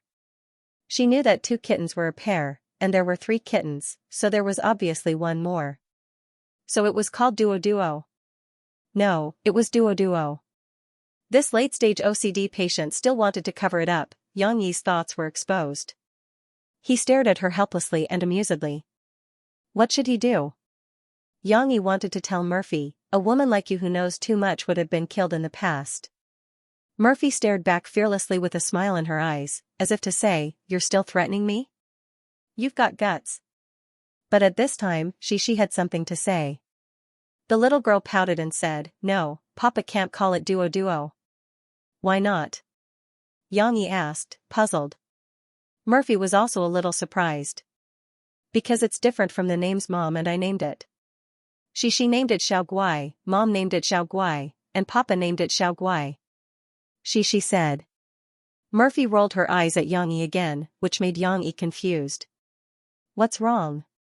Little did he know that Murphy was suspecting that she had been living with her father for so long that she had developed an obsessive-compulsive disorder. Even when she came up with names, she couldn't break the cue, "This won't do." "It's all right. Everyone can come up with their own names." Murphy comforted her daughter and smiled. "This is the rule. So, the kitten that your papa likes is called Dodo La." This would not do. If she really had the tendency to have obsessive-compulsive disorder, she would have to change it and get used to being disorderly and asymmetrical. It turned out that she did not have obsessive-compulsive disorder. She thought about it carefully and felt that her mother's words made sense, so she nodded and said, "All right then. Xiaoguai, Xiaoguai, and Xiaoguai," the three British Shorthairs who were curiously looking at their new environment, "we're going to settle down in Yang Yi's house. Fatty, call 2 people over to help me move the props." In the film and television base in the northern suburbs of Beijing, a little fatty in fake armor stood up and called 2 acquaintances over. He walked over to a young man who had a pen in his ear and was waving a hard folder in his hand, ordering the extras around. "Brother Ben, we're here," the little fatty said with a smile. "If you need anything, just tell us what to do." The young man nodded with satisfaction, but he wouldn't be nice to the little fatty because of this. He waved his hand and said, "Go, go, go, bring that box of props and let today's extras change into them." "Okay." Although it was a hot day and he was sweating profusely, the little fatty still diligently went to move the things. This was Guozi. He had only been in Beijing for a few days, but with his eloquence and diligence, he had already stood out from the rest of the extras who could only lie down. He was now a senior extra who could stand up and even have a few scenes. While moving the things, his companions whispered into Guozi's ear, "Xiaogua, why do you think Big Ben is working so hard today? He usually doesn't have such a loud voice." These companions were all older than Guozi, but not by much. They were all mountain children who didn't go to university and came to Beijing to work. Later, they found out that playing extras could be quite profitable, so they came to Beijing to pass the time. Their personalities were simple and honest, and their IQ was also the simple type. When they saw that Guozi didn't mind their Mandarin accent and didn't mind that they were from the countryside, they started to play together. In addition, Guozi was quick-witted and had ideas. After taking them on a few trips, they were able to grab good scenes. Thus, they faintly regarded Guozi as their leader. Of course, they still called him Xiaogua, Xiaogua, and Guozi didn't mind. "I heard that a big director came here today to shoot the main character's scene, so he worked a little harder. He wanted the big director to see his hard work." Guozi curled his lips. "Oh." His companions understood and looked at Guozi with admiration. They felt that he was really amazing to be able to find out such big news. In fact, they didn't bring their own ears and treated playing extras as idling. When they were resting, they really hid under the shade of the trees and lay down like corpses. Guozi stayed in the sunniest place, but he was able to eavesdrop on the conversations of a few special personnel or small supporting roles. Who knew how much information he had gathered in the middle of it? Not long after, there was a commotion on the set. Other than those useless extras, the other actors and staff ran over eagerly. "Director Chen, you're here? Teacher Chen, you've worked hard. It's such a hot day. Director Chen, look at this." Those who greeted him, those who tried to curry favor with him, and those who reported their work actively rushed to talk. It was as noisy as a market. Guozi also looked at him from afar with a few of his friends. Of course, they didn't dare to go up. "How impressive," one of his companions said enviously. "If only I could be like him." Another one of his companions also muttered, imagining the scene of him being surrounded by a large group of people. Guizi was also muttering, but he wasn't envious. Instead, he lamented, "Director Chen Fengchen. When can I act for him? It'll be great. Extras don't count, I have to be the male lead." That's right, it was Chen Fengchen. Today, old Master Chen was dressed in a much more energetic and imposing manner than when he was in the bookstore. He wore a round-necked shirt with a black leather jacket and black sunglasses under his bowler hat. If it weren't for his white beard, it would be impossible to tell his age. People relied on their clothes and temperament. The old man had both today, so his aura was naturally more like a great director's. Okay, stop hanging around here.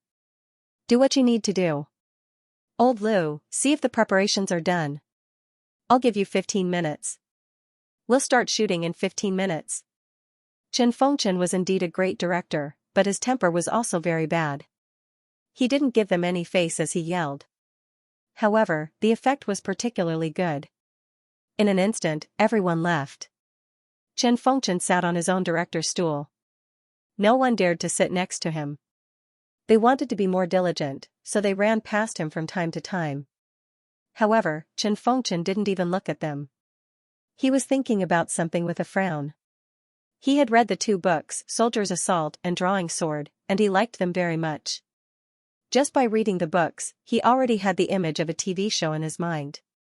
The experienced director Chen was keenly aware that these 2 works were particularly suitable for a TV show, so he couldn't wait to contact the publishing house to discuss the copyright with the author. However, he didn't expect the response he got was that the author couldn't leave and could only wait until September to come to Capital to discuss with him.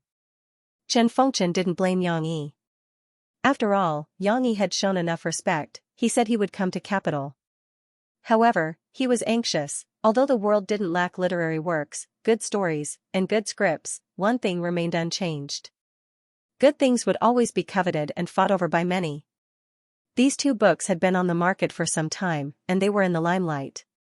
Chen Fengchen couldn't guarantee that other directors and companies didn't take a fancy to these 2 books. In the face of cruel market competition, Chen Fengchen's seniority was obviously useless no matter how old he was.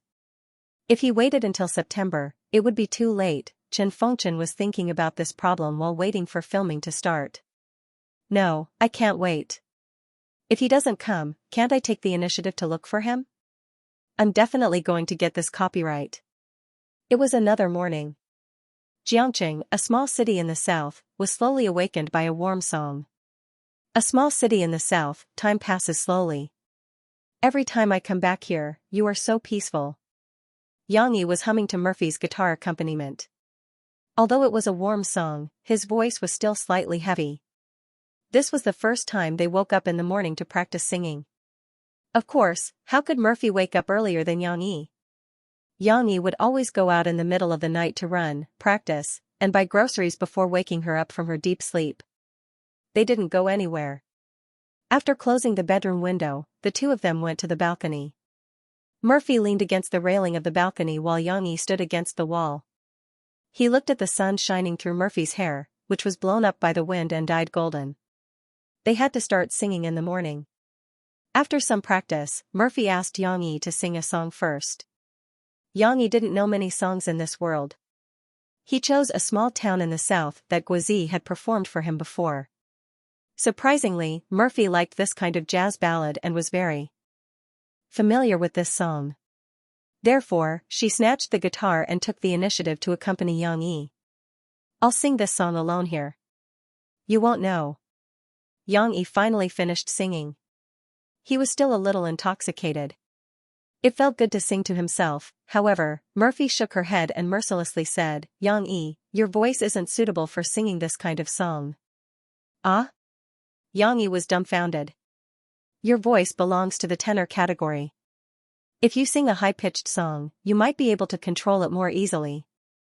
However, you can't sing A Small Town in the South.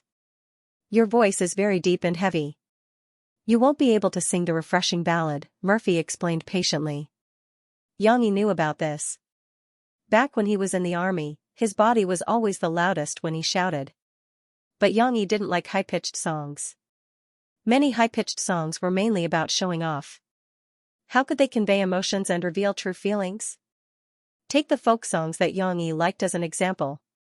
How many of them required him to raise his head and use a very penetrating high-pitched voice to express his feelings? How can I widen my vocal range? Xianxia thought for a while and asked Murphy, your voice is very good. Isn't it reported that your voice can cross 3 octaves? You know about this? Murphy looked at Xianxia in surprise. Among her songs, there were no high-pitched songs that required her to release so much energy. However, there was once a music program where she accepted the challenge arranged by the host and really sang an octave across the stage. But there's no harm in telling you. I can indeed sing 3 octaves. But this is on the basis of an innate wide vocal range and practice. Murphy smiled and said, my mother knows music very well. So when I was young, she found that my voice was very good. So she made me do a lot of special practice. Your voice is basically fixed now. It's very difficult to change it through practice. Murphy hesitated for a moment, but still told Xianxia the cruel truth. After all, he was an old man in his 30s, Xianxia smiled bitterly. Murphy comforted him. But it doesn't matter. Singing a song well has nothing to do with your vocal range. It has to do with the quality of your voice. Xianxia, your voice is very good. It's bright and clear. If you sing a suitable song, it will have a good effect. Xianxia frowned slightly and said, if I want to sing this song well, is there no other way except to change to another song? Could it be that after rebirth, he could only listen to the songs he liked? Xianxia was not reconciled. Murphy shook her head and said with a smile, you misunderstood me. And your own thinking is also wrong. To sing a song well, do you have to sing it according to the original singer's style? Even in this small town in the south, you can change to a style that you can control. You don't have to deliberately imitate Chow Fong. Try more, you can always sing other people's songs with your own flavor. Murphy felt that her words alone were not convincing enough. She picked up the guitar again, gently plucked the strings, and said, I'll sing a part. Listen to it. The small town in the south is not bright. Every time I come back here, I feel calm. Murphy's ethereal voice sounded, but it stopped abruptly after just a part. This is the original version. Murphy stopped and said to Xianxia. Then, she played a short prelude and continued to hum. Hey! Xianxia's ears were still very sharp. He could hear that Murphy's rhythm suddenly became lively. Although it was still the original voice, Xianxia seemed to feel that if he closed his eyes and listened, he would feel that the singer was a girl who loved to laugh. Her voice was less sad, more lively, and not too sweet. It was just right. Note 1, but unfortunately, Murphy also sang a part and then stopped. She then changed to another style of singing. But this time, the rhythm was basically the same as the original version. But Murphy's voice was lower, slightly hoarse, and the vicissitudes of life hit the face. Note 2, how is it? Does it mean that the same song can have a different feeling when sung in different ways? Mo Fei said to Xianxia with a smile. Well. Xianxia wanted to say something but stopped. Murphy still saw it and said, if you have any doubts, just say it. What's there to be embarrassed about? Xianxia's old face was slightly red. He pointed to the guitar and said, can you sing again? Just use your second style of singing. I think it's pretty good. Murphy naturally satisfied his request. Her slender fingers plucked the strings and she sang with a light rhythm. I'm here singing this song by myself. People just smile, oh, smile. Xianxia listened silently. He could hear that in the second smile, Murphy was somewhat wantonly displaying her talent and singing with a playful flavor. At the same time, he saw Murphy's smiling eyes. It was like the canal behind her sparkling under the morning sun, as if there was a soft autumn wave flowing. Xianxia thought of a poem that wasn't really a poem, instantly beautiful eyes flowed with flowing water. Words and laughter were inseparable. Note 3, perhaps, the woman who was written by Tao Yuanming and sang with him was also as intelligent and beautiful as Murphy. With so many thoughts running through his mind, Xianxia also forgot to hide it. Mo Fei's cheeks blushed because of his infatuated gaze, and she even sang a little off-key in the end, but she didn't notice it, and Xianxia didn't notice it either. Well, it's your turn to listen to me sing.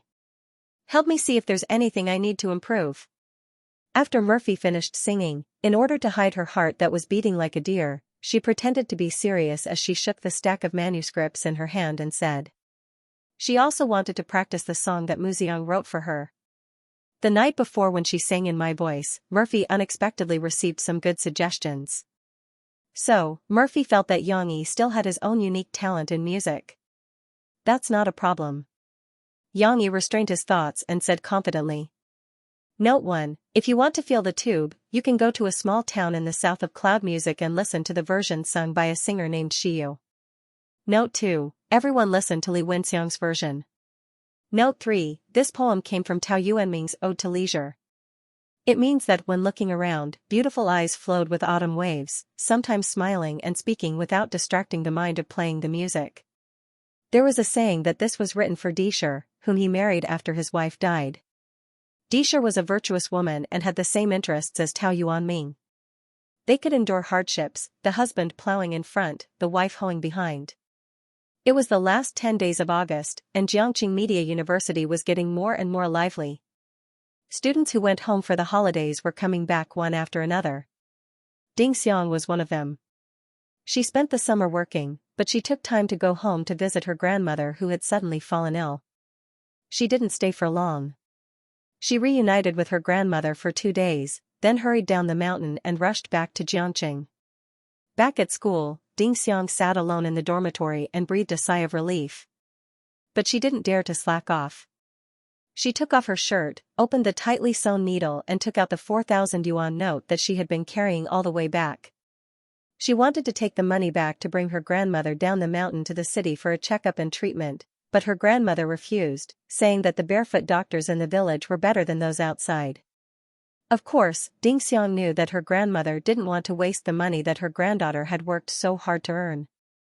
But Ding Xiang couldn't persuade her grandmother. Seeing that her grandmother seemed to be in better spirits after drinking a few bowls of black herbal medicine, she had to take the risk and bring the money back to school. Don't ask why she didn't deposit the money in the bank. How could there be a bank in the mountains? And on the way back, there were all kinds of people in the cars and trains.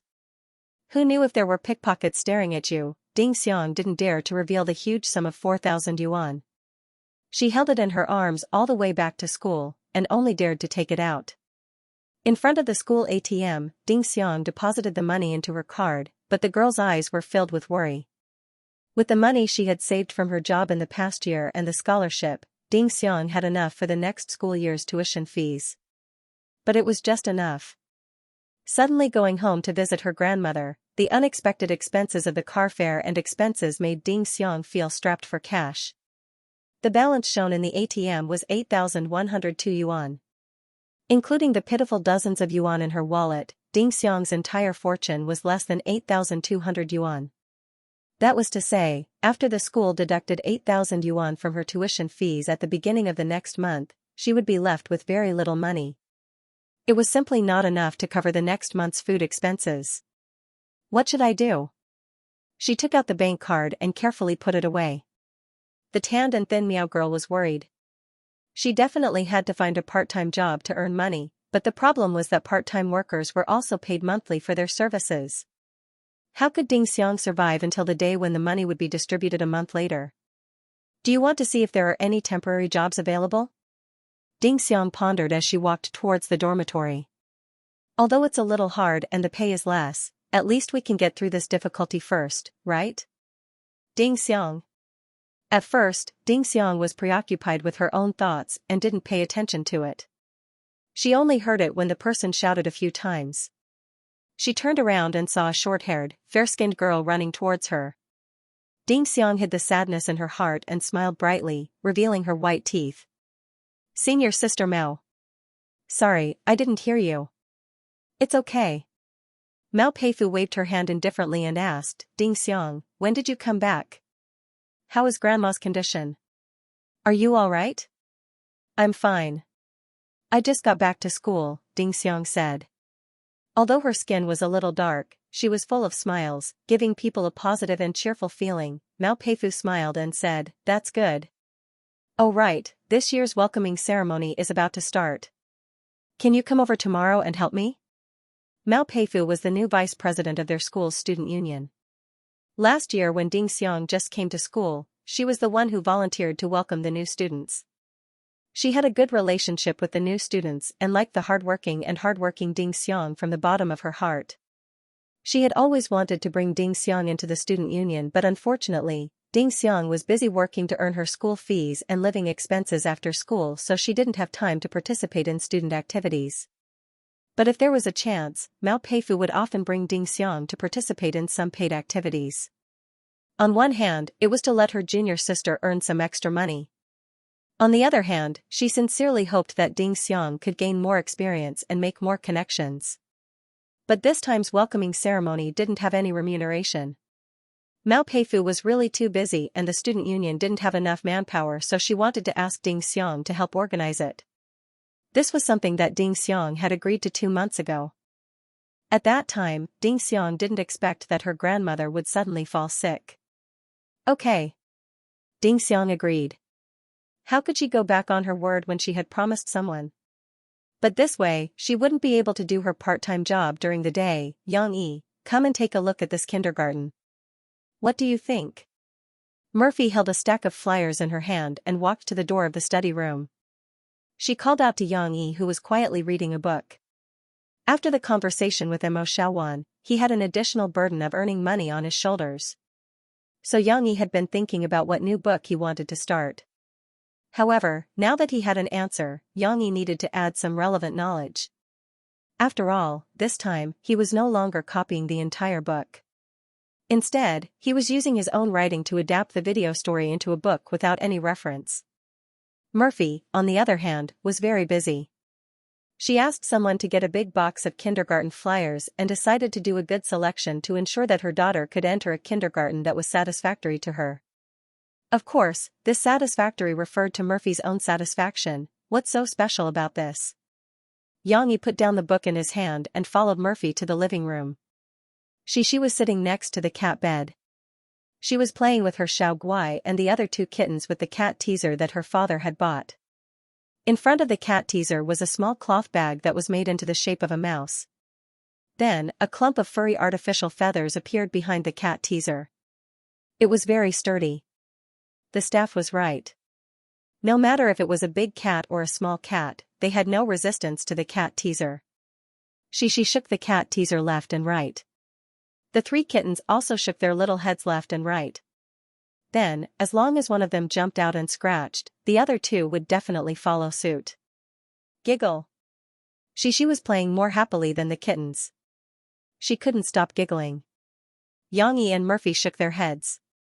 They didn't want to disturb the little girl's fun. They went to study the kindergarten. This kindergarten is bilingual, and it's relatively close to Jiangqing Media University. It'll be very convenient for you to pick up Shishi, Murphy said. Originally, Murphy wanted Shishi to go to kindergarten in the wealthy district of Benhai. But later, she considered that Yang Yi would need some time to drive to Benhai, and it would be very troublesome in the future. So, Murphy took a step back and tried to choose the nearest kindergarten. Yang Yi looked at the flyer. He frowned and said, "This kindergarten said that they will hire college students to teach the children part-time? It's not a full-time kindergarten education. Isn't this misleading the children?" "No. That's good. College students have a wide range of knowledge and solid English skills. She can learn a lot from them." Murphy laughed. However, when he heard her praising the college student, Yang Yi fell silent. She was so happy these days. She had Papa, Mom, and 3 new friends at home. She felt as if her heart was soaked in honey every day. It was always sweet, and before the 3 kittens came, what she looked forward to the most every day was waiting for her father to tell her the story of the monkey at night.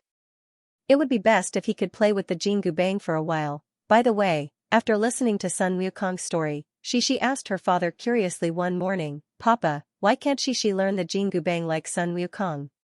Yang Yi answered her like this, "The Jingu Bang is for boys to play with. It's so rude. The sword she learned is a girl's sword. Dad named it the Jade Girl Sword Technique. He learned it from a master named Xiaolongnu. After she learned it, it looks better than the Jingu Bang. It's soft and agile, elegant and graceful, just like a little fairy. So do you want to be a little fairy or a little monkey?" "I want to be a little fairy." She chose the former without hesitation. After the arrival of the 3 kittens, the attractiveness of her father's story seemed to have decreased a lot. Although Cece still wanted to listen to her father's story before she went to sleep, she usually wouldn't pester her father to tell her stories. Instead, she would go to the kittens whenever she had the chance. "Xiao Guai, you have to get it this time." She murmured and lowered her voice, as if she only wanted her Xiao Guai to hear her. She raised the cat stick high, but it was too high for the kittens to reach. They could only look up at it. The biggest kitten, Little Gray, tried to stand on its hind legs. It tried to grab it with its front legs, but of course, it could not reach it. Besides, the kitten's limbs were not strong enough. It struggled for a while before it gave up and squatted with the other kittens. 1, 2, 3. Shishi's voice was crisp and clear, as if the kittens could understand her. She repeated the number until 3, and then she put down the cat stick that was shaking left and right. She threw the whole cat stick on the ground. Although Shishi was used to being with kittens, she was still a little timid when she saw their sharp teeth. It was still Xiaohui who was strong. He was the first to stand up and use both of his claws to push the small rat-shaped bag to the ground. Then, he opened his small mouth and tried his best to gnaw on it. Dodo's movements were a little slower, but with the advantage of its body, it jumped and snatched the position. It followed beside Little Gray, baring its sharp teeth and biting its furry feathers. Xiao Guai was slower. It couldn't grab it, and it couldn't squeeze past the 2 brother cat and sister cat. It could only circle around anxiously. In the end, it chose to use its little paws to push the long plastic stick. However, obviously, the plastic stick was not as tempting as the feathers and the small bag, so Xiao Guai didn't bite it. The kind little girl was still worried that her Xiao Guai would be upset. She reached out to hold the kitten, scratched the fur behind its ears, and comforted it. "Okay, Xiao Guai, it's okay." However, Lil Guai did not appreciate it.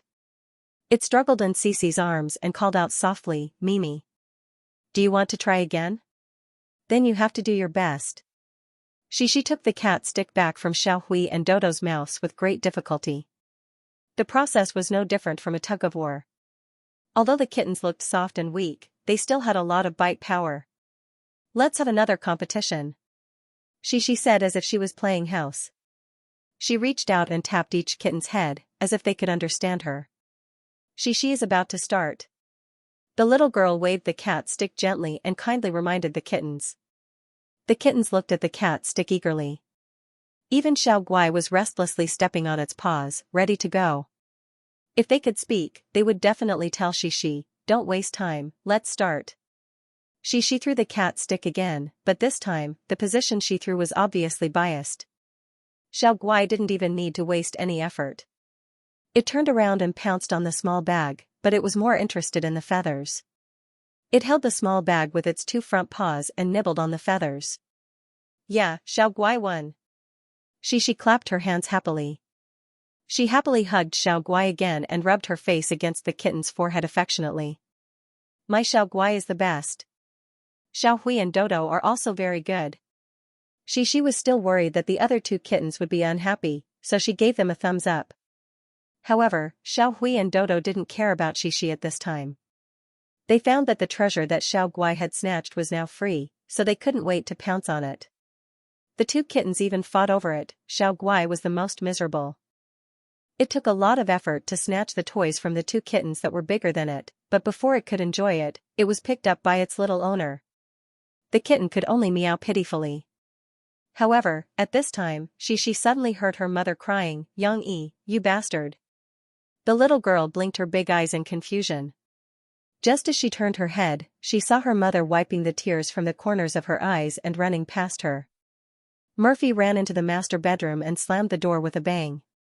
Yang-yi, who was originally enthusiastically discussing kindergarten issues with Murphy on the sofa, stood up, but in the end, he still frowned and sat back down.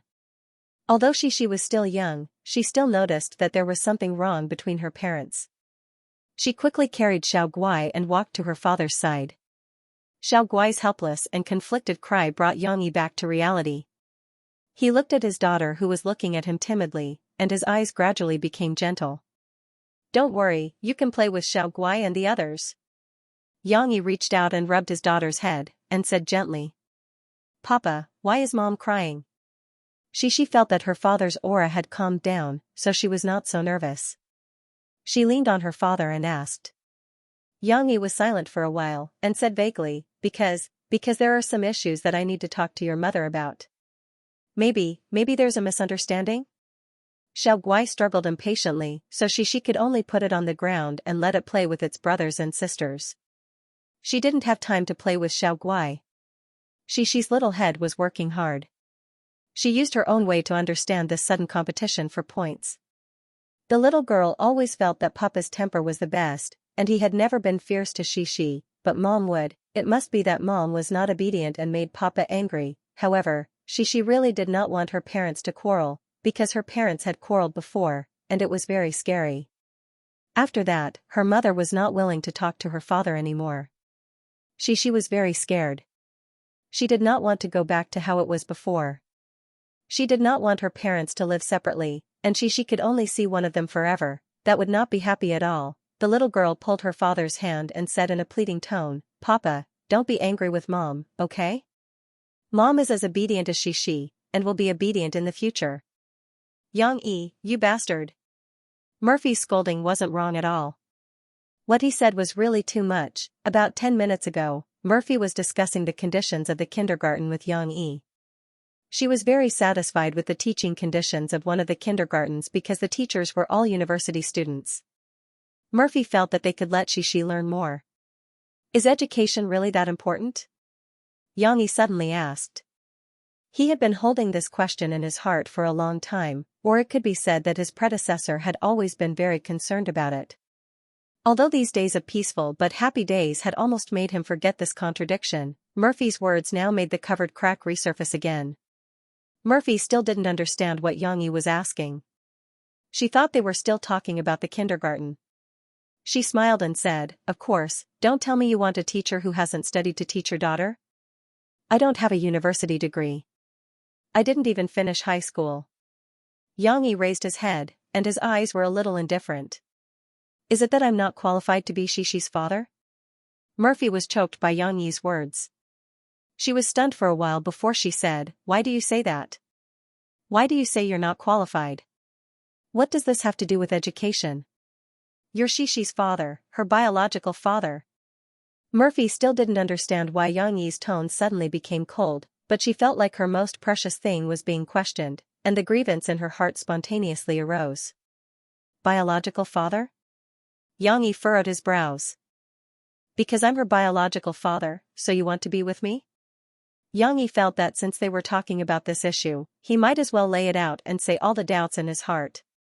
Murphy looked at Yang Yi in shock.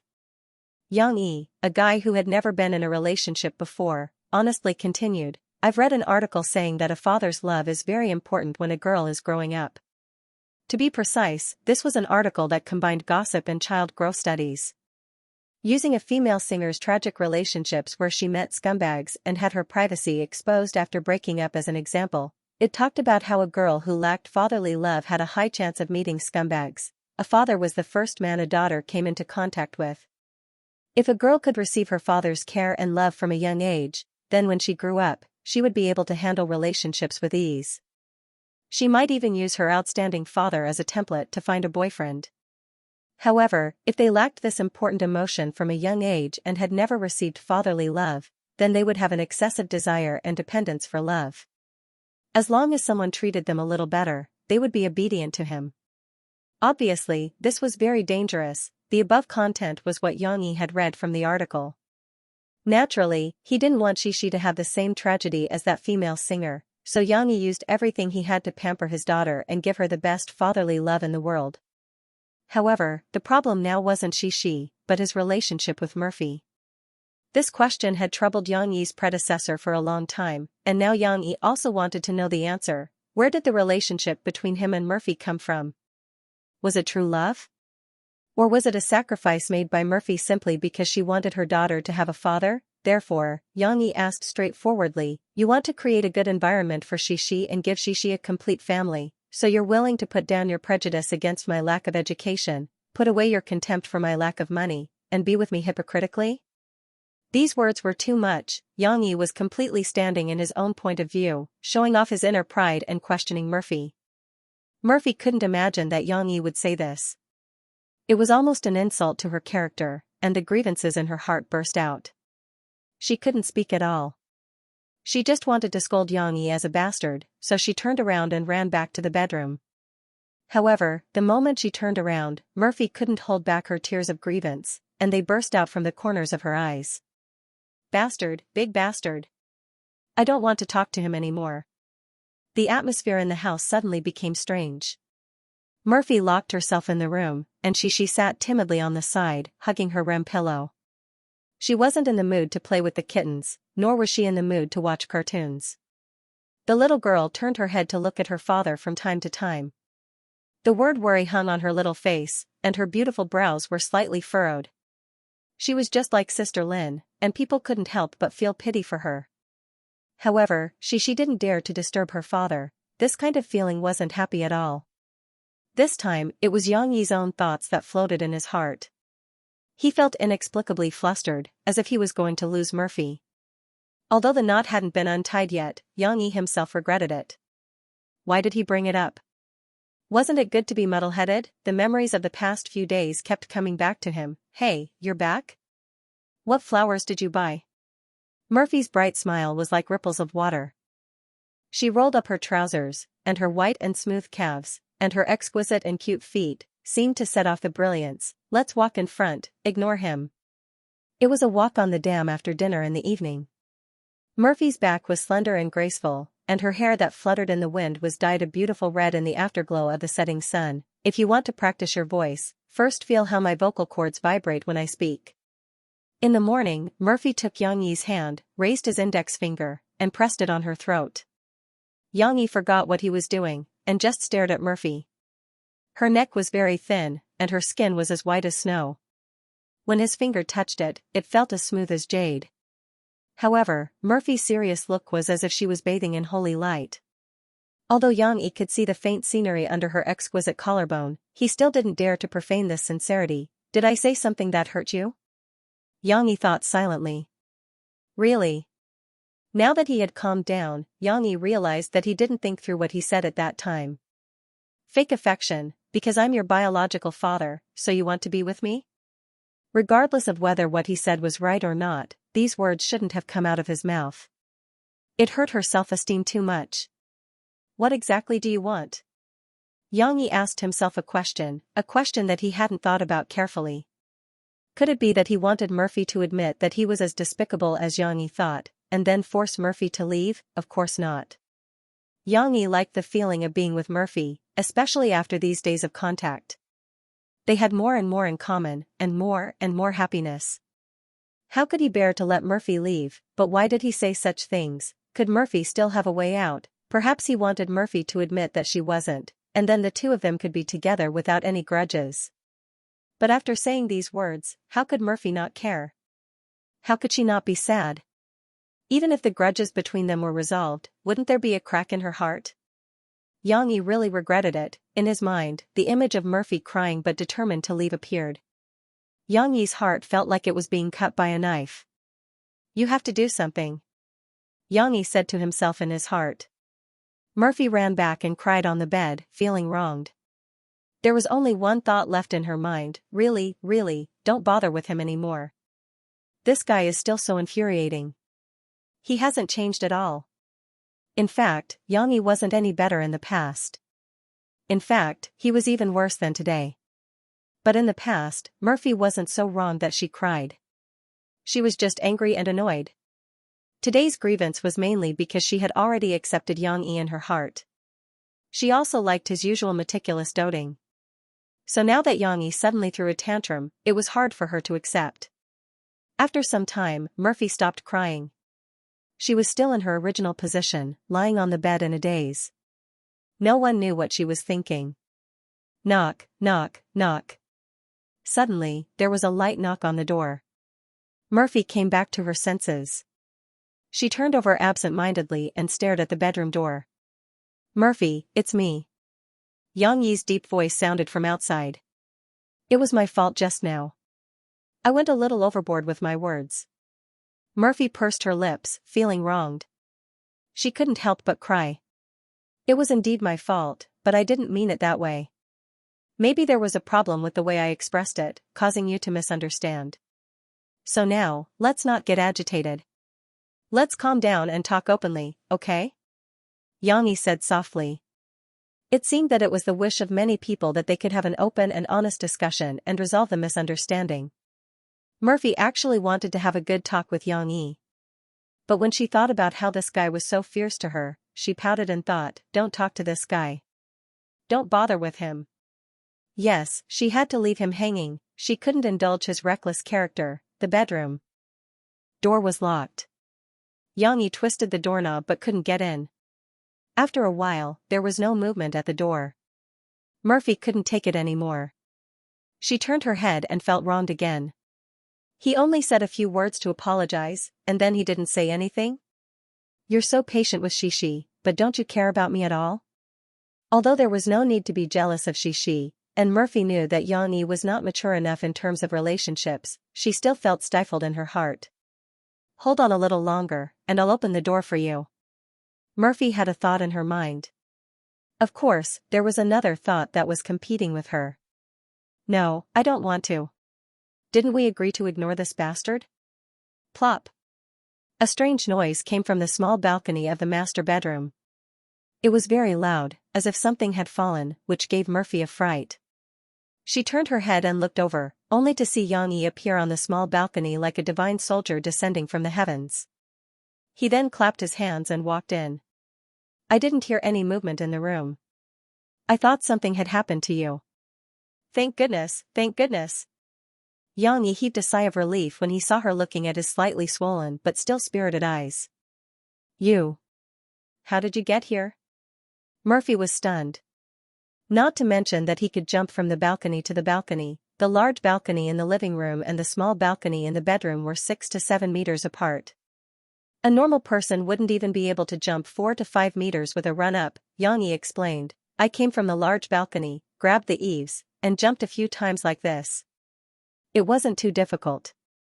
Fearing that Mo Fei didn't understand what he meant, he even made some gestures like a monkey flying around the tree. In fact, when Murphy saw that he was worried about her, the anger in her heart had disappeared without a trace. However, she still felt wronged, so she didn't want to pretend to be nice to Xianxia. Therefore, when Xianxia saw her sit up on the bed with a cold face and turn her head away, she didn't want to look at him. This feeling was just like when they first met. Murphy came to pick up her daughter, and the two of them didn't see eye to eye, so they simply ignored each other. However, Xianxia didn't want to go back to the past. He liked to see Murphy smile. I went overboard with what I said just now. I'm sorry. Xianxia stood there and said in a low voice. Just saying sorry is enough? Murphy turned her head away, pursed her lips, and said coldly. You can do whatever you want, or I can beat you up. I won't resist. Xianxia said. Murphy snorted and didn't say anything. Xianxia really didn't know how to deal with this kind of situation. He didn't know how to coax a woman, so the two of them were in a deadlock. Forget it. After a while, Murphy sighed secretly. She knew that Xianxia wasn't the kind of guy who was glib, so she didn't wait for him to coax her. She turned her head, looked coldly at Xianxia, and asked, You said that I looked down on you because of your low education, and that you're not qualified to be Xixi's papa. Why do you think so? Because you care about education. Seeing that Mo Fei finally spoke, Xianxia could finally let go of the nervousness and hesitation in his heart. He quickly said, You have talked to me about academic qualifications more than once, but why is academic qualifications so important? Is education the standard to measure a person's talent? Murphy understood. She glared at Xianxia and then said, I care about education, but I don't care about your education. I hope my daughter can get into a good university and get a higher education. Is that wrong? Huh? Xianxia was a little confused. The reason why I care so much about education is that I've seen it. There used to be a senior who sang very well in the entertainment circle. Because he only had a primary school education, he was humiliated by the people of the Literature Association in a cross-industry event. Murphy clearly remembered the senior's helpless smile in a variety show, although he only said it as a joke. I don't look down on you, and I won't look down on people with low education, but I hope my daughter won't be looked down upon. Murphy said, can you understand my difficulties? So that was the case. The knot in Yang Yi's heart suddenly dissolved. He couldn't help but feel a little ashamed. He felt that he had misunderstood Murphy for so long. Even if his predecessor should take most of the blame, Yang Yi put the blame on himself. I'm sorry, I misunderstood you. Yang Yi sighed softly. If there's anything I can do to make up for the harm I've done to you, please tell me. He's still as honest as before. Who would admit their mistakes like this? Murphy didn't know whether to laugh or cry at Yang Yi's words, but she didn't want to laugh. She coldly asked the thing she had been thinking about for a long time, which was the reason why she called Yang Yi a bastard before. I have another question. Why do you think I'm pretending to get along with you? The author's words can't be put down. P.S. To answer some of your questions, 1. The protagonist has a high IQ and low EQ, but his low EQ doesn't lie in his usual behavior. Xiaohan remembered that there was a saying on the internet that people with high EQ are able to hold back the most hurtful words. Yang Yi is probably lacking in this. Put yourself in his shoes, haven't you made the same mistake when you were in love? Of course, Xiaohan didn't mean that what Yang Yi did was right. It was best not to say hurtful words. 2. The discussion about education was just a consideration made by the characters from their point of view. It was just like each of them had their own opinions. It couldn't be said who was right and who was wrong. It just depended on the situation. As for Xiaohan herself, Xiaohan would tell others that education was very important and that they must get into a good university, but Xiaohan herself was very annoyed by others saying that she went to some university and came back to play computer games every day. It's better not to mention it. Yang Yi was stunned by Murphy's question and didn't quite know how to answer. Later on, even he himself felt that the word hypocritical was too much. He had blurted it out at that time, so what reason could there be? Yang Yi was speechless and could only tell her the story of that female celebrity. He then said honestly, our relationship was actually an accident and a mistake. Of course, I wouldn't not take care of Xixi because she's my daughter. It's just that. I don't want our previous relationship to be based on Xixi, and I don't want you to be with me because you want to give Xixi a home. Murphy felt even more wronged after hearing what he said. She bit her lower lip and asked angrily, are we together? When did we get together? Yang Yi didn't know how to answer her again. Murphy didn't intend to wait for Yang Yi's answer. She raised her head and looked at Yang Yi proudly and said, Humph, Yang Yi, I admit that I've had some feelings for you recently, but please don't think too highly of yourself, okay? I'm not so petty as to sacrifice my feelings for you just for Cici. In any case, his sister was once a big star who was famous all over the country. In terms of status, the difference between Murphy and Yang Yi was too big. Only Yang Yi, who still had the memories of his previous life, was so narcissistic that he thought that a famous celebrity would throw herself at him. Just now, your analysis of Ah Ling's story was right. Girls do need their father's love. So after I met you, I still hoped that you could spend time with Xixi, so I tried my best to send Xixi over for 2 days every week. Yang Yi nodded. Murphy was right. That was the arrangement at that time. And when Murphy wasn't busy, she couldn't bear to let Xixi stay at her father's house for a moment longer. Murphy raised her chin and said stubbornly, but that doesn't mean that I have any feelings for you. I can live well on my own and raise Xixi. I can even find another man who will be good to me and Xixi in the future. I don't need to be angry at you. How can that be? Yang Yi was anxious. He paused and said, I mean, how can that be? He's not Xixi's father. How can he be good to Xixi? Can he be as good as me? You are the one who is not good. You are an asshole who annoys people all day long. Mo Fei turned her head away angrily. How could Yang Yi tell if Murphy was deliberately trying to anger him? Now when he thought of Mo Fei saying that she wanted to find another man, he felt very uncomfortable in his heart. When he thought that Cici was going to call someone else daddy, he panicked. No, didn't you just say that you have a good impression of me? Murphy bit her lower lip and refused to admit it. Did I? Did I say that? You did. Yang Yi thought that she had forgotten. He nodded and said, "You just said that you admit that you have feelings for me recently." I don't want to hear it, I don't want to hear it. Murphy covered her ears and shook her head. Xianxia was speechless. After a while, Murphy turned her head and didn't want to look at Xianxia. Then, she said in a very low voice, almost inaudible, "It's just that I have feelings for you recently." "Who asked you to be so good to me?" "But now." Humph. Murphy didn't know what was going on now. She felt that Xianxia was so bad and as fierce as before. It was best that she didn't have any feelings for him. Xianxia stood there stupidly and didn't say anything. He actually heard what Murphy said. His ears were too sensitive, so he heard it clearly. But after listening to it, he suddenly came to an unexpected conclusion from the information in the middle. Murphy really didn't have feelings for him in the past. Maybe she was only willing to interact with Xianxia because she wanted Xianxia to be cared for by her father. She wouldn't have stopped interacting with him after being angered by Xianxia so many times. But Murphy had feelings for him now because Xianxia had changed and was good to her. So, the person that Murphy likes is me?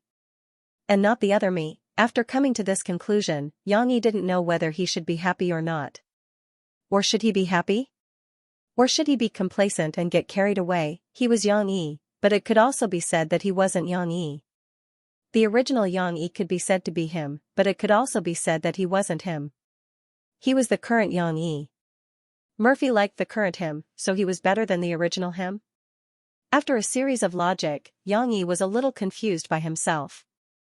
Anyway, the most important thing was that Mo Fei had a good impression of him. Xianxia didn't say anything.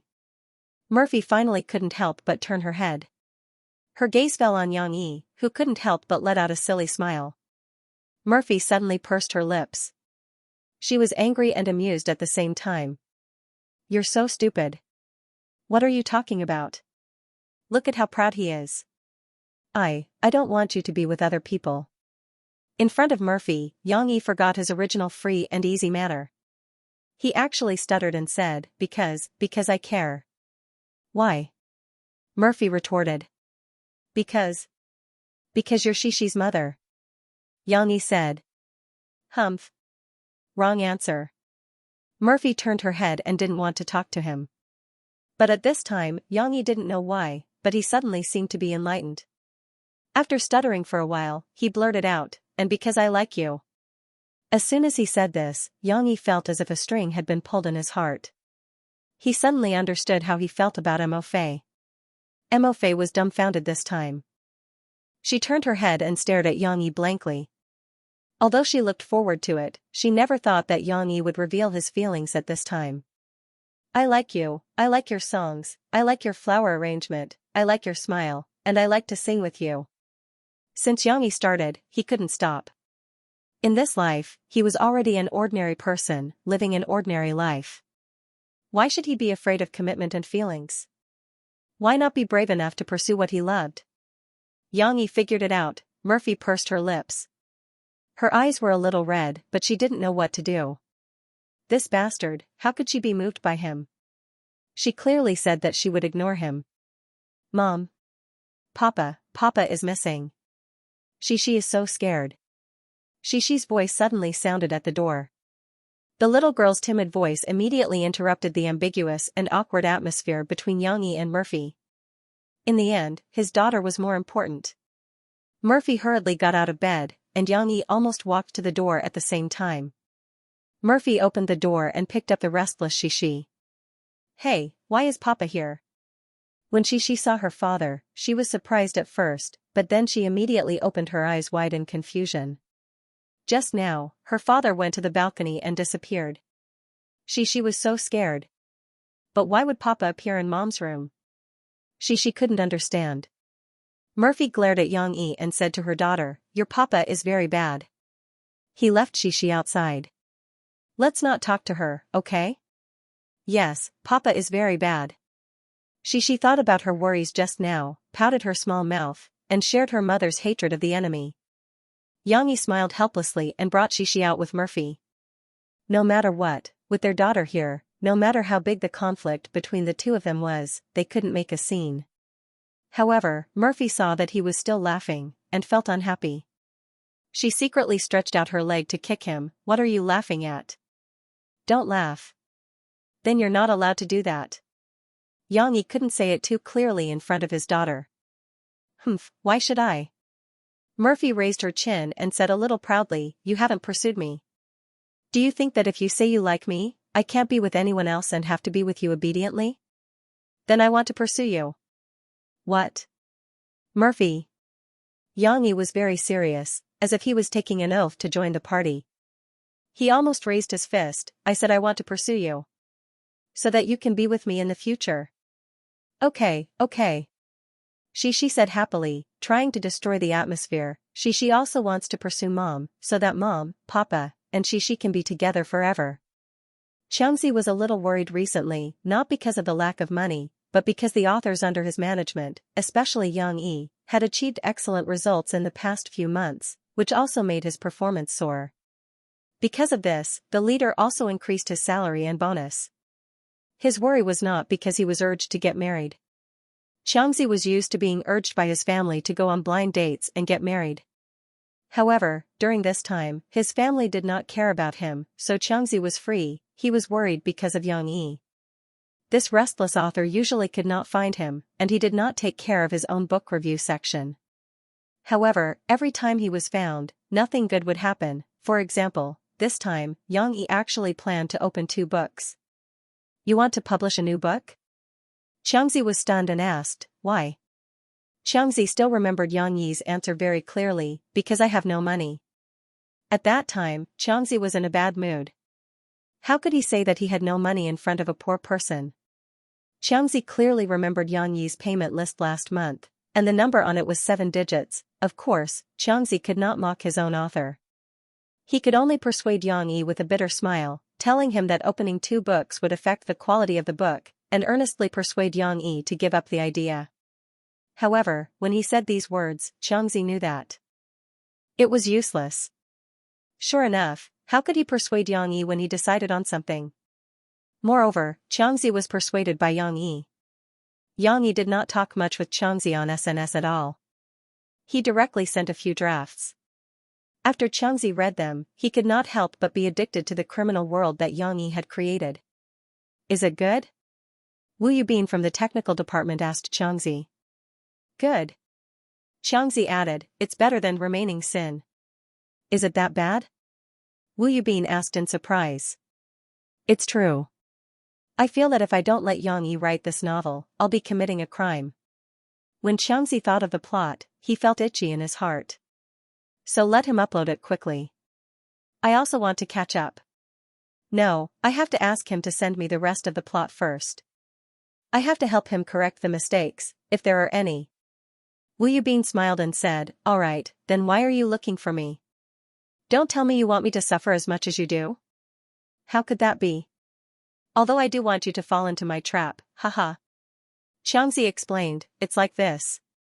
Xianxia said that his book needs to be accompanied by illustrations, and he will draw the pictures. But now, we can't mix pictures in the published chapters on the website. See if there's anything you can do to help. There's even an illustration? Wu Yubin was surprised. Could he be writing a light novel? No, it's a crime novel. It's very serious. But there are some places that can't be described with words alone. Illustrations are needed to help convey some information. Xianxia said. So that's how it is. Did the managing editor and the others agree? Wu Yubin asked. It's not a big technical problem.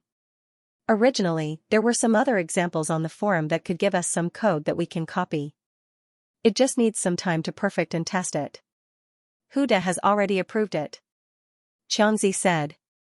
Is 7 days enough? We're going to put it on the shelves on September 1st. It just so happens that we have more than a week to arrange for publicity. No problem. Wu Yubin nodded. Fatty, come here quickly. Guazi, who was drinking water under the shade of a tree, heard the call. He quivered and quickly jumped up. His footsteps were hurried, and he trotted to the side of the young man who liked to have a pen in his ear. Brother Ben, hello. Director Juan, hello. Guazi said with a smile. His hands were not idle as he deftly took out a pack of good cigarettes and handed it to them. Guozi did not smoke, but after mingling for a while, he still knew a lot of routines. For example, he would buy 2 packs of cigarettes, one expensive and one cheap, and put them in his 2 pockets. The middle-aged man in the straw hat that Guozi called Director Juan was actually not on the list of directors. At most, he was an assistant director who only helped with some unimportant scenes. He was considered a disciple that Chen Fengchen had nurtured, but his ability was still lacking. Chen Fengchen still gave most of the supporting work to his assistant director. But for the extras who had no contact with big directors, Director Juan was the real big boss. Director Juan looked up at Guozi. He was quite satisfied with Guozi's comically fat appearance and said, "Big Ben just recommended you to me. Try this role. You have these 2 lines. General, the enemy is here and I've lost my knife. Take the script and read it. Remember the lines." There were lines? This was the treatment of a special actor. Guozi was delighted as he hurriedly thanked Director Juan and Brother de Ben. Director Juan was busy. He waved his hand and asked Guozi and Big Ben to leave. He needed to clear the set for filming. Big Ben walked a few steps and said to Guozi with deep meaning, "Fatty, when you become famous in the future, don't forget my help." "How can I forget?" Guozi smiled. "Big Ben, thank you so much for giving me this opportunity. Tonight, I'll treat you and Director Juan to Ziran Village." Ziran Village was actually a barbecue stall. It wasn't considered high class, but it suited Guozi's background. Big Ben often went there, but it was always treated by extras. Big Ben was very satisfied with Guozi's tactfulness. He nodded and said, "Just treat me. Director Juan doesn't care about this. Also, if you invite him to Ziran Village, he won't be interested." After getting rid of Big Ben, Guozi couldn't wait to sit under the shade of the tree and carefully read the script. Although he had mixed around with these extras for a few days and learned a lot of fake tricks, Guozi didn't forget his original intention. He wanted to be a big actor, a big star. He had to seize the opportunity and work hard to hone his acting skills. Xiaoguo seems to be rich. A few of the village brothers who were close to him didn't dare to disturb Guozi and started to whisper. "Should be. He even got the script. It should be a big role." "What big role?" "It's just a small extra with 2 lines." Guozi heard this and didn't pretend to be cold. Instead, he raised his head and smiled at his brothers as usual. "If it has lines, it's not a small extra. It's a special actor." "That's right. It can earn us a few days' worth of money in a day. But special actors don't get special actors every day. It's still more stable for us extras." "Look at how useless you are." The village brothers didn't disturb Guozi anymore.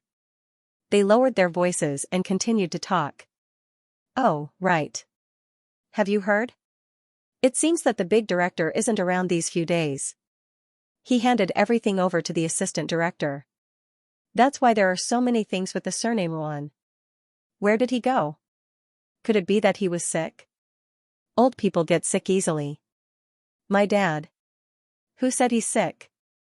Don't spread rumors. I heard that he's on a business trip and isn't filming." "How did you get the news so fast? You even know about the big director?" "That's because I learned it from Xiaoguo. I have to learn how to eavesdrop. Those actors are always gossiping." A short village brother with a thick accent mumbled, "You guys follow Xiaoguo all day. Why haven't you guys improved at all? Yo, Xianxia is so hardworking. I'm afraid you're going to be a special actor too." There were always people who didn't work hard and were always jealous of others. Yang Yi's decision to pursue Murphy wasn't just for show. He wasn't usually cold, but he was also like a blockhead who wouldn't take the initiative. However, when he tried hard to do something, his tricks were endless. Murphy woke up in the morning to practice her voice with Yang Yi as promised. However, when she finished washing up and was about to pour herself a glass of water, she suddenly realized that on the coffee table in the living room, there were 2 beautiful flowers next to her cup. If they were real flowers, Murphy wouldn't be so surprised. However, they weren't real flowers. Murphy looked at them carefully and realized that they were carved from fresh carrots. The flower buds had not fully bloomed yet, but they were delicate and beautiful. Of course, after being surprised and slightly touched, Murphy couldn't help but laugh. This guy even had obsessive-compulsive disorder when it came to carving flowers. One flower wasn't enough. There had to be two symmetrical flowers, and the two flowers had to be carved exactly the same. She was surprised from time to time. During lunch, Xianxia fried a heart-shaped egg, which was considered a small scene. However, when Xianxia brought out a dish with only two symmetrical chicken wings and lettuce, Murphy was really surprised. Xianxia's culinary skills were unquestionable. The chicken wings were crispy on the outside and tender on the inside. The skin was also drizzled with thick tomato soup. The soup was sparkling like amber, making it very appetizing. This dish is called flying wing to wing. Xianxia explained seriously, wing is Yang Yizi, and flying is Murphy's Fei. The chicken wings are marinated with honey and other seasonings to ensure that the sweetness seeps into the bones.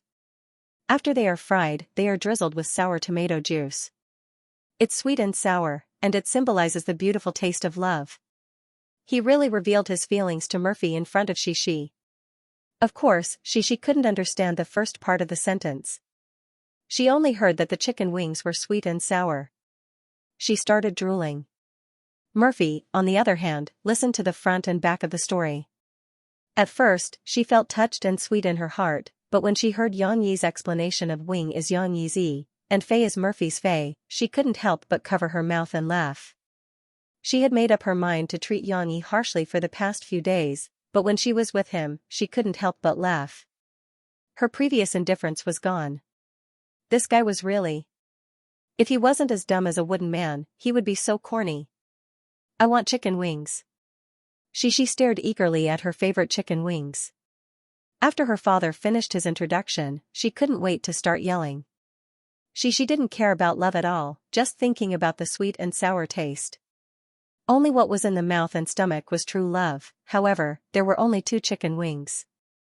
How were they going to split them? As the saying goes, flying wing to wing, Xianxia and Murphy should each have one, but there was no other way. Xianxia, the third wheel, was here, so the romance had to be discounted.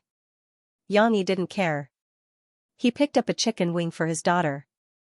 This chicken wing wasn't just a chicken wing, but also included the wing tip and the chicken shoulder. The little girl got what she wanted, so she happily held it in her hands and gnawed on it. As for the remaining chicken wing, Xianxia naturally gave it to Murphy. He didn't care if he ate it or not. In any case, he had already conveyed his intention to Murphy. Are you stupid? Murphy said to Xianxia angrily, why didn't you make an extra chicken wing? You clearly know that there are 3 people in the house. 3 meanings are wrong, Xianxia explained.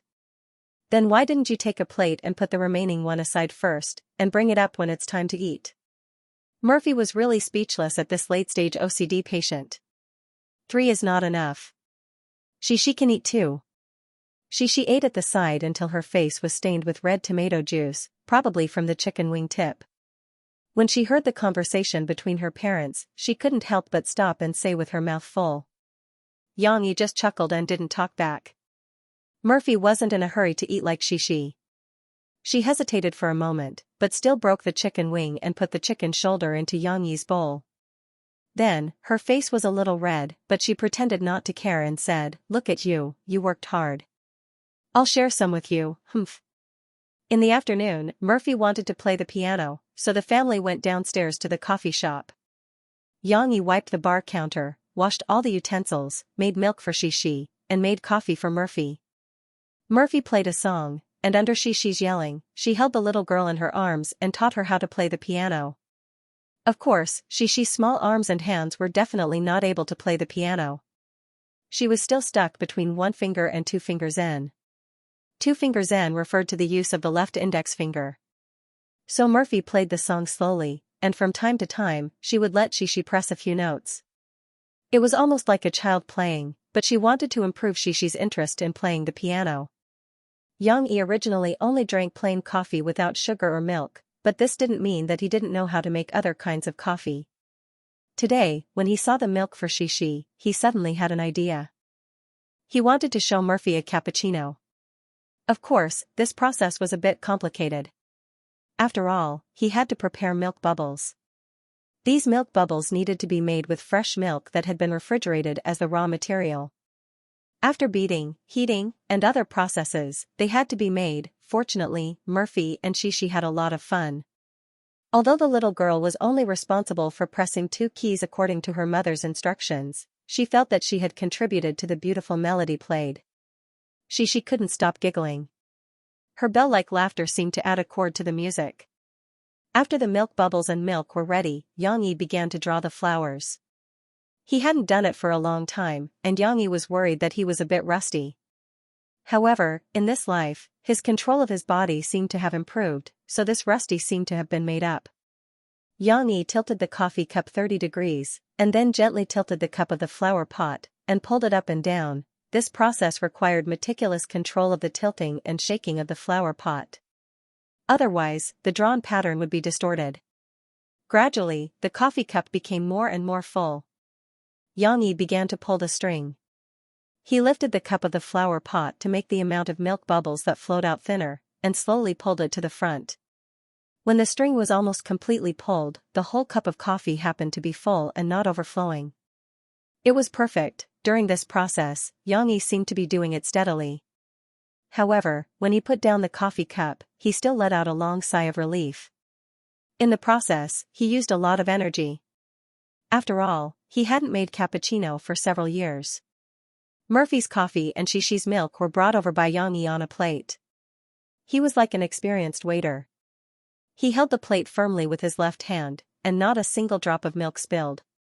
There was a small table next to the piano. Xianxia placed the cup on it and passed the milk to Xianxia first. After all, Xianxia was still a child. After playing the piano for a while, she had enough and couldn't sit still. "Let me see what Mom wants to drink." The little girl held the milk bottle and drank it while curiously coming over to take a look. When she saw it, Xianxia exclaimed in surprise, "Wow, it's so beautiful." Xianxia's exclamation made Murphy, who was still playing the piano, curious. What kind of coffee was it that her daughter said it was beautiful? Coffee can be beautiful? Murphy didn't hear about it. After she finished, she stood up from the stool. "This cup of coffee is specially made for you." Xianxia held the tray in his hand, pointed to the coffee that was already placed on the small table, and said with a smile. Mofei took a look. In the white and smooth coffee cup, the light brown coffee was about to overflow, and what was even more eye-catching was that there were layers of milk bubbles floating on top of each other, like ripples on the surface of a lake, but they actually condensed into a beautiful heart shape. His heart was so big that it almost filled the coffee cup to the brim. "How did you make it?" It was the first time Murphy saw that coffee could be played with like this. It seemed that no one in the world had ever thought of using milk bubbles to play with coffee. "It's milk bubbles," and then Xianxia explained, and even gestured with his hands. He didn't know that Murphy actually didn't care about the process of making coffee, she just asked in surprise. However, Xianxia was very supportive. The little girl held the milk bottle in front of her chest with both hands and forgot to drink it. She looked at her father with 2 big eyes and couldn't help but exclaim, "So amazing." Murphy pursed her lips and looked at Xianxia's serious look. She was happy in her heart, but she didn't want to admit it. She secretly muttered, "So many tricks, don't you think it's mushy?" "Hey, if you don't restrain yourself in front of Xianxia, I'll feel embarrassed. I want to drink it too." "Papa, can you give Xianxia some too?" "Just a little." Xianxia looked at such a beautiful coffee, and her mind moved again. Because it was beautiful, she forgot the bitterness of drinking coffee in the past. "Ask your mother. This cup of coffee belongs to your mother." Xianxia smiled and raised his eyebrows at his daughter. Murphy was actually quite reluctant. That heart was like a work of art, how could she be willing to destroy it? "I haven't even had a sip yet," Murphy whispered, and only Xianxia could hear it. But how could Murphy be a selfish mother? She hesitated for a moment, but she still couldn't stand her daughter's pitiful little eyes and the way she was begging on the small table. She reached out and moved the coffee cup towards her daughter. "All right, you can only taste it once. Children can't drink coffee," Murphy said. "Hee, then let's have a taste." Xianxia's face lit up as she stretched out her slender index finger and playfully gestured. However, Cece moved her small mouth closer and took a sip from the edge of the cup. Immediately, the little girl's brows furrowed again. Eh. It doesn't taste good. It's so bitter. Xixi's mouth was still covered with milk bubbles, as if she had grown a white beard. It was very funny, especially with her bitter little face.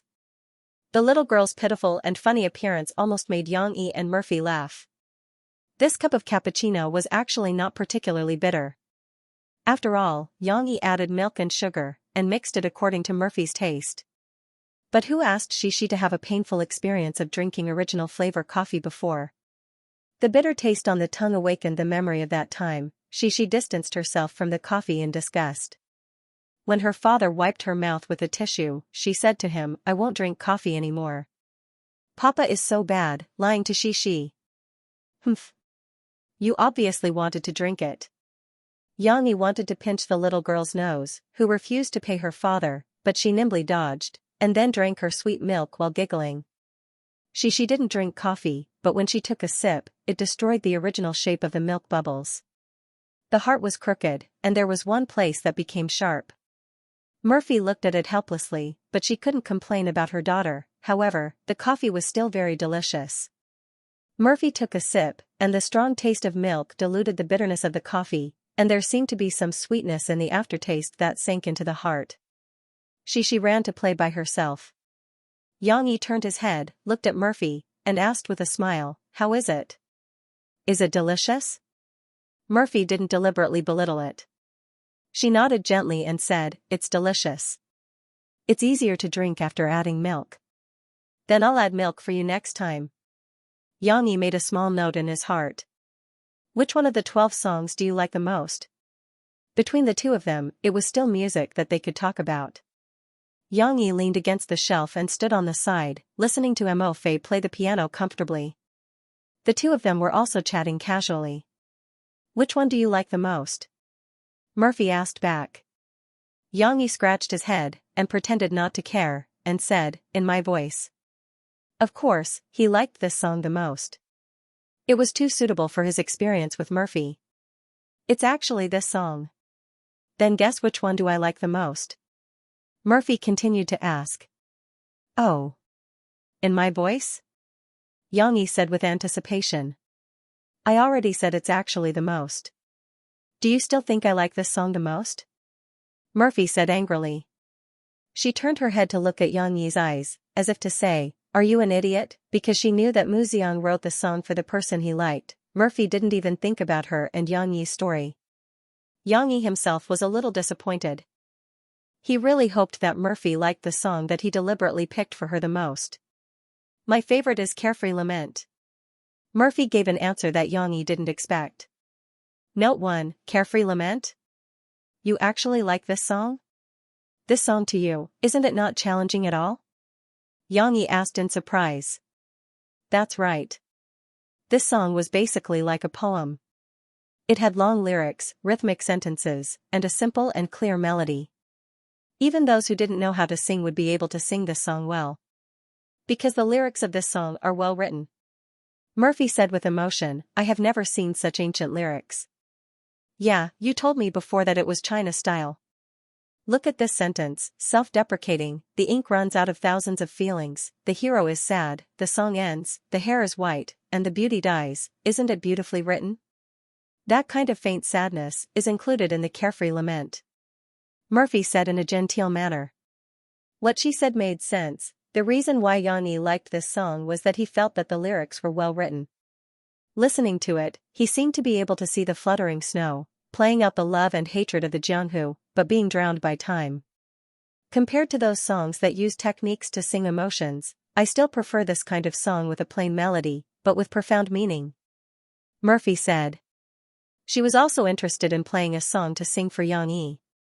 But at this time, she ran over and shouted, Papa, Papa. There is a strange old man at the door. Note 1, Carefree Lament was originally sung by Hu Ge, but the female version is quite good. If you are interested, you can search for Su Wei's version on Cloud Music. She said that there was a strange old man, and the word strange was not wrong. She was playing in the shop earlier, and through the floor-to-ceiling glass, she saw an old man loitering outside, looking around. Yang Yi heard his daughter's words and looked back, only to see an old man in a loose navy cotton linen tang suit and a light gray fisherman's hat standing at the door.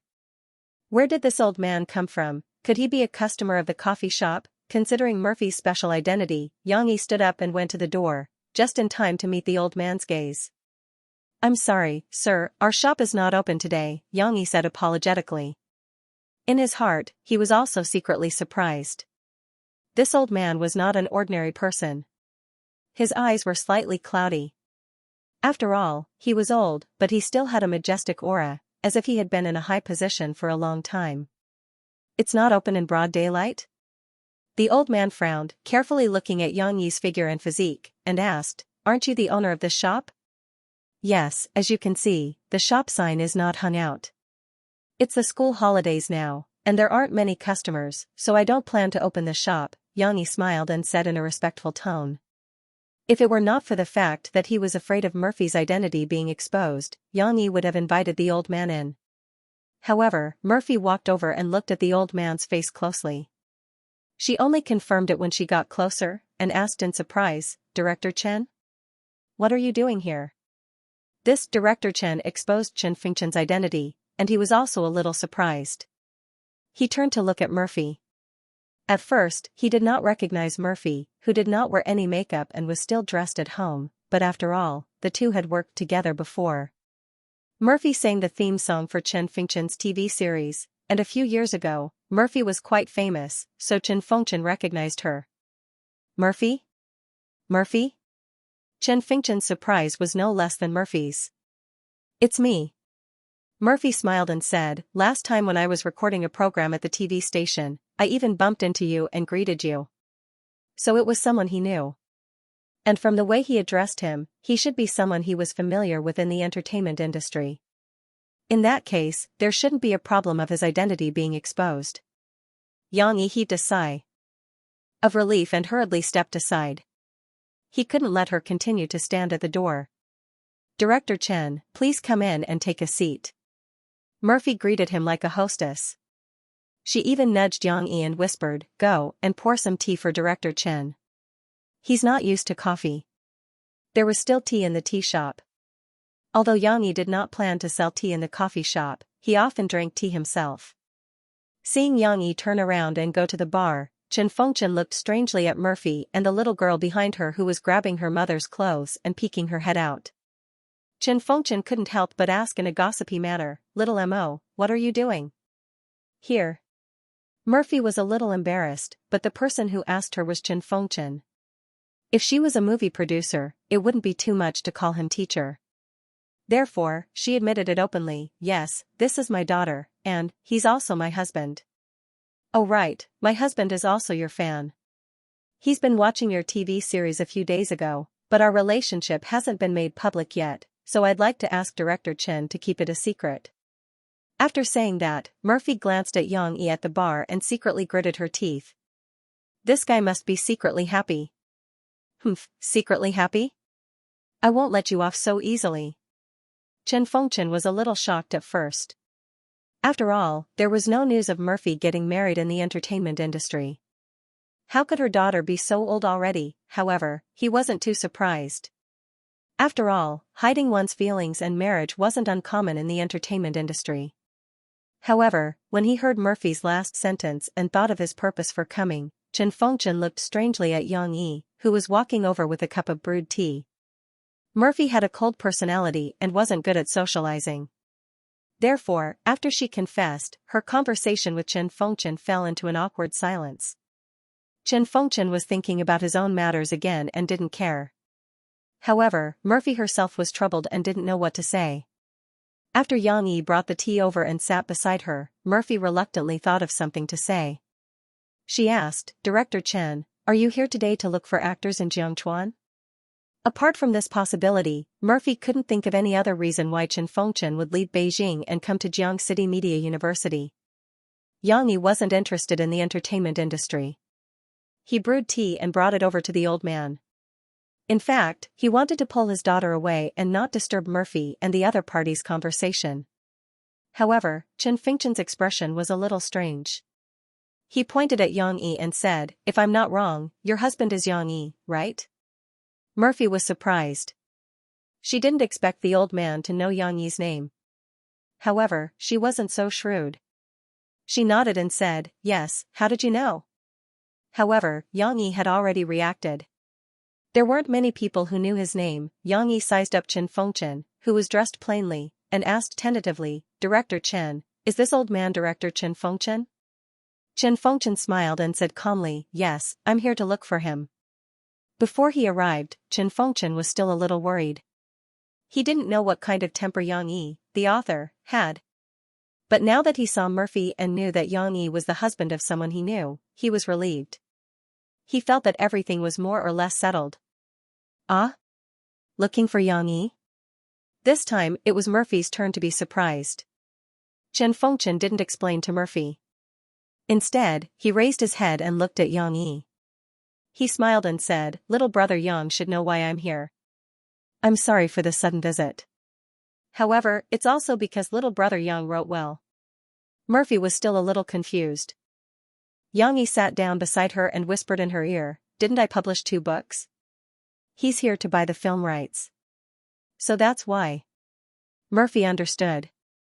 In an instant, she understood some of the details, including some of her words. She couldn't help but feel a little embarrassed. Since it was related to him, Yang Yi didn't leave. He looked at the other party indifferently. Although he still used honorifics, his tone was neither servile nor overbearing as he said, "Yes, the publishing company has contacted me. However, I didn't expect that you would come personally. I was thinking of visiting you after this month when my daughter goes to kindergarten." "That's not necessary. I'm not that pedantic. Your books are indeed good. Give me a price. I want to buy both of them to film a TV series." Chen Fengchen waved his hand and went straight to the point. His straightforward manner couldn't be considered straightforward, but as a great director, his uncompromising aura was faintly revealed. If Murphy wasn't here, Yang Yi could give a strong response because he wasn't happy with the other party's oppressive aura. But now that Murphy was here, Yang Yi felt that it would be more troublesome to deal with it. He turned to look at Murphy and exchanged glances with her. "Will it affect you?" Murphy understood his meaning. Her heart felt warm, but she responded with a firm look. "Do as you wish. Don't mind me." Murphy's response put Yang Yi at ease. "Sir, you may not understand.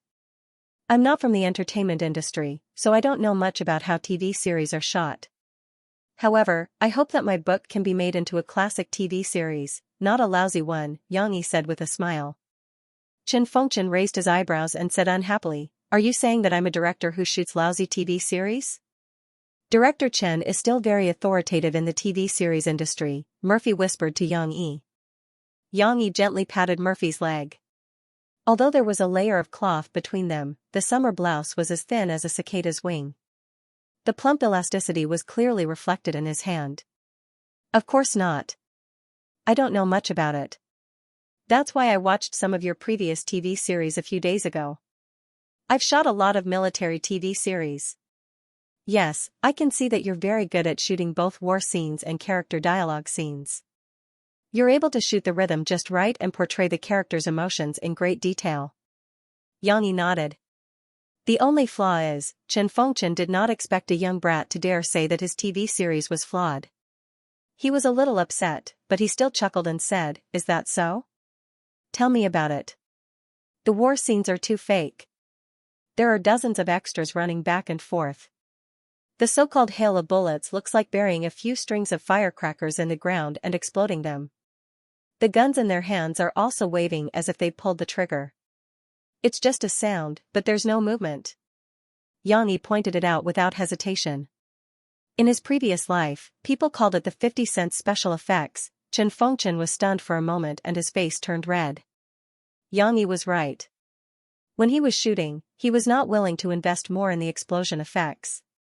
Instead, he was more willing to capture the details of the characters and close-ups of their faces. In other words, it was difficult to get the adrenaline to soar. Soldiers' assault is fine, but drawing sword won't be able to capture the feeling if there's not enough war scenes. Yang Yi continued. Chen Fengchen wanted to say, why don't I just shoot Soldier's Assault? He did not want Drawing Sword anymore. However, how could he bear to part with Drawing Sword? Just the thought of fighting the Japanese made his blood boil even at his age. Of course, Soldier's Assault was also to his liking. As long as it was shot with care, this TV series would not be too bad. Of course, it was impossible for him to shoot two TV series at the same time, but he did not want to give Drawing Sword to someone else either. Therefore, he could only buy both of them and shoot one a year. But the problem was, how could they satisfy Yang Yi's needs? Making special effects costs a lot of money. We're just filming a TV series. Chen Fengchen tried to complain, but at this moment, he had unknowingly fallen into a disadvantageous position. No matter how much money you burn, you still have to shoot a classic. If you can't find a suitable place to shoot in capital city, can't find enough excellent extras, and lack supplies, I can give you a suggestion. Come to Jiangqing to shoot in the Jiangnan military region. Their general has personally promised that if you want to shoot Drawing Sword and Soldier's Assault, they will fully support you if necessary. Yang Yi chuckled and said, with the support of a large military region, are you afraid that you won't be able to find a master of explosives? These words were indeed proposed by Old Master Qiu Weigua and the others. General Lu Pengjiu also nodded. You have such a deep relationship with the military? Chen Fengchen could not help but look at Yang Yi in a new light. He felt that Yang Yi's background was a bit unfathomable. He had married a big star as his wife and had a relationship with the general of the military region. Chen Fengchen could not help but misunderstand. Yang Yi was well aware of it, but he did not point it out. He even smiled slightly and said vaguely, I'm also a soldier after all. Since you have the support of the Jiangnan military region, I'll give up my old life and shoot a big war drama for you. Chen Fengchen gritted his teeth and said. Not only that, I hope that director Chen will choose the right actors. It doesn't matter if they're famous or not, but they must have an absolute passion for acting. They must also be able to portray the character's characteristics. For example, Su Sandwa's naivety, or Li Yunlong's slyness and rudeness. Yang Yi said. Chen Fengchen was quite disdainful of Yang Yi's new request. He raised his head and said, Little brother Yang, it seems that you're underestimating me, Chen Fengchen. I, Chen Fengchen, am famous in the industry for being stubborn. No matter who the actor is, as long as I don't like them, they can forget about being used by me. That's true. Director Chen has a good reputation when it comes to selecting actors and training new actors, Murphy said to Yang Yi. All right then, old mister, please name a price. If you're suitable and satisfy the two reasons I mentioned before, then I'll give the copyright of these two books to you. It's not a problem. Yang Yi smiled slightly. Of course, I hope that old mister can film it as soon as possible. 4 years. If it's not finished by then, I have the right to take back the copyright. Chen Fengchen didn't really care about this issue. He originally wanted to buy it as soon as possible so that he could arrange for the filming. However, he was the one who asked Yang Yi for the price just now. Now that the ball was kicked back to him by Yang Yi, he had to think carefully before raising it. 5 million. 5 million for each book, plus a 6% share of the revenue, Chen Fengchen said. 5 million for the film copyright wasn't bad. It could be said that it was above average in the industry. As for the 6% share of the revenue, it needed to be considered. After all, it was usually 5% to 18%. 6% was only a little higher than the minimum standard set by the Copyright Association. Yang Yi didn't have the extravagant hope of getting 18%, unless his work was good enough and could complete the scriptwriter's work at the same time. Yang Yi didn't have the time to accompany Chen Fengchen to prepare the script. 5 million only includes the film copyright, but I want 15% of the revenue share. Yang Yi said firmly. How is that possible? Chen Fengchen jumped up in excitement. Even Lu Shuping didn't dare to ask for 15%. How is it possible for a new writer like you to ask for 15%? Lu Shuping was a well-known traditional writer in this world. His works had been adapted into several TV dramas, and they were all very popular. It could be said that he could get the highest share of the revenue he could get. He was the benchmark of the industry. However, when Chen Fengchen said that he couldn't get 15%, Yang Yi was reserved. Who knew if this old man was lying? Lu Shuping also didn't announce the details of his contract. So old mister doesn't have much confidence in my work. How about this, let's sign a bet. Yang Yi revealed his sincere smile again. If Xianxia was here, he would definitely tell Chen Fengchen that he would rather die than bet with Yang Yi. However, no one persuaded Chen Fengchen. He was even interested. Bet? Okay, tell me. Mom, little Guai, little Gray, and Dondo, are they boys or girls? In the evening, after taking a shower, she wanted to see if the kittens were asleep. Murphy had no choice but to take her to the cat nest in the living room, but she was not allowed to reach out and touch them. The little guy looked at the 3 kittens who were tired and had fallen asleep early and tried to ask in a low voice. Little Gray is the older brother, Dondo is the older sister, and little Guai is the younger brother. Murphy glanced at Yang Yi, who happened to pass by, and said with a smile. As she expected, the expression on Yang Yi's face was gloomy. So little Guai is the younger brother. She pouted and defended little Guai. But why do the older brother and sister bully little Guai even though it is the youngest? How do they bully it? Murphy asked curiously. She felt that the 3 kittens were quite united and often played together. They even snuggled up to each other when they slept, as if hugging each other for warmth. Because they can fight, and little Guai can't beat them. It's so pitiful. She complained to her mother. Then I took it out and didn't let it be bullied. Murphy understood. She didn't know whether to laugh or cry and rubbed her daughter's soft long hair. She said angrily, they are not bullying little Guai. Cats playing with each other is their special little game. Only when they play can they learn all kinds of skills. Oh. She was so surprised that her little mouth formed an O shape. So in the future, don't disturb little Guai when it plays with its brothers and sisters. Murphy said. You will go to kindergarten to play with other children in the future. You have to learn from each other. Of course, you can't fight. We are not kittens. Yes. She doesn't fight with children. Cece nodded longingly. She was quite looking forward to it. Scenes of playing with many children appeared in her mind. Of course, she didn't realize that when she went to kindergarten, her father wouldn't be with her. After she fell asleep, Murphy went to Yang Yi's study. Although she was wearing short-sleeved pajamas, every part of her body was buttoned up tightly and seamlessly. There was no danger of exposing her body. Of course, the aloof goddess on TV who had no makeup on and was dressed so casually sitting next to him was always somewhat attractive.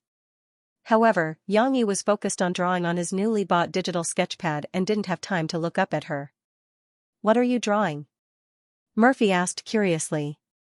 She saw that Yang Yi was drawing a man with his back facing her. His scalp was green as if he had just shaved his head. This man was tall and skinny. His face was fair and clean, but his body was covered with colorful and terrifying tattoos. Yang Yi was carefully drawing his tattoo. I'm drawing an illustration. It's an illustration for my new book, Yang Yi said casually. Why are all your books about strange things? Murphy curled her lips and said, I've read your first 2 books. They're quite normal. There were physical books for soldier assault and drawing sword at home. Of course, Murphy had flipped through them. She had even protested to Yang Yi about the female protagonist's constant death and drawing sword. Of course, the first 2 books were quite good. Although Murphy had no interest in military literature, she could still read them. However, the illustration for Yang Yi's new book made her feel uneasy. She couldn't bring herself to read it. It's a different theme, Yang Yi answered simply. The illustration was almost finished. Yang Yi sped up and drew the last few strokes before turning his head to chat with Murphy. Why did you negotiate such an unfair condition with Director Chen today? Murphy asked in confusion. If the ratings exceed 10%, you'll get a 7% share. If it exceeds 15%, you'll get 12%. If it's the annual ratings champion, you'll only get 16%. There's still hope for the first one. It's not difficult for Director Chen's TV series to exceed 10%, but it's impossible for the latter too. Breaking 15% of the ratings was only possible if it was a famous work, right? As for the ratings champion, it was not only based on one's own results. It also depended on the opponent and the arrangement of the TV station. The right time, place, and people were indispensable. That's because I have confidence in my work. Xianxia smiled slightly and said, even if I can't win, I think it can still exceed 15%. As long as Director Chen works hard, these two shows have great potential. Drawing Sword was needless to say. The glorious results in his previous life were enough to prove it. As for Soldier's Assault, its broadcast results were average in his previous life, but that was not the reason. After all, not many people watched it on the TV stations that broadcast it. However, Xianxia still believed that this series with good reviews should be able to achieve the results it deserved if it could be broadcast on Central TV in this life. Well, I think Director Chen finds it unbelievable when he sees you. Murphy covered her mouth and laughed. I can't believe someone just said those words to him. That's too disgraceful. Xianxia smiled slightly and said, I don't care what he thinks. I'm not in the entertainment industry, so there's no need for me to bow down to the so-called authority in your circle. If there's anything to say, I'll say it. For example, the explosion scene in his TV series isn't exciting enough. That's a flaw that needs to be fixed. I really don't understand what you men are thinking. What's so good about fighting and killing all day? Murphy snorted. By the way, do you know what made me happiest today? Xianxia asked. Murphy was still unaware that Xianxia had changed the topic. She asked in confusion, what was it? Did you sign a new contract and sell the film rights to make money? No. Xianxia shook his head. Hurry up and say it. I hate people who keep others in suspense. Murphy said angrily. Xianxia couldn't help but smile. He looked at Murphy and said, when you introduced me to Chen Fengchen today, you said I was your husband. Murphy's face instantly flushed red. She bit her lower lip and stared at Xianxia with a hint of annoyance. Hee hee. Xianxia was a little embarrassed by her stare and laughed foolishly. Who said you were my husband? Murphy refused to admit it. You said it. I heard it all. That was a temporary measure. I can't say you were a passerby, right? She was watching from the side. Murphy puffed up her cheeks and said angrily. That means you've accepted me in your heart. Xianxia said. Accept your ass. Murphy turned her head and snorted, why should I accept you? Just a cup of coffee? I'm still angry. Xianxia had a headache. He couldn't figure out a woman's thoughts. He felt that Murphy's anger had mostly dissipated, but he didn't expect her to still be angry. Men didn't like this. They said everything directly. If they cared, they cared. If they didn't care, they could just turn around and let it go. Even if they were angry, they would have calmed down overnight. Women were still troublesome, of course. Xianxia was willing to stir up trouble.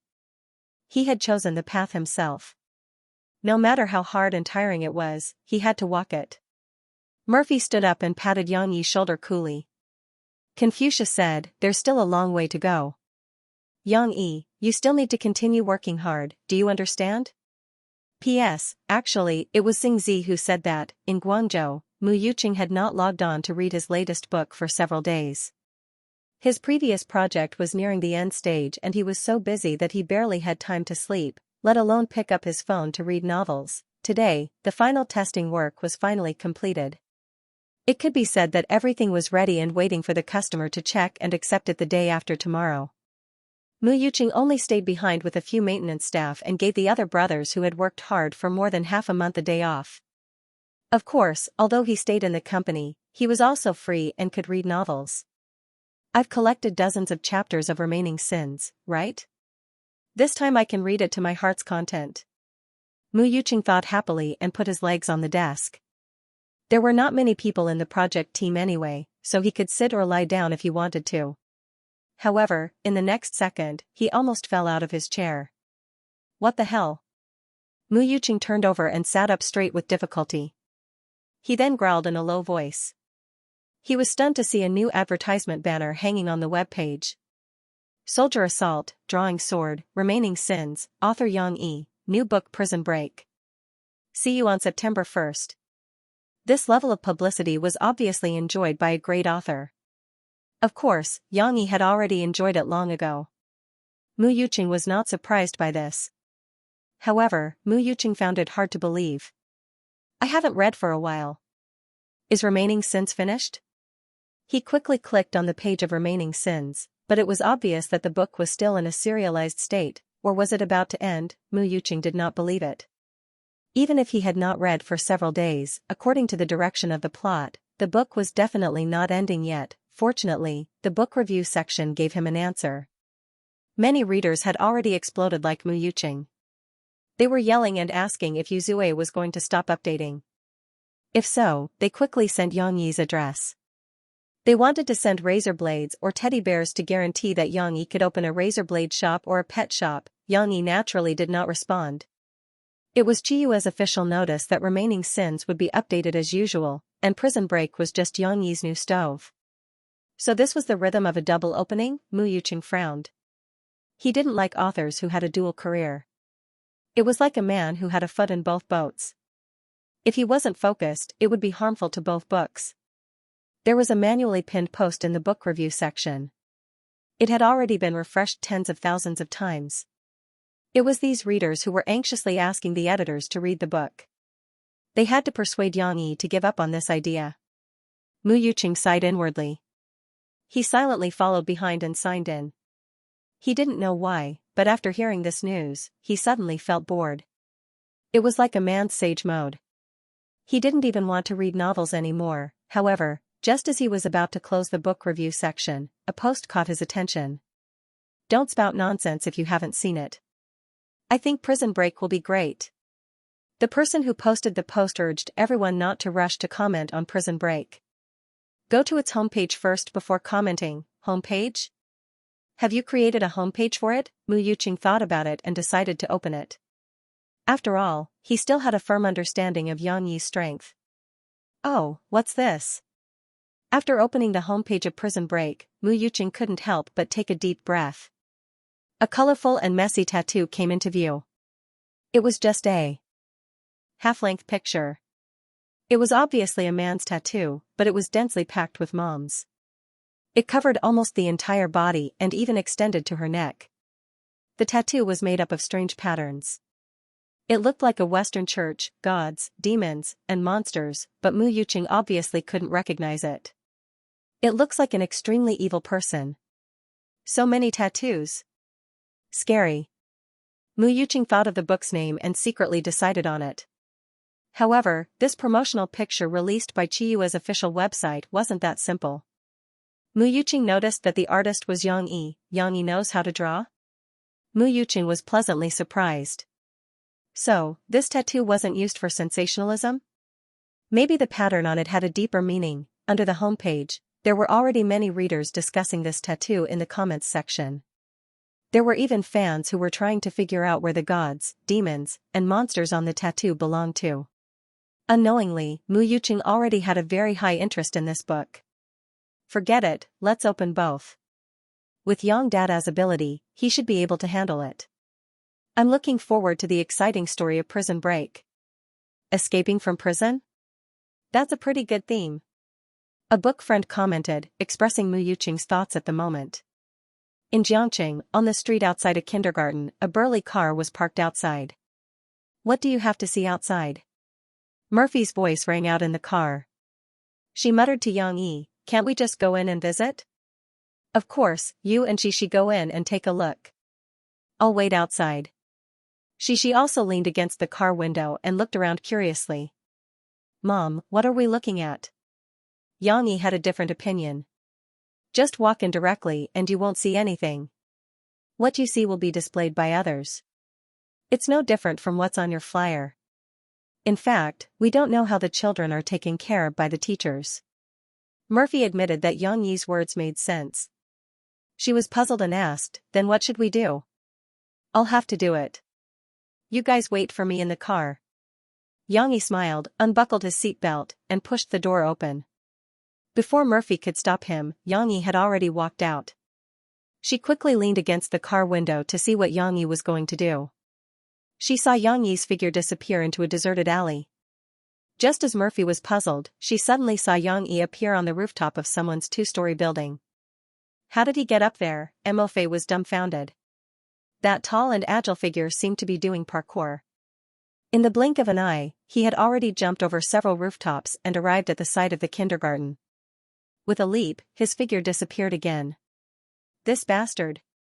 Murphy couldn't help but gritted her teeth and muttered. She remembered the time when she was suddenly stolen by Xianxia. Obviously, it was with this skill that he did bad things. She turned her head doubtfully, looked at Mom, and then asked, Mom, where did Papa go? He went to buy something for us. She pouted and unhappily said, Papa didn't take Xianxia with him. He's so bad. Because Xianxia wants to accompany Mom. Mama is very scared in the car alone. Mo comforted her.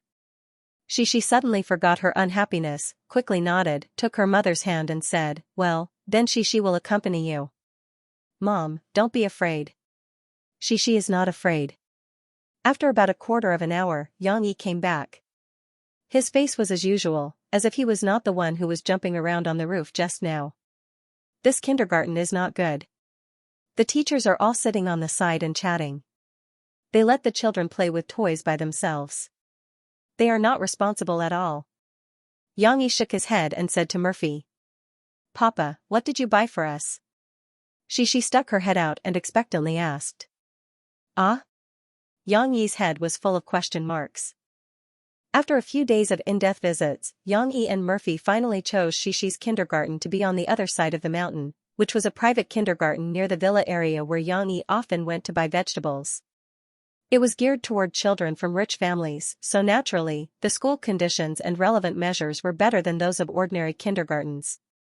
Xianxia was more satisfied with the strict management of the kindergarten teachers and the emphasis on the teachers' professional ethics. Mo also agreed with this kind of kindergarten, because it could be seen from the brochure that although it did not set up those interest tutoring classes, it would invite some calligraphers, painters, musicians, and other professionals in the city to show the children almost every week, so that the children would be able to stimulate their inner interests in the play of artistic activities. Every month, the kindergarten would organize the children to learn and rehearse plays, both in Chinese and English. At the end of the semester, there would be a party where parents would be invited to participate and the children would perform and show their talents. This was very good. It was educational and fun, and Xianxia would not be burdened with heavy schoolwork at such a young age. Murphy and Xianxia were very satisfied. After registering Xianxia, Murphy's most important task for this holiday had been accomplished, and the date of her return to work was gradually approaching. This made Murphy very unhappy. Why should I be mentally prepared to go back and prepare for the new album while Xianxia, you big bastard, can still be lazy at home every day? Therefore, Xianxia was forced by Murphy to open a shop downstairs. You have to get busy before me, understand?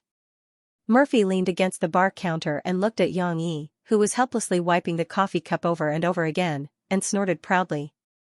Xianxia and his daughter looked at each other and smiled. He smiled helplessly. Xianxia, on the other hand, thought it was funny.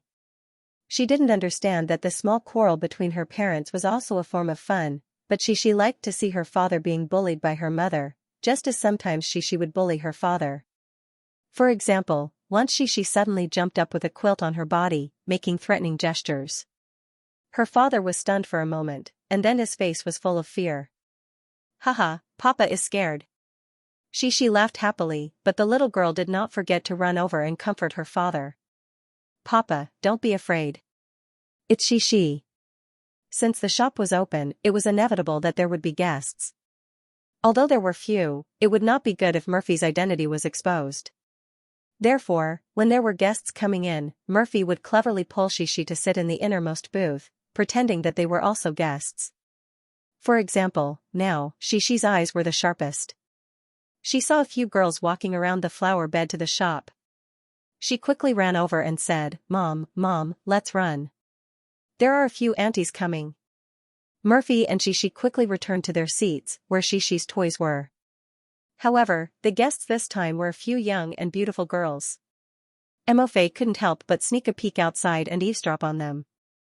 Xianxia still stood in his bar counter as usual, without any expression, and did not take the initiative to greet them. Several girls pushed the door open, but did not come in immediately. They just chattered at the door. Is it here? It seems to be. Let's go in and have a look? It's very strange to stand outside. So, they swarmed in, bright and beautiful faces. Murphy looked at them from afar and could not help but sigh, it's still good to be young. They were all young girls, but when they came in, they did not think about ordering coffee, but looked at Yang Yi unscrupulously. Yang Yi was a little scared by their stares. What do you want to drink? Yang Yi finally opened his golden mouth.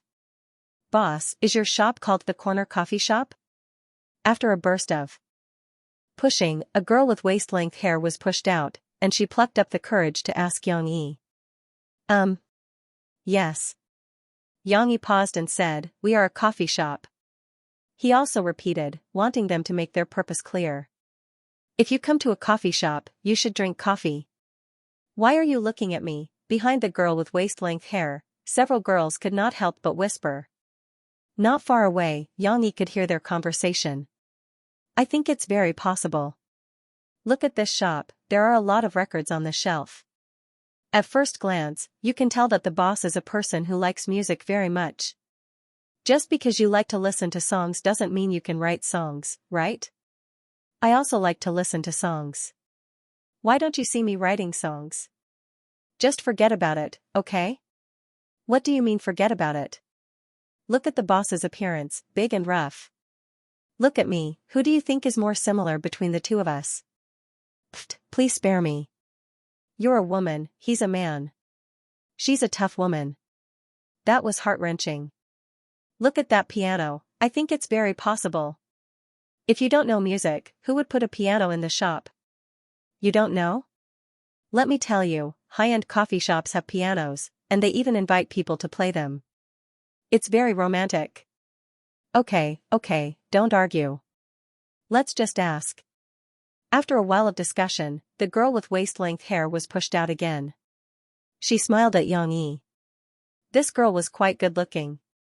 Her facial features were regular, and her skin was white and beautiful. She was probably used to using her smile to charm the little boys. But this trick was useless against Yang Yi. Hello, are you the boss of this shop? Yang Yi listened to their conversation. He was still confused, but he vaguely felt that something was wrong. But he did not care and nodded. Then, are you Mu Xiang? The girl with waist-length hair looked at Yang Yi expectantly and asked. Yang Yi finally realized that something was wrong, but he still firmly shook his head. Behind them, Murphy listened to their conversation and could not help but secretly laugh. They actually think that Yang Yi is Mu Xiang? How did they make the connection? Yes, Yang Yi also wanted to know. He calmly took down a record from the shelf behind him and said, the Mu Xiang you are talking about, is he the songwriter of the song in this record? Why did you say that I am him? Boss, you also like his song? We are all fans of Xianxia. The song he wrote for Xianxia, Long Time No See, is really nice. A girl with dark red hair said with her eyes lit up. Yesterday, Xianxia accidentally revealed that Mu Xiang opened a shop in Jiang City in a program. So we came to look for him. Boss, isn't the name of your shop the coffee shop on the street corner? So we guessed that it was you. So that was it. Yang Yi calmly shook his head and said, how is that possible? I changed the signboard later. I like this song very much. Then, boss, is your surname Li? No, my surname is Yang. Mu Xiang, it seems that his name should be Liang. But his surname is Yang. Yang Yi's denial dispelled their suspicions. Originally, they did not think that Yang Yi was Mu Xiang. Although their faces were full of disappointment, the girls still politely bought coffee for takeout. When they left, they muttered, I said that he doesn't look like him. Mu Xiang must be a handsome and thin young man, and there must be a story. Yang Yi did not know whether to laugh or cry and secretly shook his head. When he turned his head, he saw that Murphy was looking at him with shining eyes. Yang Yi could not help but feel his heart skip a beat. He thought that he had been exposed. Murphy stared at Yang Yi, which made Yang Yi's hair stand on end. Well, they misunderstood because of the signboard. Yang Yi wanted to explain. However, Murphy shook her head. It's really a misunderstanding. Yang Yi tried to explain. His heart was beating like a drum. He was already secretly thinking if he should admit it if Murphy continued to interrogate him. Anyway, he had already laid the groundwork and thought of an excuse. He just wanted to wait until Murphy released the album, so that she wouldn't feel burdened. However, Murphy shook her head and said, I know you're not Mu Xiang. Isn't it obvious? Then, she looked into Yang Yi's eyes and said, I just realized that there are many girls who come to your shop to buy coffee. Perhaps it was because school was about to start, but there were several groups of customers in the coffee shop today. The ratio of girls was obviously higher than the ratio of boys. Moreover, they were basically young and beautiful girls. Yang Yi heard and secretly heaved a sigh of relief. So, they were discussing the gender of the customers. That was scary. It's normal to have many girls. This is Jiangqing Media University. It's famous for the imbalance between men and women. Except for some science colleges, there are more girls than boys, especially for the students in the arts. It's said that the ratio of girls to boys is shockingly 4:1. Yang Yi said with a smile. Who wants to discuss the ratio of girls to girls with him? Murphy rolled her eyes at him. She didn't want to talk to him, but she was still a little unwilling. You're not allowed to sell cappuccino to them in the future. Murphy snorted and said, and you're not allowed to have cappuccino on the menu. Cappuccino was one of the ways to drink coffee.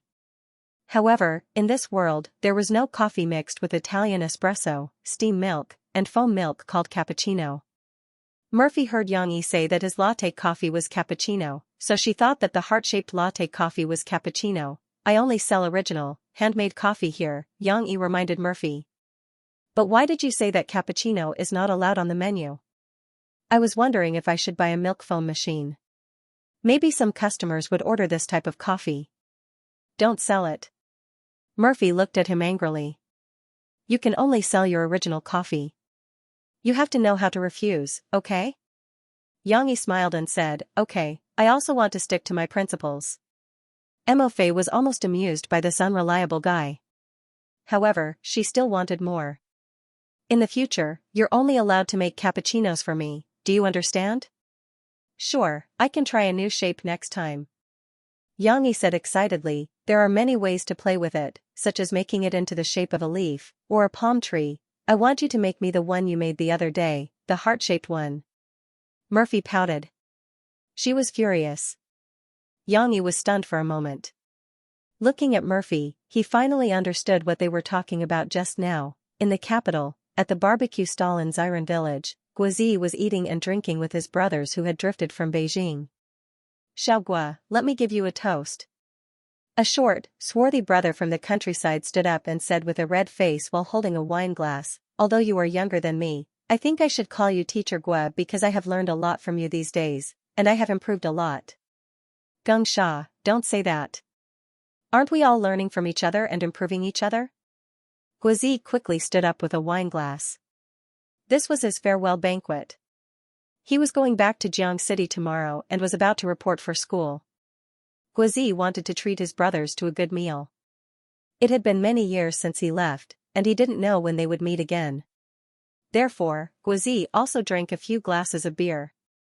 He didn't have much alcohol tolerance, so he was a little dizzy.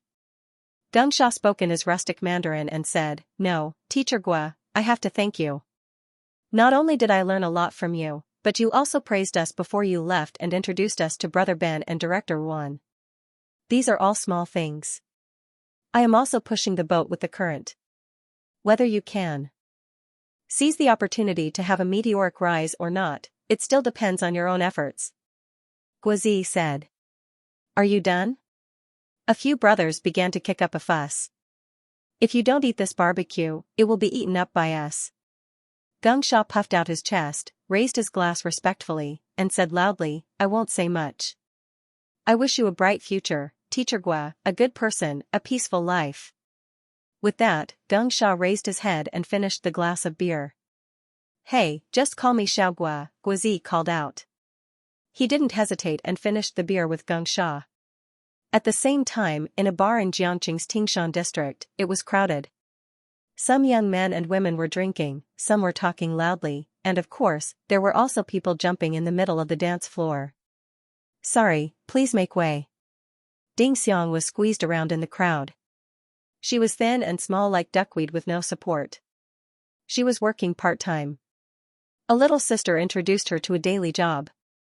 Moreover, the bar only opened at night. It just so happened that she could miss the appointment with Senior Mao Peifu to welcome the newcomers.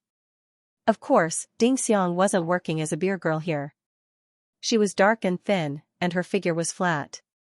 Even if she was asked to be a beer girl, she probably wouldn't be able to do it. She was holding a rag, a broom, and a trash spatula, shuttling back and forth in every corner of the bar, cleaning up the beer bottles, cups, cigarette butts, and other debris left behind by the customers who left. Perhaps there would also be small white umbrellas that would appear in dark corners that needed to be cleaned. At first, Ding Xiang was a little embarrassed, but later, she got used to it. That's right, Ding Xiang was doing the work of a cleaner.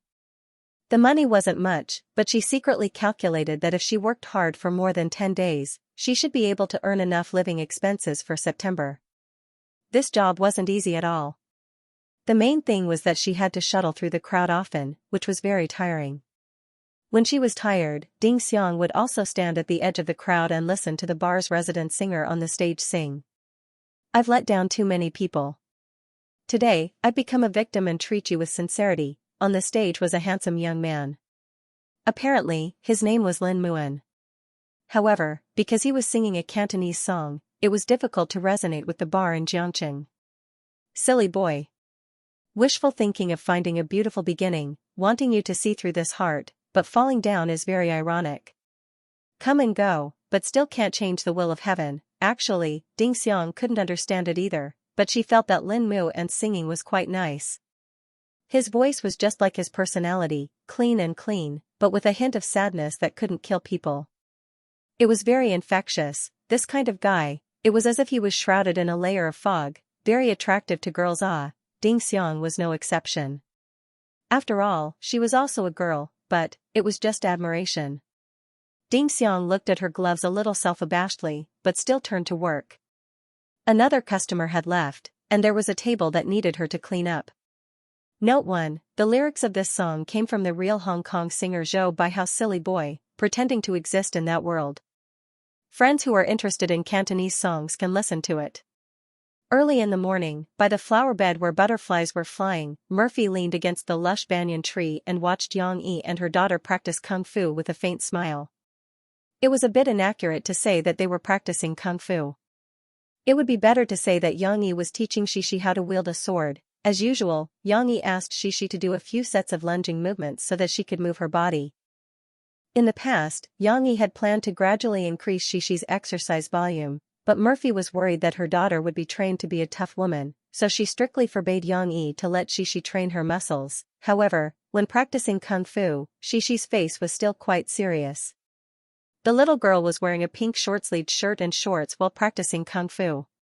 Coupled with her serious expression, she was a bit cool. Today, Dad will teach you a trick.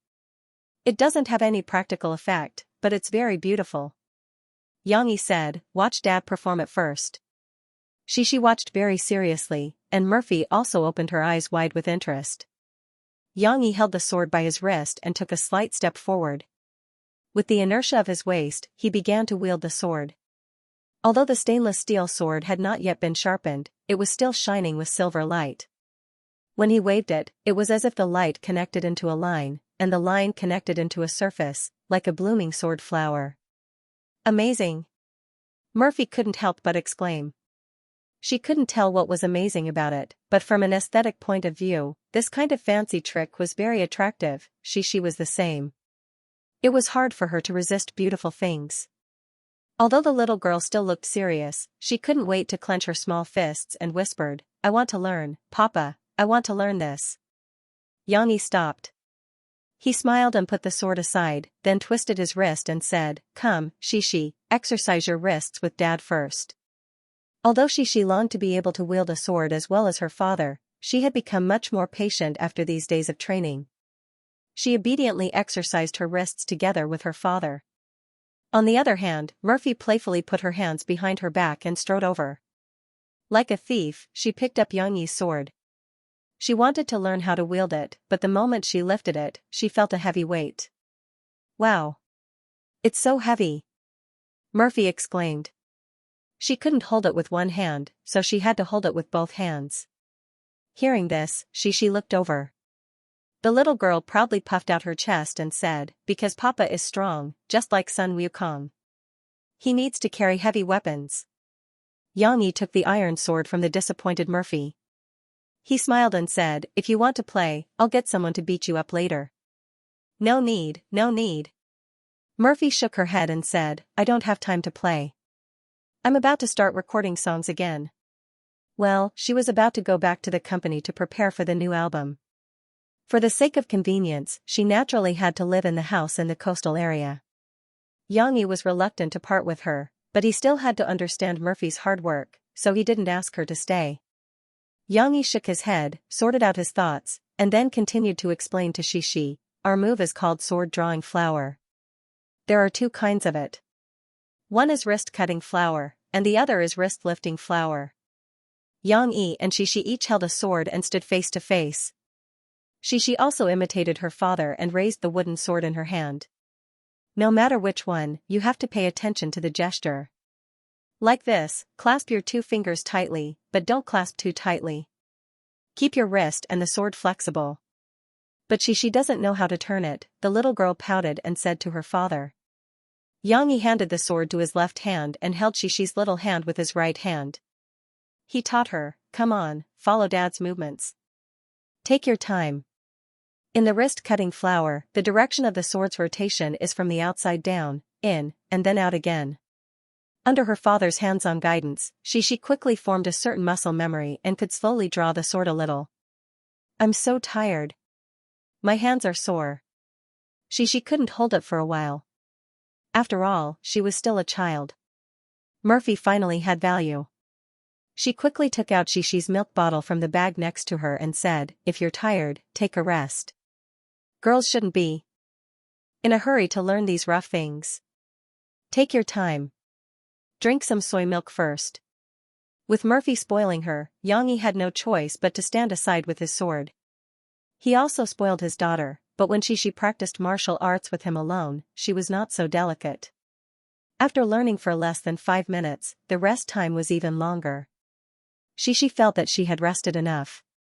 The little girl grabbed her little wooden sword and skipped over to her father to continue learning. Your hands are sore from practicing just now. The problem is that your way of exerting force is wrong. You have to make full use of your waist to reduce the burden on your wrist. Xianxia patted his waist with his left hand and gestured to Xianxia while drawing the sword a little to demonstrate. Xianxia stopped and gestured to Xianxia. Try it yourself. Find the frequency and feeling of your waist rotation. The little girl was indeed talented. She could still remember the movement of cutting the flower, and she didn't even need her father to describe it in detail.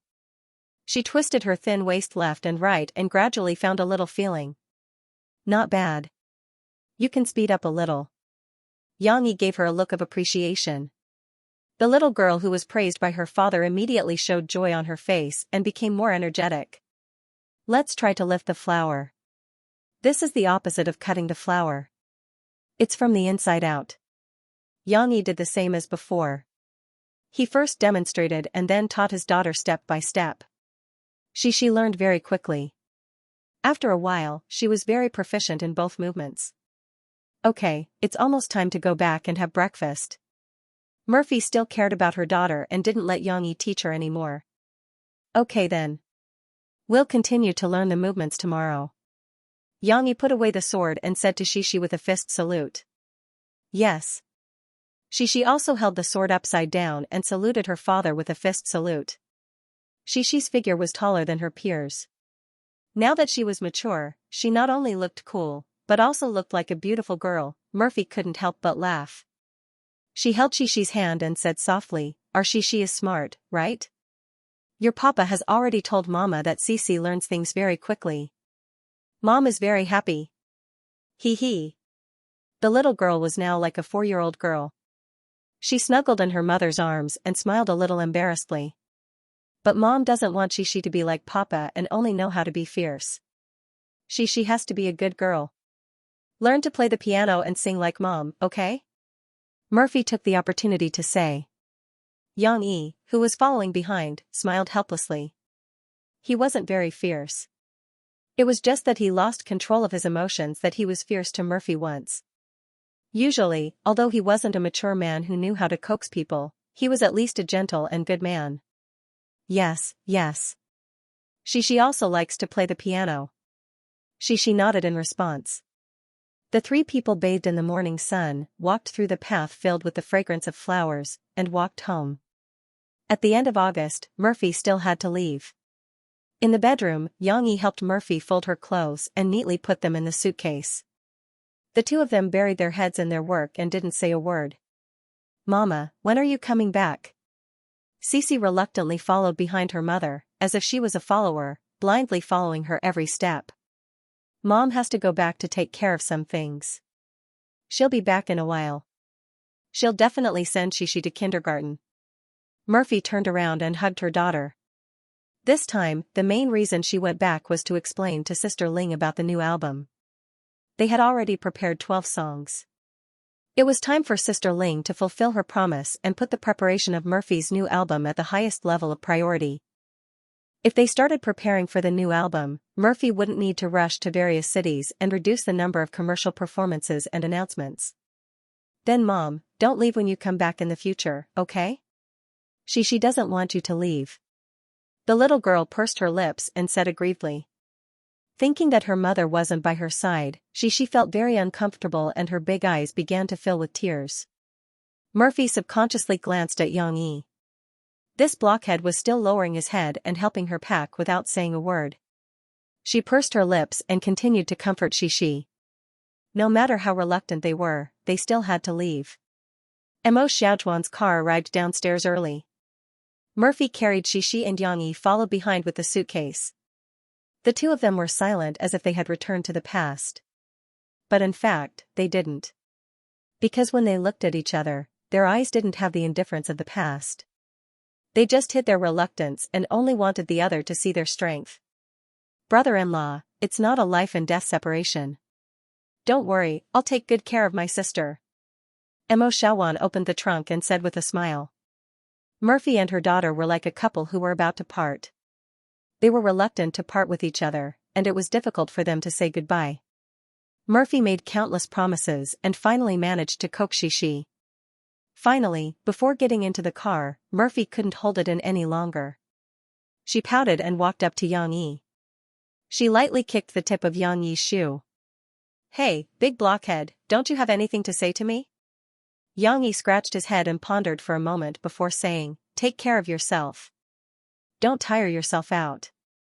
These concerns made Murphy feel warm in her heart, but she still felt that it was not enough. Of course, Murphy understood Xianxi's personality and did not force him. Murphy stretched out her hand and pulled out Xianxi's collar, which he had not spread out properly today, and gently folded it. "Then I'm leaving," Murphy said, but she still couldn't help but remind him, take good care of Shishi at home. Also, bathe the cats more often. Feed them cat food and water on time. Don't forget. Xianxia nodded. Mo Xiaowan was in the driver's seat.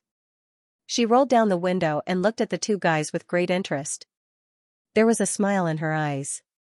Also, don't be a womanizer. Keep a distance from those girls, Murphy said with her head lowered and gently bit her lower lip. After saying that, she felt embarrassed and wanted to turn around and leave. But suddenly, her hand was pulled. It was pulled by a warm, rough hand. Xianxia pulled Murphy and looked at her. After a few seconds, he took out an envelope from his trouser pocket and gently placed it in Murphy's hand. "What's this?" Murphy felt that her brain was a little short of oxygen at that moment. Xianxia let go of her hand and scratched his head a little embarrassedly. "A letter. You can read it when you get back." Murphy forgot how she got into the car. She forgot if she had said goodbye to Shishi and Xianxia. Anyway, in the front passenger seat, she sat in a daze and looked at the envelope in her hand. "Are you serious? Sis, why are you so useless? Brother-in-law wrote you a love letter and you're so happy that you're confused? Have you never received a love letter before?" Mo Xiaozhuan's teasing made Murphy come back to her senses. "Who said I haven't? You little girl, just focus on driving." Mo Fei blushed and said angrily. She had been beautiful since she was young. She did receive a lot of love letters, but because she debuted at a very young age, she didn't spend much time in school. The love letters she received were basically cleared by her agent at the time. Besides, how could other people's love letters be compared to Yang Yi's? While waiting for the traffic light, Mo Xiaowan looked over excitedly and said, "Look, sis, look at what brother-in-law wrote." Murphy quickly took the envelope in her hand and said, "What? I'm not going to show it to you. Do you have to be so mysterious?" Mo Xiaowan pursed her lips and snorted. She said, "But I can't stand you guys. Each of you is more stubborn than the other. You obviously like each other, but you're not willing to take the initiative to confess." "No way," Murphy subconsciously retorted. She then lowered her voice and said, "How can a woman speak first? I think brother-in-law won't speak either. With his personality." Mo Xiaowan couldn't help but shake her head. "I really can't stand it. He's more wooden than a block of wood. How can he be more romantic than Mu Ziang? His love songs are so good. I can guarantee that there's nothing mushy in the letter brother-in-law wrote to you. Being a block of wood also has its benefits. Why does he have to be so mushy? Besides," Murphy couldn't help but want to refute for Yang Yi. She wanted to tell Mo Xiaowan about the series of mushy things that Yang Yi did after he said that he wanted to pursue her. However, Murphy was afraid that it was really like what Mo Xiaowan said. What if what Yang Yi said in the letter was just ordinary things? Wouldn't that be very embarrassing? Murphy couldn't help but open the letter, wanting to see what was inside. However, when she took out the white letter and opened it, Murphy couldn't help but be stunned. She stared at it blankly for a long time. "What's written?" Mo Xiaowan stopped at a traffic light and asked. Murphy's face was red. She hesitated for a moment, but still handed the letter to Mo Xiaowan. She felt a little proud. Although she tried her best to hide it, the corners of her mouth still curled up slightly. Mo Xiaowan took it and looked. It's a poem. Brother-in-law can write poems? She casually read it out. "As long as we love each other once. If we never meet, perhaps our hearts will never be heavy. If we really miss the opportunity, I am afraid our whole life won't be easy. One look is enough to make the heart sweep past a hurricane on the barren land. Understand the scenery more deeply. Once on a long journey is enough to haggle a frail heart. Every time I look at the autumn waters, I wish I could tear up. How can death not be unhurried? How can love be indifferent? As long as we love each other once is a life with no regrets." This poem, Only Loved Each Other Once, was written by Yang Yi's previous life's famous poet, painter, Wang Guozhen. However, Yang Yi didn't copy the entire second half of the poem. He only copied the positive part of the first half. When Mo Xiaowan read the poem, it was like plain water, plain and tasteless. It also didn't reflect the charm of the poem. But it didn't matter. On the letter, Yang Yi's simple and elegant small handwriting had already vividly reflected the delicate feelings of the poem. "Oh my God, brother-in-law really wrote a love letter, and it's a love poem," Mo Xiaowan exclaimed after reading it. Murphy wanted to laugh, but she didn't want to appear too complacent. She pursed her lips and pretended not to care. "It's just a poem, what's so strange about it? I won't be so easily tricked by a poem." "Just a poem? Humph. Now you get those boys who only know how to send flowers and say mushy words. Let's see who's better than my brother-in-law." Mo Xiaowan changed sides. "As long as we love each other once, it's a life with no regrets." Mo Xiaowan repeated the last sentence. She couldn't help but curl her lips. I take back what I said just now. Brother-in-law isn't a blockhead, he's so mushy." Alright. Stop reading, it's time to drive." Murphy snatched the letter back, carefully folded it and put it back into the envelope. She then carefully put it into her bag, afraid that she would break it. "Have you eaten breakfast? If you haven't, I'll call Auntie Zhu and ask her to prepare some porridge for you." "I'm not eating." Mo Xiaowan drove the car and said weakly, "I'm full from your PDA." The freshmen had to undergo military training, so they had to report earlier than the seniors. On this day, the banners and colorful flags of Jiangxing Media University were fluttering in the wind. The welcoming teams of the various faculties were wearing different colored vests as they gathered with the freshmen and their parents who were full of joy. It was very lively. However, the territory of the School of Business Media was much quieter. After all, they were a small faculty and only had two specializations, electronic media and e-commerce. The Film Academy is still better. Look, there are reporters taking photos. A guy sighed and complained under the tent of the School of Business Media. That's because they have many celebrities. Some are celebrities who got in, and some are future superstars. A girl next to him pouted. She had put on light makeup today, but it was obviously difficult to attract the attention of others. There were many beauties in the Film Academy, and each one was prettier than the other. Long legs, thin waists, oval faces, cherry lips, a perky nose, and large eyes. Looking at them once, they would be intoxicated. Looking at them twice, they would fall in love. Every beauty that came to report had killed many reporters.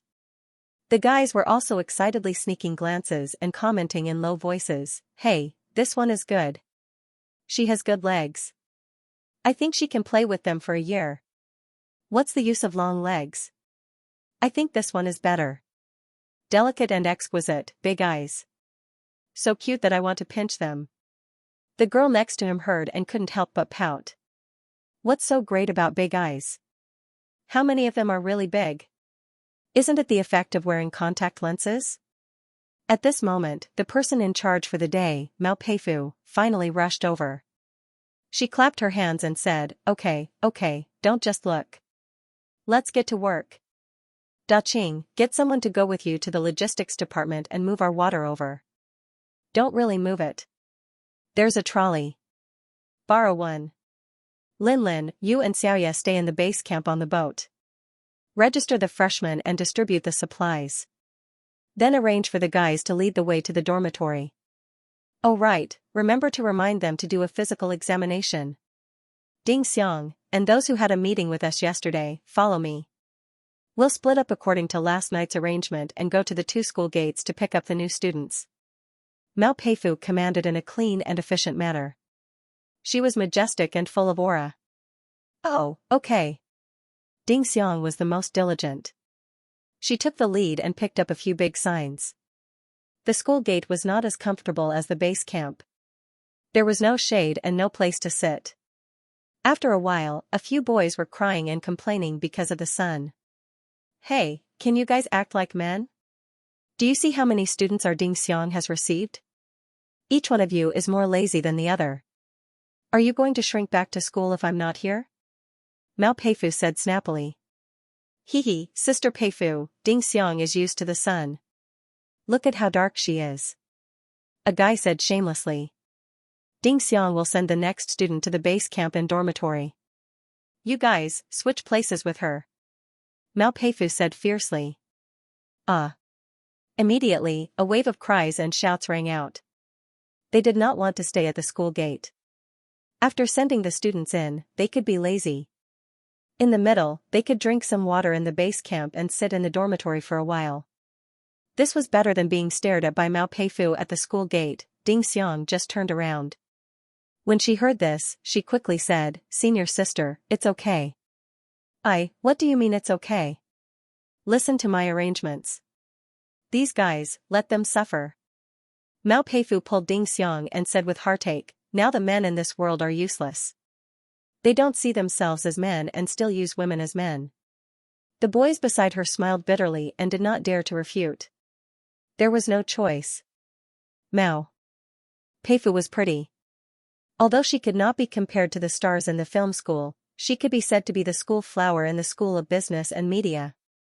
Although her temper was not good, being beautiful was the truth. While they were talking, a sweaty little fatty dragged a large suitcase, a computer bag, and a large luggage bag as he struggled to get off the bus. After looking around for a while, he saw Mao Peifu's sign. His eyes lit up and he quickly dragged all his things over while panting, Hi, here, I am, you're from the School of Business and Media? Ding Xiang asked. Yes. After half a month of floating in Beijing, Guozi did not lose weight, but he was tanned a lot. His original 16-year-old face now looked a lot more mature. I'm from that electronic media major. Just in time. Mao Peifu smiled, Ding Xiang, your direct junior brother. Come, give me your sign. quickly send him over. Senior sister. Ding Xiang could not win against Mao Peifu and her sign was snatched away, but Mao Peifu also casually gave it to a guy with a bitter face. Guozi was a little confused. He felt a little wronged. Is it necessary? Am I that ugly? In any case, I have the face of a star in the fat world. Guozi thought Ding Xiang despised him. Alright, let's go to the base camp. I'll bring you to report first. Ding Xiang finally obeyed the arrangement. She walked in front of Guozi and smiled at him, revealing her white and neat teeth. Okay. How should I address you, senior sister? Guozi was big-hearted and fat, so he did not mind at all. He put the luggage bag on top of the suitcase and prepared to push it. However, the luggage bag was too big. Once he pushed the suitcase, it twisted and fell. I'm Ding Xiang. Ding Xiang reached out and took the luggage bag, holding it in her hands. Hey, senior sister, I'll carry this. Guozi was too embarrassed to let a girl carry it for him, so he quickly snatched it. Now, the suitcase fell to the ground. The little fatty stood there stupidly, so awkward. Pfft. Ding Xiang laughed. She did not have the habit of covering her mouth, so she smiled very brightly. Alright, I can help you carry it. I'm used to working since I was young, unlike you kids in the city. Alright then. Guozi could only drag the suitcase and walk with Ding Xiang. Senior sister, are you the Ding Xiang from Lilac Flower? No, it's Xiang from Xiang Province. I'm from there. Oh. Senior sister, are you from the Miao tribe? I know there are many villages in Xiang Province. Yeah, I grew up in the Miao village since I was young. Hee, then do you know how to release goo? I heard that when a Miao woman falls in love with someone, she will release goo. If he abandons her, then the goo will help her take revenge. Luckily, they arrived at the base camp in a short while. Otherwise, Guozi might have been smashed flat by Ding Xiang's bags on the road. With the current sun, it might be cooked in a short while. The egg would be cooked. Electronic media major, sign in here to collect your information, Ding Xiang said. Just as Guozi was reporting, there was a commotion at the film academy. A handsome boy was surrounded by classmates, teachers, and even reporters as he was escorted to the reporting area. Actually, such a commotion was not uncommon. Every year, there would be some famous celebrities admitted to Jiangqing Media University. There was one in the morning, and it was even bigger than this. At that time, it was a small-time female star who had acted in a few TV series. The boys swarmed over like a hornet's nest being poked. However, this handsome boy was a little hard to understand. They had never seen him before. Although he was quite handsome, his hairstyle was styled according to the standards of celebrities, and his skin was soft and tender. He was very popular with the girls of this era. Who is that? Ding Xiang couldn't help but ask. I don't know. I've never seen him before. A girl beside her shook her head. But he's quite handsome. Guozi had just finished signing his name. He looked up and glanced at the boy who was reporting. He pursed his lips without a trace. He had seen this person before. They were in the same group for the arts exam. However, his acting skills were really bad. He was considered skilled, but his face was expressionless. He came and went with a cool expression. At this moment, a girl ran back excitedly. She had joined in the commotion just now. I know who he is. It's Tang Kai-tai. Who's Tang Kai-tai? Someone was still confused. Tang Kai-tai is the former child star. However, his father is more influential. He's now the leader of Xiangnan TV station. When Tang Kai-tai was young, he was brought by his father to appear in their children's programs. Later on, he also acted in some TV series. It's only in recent years that he went overseas to further his studies. Oh, so he was reincarnated into a good family. A boy couldn't help but say sourly. Tang Kai-tai is also very hardworking. He acted in many films when he was young. I watched him grow up. The girl said shamelessly. Pfft, you're older than him, right? Her friend exposed her mercilessly. So he had a background. No wonder he could get in with such bad acting skills. Guozi was silent. If it was the old him, he would definitely criticize her and then use his top score to prove that he was the one who should be admitted to the film academy. However, Guozi had been working hard in Beijing for a while now and had matured a lot. Although he criticized her in his heart, he didn't say it out loud. There were no twists and turns in the base camp. After reporting, Guozi took some of the information handed over by his senior brothers and sisters and found his dormitory. Ding Xiang carried his luggage and sent him off as usual. How embarrassing.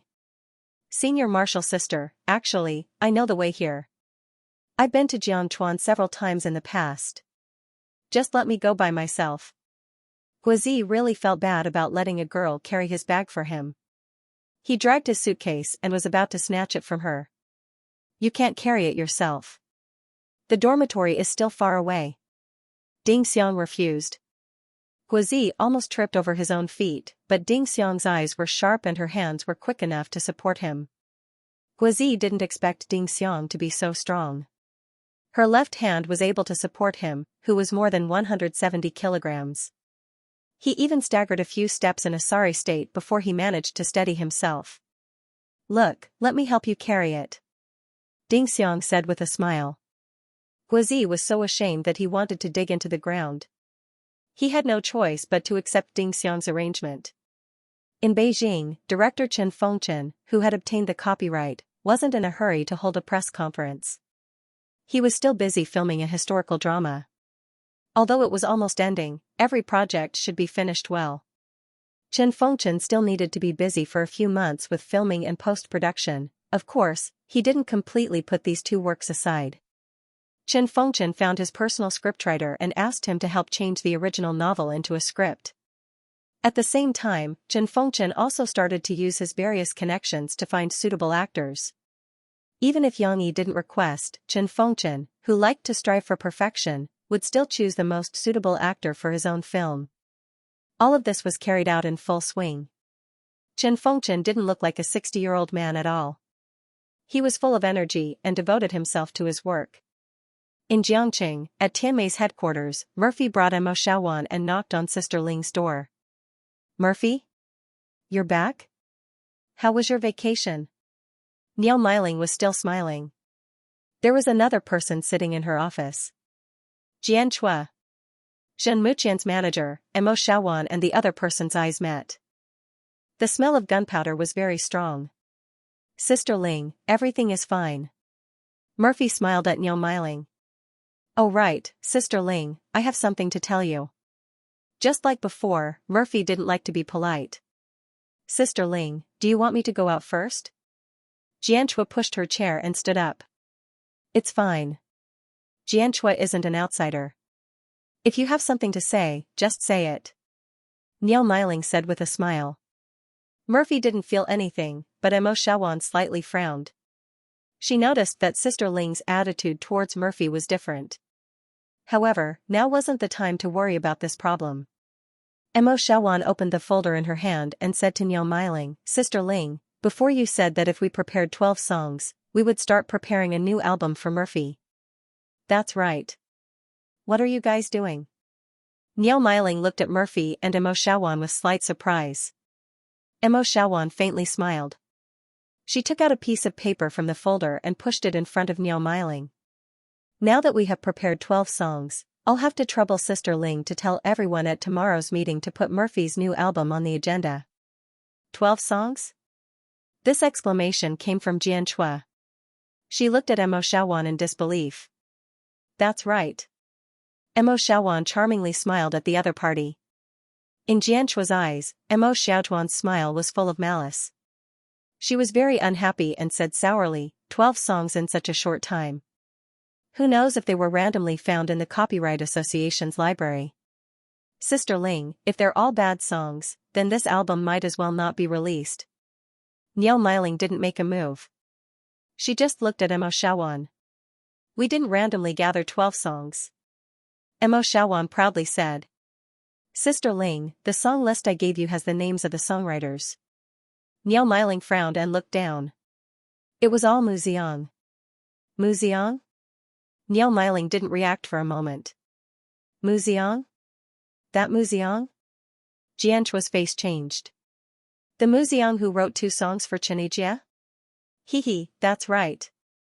Mo Xiaowan raised her head and proudly said. Muziang is our Sister Fei's fan. He wrote 12 songs for Sister Fei in one go, and every one of them is a masterpiece.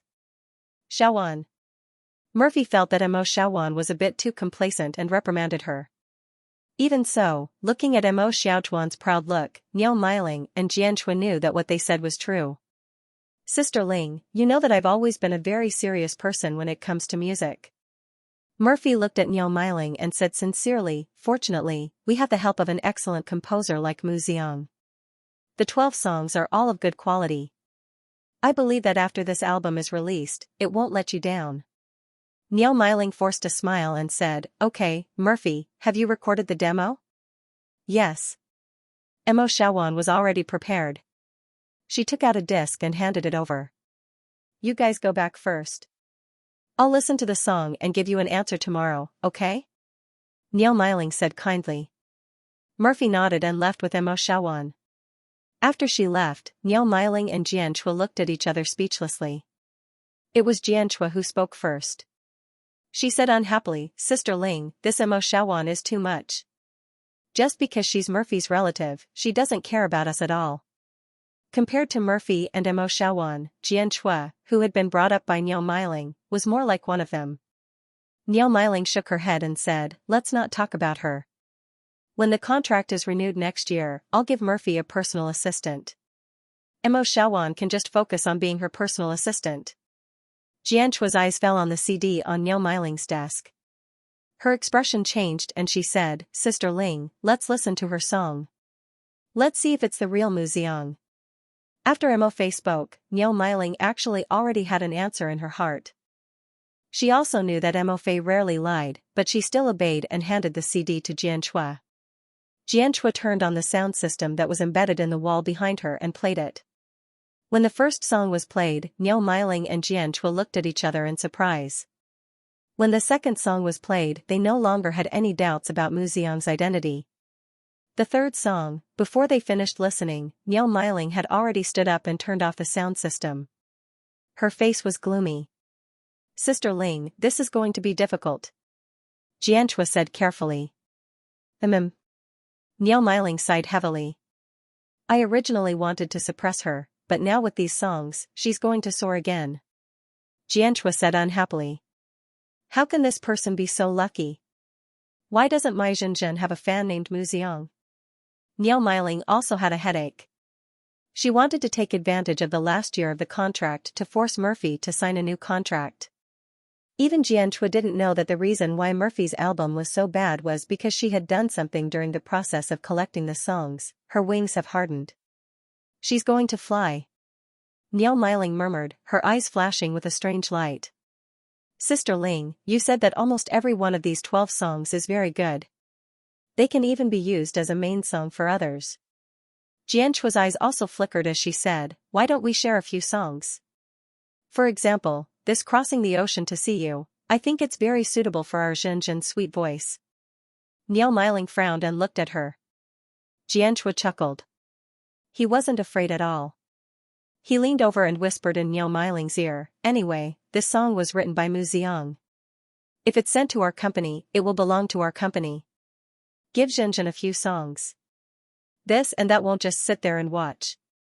Everyone should be distributed.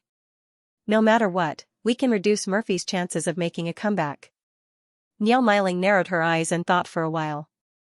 She waved her hand and asked Xianxia to come closer. I'll leave this to you. Do it well. Sister Ling, I say, if you want to do it, let's just do it. Xianxia said boldly, didn't Murphy say that her fans wrote a song for her? Those documents should be sent back and forth by email. Let's bypass them and find Mu Xiang.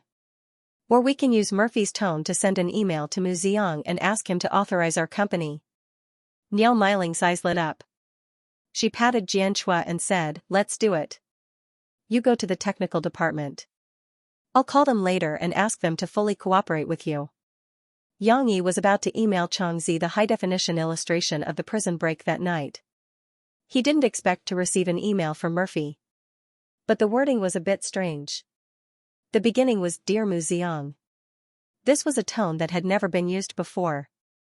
Moreover, between the lines, it always gave people the feeling of a little girl acting coquettishly to her lover. This definitely wasn't Murphy. Xianxia was too familiar with Murphy.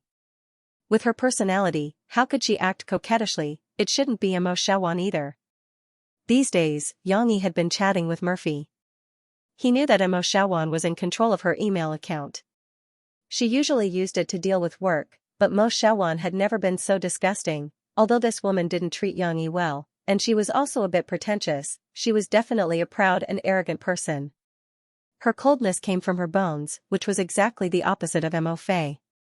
She probably wouldn't be able to act like a spoiled child in front of Mu Xiang. More importantly, when Mo Xiaowan sent him an email without Murphy's knowledge, she didn't act coquettishly like this. There's a problem. Xianxia frowned and looked at the attachment on the computer. It was an electronic authorization letter from the Copyright Association. It indicated that the right to use the song was not authorized to Murphy, but to Tianmei Entertainment Company. He picked up his phone and dialed Mo Xiaowan's number, not caring what time it was. The phone rang for a long time before it was picked up. In the end, Mo Xiaowan's vague scolding came crashing down on him. Hey! Who is it? Did you see what time it is? I want to sleep. Sure enough, Mo Xiaowan didn't remember Xianxia's phone number. In the past, she probably didn't want to remember because she found it disgusting. Now, she probably didn't need it and forgot. I'm Xianxia. Xianxia had to introduce himself. If he didn't say anything, Mo Xiaowan would probably hang up. Hey, brother-in-law, why are you calling me in the middle of the night? You have money? Mo Xiaowan asked excitedly. Now, she was looking forward to Xianxia's money to start a company. Oh. It hasn't arrived yet. I'll have to wait a few days. Xianxia was referring to the money from selling the film rights of the 2 books. Oh. Mo Xiaowan was disappointed when she heard that. She gave a perfunctory reply. I wanted to ask you. Did you guys go back to the company today? Xianxia asked. We went back to talk to Sister Ling, Mo Xiaowan said lazily. However, since the conversation had started, Mo Xiaowan continued, this woman has a problem. I don't know what she's doing.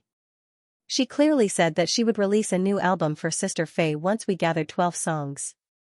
But she dragged it out and said that we'll talk about it tomorrow. But that's good. Tomorrow, I want to see their faces and let everyone be shocked. It's only 12 songs.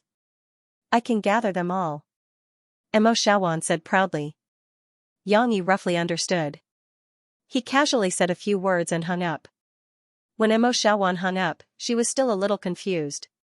She muttered to herself, is there a problem? This person? Who would call their sister-in-law in the middle of the night? Could it be? After Xianxia put down his phone, he coldly looked at the email on his computer. Murphy's situation was not good. The people in the company were scheming against each other, and she was also being dealt with by despicable means. Fortunately, the other party had bumped into him, and had been careful. He had to quickly earn money and let Mo Xiaowan set up the studio. He had to save Murphy from the sea of bitterness as soon as possible. Of course, the first thing to do was to think of a way to fight back. They actually dared to trick my Murphy. Xianxia decided that he would not let them have an easy time. Immediately, Xianxia had an idea. However, he had to buy a new SIM card tomorrow. Early in the morning, Xianxia was confused by Xi. The little girl was very angry when she got up. She hugged her father's neck tightly and cried. She was so sad that she couldn't control herself. What's wrong? Tell me, why are you crying? Xianxia comforted her with a headache and asked in confusion. After a while, Xi sobbed in her father's arms and said, My sweetheart is missing. Sweetheart was missing? When did that happen? Xianxia remembered that when he came back from exercise in the morning, he made cat food and fed the kittens on the balcony. When he called them, they ran out from every corner. How is it missing? Aren't they fine at home? Xianxia asked. I saw sweetheart leave in a car, the little girl said with tears in her eyes and a pout. Xianxia understood. He smiled and rubbed his daughter's little head and said, That's because you were dreaming. Come, now that you're awake, Dad will take you to see the kittens. In the living room, Xianxia smiled and gently held Xixi's little hand. He pointed and said, "Come, Xixi, look, aren't the kittens playing over there?" The big little gray climbed up to the top of the cat tree and reached out to play with the hanging fluffy ball. But Shidu was docile. It lay on the middle, squinting its eyes and not moving. Xixi opened her big red and swollen eyes and looked carefully for a while. She felt wronged again. "My sweetheart is not here, it's missing." Xianxia looked at his daughter's big eyes and said quickly, "No, sweetheart must be at home. Come, Dad will look for it for you." In the past few days, Xianxia had bought cat books to read. He almost understood the habits of cats, so he went to those small corners to look for it. After a while, he found it. "Xixi, come here. Look, Xiao Guai is here." Xianxia half knelt on the ground and waved at Xixi with a smile. The little girl was overjoyed. She quickly wiped her tears and ran over. Sure enough, she saw the kitten that had drilled into the small gap between the armrest of the sofa. The little guy was still secretly observing with his sparkling eyes. Xiao Guai, come out quickly. You almost scared me to death." Xixi pouted and called out. As Xixi had played with the kitten for a long time, Xiao Guai still came out when it saw her. Fortunately, Xianxia didn't let go of these blind spots when he was cleaning at home, so the kitten didn't get any dust on its body. Otherwise, Xianxia would never let Xixi hold the kitten. Xianxia couldn't help but smile at the sight of Xixi hugging Xiao Guai so happily as if she had accomplished something great. Tianmei Entertainment. Today was the regular meeting for the week. Unless they couldn't leave, almost all the managers, including some artists who didn't have any jobs, had returned to the company to prepare for the meeting. Mo Xiaowan was also in Mo Fei's office, helping Mo Fei with her hair. "You have to dress up beautifully today, and then appear on the stage in a dazzling manner. You have to blind their dog eyes." Thinking about how those people had called Murphy an old woman, Mo Xiaowan was very angry. Of course, Mo Xiaowan wouldn't tell Murphy about these unhappy things. However, Murphy was a little absent-minded. After Mo Xiaowan was done, she picked up her phone and couldn't wait to open the message that had just rung.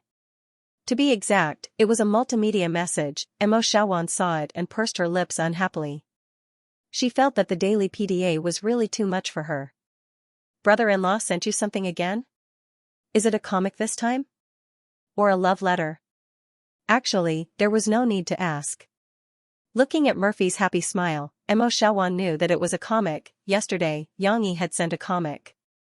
Mo Xiaowan had seen it before.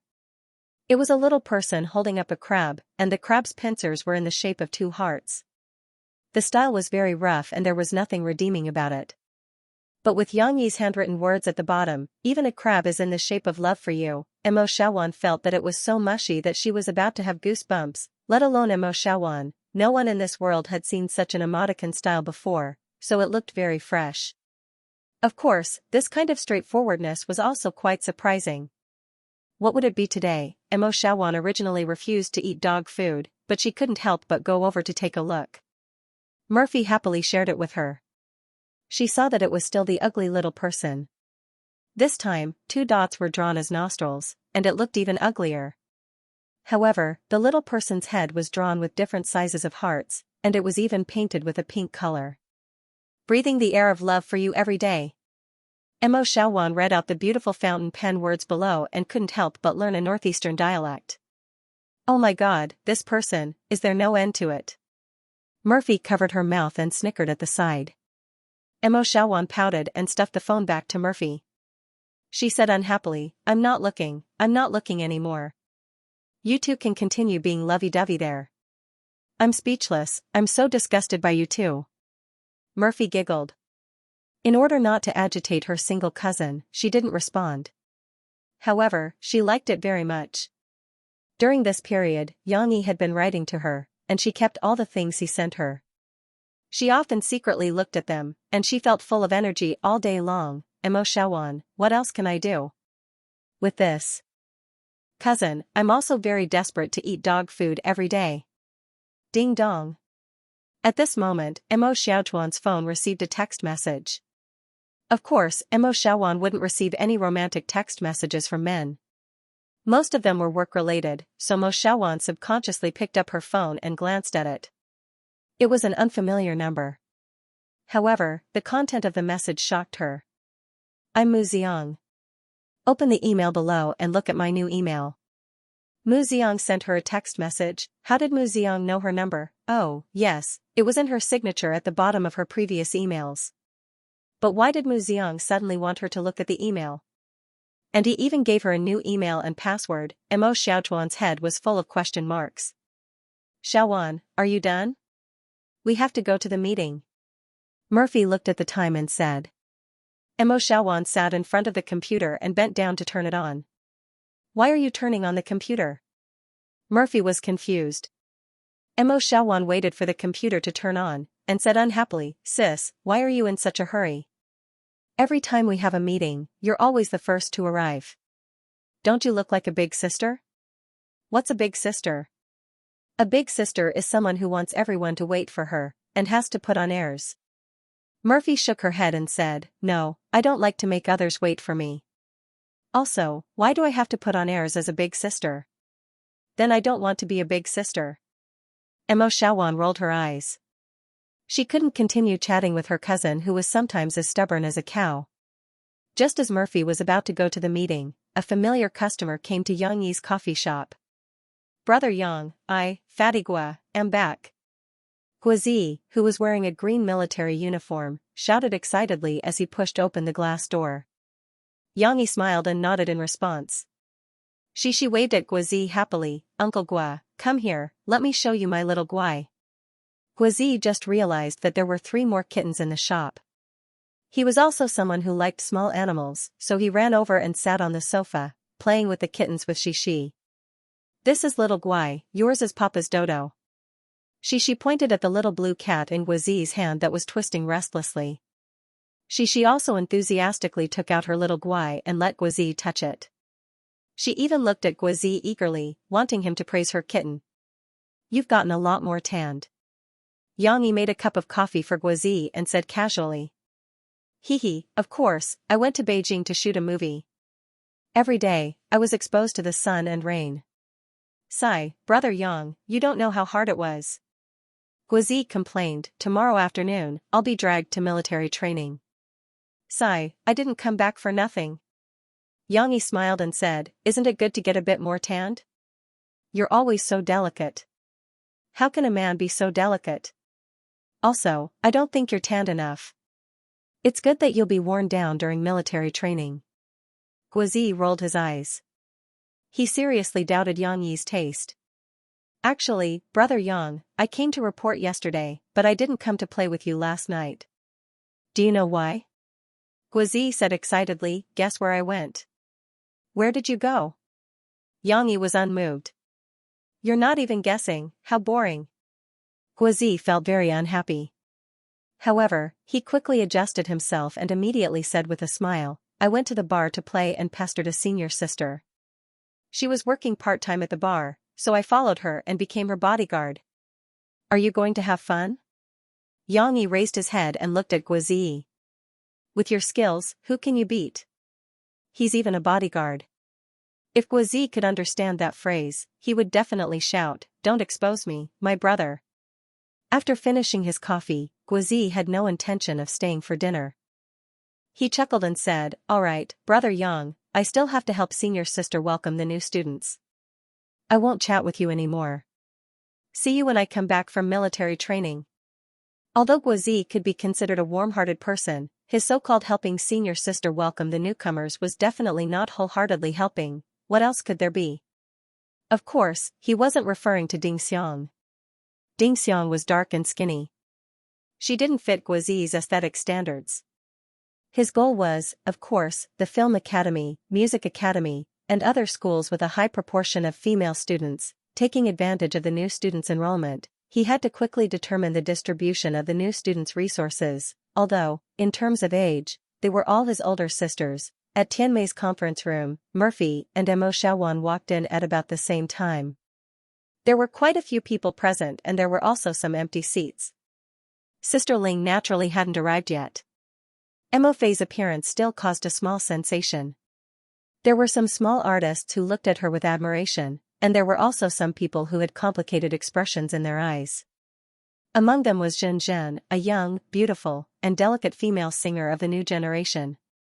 She was staring at Mo Fei with longing in her eyes. There was also a trace of jealousy hidden deep within. Yesterday, Xianxia had already told her about the matter. After Xianxia heard Murphy's demo, she was so jealous that she almost wanted to throw her recordings into the trash can. The difference was too big. If there was only one good song, it would be fine. But with 12 songs, every one of them was a masterpiece. How could others live? I'll try my best to get Coming Across the Ocean to See You and a few other songs for you, Xianxia comforted her. Xianxia looked at her manager and asked ambitiously, why don't you snatch all of them? Anyway, snatching one or two songs is the same as snatching all of them. Of course, it was good to think about it. Xianxia's position wasn't stable yet. There was a group of people coveting it behind her. Xianxia also used the same words to persuade Niu Miling to dispel Xianxia's thoughts. But now, looking at Murphy, Xianxia couldn't help but feel jealous. Why don't I have a good fan? Why does she get all the good things? Xianxia's gaze and some people's whispers didn't affect Murphy. She sat in her seat as if she didn't feel anything. Mo Xiaowan sat behind her with a briefcase tightly clamped between her legs. Not long after, Niu Miling arrived. She had a meeting as usual and talked about the company's recent situation and achievements. She also praised some of the small stars who had made breakthroughs. Sister Ling's public praise was sometimes more useful than winning some awards. Looking at their excited expressions, Mo Xiaowan secretly curled her lips. You've never seen the world. Just as Mo Xiaowan was waiting anxiously and wanted to ask if she should talk about Murphy's new album, Niu Miling finally said, let's talk about Murphy's new album now. Murphy's new album? Didn't it just come out? Many small stars and managers who weren't qualified to hear the news were suddenly in an uproar. They looked at each other excitedly and started discussing. Ahem, ahem. Quiet. This time, Niu Miling interfered. The main reason I gave Murphy a new album was because I promised before that as long as Murphy could save up 12 songs, I would agree to give her the resources to produce a new album. I didn't expect Murphy to be so capable. She actually found Mu Xiang and wrote 12 songs for her. TSK. Niu Miling's tone was a little cold. She even seemed to be mocking and ridiculing. Mu Xiang. She only wrote 2 songs for Xianxia and 12 songs for us. Every one of them is wonderful. Mu Xiang? At this moment, after Niu Miling's reminder, everyone remembered the meaning of this name. Suddenly, there was another uproar. The way they looked at Mo Fei was filled with admiration, shock, and of course, envy, jealousy, and hatred. Niu Miling waited for everyone to quiet down a little before she laughed and said, I, Niu Miling, am famous in the industry for being a man of my word. Since I've agreed to something, I can't go back on my words, right? Murphy sat there and smiled. She felt that this Sister Ling was still the same person she knew. She still treated her well. My dear sister. You're such a sweet and naive girl. Mo Xiaowan, who was sitting behind, saw Murphy's reaction clearly. She couldn't help but secretly curl her lips. It's about time for her to give herself away, right? Sure enough, Mo Xiaowan, who had been watching from the corner of her eye, stood up. Sister Ling, I'm sorry. I have a few words to say. What does Xianxia want to say? Xianxia smiled slightly, looked around, and said, yesterday, I listened to Mo Fei's demo with Sister Ling. What Sister Ling said was not wrong at all. These 12 songs, each one of them is very exciting. It can be said that any one of these songs can be the main title of any album under Tianmei. Then, isn't it a bit of a waste to put all 12 songs on one album? Xianxia revealed her true intentions.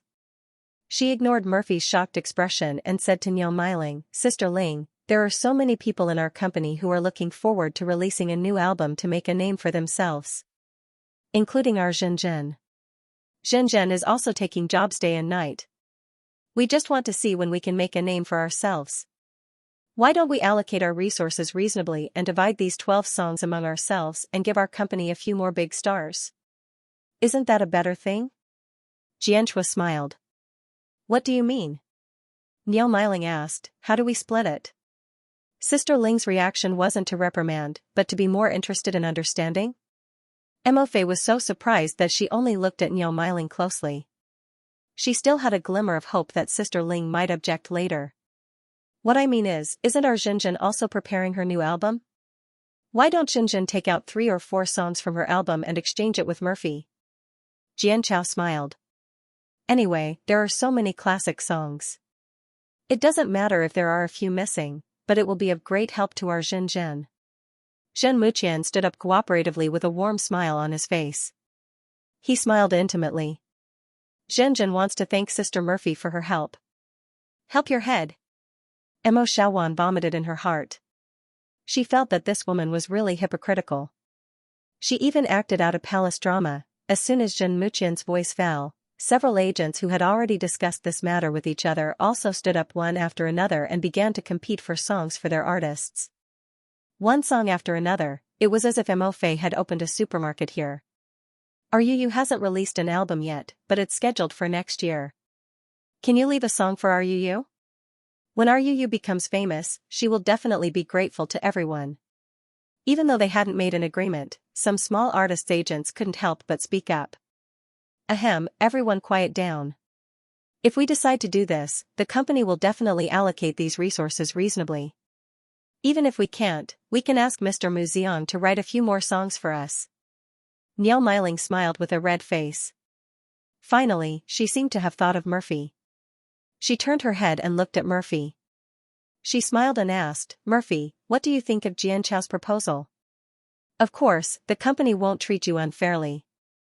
We will do our best to help you collect songs and fill the remaining gaps. Murphy's pretty face seemed to be covered in a layer of frost. Her entire person exuded a cold aura. She really didn't expect that Sister Ling wouldn't speak up for her. No. Murphy stared at Sister Ling for a long time before saying word by word, this is my song. Jianchua laughed. Yes, it's your song, but aren't you also part of the company? You have to listen to the company's arrangements. Besides, the company didn't say that they won't release an album for you. If you take a step back, won't the company give you more resources to help you make the album better and do more publicity? Murphy is so angry that she has clenched her fists under the table. She is not the kind of person who likes to quarrel with people loudly. Otherwise, she will really open her mouth to scold. How shameless! Mo Shaowan scolded on her behalf. Mo Shaowan, who are you talking about? Jianchua was caught off guard. I'm scolding you, and I'm scolding you for taking advantage of my misfortune. Mo Shaowan stood up and confronted Jianchua across the table. She shouted angrily, these songs were written by Mu Xiang for our Murphy. What right do you have to snatch them? Mo Shaowan still wanted to continue scolding. I think, if jealousy is a disease, I'm afraid you'll all be lying in the hospital. Murphy tugged at Mo Xiaojuan's clothes, but this time she didn't let Mo Xiaowan give up. Instead, she said softly, but loud enough for everyone to hear, it seems like jealousy is a disease. She was very serious, as if discussing a scientific question. The conference room was silent. After a while, Niao Miling coughed and tried to smooth things over. You can't say that. The company is only thinking about the big picture and allocating so many high-quality songs. Murphy, you have to understand Sister Ling's difficulties. Murphy shook her head. She suppressed her emotions and said, no, Sister Ling, I'm not stupid. These songs were not collected by the company for me. We asked Mu Xiang to write the songs, but we didn't use the company's connections or the company's funds. When did it become the company's resources? Jianchua scolded, Murphy, you're too arrogant. Aren't you people from the company? Do you still listen to the company's arrangements? Then, she gritted her teeth and showed her unfinished trump card. As far as I know, you didn't sign a contract with Mu Xiang. Mu Xiang didn't say that these songs were written for you. Oh, how did you know? Mo Shaowan laughed and asked sarcastically. This? Jianchua was at a loss for words, but she still found a lie. You're not the only one who knows about Mu Xiang. We naturally have his contact information. Oh. Mo Shaowan laughed and said, Mu Xiang didn't say that these songs were written for us. Did he write them for the company? Xianxia braced herself and said, "That's right. We contacted Mu Ziang last night and prepared to sign these 12 songs with him under the company's name.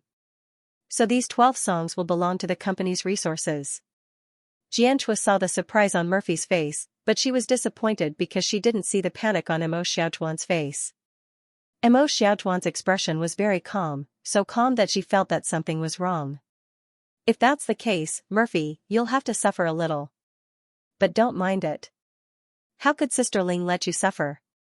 I promise to invest the most resources for you and let your new album become a hit," Niao Miling said with a smile. Murphy couldn't tell if she was sad, disappointed, or desperate. But her expression was still cold, and no one could see any fluctuations. Zhenzhen was still very young. She was very nervous just now, but now she was finally relieved. She smiled proudly and felt that the situation was settled.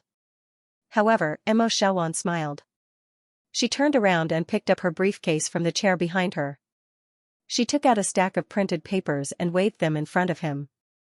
"I'm afraid you'll have to take a look at this," Mo Xiaowan said proudly. "This is the electronic authorization letter that Mu Ziang sent to us, and it clearly states that Murphy is the beneficiary of the right to sing these 12 songs, and she's the only one authorized." Murphy was a little surprised. She saw Mo Xiaowan print out these printed papers before the meeting, but she was so focused on the things that Yang Yi sent her that she didn't pay attention to what it was. Mu Ziang sent them an electronic authorization letter? How come she didn't know? Jianchua's eyes widened. She quickly grabbed it and looked at it. The format was exactly the same as the one she sent to Mu Ziang last night. Of course, it was also the standard template of the copyright organization, but Mu Ziang signed the electronic seal, and the party beyond it changed from Tianmei Entertainment to Murphy, and there was an additional note: "If it's not our Murphy singing these songs, this authorization will be considered invalid." Mo Xiaowan kindly reminded her, "The copyright organization will punish the infringer severely." Niao Miling looked at Jianchua with a puzzled look, but the latter could only smile bitterly. "Well, we can discuss this with Mu Ziang, right? Murphy, I think you should take the overall situation into consideration," Niao Miling said with a laugh. "I won't." Mo Fei shook her head firmly. Suddenly, the atmosphere in the conference room became awkward. Hee. Mo Xiaowan didn't intend to let Jianchua go. She stretched out her finger, pointed at Jianchua, and said with a smile, "This problem is actually very easy to solve. Doesn't Jianchua know Mu Ziang? Let her ask Mu Ziang to write a few more songs, then we'll have enough to share. Does she need to look at our Murphy songs so eagerly?" Jianchua's mood was very complicated at the moment. She was bitter, angry, and helpless. But facing Mo Xiaotuan's provocation, she really had something to say, but she didn't know whether to say it or not. In the end, Niao Miling was still Sister Ling. She smoothly resolved the awkward situation in front of her. "It's okay. Since Mr. Mu Ziang has already stated that it has to be Murphy, then we still have to respect the wishes of the composer. Anyway, it's Murphy's turn to sing. Keeping the goodies within the family is something to be happy about." Ha, yes, Sister Ling is right. Jianchua awkwardly smiled and sat down. "Sister Chow." Zhenzhen couldn't hold it in. She anxiously tugged at Jianchua's clothes as she watched the duck fly away. However, how could Jianchua be in the mood to comfort her? Niao Miling acted calmly, as if nothing had happened just now. She waved her hand in a very imposing manner, made a conclusion, and said, "Okay, no matter what, your Sister Ling still means what she says. Sister Ling, from today onwards, the planning department, the public relations department, all departments pay attention to me. Mobilize resources, record recordings, shoot the MV, and the early stage hype. Mo Fei's new album must be put into action." Murphy looked at Sister Ling. It was as if the ice had melted a little as she gently nodded her head. However, only she knew that today's matter had left a grudge in her heart. The unfamiliar Sister Ling that made her tremble was no longer the same person she remembered. After the meeting was adjourned, Murphy and Mo Xiaowan were speechless the entire way. When they returned to their office, Mo Xiaowan proudly showed off to her cousin. "Sister, you don't know. I've been unhappy with that Jianchua for a long time. Today, I can finally give her a slap in the face. It's too satisfying." Murphy shook her head. She sat down tiredly and said, I didn't expect Sister Ling to help them. I really didn't expect it. It's too disappointing. Mo Xiaowan rolled her eyes and said, Sister, why are you still so naive? Can't you see that Sister Ling is acting? If it wasn't for Sister Ling's nod, would Xianxia dare to steal our song so blatantly? Maybe this was arranged by Sister Ling. It can't be? Murphy deeply frowned and hesitated for a moment before saying. How can it not be? Wasn't Xianxia there yesterday? In the end, something like this happened in a meeting, and so many people followed suit. I don't believe that there's nothing fishy going on behind the scenes. Mo Xiaowan waved her hand and said. And I also specially observed Sister Ling's expression. This Niao Miling, I didn't see any surprise on her face from beginning to end. She clearly already knew. Mo Xiaowan said angrily. No matter what, since things have come to this, let's not pursue the matter any further. If things get out of hand, we won't be able to be friends anymore. Murphy tugged at Mo Xiaowan and tried to persuade her. Who wants to be friends with her? Sister, let me tell you, if it wasn't for Mu Ziang's vigilance, we would have fallen into their trap. Mo Xiaowan said hatefully. Yes, you printed those agreements before the meeting. I forgot to ask you. Did Mu Ziang ask you to make the call? What's going on? Murphy asked curiously. Mo Xiaowan proudly pulled Mo Fei to the computer, took out her phone, and explained to Mo Fei, I received a text message from an unknown number this morning. It was from Mu Ziang. He told me that there was a problem, so he asked me to log in to a newly registered email address. Then he sent an email to that email address. The attachment was our stack of authorization, and there were also a few screenshots. Look, I don't know who used our email account to send an email to Mu Ziang, and the content was so mushy. Later, I checked our email account, and the traces were cleaned up, but I guessed it was done by someone from the company. Luckily, it was too mushy. Mu Ziang knew something was wrong, so he sent us the authorization. Mo Xiaowan proudly said, I'll just hide it and wait for Xianxia, that bitch, to give her a slap in the face. Murphy frowned and looked at the email carefully. She was relatively calm, so she saw a problem. Xiaowan, how do you think Mu Ziang knew that Sister Ling and the others wanted to steal our song? Mo Xiaowan hadn't considered this question before. Now that Murphy brought it up, she scratched her head. Yeah, how did he know? Maybe it was because we don't know who sent the email, so Mu Ziang figured it out. Mo Xiaowan guessed. That email didn't give much information. Mo Xiaowan shook her head. Right, that phone number. Have you contacted Mu Ziang? No matter what, he helped us so much. We should thank him. Mo Xiaowan spread her hands and helplessly said, No, I tried calling back, but the phone was turned off. I tried a few times. Why didn't he pick up? Murphy frowned. I don't know. This person is so mysterious. It's like he's afraid that we know him. Mo Xiaowan curled her lips. Afraid? Murphy seemed to have caught a clue. Yeah. Xianxia has seen him. We told him a few times, but he didn't want to show up. Mo Xiaowan snorted. Murphy seemed to have been possessed by Conan in that instant and blurted out, maybe it's because we know him? Mo Xiaowan snickered. Could it be that he's also a member of our company? But the possibility is too small. Actually, I'm more willing to believe that he's too ugly and doesn't want to show up. Murphy was led astray by her. She smiled and patted her head. Don't talk about others like that. After all, he's our benefactor. While they were talking and laughing, Niao Miling's office was filled with dark clouds. Sister Ling, Mo Xiaowan and Murphy have really grown up. You can't indulge them. Xianxia exclaimed. Xinjin just cried to me for a long time. She said that she still wants to sing Coming Across the Ocean to See You. She can't bear to do it. Go tell Murphy. If she agrees, I have no objections, Niao Miling said coldly. Xianxia changed her mind. She laughed and said, Nah, I was just teaching her a lesson. How could there be such a good thing nowadays? Murphy, that B***tch, is so stingy. She eats meat and doesn't give others soup. Niao Miling snorted. Sister Ling, are you going to release Murphy's new album for her just like that? If it's a hit, the next time we sign a contract, we'll have to sign a top contract. What money are we going to earn? Xianxia said carefully. Niao Miling frowned and didn't respond. Why don't we just give her some resources? Anyway, whether she can become a hit or not depends on her luck. Xianxia instigated. Zhenzhen is also going to release a new album.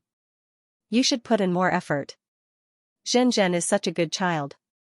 Even if she becomes a hit, she won't forget her roots. Moreover, her contract still has 4 to 5 years. If we push her out, our company's interests will be the greatest. Niao Miling looked at Xianxia deeply and saw through her selfishness.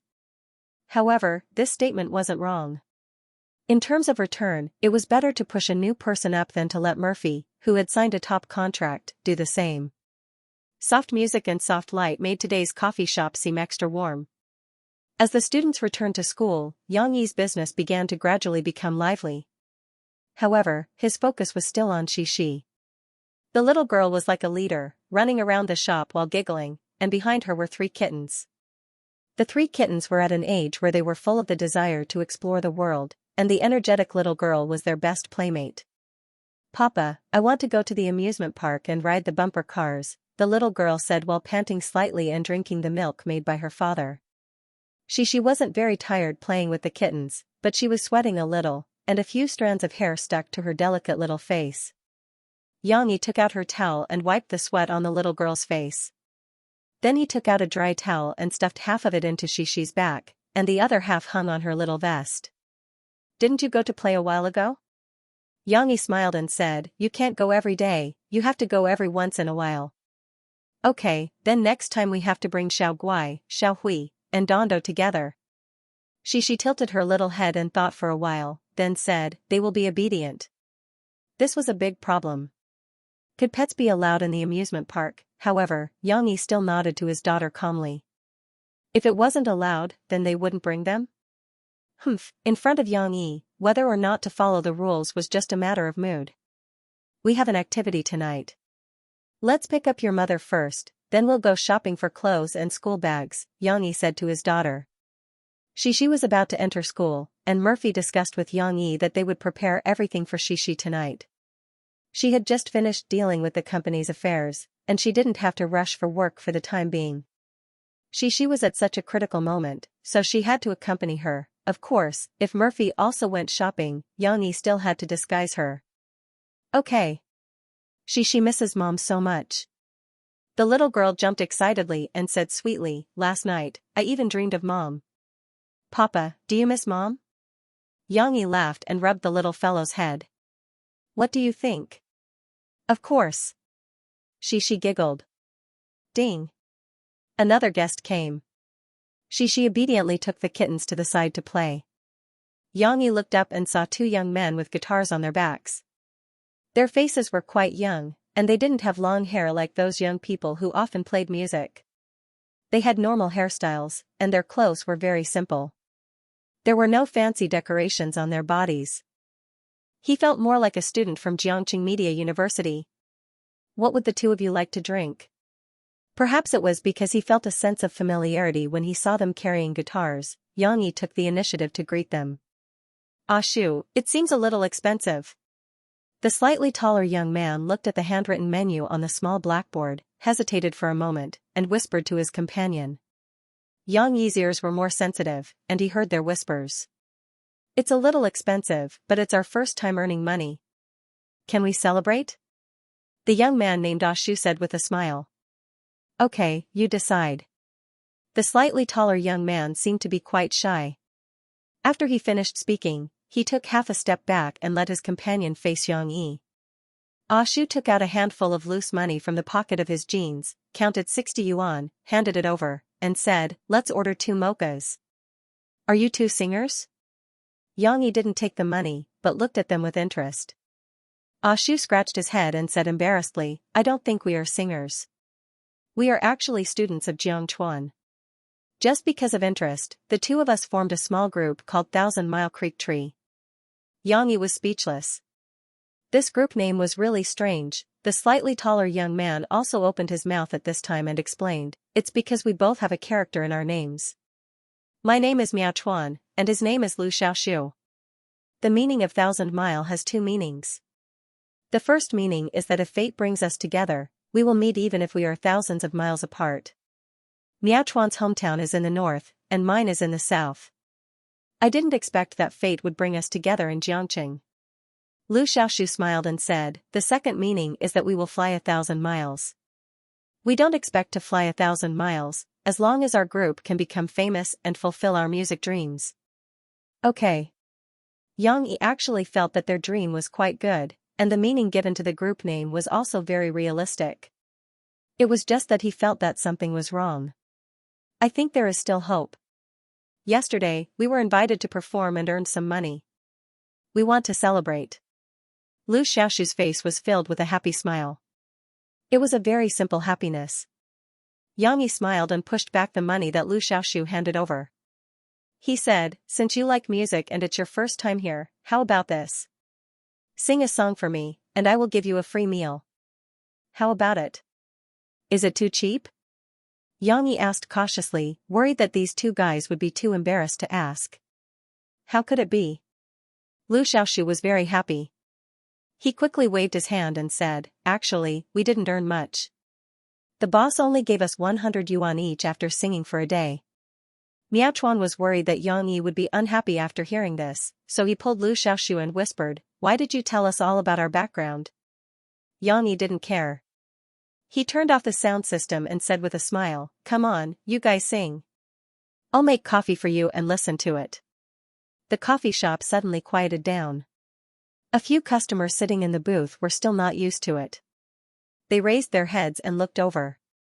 Shishi also ran over and looked at these two people curiously. The three kittens behind her were a little slower, but they also followed behind. Sherduo ran a little too fast and couldn't stop, so it bumped into Little Gray.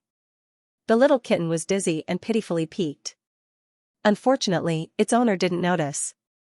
We sing folk songs. Well, if the boss doesn't mind, we can sing an original song for you, Lu Xiaoxiu said. The two took off the guitars behind their backs, hung them in front of their chests, and got into a good position. Yang Yi smiled and spread out his right hand, making a pleased gesture. His fingertips plucked the strings of the guitar. After a delicate prelude, Lu Xiaoxiu opened his mouth and sang, I'm lost in the winter in the north, wandering in the boundless wilderness, watching a few groups of geese fly away, thinking of her, the face that can't come back. Miao Chuan also played the guitar at the side and sang along. Hey, it's quite nice. Yang Yi was a little surprised, but he still couldn't help but stop what he was doing and listen carefully. Just as Lu Xiaoxiu said, Qianli Chuanshu and the others sang a very authentic folk song style. The lyrics were a little rough, but the tune they played was so delicate that it made people's hearts tremble. Of course, untrained singing skills were the same as a normal singer's, green and pale. However, Lu Xiaoxiu's voice was very good. It was as clean as the northern winter sky he sang about. End of chapter 163. Don't forget to subscribe, like, and share the video to support the channel.